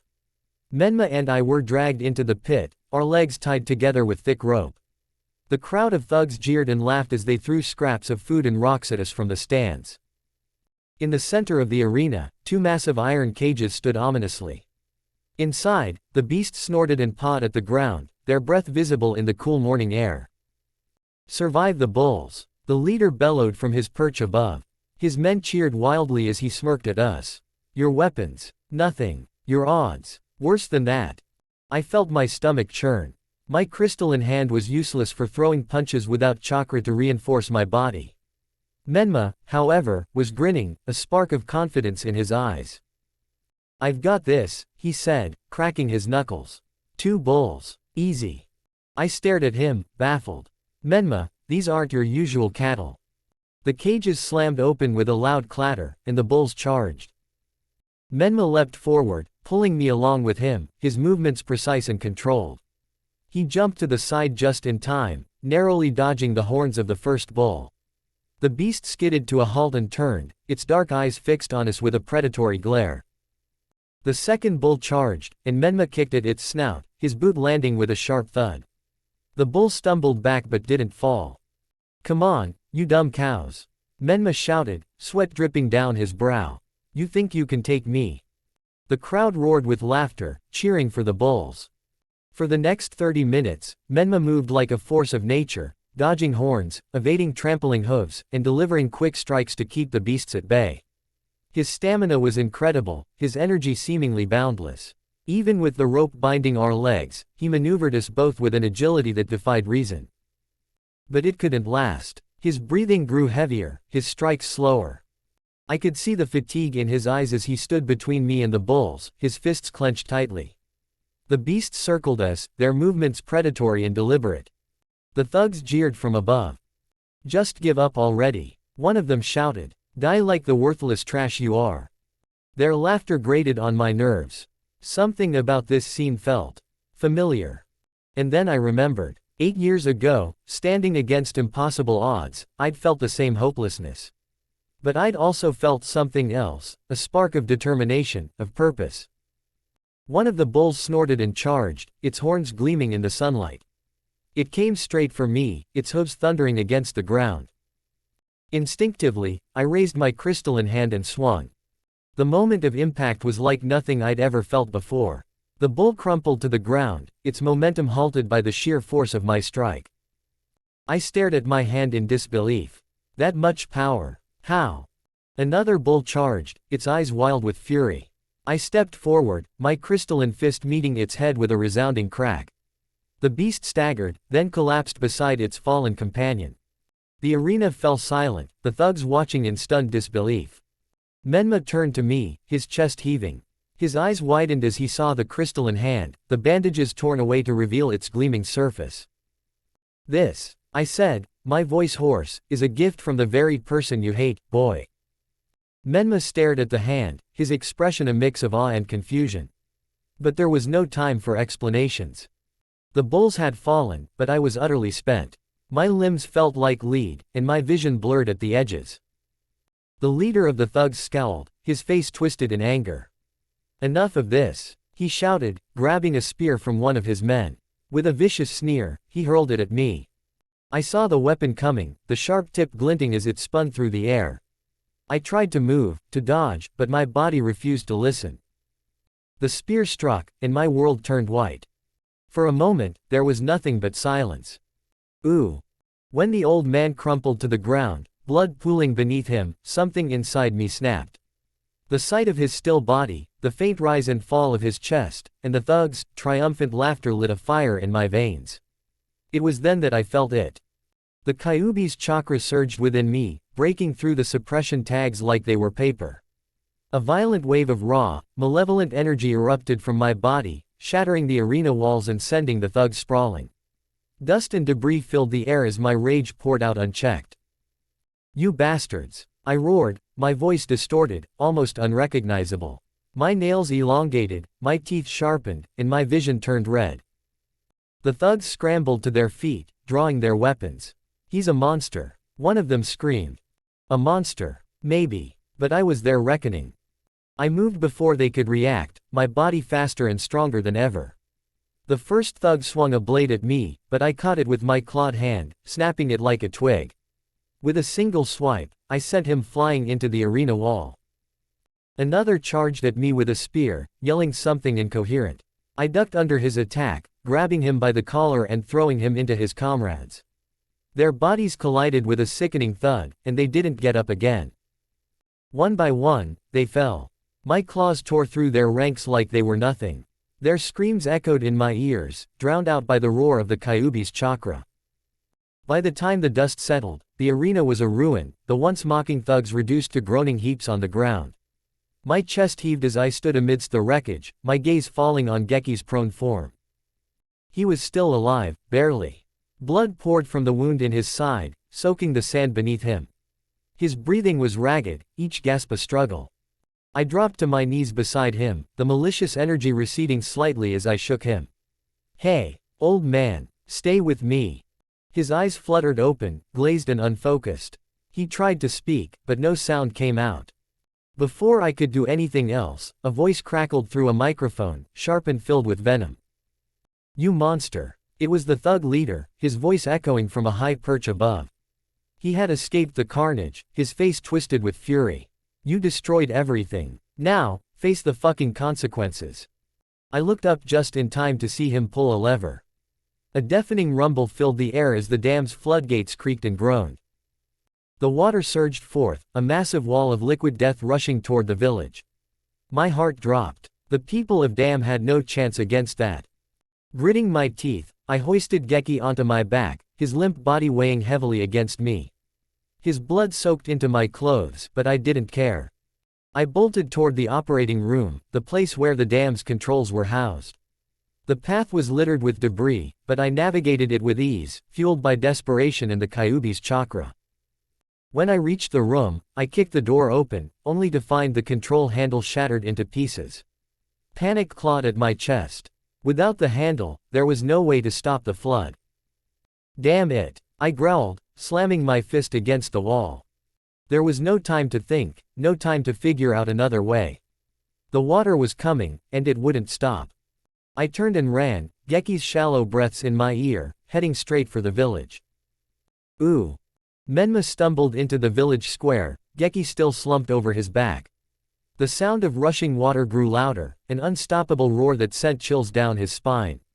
The villagers had gathered, their faces pale with fear as they gazed at the oncoming flood. In the midst of the chaos, Kakashi sat slumped against a wall, sweat dripping from his face as he clutched his headband in his hand. He looked up weakly as Menma approached. I can't," Kakashi muttered, his voice faint. "I've got nothing left." Menma clenched his fists, his mind racing. There was no time to be angry or afraid. The dam had already been breached, and the water was tearing through the valley with terrifying speed. "What do we do now?" one of the villagers cried, clutching a child to her chest. "Pray," another murmured, dropping to their knees. "Pray for a miracle." Menma grit his teeth, shaking his head. A miracle wasn't coming. If they didn't act, the village would be destroyed. As he set Gekkei down gently, the old man stirred. His breaths were shallow, his skin pale, but his eyes opened just enough to meet Menma's. Slowly, with trembling hands, Gekkei reached into his pack. "Old man, don't move, save your strength." Menma protested, but Gekkei ignored him. From the bag, he pulled out what looked like a small flute. No, it wasn't a flute. The object shimmered faintly, its surface smooth and translucent, as if it were carved from pure crystal. What is that? Menma asked, his brow furrowing. Gekki's lips curled into a faint, weak smile. I don't know, but I think he always knew. This gift of his voice broke as he coughed violently. Take it. It's yours now. Menma hesitated, his hand hovering over the object. I don't understand, he muttered, confused by the weight of Gekki's words. Neither do I, Gekki admitted, his voice barely above a whisper. But I feel like I need to. With uncertainty etched into his face, Menma reached out and took the crystalline object from Gekki's trembling hands. The moment it touched his palm, a strange warmth spread through him, as if the staff were alive, responding to his chakra. What am I supposed to do with this? Menma asked, staring at the staff in disbelief. But Gekki said no more, his head falling back as his breathing slowed. The villagers' cries grew louder, the roar of the flood deafening. Menma tightened his grip on the staff, the crystalline surface gleaming as if waiting for something. For him. Gekki's breath came shallow and labored as he lay on the ground, feeling the cold seep into his body despite the chaos around him. Blood still trickled from his wound, soaking into the dirt beneath him, but he couldn't focus on the pain. His attention was fixated on Menma Uzumaki, who stood defiantly at the edge of the rising floodwaters, crystalline staff in hand. The boy's golden hair caught the fading sunlight, his posture radiating determination. Menma, stop! Sakura's voice cracked as she screamed, desperation clear in her tone. She ran a few steps forward, her arms outstretched as if to pull him back. You're going to get yourself killed. This isn't something you can handle. Sasuke's usual calm facade broke as well, his eyes narrowing in frustration. Idiot. This isn't about looking cool, you can't stop that flood alone. His Sharingan spun wildly, analyzing every detail of the oncoming disaster and the boy's futile stance against it. The villagers erupted into panicked cries, their voices merging into a cacophony of fear and despair. Children clung to their mothers, elders whispered prayers to long-forgotten gods, and men stared at the advancing water in silent terror. Even Kakashi, slumped against a wall and struggling to stay conscious, could only watch the scene unfold with a mixture of awe and disbelief. Menma didn't look back. His grip tightened on the staff as he raised it high above his head, the crystalline material catching the fading sunlight and casting prismatic rays over the terrified crowd. His voice rang out, clear and sharp, cutting through the chaos like a blade.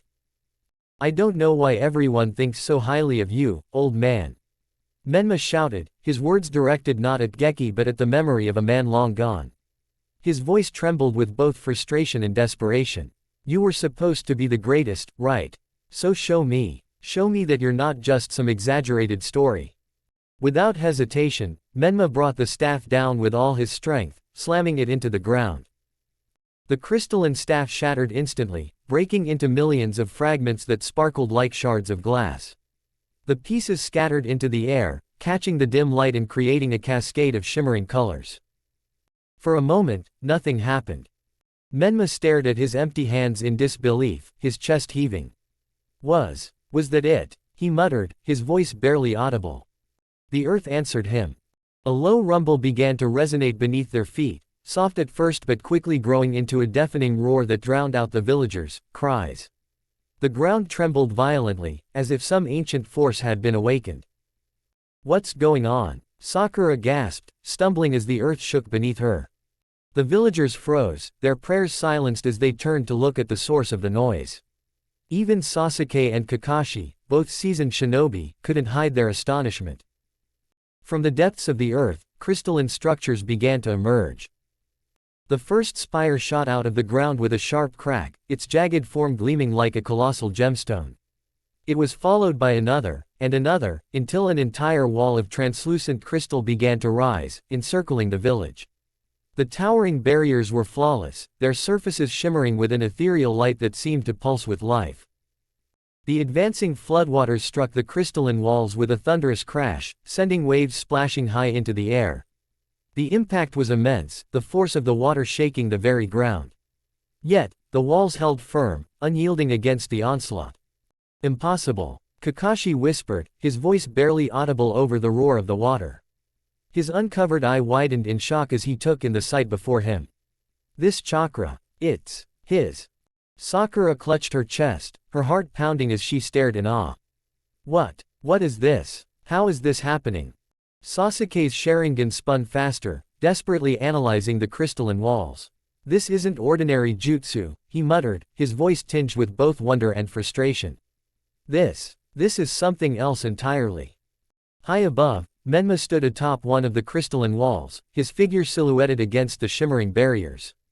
His golden hair fluttered in the wind, and his gaze was fixed on the raging water below.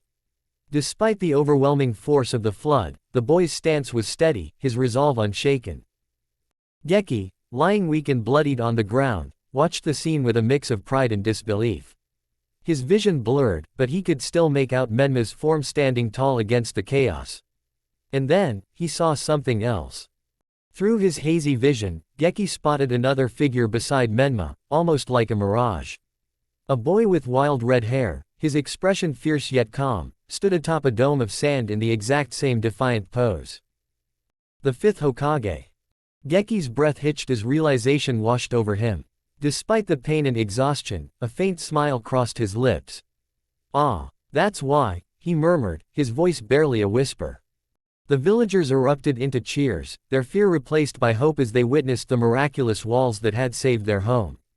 Children cried tears of joy, elders fell to their knees in gratitude, and men and women alike shouted Menma's name. Sakura and Sasuke exchanged glances, their earlier frustration with the boy replaced by a newfound respect.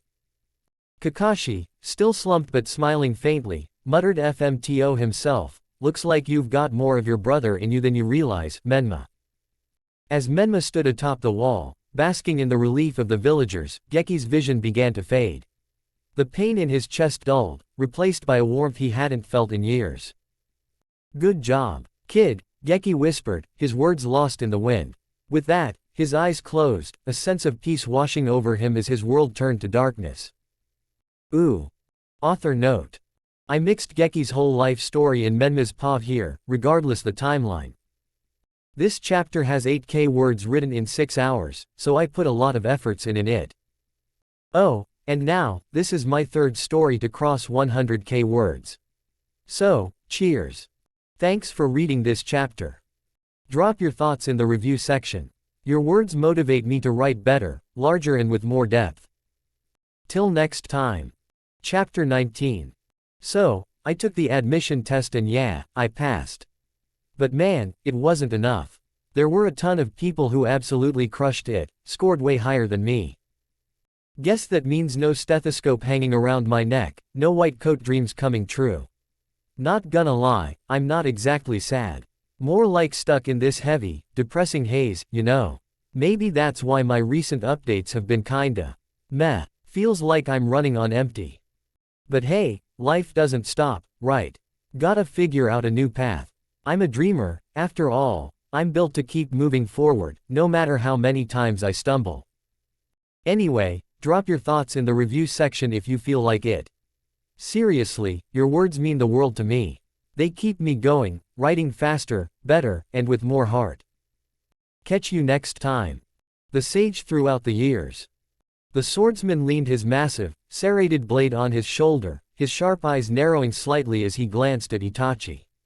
Tell me, Itachi, have you ever heard of someone named Minato? Itachi tilted his head, his crimson Sharingan faintly spinning.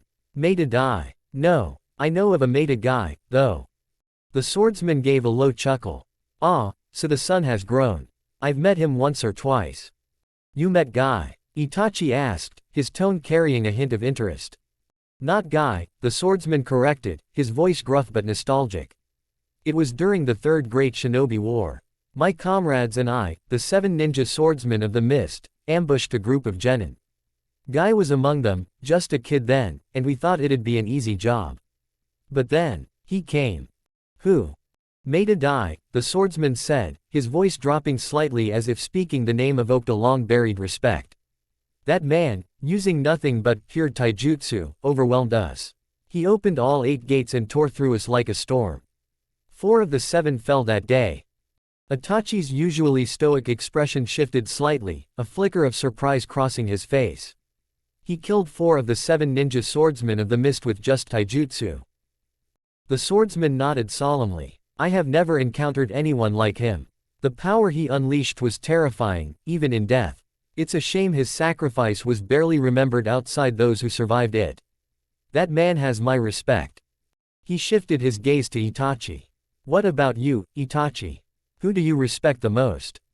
Itachi's crimson eyes closed briefly, as though searching within himself for the answer. When they reopened, his voice was calm but firm. The one I respect the most is Naruto Uzumaki. The swordsman smirked, the name not unfamiliar. The crystal sage, huh? He leaned slightly against his massive blade. You know, after the war, my team and I were sent on a mission to retrieve a scroll. We got what we came for, but then we received intel that the leaf was sending backup to reclaim it. Itachi listened silently, sensing there was more to the story. It was one man, the swordsman continued. A kid, by the reports. Just one shinobi. But we knew his reputation. He laughed dryly. We didn't even fight him. We left the scroll behind and retreated. None of us wanted to face him, not after the things we'd heard. And your village sentenced you for it. Itachi guessed. Exactly, the swordsman said bitterly. Cowardice, they called it. They executed the rest of my team for surrendering the scroll without a fight. I ran to avoid their judgment. I wasn't about to die for a mission I knew was doomed. Itachi nodded subtly, understanding the logic, though he didn't condone abandoning comrades. A brief silence settled between them, broken only by the distant sound of wind rustling through the trees. They say he's dead, the swordsman finally said, his voice quieter, almost hesitant. Is it true? I don't believe it, Itachi replied without hesitation, his tone resolute. There is no shinobi who can kill him. The swordsman chuckled, a rare glint of admiration in his eyes. Ho, you're probably right. If someone did, I'd say they must have been a god. Even then, I'd bet on the sage to win. Itachi gave a faint nod, his thoughts drifting. The legend of Naruto Uzumaki persisted like a haunting echo, one neither ally nor enemy could shake. Ooh. Menma Uzumaki gritted his teeth as Guren's crystalline creations glimmered under the moonlight, their jagged edges reflecting his frustration. Her crystal release was flawless, a testament to her training under Orochimaru's twisted tutelage. TCH, Menma spat, dodging a spear of crystal that shot toward him with lethal precision. Damn Orochimaru and his habit of creating dangerous ninjas. Guren smirked, her confidence unshaken as she flicked her hand, summoning another wave of crystal shards that jutted up from the ground like a glittering forest of death.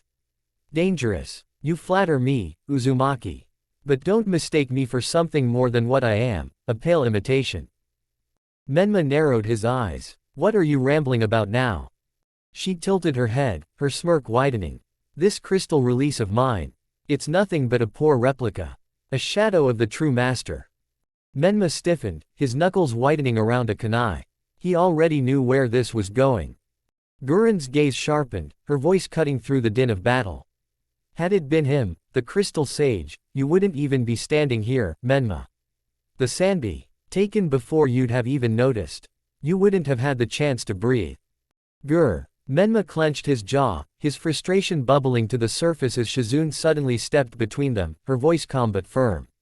She's right, Menma. If it had been Naruto, there wouldn't be a fight. Only a one-sided battle.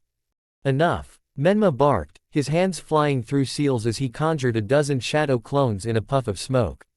Stop talking about a dead man and fight. Guren's smirk never faltered. She raised her arms, the air around her crackling with energy as crystalline dragons began to take form, their translucent bodies gleaming with menace. Crystal release, twin dragons. Two massive crystalline dragons erupted from the ground, their shimmering forms glinting menacingly in the sunlight.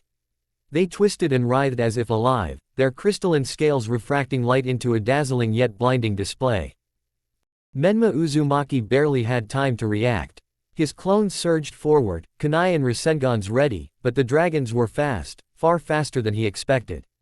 The first dragon swooped down, obliterating half the clones with a single swipe of its jagged tail. The second tore through the rest, scattering shards of shattered clones across the battlefield. You talk big, but your skills are disappointing, Guren taunted, her tone dripping with mockery. Even with your vast chakra reserves, you can't compare to the crystal sage. Menma gritted his teeth, his fists trembling in frustration. Stop bringing him up. Naruto's dead. He's not here, and he's not coming back. Shizune stepped in, her hands raised as if to de-escalate the brewing tension. Menma, listen. Stay out of this. Menma snapped, his anger spilling over. He conjured another group of shadow clones, each one charging forward with renewed determination. If you keep talking about Naruto, I'll make sure you won't have the breath to say his name again. Guren's smirk widened as she summoned more crystalline structures, forming walls and spikes to intercept the incoming clones. You're so sensitive, Menma. Does the mere mention of his name cut that deep? Her tone turned almost wistful. It's true, though. If it had been Naruto here, this wouldn't even be a fight. He'd have taken the Sanbi and crushed me before I could even react. Shut up. Menma roared, charging forward himself this time. He didn't care about tactics anymore, he just wanted to wipe that smug grin off her face. Guren sidestepped his attack with infuriating ease, her movements fluid and precise. TCH. So predictable, she muttered, countering with a swift kick that sent Menma skidding back. She followed it up with a barrage of crystalline spikes, forcing him to dodge and weave as they rained down around him. Shizune watched from the sidelines, her face a mixture of concern and resignation. Menma, she's right, she said softly, though her words carried a weight that made Menma's stomach churn. If Naruto were here, there wouldn't be a fight. You know that. The words hit harder than any attack Guren could throw at him. Menma clenched his fists, his knuckles turning white. He didn't want to admit it, but deep down, he knew they were right. Naruto was on a completely different level, always had been. But hearing it, again and again, was like pouring salt into an open wound. Crystal release. Shatterstorm. Guren's voice rang out, and the air was suddenly filled with razor-sharp shards of crystal. They whirled around her like a deadly tornado, ready to slice through anything, or anyone, in their path. Menma's clones leapt into action, forming a barrier to shield him, but they were obliterated almost instantly. He barely managed to escape the storm's radius, his breathing ragged as he glared at Guren. You think you're so much better than me, he growled, his voice low and dangerous. But I'll show you. I don't need Naruto, and I don't need anyone else. I'll take you down on my own. Guren laughed, a cold, mocking sound that sent shivers down Menma's spine. Oh, Menma, you're so desperate to prove yourself. It's almost sad. But let me tell you something. Living in the shadow of greatness isn't a burden. It's a reminder of how far you still have to climb. Menma's eyes blazed with fury, his chakra flaring wildly around him. Enough. Shadow clone jutsu. Dozens of clones appeared in an instant, each one radiating determination. Together, they charged at Guren, their combined strength forming a tidal wave of relentless attacks. Guren's smirk faltered ever so slightly as she prepared to defend herself. Let's see what you've got, then, she muttered, her hands forming seals once more. The battlefield erupted into chaos, the clash of chakra and crystal echoing across the landscape. But even as Menma fought with everything he had, a part of him couldn't shake the nagging thought that haunted him. Naruto would have ended this already. Ooh. Kabuto stepped into the dimly lit chamber, the air thick with the stench of decay and power.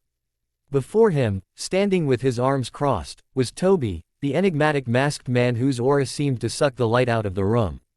Kabuto's serpentine smile widened as he observed Toba's guarded stance. He was here to showcase the pinnacle of his achievements, the culmination of years of research and experimentation. Ah, Toby, Kabuto said smoothly, his voice dripping with confidence. You'll be pleased to know that I've perfected the reanimation jutsu. Toby tilted his head slightly, his mask revealing nothing of his expression. Perfected, you say, he muttered, his voice calm but tinged with skepticism. Kabuto chuckled, a cold, slithering sound that echoed ominously. Indeed, I've gone beyond Orochimaru's understanding of the technique. Allow me to show you. With a series of rapid hand seals, Kabuto slammed his hands onto the ground.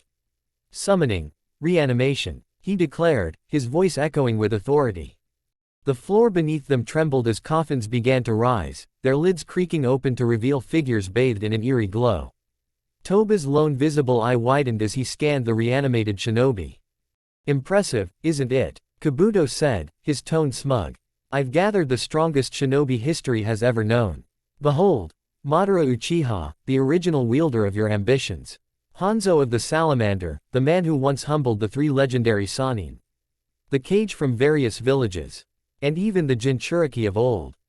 Toby stepped closer, his eyes scrutinizing the collection. The reanimated shinobi stood silently, their faces expressionless but their power palpable. These are formidable, Toby admitted reluctantly. Kabuto smirked, basking in the masked man's acknowledgement. And yet, he continued, his voice dropping to a more serious tone, there was one I could not bring back. Toba's gaze snapped to Kabuto, the air growing colder. What do you mean? Kabuto sighed theatrically, feigning disappointment. The 5th Hokage, Naruto Uzumaki. I tried to summon him, but something prevented it. At this, Toba's demeanor shifted entirely. His calm composure gave way to visible anger as he stepped toward Kabuto, his voice cutting like a blade. You dared to try reanimating Naruto Uzumaki. Kabuto blinked, taken aback by the intensity of Toba's reaction. Why so upset? He's merely another shinobi, albeit a powerful one. His addition would have solidified our victory. Toba's voice rose, his fury unmistakable. Merely another shinobi. You have no idea what you're talking about. Kabuto raised an eyebrow, intrigued. Oh, do enlighten me, then. What makes him so special that even you would react this way? Toby took a step back, his voice lowering but losing none of its venom. Naruto Uzumaki is not just a strong shinobi. He is a walking calamity. If he were here, there wouldn't be this war in the first place. Kabuto's smirk faltered for the first time. Oh, is that so? Toba's eye narrowed, his tone dark and foreboding. Don't ever think for a second that you can bind him with your jutsu. I've seen many monsters in my lifetime. Beasts, Jinchuriki, gods. But Toby paused, his voice heavy with finality. He is the apex predator. The kind of power he wielded wasn't meant for this world. Kabuto's intrigue deepened, his serpent-like eyes glinting. Interesting. I knew he was strong, but your reaction suggests he's something else entirely. Toby turned away, his voice colder than ever. Leave Naruto Uzumaki's name out of your experiments, Kabuto. For your own sake. For the first time, Kabuto felt a sliver of unease. The weight of Toba's words hung heavy in the air, a stark reminder that some forces were better left undisturbed. Ooh. In the vast expanse of Menma Uzumaki's mindscape, a soft golden glow illuminated the darkness. Kushina Uzumaki, clad in her flowing red hair and maternal warmth, stood with her hands on her hips, staring at her son with a mixture of concern and curiosity. So, Menma, she began, her voice gentle but firm, how's your brother? How's Naruto? Menma froze at the question, his usual confidence faltering. He turned away, refusing to meet her eyes. Naruto's gone. Gone. Kushina's voice carried an edge of disbelief, her brow furrowing. Yeah. He disappeared years ago, Menma muttered, his tone clipped. Nobody found him. And he hated me. He didn't even tell me who my parents were. Kushina's expression softened, but her lips pressed into a thin line as she processed her son's words. Menma, that doesn't sound like Naruto. He would never do something like that unless he had a very good reason. Menma scoffed, crossing his arms defensively. Oh, he had plenty of reasons to hate me, Mom. I'm just the screw-up younger brother, the guy who couldn't do anything right. Why would he tell me anything? He probably didn't think I was worth it. Kushina's gaze pierced through him, a mix of sadness and frustration shining in her eyes. Menma Uzumaki, stop talking like that. Naruto loved you. I don't know why he kept things from you, but I'm certain it wasn't because he hated you. Menma clenched his fists, his jaw tightening as he fought back the flood of emotions. You don't understand, he muttered. I understand more than you think, Kushina replied softly, stepping closer. But holding onto this resentment won't help you, Menma. If Naruto is really gone, wouldn't he want you to live without regrets? Without hate? Menma didn't respond, his silence speaking volumes. Ooh.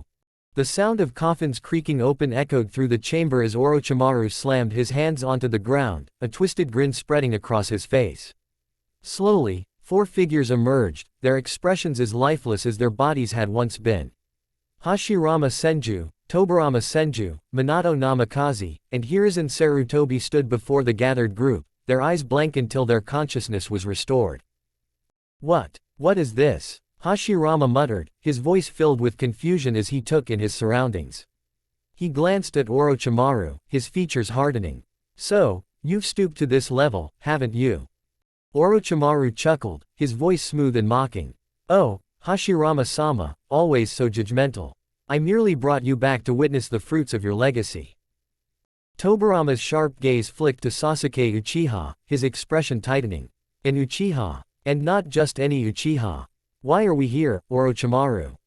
Before Orochimaru could respond, Sasuke stepped forward, his Sharingan blazing with controlled fury.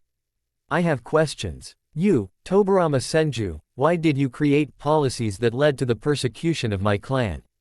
His voice was steady, but the underlying anger was palpable. Tobirama frowned. I did what was necessary to protect the village. The Uchiha clan's emotional volatility posed a significant threat. And yet, you're blind to your own hypocrisy, Sasuke snapped. You created the very conditions that pushed them toward rebellion. And you, Hiruzen Sarutobi, Sasuke turned to the third Hokage, his eyes narrowing. Why did you make Itachi slaughter the clan? What gave you the right to destroy his life for the sake of your so-called peace? Hiruzen sighed heavily, the weight of his actions clear in his weary expression. The Uchiha were planning a coup.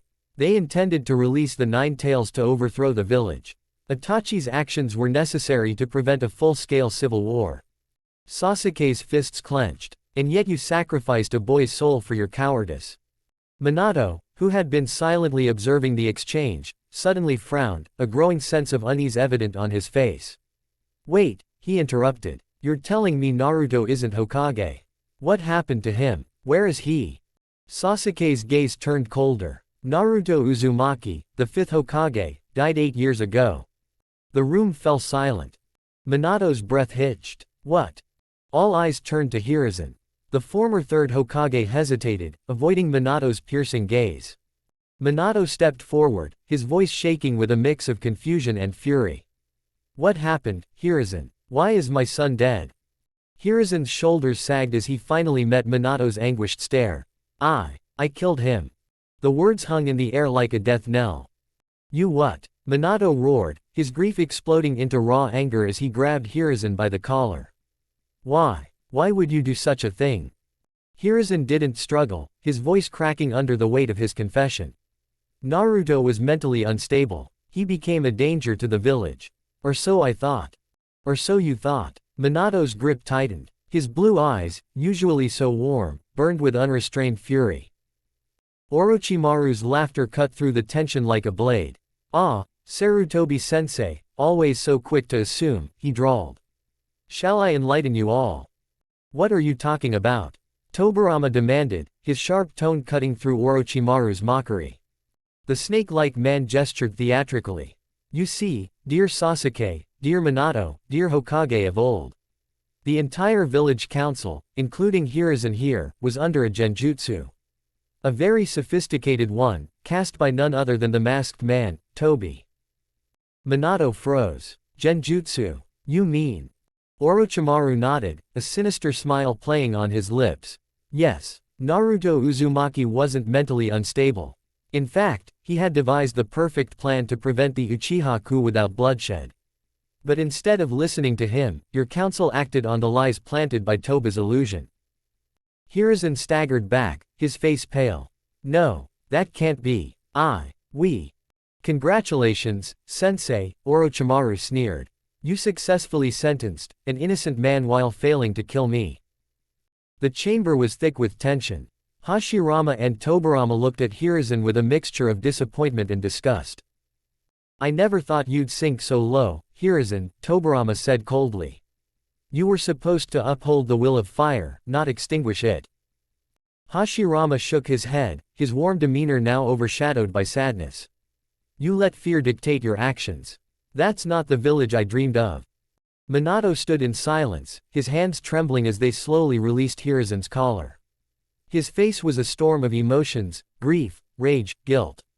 My son, my Naruto, you killed him because of a genjutsu. His voice broke, the weight of his loss crashing down on him. Orochimaru chuckled, his enjoyment of the scene evident. And to think, Hiruzen, you believed you were protecting the village. How ironic. Minato clenched his fists, his voice trembling with restrained power. I doubt he's truly dead. Everyone turned to him, their expressions a mix of confusion and disbelief. Minato raised his head, his gaze sharp and determined. I doubt it. Naruto isn't just any shinobi. He's the honored one. If he's truly gone, then we'd already know. The world itself wouldn't be the same without him. Hashirama tilted his head, intrigued. The honored one. Minato nodded, his eyes blazing with a father's conviction. Naruto is more than just a shinobi. He's a force of nature, a protector unlike any other. If he's truly out there, he'll return. And when he does, Toby and everyone else responsible for this will pay. Silence filled the chamber once more, broken only by Orochimaru's faint, mocking laughter. But even he couldn't entirely dismiss the weight of Minato's words. Ooh. Madara's laughter echoed as the Jubi roared beneath him, the earth quaking from its sheer presence. He looked at Obito with a gleam in his eye that suggested both amusement and challenge. That brat, Naruto Uzumaki, where is he? Obito remained silent for a moment, his gaze fixed on the battlefield below. He is gone. I killed him years ago. Madara scoffed, shaking his head. Don't make me laugh, Obito. You, kill him. You must be joking. Obito glared at him but said nothing. Madara's voice turned sharp, cutting through the chaos. What? Did you see his body? Did you confirm his death? Obito's lips pressed into a thin line, his silence betraying the truth. Madara's smirk widened. I thought so. That boy was said to surpass even Hashirama. A shame, truly. I would have relished the chance to test my strength against his. He is long gone, Obito retorted, his tone defensive. He would have been an obstacle. I ensured that he could never interfere. Madara eyed him with disdain. You ensured nothing, boy. If you truly killed Naruto Uzumaki, you would have no need to keep reminding yourself of it. Ooh. Kekkei stood in the ruined battlefield, her pale eyes scanning the horizon. Her form radiated an ancient, godly presence, her white robes flowing like water as she surveyed the chaos of the war below. Mother, what is it? Black Zetsu's voice slithered from within her sleeve, curious about her sudden stillness. Kekkei's eyes narrowed, her expression unreadable. This near-bottomless chakra, potent and mesmerizing. Who is this? Zetsu hesitated. I cannot sense this person as you can. But there's no one that powerful in this era, at least, no one I know of. Kekkei's gaze sharpened as she focused on the golden glow emanating far off in the distance, her tone laced with intrigue. This chakra, it is like his. His, Zetsu echoed, puzzled. Him, Kekkei stated, her voice calm yet filled with purpose. Zetsu's voice wavered. But he is. She silenced him with a flick of her sleeve. I'll handle him after I deal with these children first. With a simple wave of her hand, reality itself bent to her will. The dimension around her rippled, and suddenly Menma, Sasuke, Kakashi, and Sakura found themselves plummeting into another one of her strange dimensions, cut off from the battlefield. Ooh. On the battlefield, as the light of the reanimation jutsu flickered and began to fade, Minato Namikaze stood amidst the chaos. His form shimmered, golden like sunlight breaking through a storm. Hagoromo Otsutsuki, the sage of six paths, had cancelled the reanimation jutsu, and Minato was moments away from returning to the pure world. Menma stood nearby, watching his father with a conflicted expression. He wasn't sure if he felt relief, sadness, or anger. Menma, Minato said, his voice calm yet tinged with urgency, I don't have much time left, so listen carefully. Menma straightened, his gaze locking with his father's. If you see Naruto, Minato continued, a soft smile gracing his lips, tell him not to live in grief. Tell him to move on. Menma blinked, confusion etched across his face. Isn't Aniki dead? Minato chuckled lightly, his form beginning to dissolve into particles of light. You'll find the answer when the time is right. See you, son. And with that, Minato was gone, leaving Menma standing alone amidst the chaos of the battlefield, his mind racing with unanswered questions and the faintest glimmer of hope. Ooh. High above the moonlit surface of the Otsutsuki ruins, Tonari stood with a calm yet mocking smile. His Tensegan eyes glimmered as he faced Menma Uzumaki, who radiated determination despite his fatigue. "You may be strong, Menma Uzumaki," Tonari began, his voice echoing through the vast chamber, "but you are not him." Menma frowned, gripping his chakra blade tighter. "What are you talking about? I am the heir of the Uzumaki clan, the one who will protect this world." Tonari shook his head with a disappointed sigh. "I've seen him fly where you only dream of walking. He was the storm, the unrelenting force that tore through the heavens. You are merely a shadow." Menma's eyes narrowed, but before he could retort, Tonari raised his hand. His energy surged, forming a dazzling orb of pure chakra that illuminated the chamber like a second sun. "Thus, die." "Ooh." Kurama sighed heavily, his massive form shifting inside the mental plane as he glanced at Menma. The 27-year-old grinned cheekily, arms crossed as he leaned back, clearly reveling in his rare victory over the Nine Tails. "Fine, it's your win," Kurama muttered, his voice carrying a begrudging tone. Menma's grin widened. "Tell me about the times you were scared like a kitten, Datbeo." Kurama's ears twitched, and his eyes glared down at the smug human in annoyance. "You're pushing it, brat." "Ah, come on," Menma teased, waving his hand dismissively. "You're this big bad fox, right? What's the harm in sharing a few stories?" Kurama growled, but Menma's grin remained.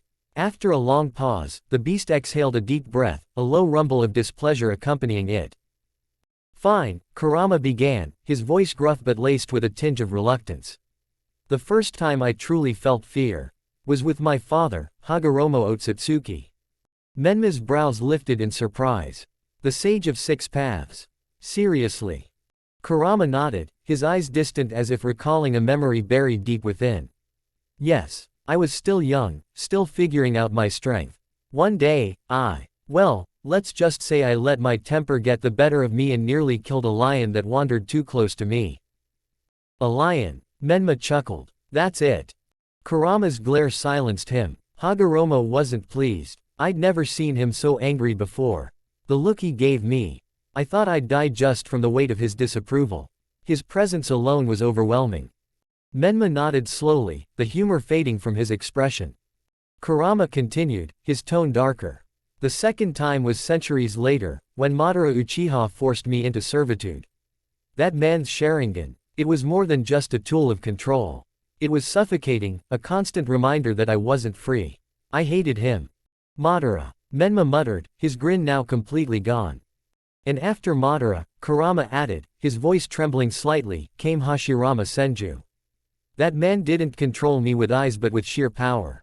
He toyed with me like I was some wild dog, easily overpowering me. And when his wife, Mito Uzumaki, sealed me inside her. It was terrifying. 3 monsters, back to back." Menma swallowed hard. "I never realized." Kurama glanced at him, his crimson eyes narrowing. "It doesn't end there, brat. The 4th time was your father, Minato Namikaze. When he summoned the Shinigami and tore half of me away, I thought I would cease to exist. The pain, the helplessness. It was like being split apart at my very core." Menma stayed silent, the weight of Kurama's words settling over him. "And the last time," Kurama's voice grew softer, tinged with a mix of anger and respect. "It was when your brother, Naruto Uzumaki, fought me. That night, when he punched me with such raw power and hatred, I thought he might actually kill me. He sent me flying miles away, crashing into a mountain. The sheer unfiltered rage he had toward me was like staring into the abyss." Menma blinked, stunned. "Naruto hated you that much?" Kurama nodded solemnly. "At the time, yes.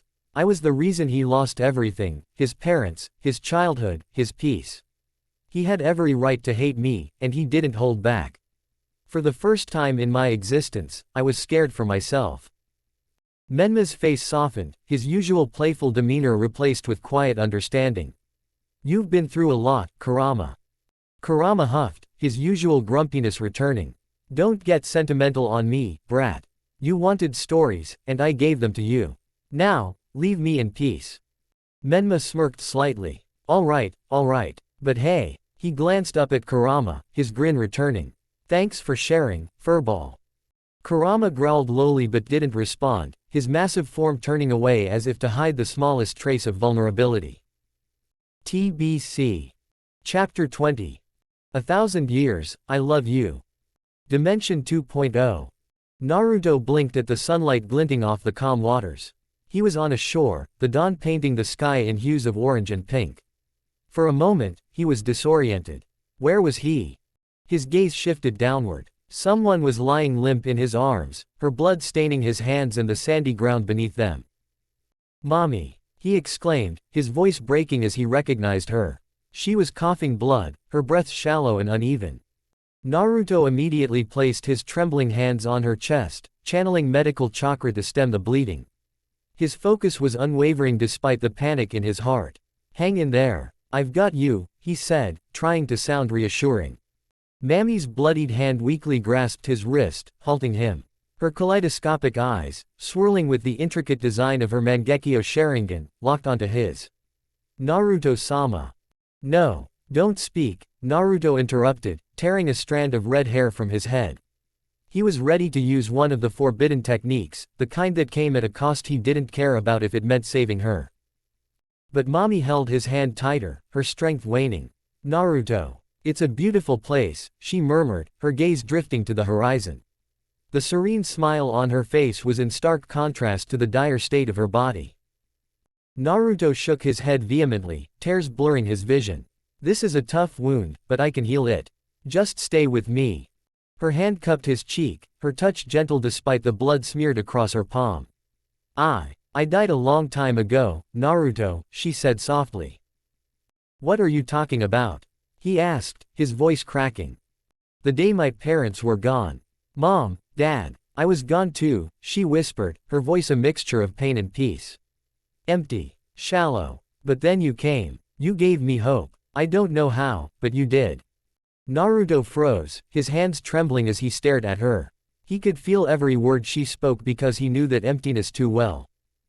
"These eyes," she blinked, her Mangekyo Sharingan glowing faintly before dimming. "I have rewritten time over and over again." Naruto's breath caught in his throat. He stared at her, the truth sinking in like a heavy stone in his chest. "I always knew," she continued, her voice barely audible. "You were a looper, just like me. Yet, I lacked the power to save them. I've seen how you, through all these years, centuries, failed to save them too." Naruto's face remained still, but his eyes betrayed him, welling up with tears he couldn't hold back. "And yet, in this loop, you accepted this reality," she whispered, her voice tinged with admiration. "You inspired me, Naruto." "Mommy," Naruto choked, unable to form coherent words as he felt her life slipping away. "But this is it for me," she said, her voice growing fainter. "I'm so tired. Please, let me rest." "No." Naruto's voice cracked, his medical chakra faltering as he hesitated. "Please," she repeated, her eyes glistening with both tears and determination. "This is a beautiful scenery. Isn't it?" Naruto looked up, his vision blurred by his tears, and saw the sun rising over the horizon. The sky was painted in breathtaking hues, and the gentle sound of waves lapping at the shore filled the air. For a moment, the world seemed at peace. His hands stilled, the green glow of his chakra fading. "Ah, Naruto," she whispered, her voice barely a breath. "Live a beautiful life. You deserve the best." Her eyes, once vibrant with the swirling patterns of the Sharingan, turned coal black as she gazed at the sun. "It's lovely." And then, her chakra faded completely. Naruto sat there, holding her lifeless body as the sun climbed higher into the sky. For a long time, he didn't move, his tears falling freely onto her still form. That day, Naruto cried like a child for the first time in years. And on that shore, as the waves carried away the bloodstains and the dawn gave way to day, Mommy wasn't the only one who died. A part of Naruto, something fragile, something hopeful, died with her. Ooh. Naruto stood silently before the freshly crafted grave, his gaze lingering on the intricate design he'd etched into the smooth brown stone with his earth jutsu. The grave marker was simple yet elegant, its earthen surface reflecting the warm, golden light of the setting sun. Around it, dandelions swayed gently in the ocean breeze, their soft yellow hue a striking contrast to the somber earth. "Dandelions," he muttered, crouching down to touch one of the flowers. "You'd laugh if I told you why I picked these." A faint smile crossed his face, but it didn't reach his eyes. Naruto straightened and performed a series of hand signs, his movements precise and deliberate. Sealing art. Veil. A faint shimmer in the air signaled the activation of the barrier.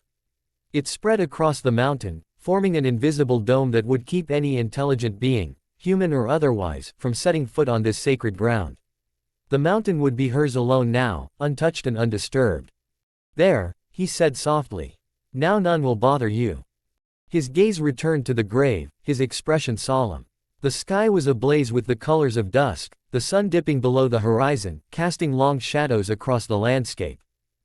I deserve the best, huh? Naruto's voice was low, almost lost to the sound of the waves crashing against the cliffs below. He chuckled bitterly, shaking his head. That's funny, mommy. Real funny. He looked out at the vast ocean, its endless expanse reflecting the colors of the dying day. For a moment, he stood still, his silhouette framed against the fiery horizon. All right, mommy, he said, his voice firm despite the tears threatening to spill again. For you, I'll live. I'll find it, true peace. No more running, no more hiding. I'll figure it out. Naruto bowed deeply, paying his final respects. Thank you. For everything.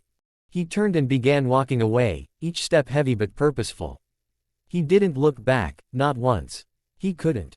As he descended the mountain, leaving behind the resting place of one of the most important people in his life, he felt a strange mix of emotions.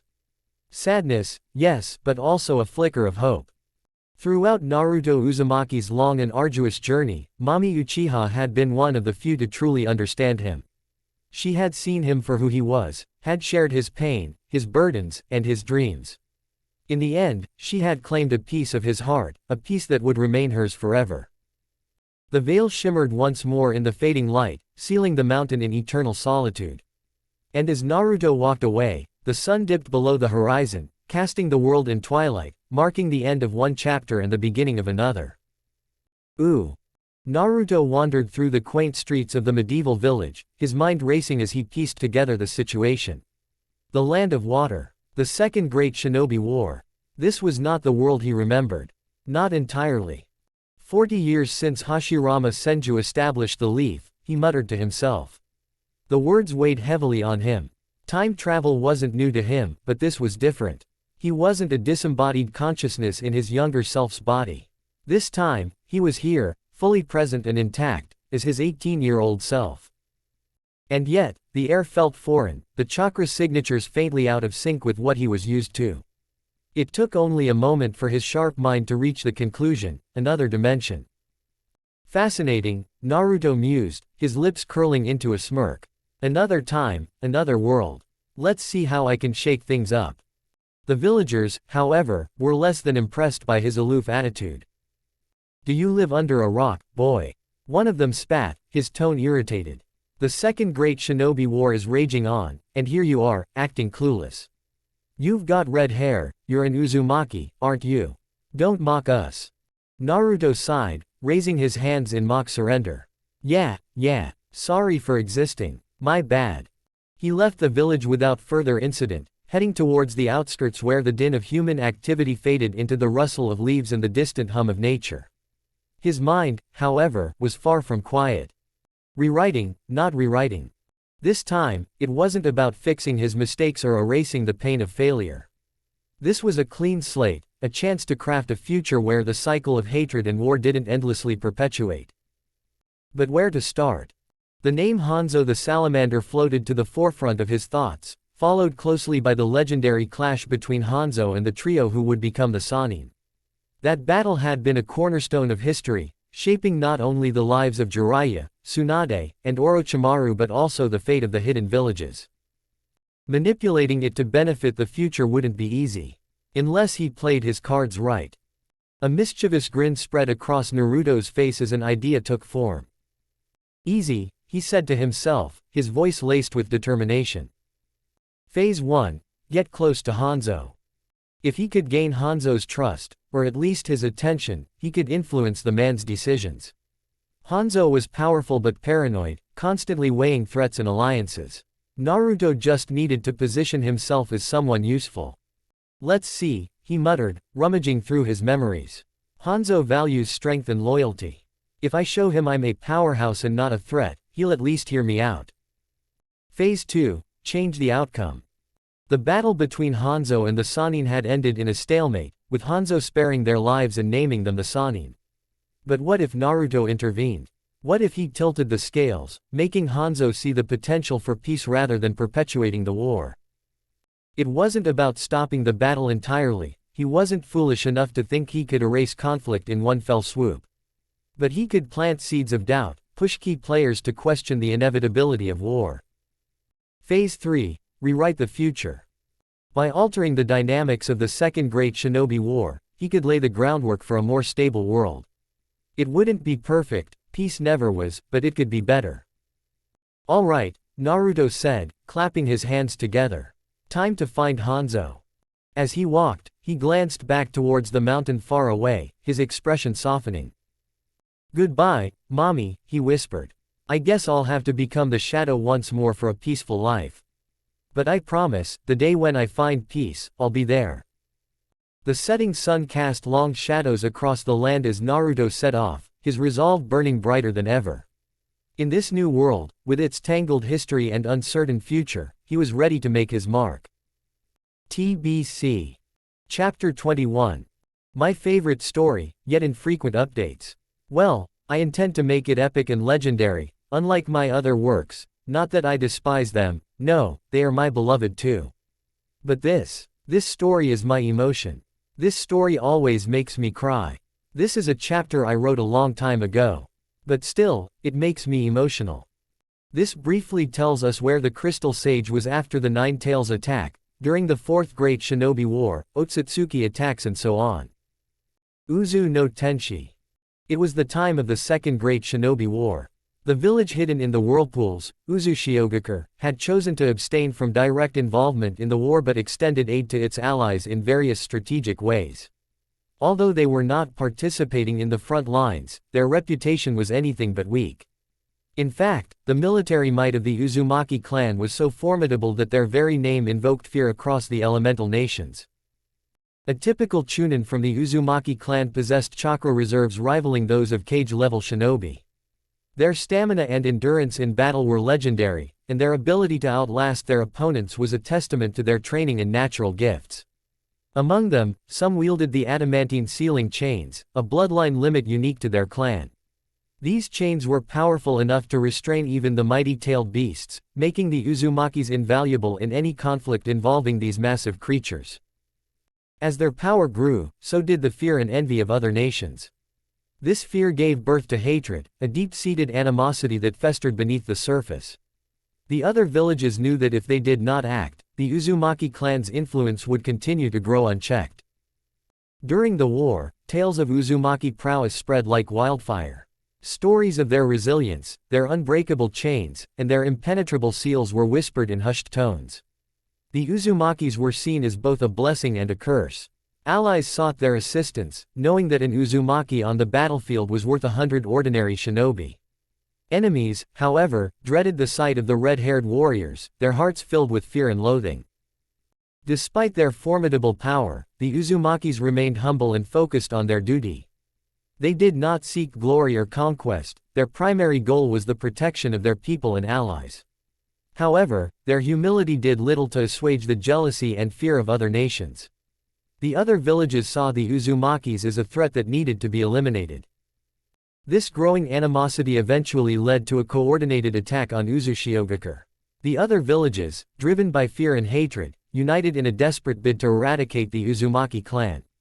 The attack was swift and brutal, catching the Uzumakis off guard. Despite their incredible power and resilience, the overwhelming numbers of their enemies proved too much. In a final act of defiance and sacrifice, the Uzumakis unleashed their ultimate sealing techniques, protecting their allies and ensuring that their legacy would live on. Though Uzushiogakure was ultimately destroyed, the Uzumaki spirit remained unbroken. Survivors scattered across the world, carrying with them the knowledge and strength of their clan. This is what happened in Dimension 1.0, named by Naruto. But in Dimension 2.0, things were not the same. It happened after the Battle of Tsuki in Dimension 1.0 when the Hokage was sealed for almost 4 decades. His original body was in Dimension 1.0 within the seal. But his mind and soul were in Dimension 2.0. Unlike the other resets, Naruto discovered a different dimension instead of resetting the time. When he arrived at Dimension 1B, he landed in the middle of a heated battle between Hanzo the Salamander and the students of Hiruzen Sarutobi. In Dimension 1.0, Hanzo the Salamander named Jiraiya, Tsunade, and Orochimaru the Sannin, the 3 legendary shinobi. However, in Dimension 2.0, Naruto Uzumaki named Hanzo the Salamander. You have the potential to bring peace to this place. But you lack the most important thing, Naruto said, his voice calm yet authoritative. Hanzo, his breath ragged from the intense battle, narrowed his eyes. What is it? Touch me once, just a tap, and you'll know. The Sannin watched in awe as Naruto and Hanzo engaged. No, it wasn't a fight. It never was. It was a demonstration, a lesson. Hanzo's attacks were precise, deadly, yet they never seemed to land. Naruto moved with an otherworldly grace, effortlessly dodging each strike. In the end, Naruto stood before Hanzo, his eyes filled with a mix of pity and disappointment. With a swift motion, he ripped off Hanzo's mask, breathing in front of the man's face like it was nothing. You fail, Naruto stated coldly. What? Hanzo stammered, his eyes wide with shock. That's what you lack, Hanzo. You lack the determination. You lack time. You are a weak-willed man. Ishi number Yowai Nin, Naruto named him, the words cutting deeper than any blade. After that, Naruto left the battlefield and headed to Uzushiogakure. The tale of mass massacre and mass salvation awaited him. This was the tale of mass massacre and mass salvation. The tale of Uzu no Tenshi, the angel of the whirlpools. The day started just like every other autumn day in Whirlpool Village. People were going about their daily routines, children playing in the playground, and life seemed normal. But a few hours after sunrise, something unexpected happened. Mom, a little girl, no older than 5, looked at her mother with wide eyes. Are we going to die? The mother gave her daughter an uncertain look for a moment before hugging her tightly and whispering softly, God will send his angel, Nana. Be assured, we won't die. Then why are you crying? The girl asked, puzzled. If we are going to be saved. The mother had no answer to that. She kept sobbing. Not too far from the island, hundreds of ships were anchored. These medium-sized warships were almost empty though, because the ninjas were standing on the water. Thousands of warriors in their battle stance, waiting for any indication to start the assault. The cage of Kumo looked at the Eight Tails Jinchuriki and gave a firm nod. Attack! The Raikage roared. The Biju Jinchuriki fired the huge condensed chakra balls. The sound was majestic, echoing across the sea. The sky lit up with a bright purple light as the tailed beast balls rushed towards Whirlpool Island, ready to destroy it. The citizens closed their eyes, tears streaming down their cheeks. Some began praying desperately. Women and children's sobs filled the air. The soldiers looked at their beloved city for one last time, sorrow in their eyes. Gentlemen, they said to one another, it's been an honor serving the nation with you. Kami-sama, the possibly last Uzukage said, standing on top of a rock on the shore, looking at the approaching annihilation with awe. Save my people, please. 3 seconds from impact. 2. 1. Boom. A huge explosion occurred. For a moment, a dense smoke engulfed the area. It took 8 full seconds for everyone to understand what had happened. What? Everyone who saw it exclaimed with wide eyes, awe visible. Mommy, is that the angel? Nana asked her sobbing mother. The mother looked up, her jaw hanging comically. The massive chakra ball never touched the island. Instead, it hit something else, something much stronger. They saw a pinkish-red shield protecting Whirlpool City. It was semi-transparent. Above the mighty barrier, there was a figure. A winged figure. The wings were huge and shining like diamonds. The figure had shoulder-length red hair. Each Uzumaki is born with an extremely capable body, hence they noticed something others didn't. The person was wearing a white cloak. On the back of the cloak, there was kanji for crystal, Jing in red. Both sides shared a common feeling, who or what is that? On the island, People looked at the newcomer with hope in their eyes. The enemy troops looked at him with awe. What is he? The three Kage thought in unison. How can someone stop a tailed beast's bomb? Once more, the Mizukage shouted. The Sanbi Jinchuriki immediately started gathering tailed beast chakra in its mouth, and within 10 seconds, another bomb was released. It moved straight ahead with great speed.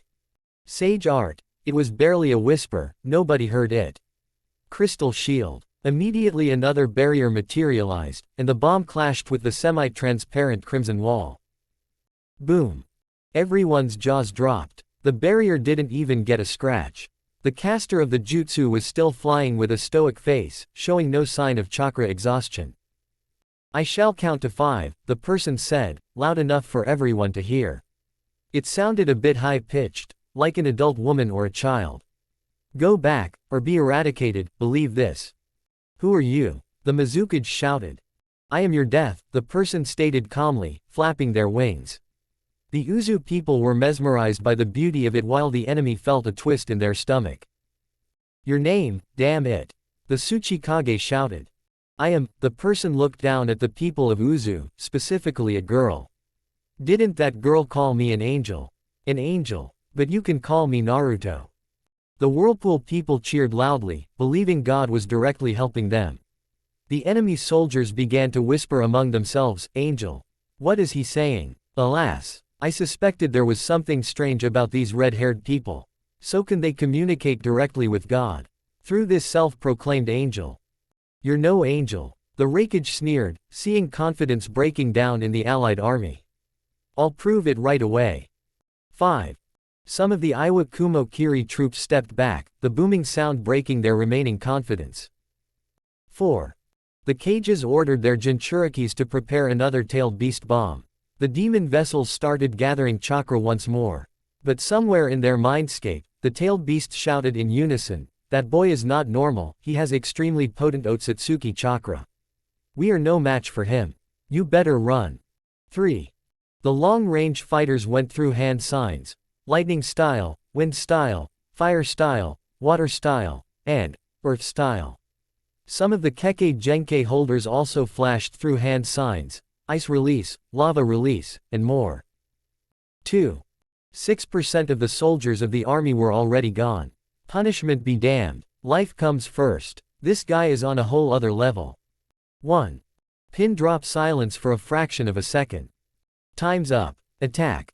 Thousands upon thousands of powerful jutsus were seen fired towards the certain individual.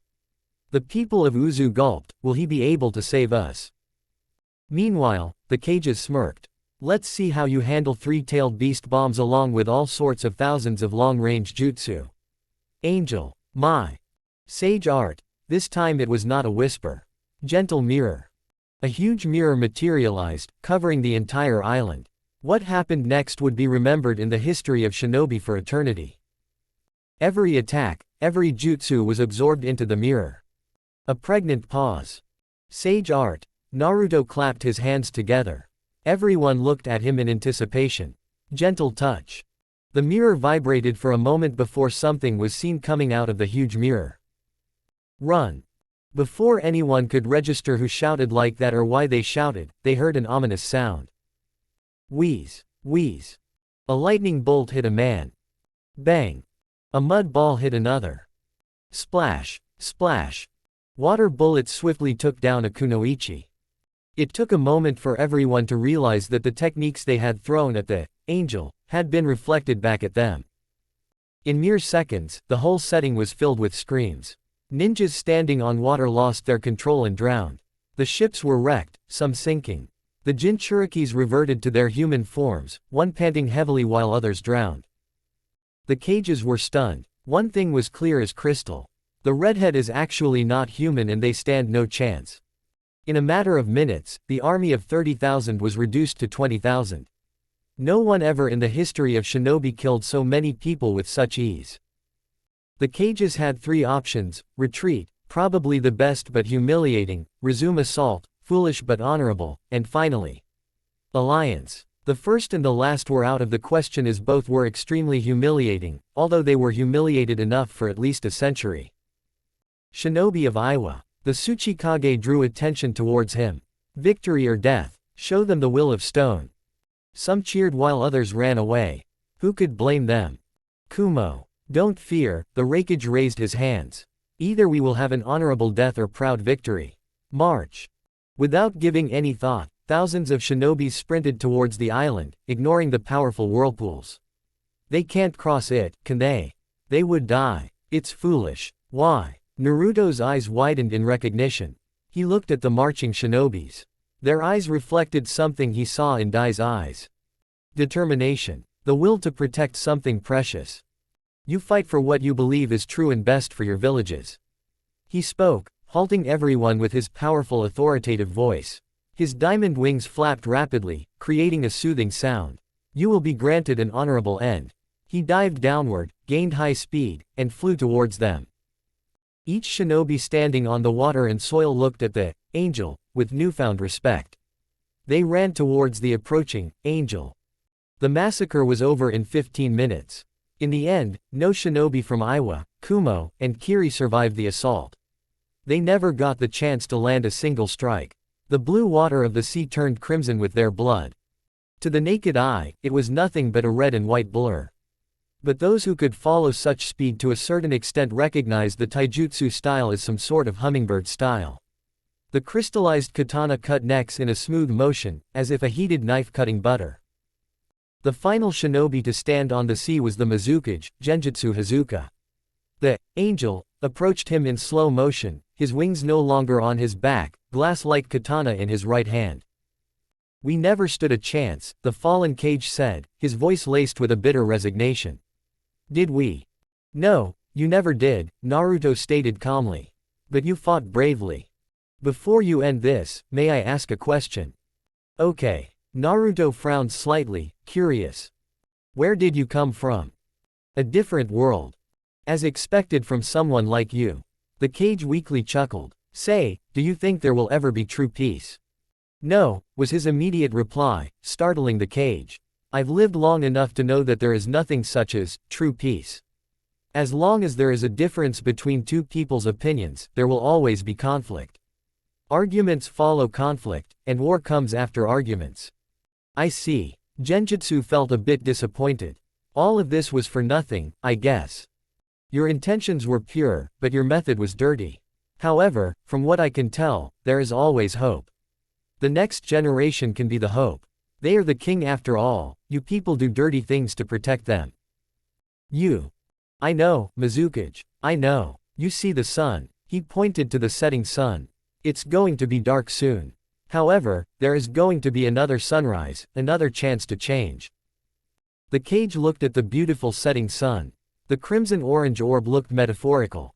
It is truly beautiful, he said with a smile. I am glad that I am going to die in such a beautiful moment in such a majestic place and in the hands of such a pure entity. Slash. A faint yet noticeable smile was seen on the drowning head of the second Mizukage. When Naruto landed on the devastated island, he felt a whirlwind of emotions. Grief, hatred, anger, happiness, sorrow. The list went on and on. Some people were mourning for the dead. Some held their beloved's corpse in their hands, barely restraining themselves from crying. They had a similar thought, surely he can bring. I shouldn't get my hopes high. But they were almost wrong. Because when you know what to do and how to do it, then almost nothing is impossible. Sage art. He slammed his hands on the ground. Mass meiotic regeneration. Immediately, the entire area was filled with green chakra. Those who were knowledgeable enough recognized it as medical chakra. Is he? The chakra reached everyone, gently touching their wounds and healing little scars to regrowing missing limbs and organs. It healed them at such a speed that they were speechless.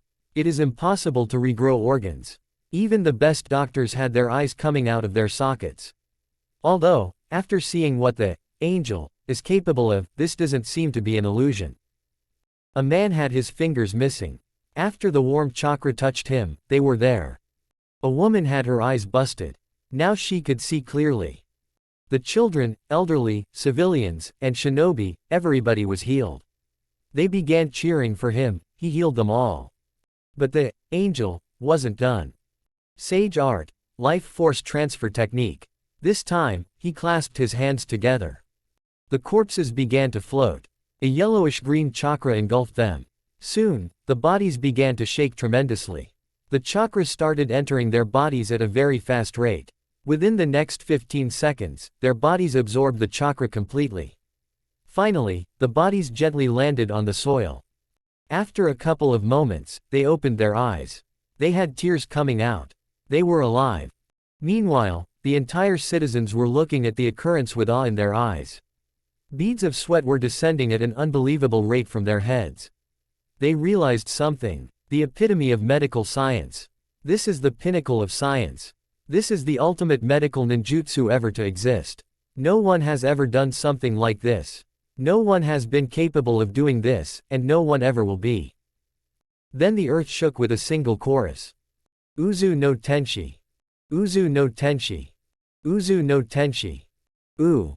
The village of Whirlpool, once a mighty place in the elemental nations, was on the brink of destruction. The place had more than 100 buildings, 4 towers, and hundreds of small houses and buildings. After the attack, they had less than 30 buildings, most of which barely remained unharmed during the assault. Almost no house was left standing. Casualties. 50,000 people lived on the island. After the attack, 30,000 remained, if you include the heavily injured ones. But it was a statistic before a divine being appeared. He had wings of diamonds, hair redder than any Uzumaki, and chakra so immense that one would believe it is bottomless. His strength was so great that he defeated an entire army of shinobi. Alone. Not to mention the army consisted of 3 Kage and 4 Jinchuriki. He introduced himself as an angel. His name was Naruto. Maelstrom. He saved an entire country from extinction. He is a savior. A messiah. Whirlpool can never repay his debt.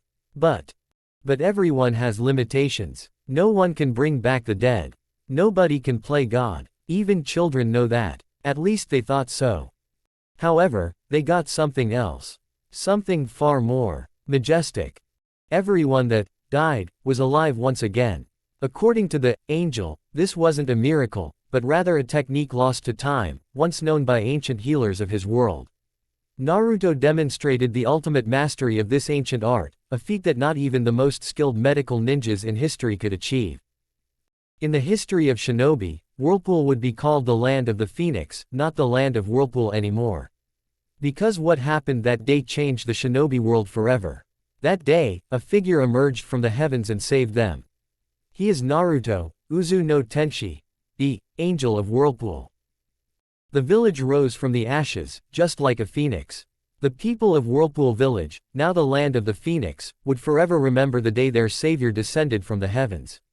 Their faith was not misplaced, for Naruto, the Angel of Whirlpool, had given them a second chance at life, a second chance to rebuild, and a second chance to hope for a better future. TBC. Next chapter, Naruto restores peace in Dimension 2.0 and looks like it's time. Chapter 22. Yup, your friendly neighborhood McPhonix David is here with a super early update of their favorite project, the Crystal Sage.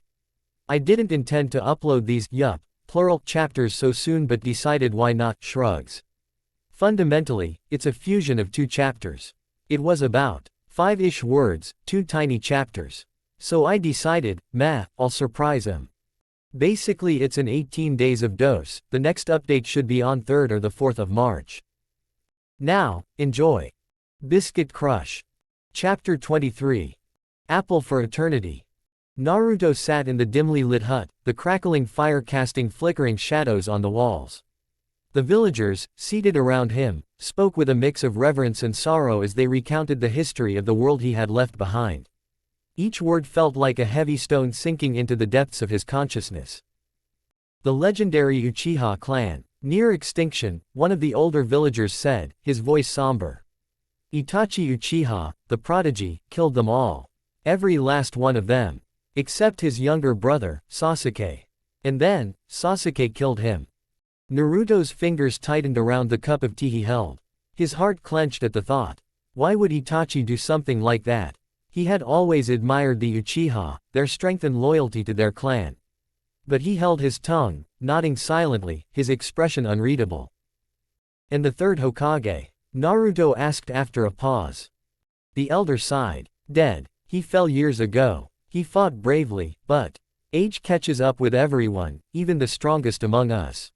Naruto's head dipped slightly, a moment of respect for the man he had once called his leader. Hiruzen was old. He deserved to rest, he murmured, though a flicker of bitterness lingered in his thoughts. Even if he betrayed me unintentionally. Tsunade took over as the sixth Hokage after him, the elder continued. And Kakashi followed her as the seventh after the Fourth Great Shinobi War. Naruto's gaze snapped up. Another war. The room grew still. The weight of the villagers' collective memories seemed to press down on them. Yes, the elder said gravely. The Fourth Great Shinobi War. It was against Madara Uchiha. He wanted to put the entire world under an infinite genjutsu, the infinite Tsukuyomi. He even revived the 10 tails to achieve his goal. But, Naruto prompted, his voice tense. Kagaya Otsutsuki, the elder whispered, as if invoking her name might summon her. She was revived. A celestial being. The old tales you must have read. Naruto's eyes narrowed, his mind racing. So, the Otsutsuki clan truly exists. Kagaya was not just a legend. The elder continued, his tone softening. But Menma Uzumaki stopped her. He defeated her, saved the world. And then, he faced Sasuke Uchiha in a final battle. The fire crackled, filling the silence that followed. Naruto stared into the flames, his emotions a whirlwind. He was proud, yet ashamed. He had always known Menma was destined for greatness. He had wanted a peaceful life for his younger self, one free of the burdens of war and leadership. But fate had other plans. Menma became a hero, the elder said, his voice tinged with admiration. He was hailed as a savior across the globe. He became the 8th Hokage, married Hinata Hyuga, and had 2 children, Kawaki Uzumaki and Himawari Uzumaki. Naruto swallowed hard. A lump formed in his throat as conflicting emotions churned within him. Pride for Menma's accomplishments. Sorrow for the path he had been forced to walk. And guilt. Guilt because Naruto had left it all behind. But the elder's next words struck him like a lightning bolt. Menma is dead. Naruto's heart stopped. He stared at the elder, his breath caught in his chest. What? Menma was killed, the elder said, his voice heavy with grief. By his own son, Boruto. Naruto felt the world tilt beneath him. Boruto. He echoed, disbelief lacing his tone. The elder nodded grimly. Boruto is on the run. The village is in chaos without Menma. Kawaki and Himawari are left behind, caught in the middle of everything. Naruto clenched his fists, his nails digging into his palms. His nephew and niece, innocent children, were now living in a world of turmoil. He couldn't let this stand. Naruto listened quietly as the villagers recounted the events of the past, their voices heavy with the weight of history. Though he already knew of Menma's death, the details they shared painted a clearer, more painful picture. And then, the elder began, his tone somber, Menma. He was betrayed. Naruto's gaze dropped to the flickering fire in the center of the room, his hands gripping his knees tightly. By Boruto, the elder continued. Menma's surrogate son. Naruto's jaw clenched. Boruto. His son. An outsider. He thought back to the limited information he'd gleaned upon his return. It made sense now, though it left a bitter taste in his mouth. The boy wasn't from the Uzumaki bloodline, the elder explained. But Menma took him in, raised him as his own. Boruto was like a shadow in Menma's life, always there, always watching. And yet. The elder's voice cracked slightly, and another villager took over. He killed him, stabbed him in the back, quite literally, and fled the village. Since then, Konoha hasn't been the same. Naruto's thoughts spiraled. Boruto. The boy must have been deeply trusted by Menma. To be raised as family and then betray him. He shook his head slightly, trying to reconcile this with the image he had of Menma, strong, determined, and unyielding. The elder's voice cut through his thoughts. Kawaki and Himawari are the only ones left of Menma's family now. But the chaos Boruto left behind has shaken the village to its core. People whisper about a curse. About the Uzumaki legacy crumbling. Naruto's hands tightened into fists, his knuckles white. He forced himself to speak, his voice calm but firm. Tell me more about Kawaki and Himawari. How are they holding up? The elder hesitated. They say Kawaki is strong, but quiet. He seems determined to carry on Menma's legacy, but the burden is heavy. As for Himawari, she's still young, too young to have lost so much. Naruto closed his eyes, the weight of their words settling on his shoulders. His heart ached for the children, his nephew and niece, left to navigate a broken world. I need to go to Konoha, Naruto said finally, his voice resolute. I need to see them. The elder nodded, his expression solemn. The village needs guidance. And those children, they need someone who understands. Naruto stood, bowing slightly in gratitude. Thank you for sharing this with me. I'll do what I can. As he stepped outside, the cool night air hit his face, clearing his thoughts. He glanced at the stars above, his mind swirling with emotions. For now, he had to accept what the world believed. Boruto was Menma's surrogate son, an outsider who betrayed him. But deep down, Naruto couldn't shake the feeling that there was more to this story, a truth hidden beneath layers of pain and illusion. He had to find the truth. For Menma, for Kawaki, for Himawari, and for the legacy of the Uzumaki clan. Why? He decides to take the road by foot rather than teleportation. He always loved walking. As he passed, he could sense many sorts of chakra in the environment. All new. Some vile, some dark and some weird. The world did change a lot. As he passed by a village, he sensed something unsettling. The village was tricky to get in, but he manages it anyway. He entered the small village. They looked primitive, even compared to his own standards. However, what shocked him was a young girl, brown hair and chocolate eyes, tied to a cross. What? The man, the executioner, raised his scythe. The girl cried out, "Somebody, please." Naruto appeared in front of her, grabbing the scythe with his hand and breaking it. The crowd roared in anger, ready to throw stones at the stranger when Naruto emitted a bit of his dense chakra. They froze, fell on their knees and threw up. He looked at her, who was looking at him with shock. "Are you hurt?" She didn't answer. He looked at the villagers. "1 second. Talk. Who are you?" "Kill the witch. Go away." Naruto sighed, brushing off his red bangs. "Why were you doing such a barbaric thing?" "She's a witch. Kill her."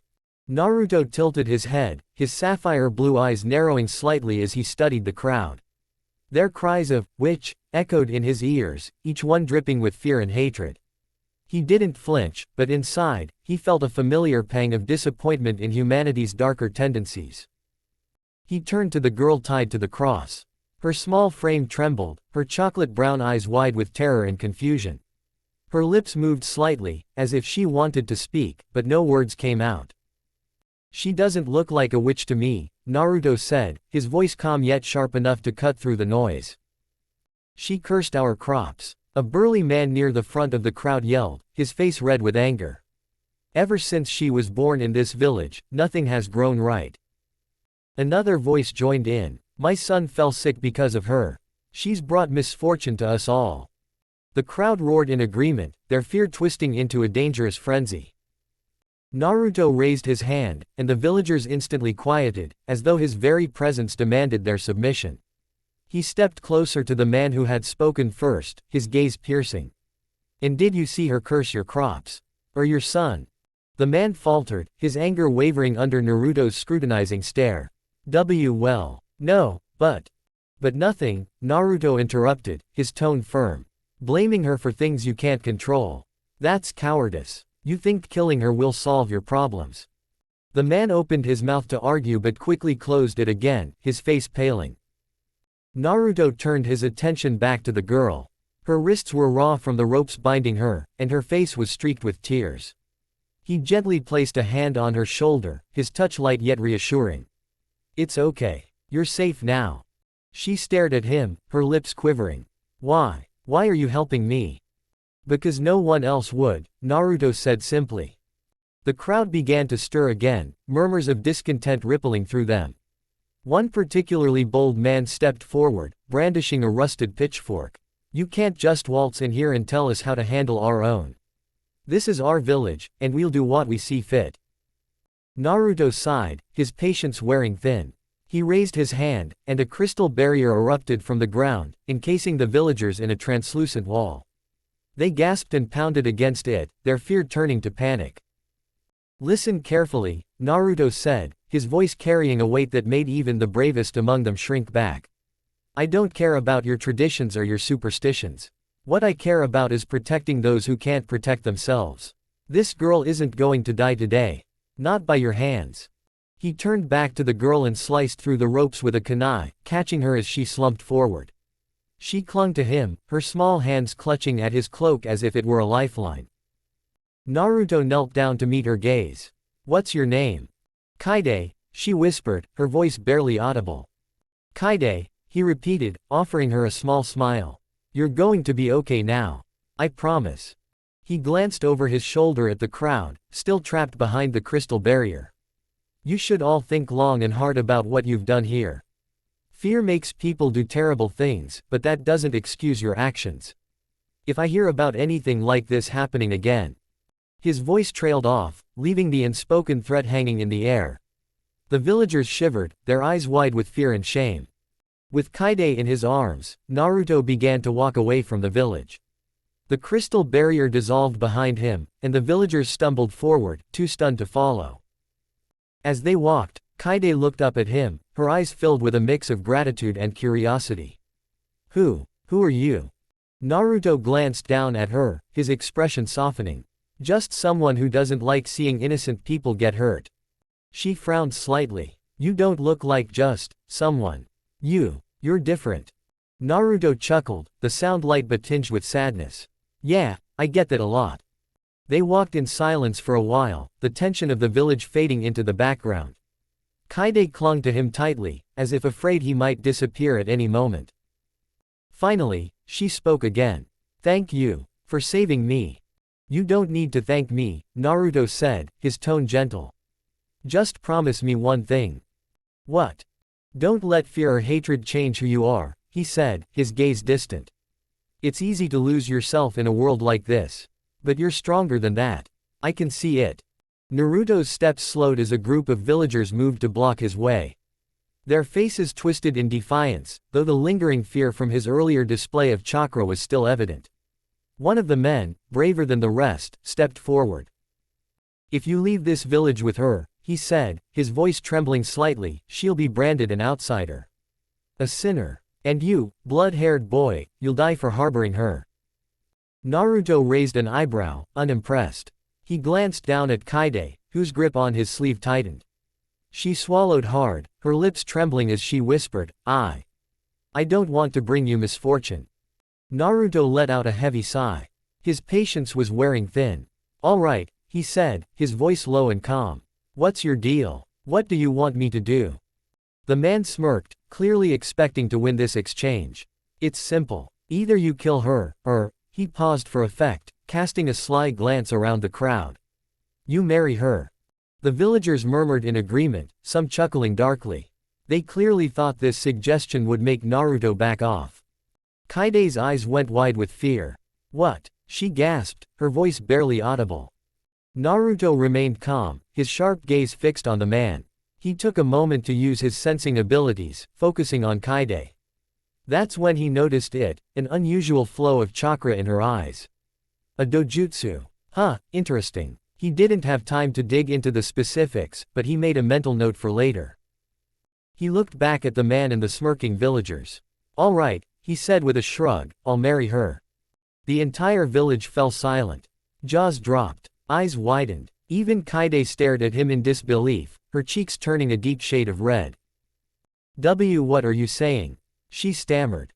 But before anyone could react further, an old woman hobbled forward, her hands trembling as she held a steaming cup of water and an apple. "If you're serious," she said, her voice raspy but steady, "then drink from this cup at the same time and share bites of this apple. That's our way." Naruto resisted the urge to roll his eyes. These ridiculous traditions. But he wasn't about to waste time arguing. "Fine," he said, taking the cup and apple from the woman. Kaide, to his surprise, didn't object. She looked nervous, but there was a strange acceptance in her eyes. She stepped forward hesitantly, her hands shaking as she held the other side of the cup. Together, they drank. The water was hot and bitter, but Naruto didn't flinch. He took the apple next, biting into it before handing it to Kaede. She hesitated for a moment before taking a small, timid bite. The villagers erupted into cheers and laughter, clapping and shouting in celebration. "The witch is saved," one woman cried. "She'll finally leave us in peace."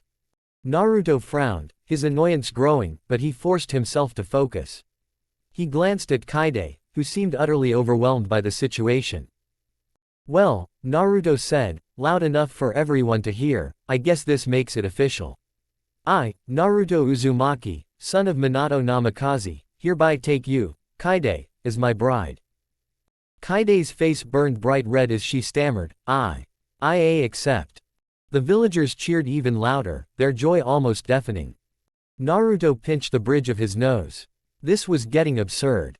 Kaede tugged gently at his sleeve, drawing his attention. "Can we, go to my hut?" she asked quietly. Naruto nodded, and the two of them slipped away from the crowd. She led him to a small mud hut on the outskirts of the village. Inside, it was sparse but clean, with only a few basic belongings. "I need to gather some things," Kaede said softly. "And there's a place I need to visit."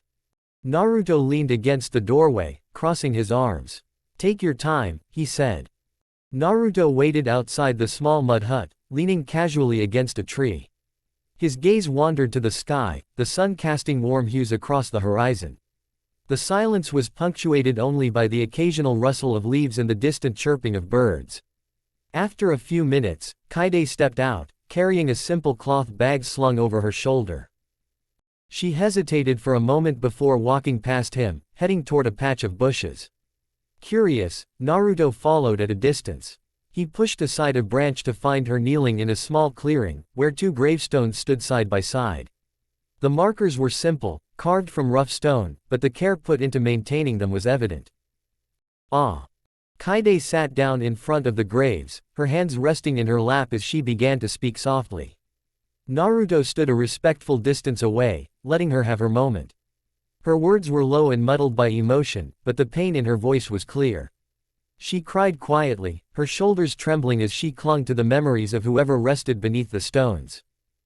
Naruto shifted awkwardly, unused to comforting people in moments like this. When her sobs quieted, he finally stepped forward, his white haori brushing against the tall grass.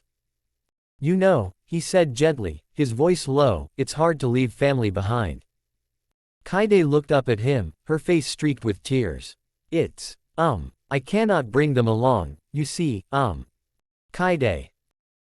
Yes, milord." Naruto sighed, crouching beside her. "It's Naruto. It's milord for me," she mumbled, averting her eyes. Naruto pinched the bridge of his nose. "Listen, Kaede, that was a fake wedding.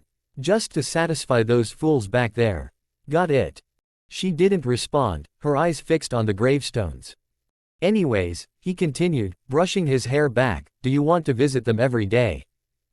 Kaede hesitated before nodding slowly, her gaze lingering on the names etched into the stones. "Yes," she whispered. Naruto stood and cracked his knuckles. "Then allow me." He took a step forward, drawing a sealing scroll from the folds of his haori. The scroll unfurled in his hands, its surface covered in intricate calligraphy glowing faintly with chakra. Kaede watched, her breath hitching as Naruto performed a series of hand signs, his movements fluid and precise. The air around the clearing grew heavy with power, a faint hum resonating as Naruto placed his palm against the ground. A glowing circle of seals radiated outward from his touch, surrounding the graves in a soft, golden light. Fuinjutsu, Eternal Preservation Seal. The earth trembled slightly as the light enveloped the gravestones, lifting them gently from the ground. The grass and soil parted seamlessly, leaving no trace of disturbance.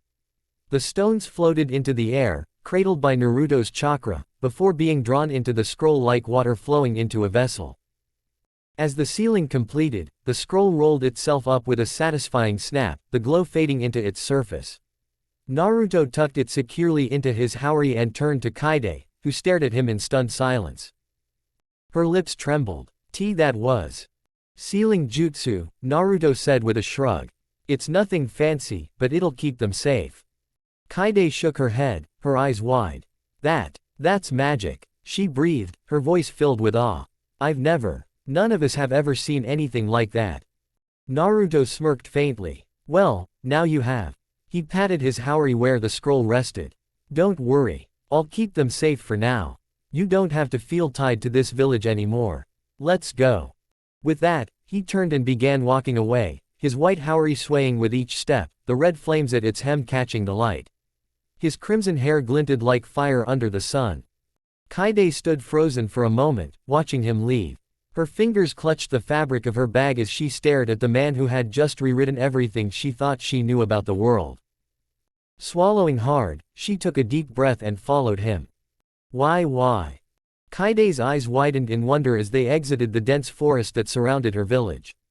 For the first time in her life, she saw trees beyond the towering canopy she had known all her years. The light filtered differently here, casting golden beams across the ground, and the air felt freer. She tried to contain her excitement, clasping her hands tightly to her chest, but the small, delighted gasps escaping her betrayed her emotions. Still, she kept her mouth shut, casting wary glances at Naruto. She didn't want to do anything to anger her, milord. Naruto walked ahead, silent as ever, his white haori swaying lightly with each step. He didn't seem to care much for her awe, his focus steady on the path ahead. However, his sharp eyes caught the weight of the small bag tied around her neck, bouncing awkwardly with every step she took. He stopped suddenly, turning to her. That thing looks heavy. Kaede blinked, clutching the bag protectively. No, milord, it's fine. Give it here. Her protests were silenced when Naruto's hand reached out, his expression calm but firm. Hesitantly, she untied the bag and handed it over, her eyes lowering in shame.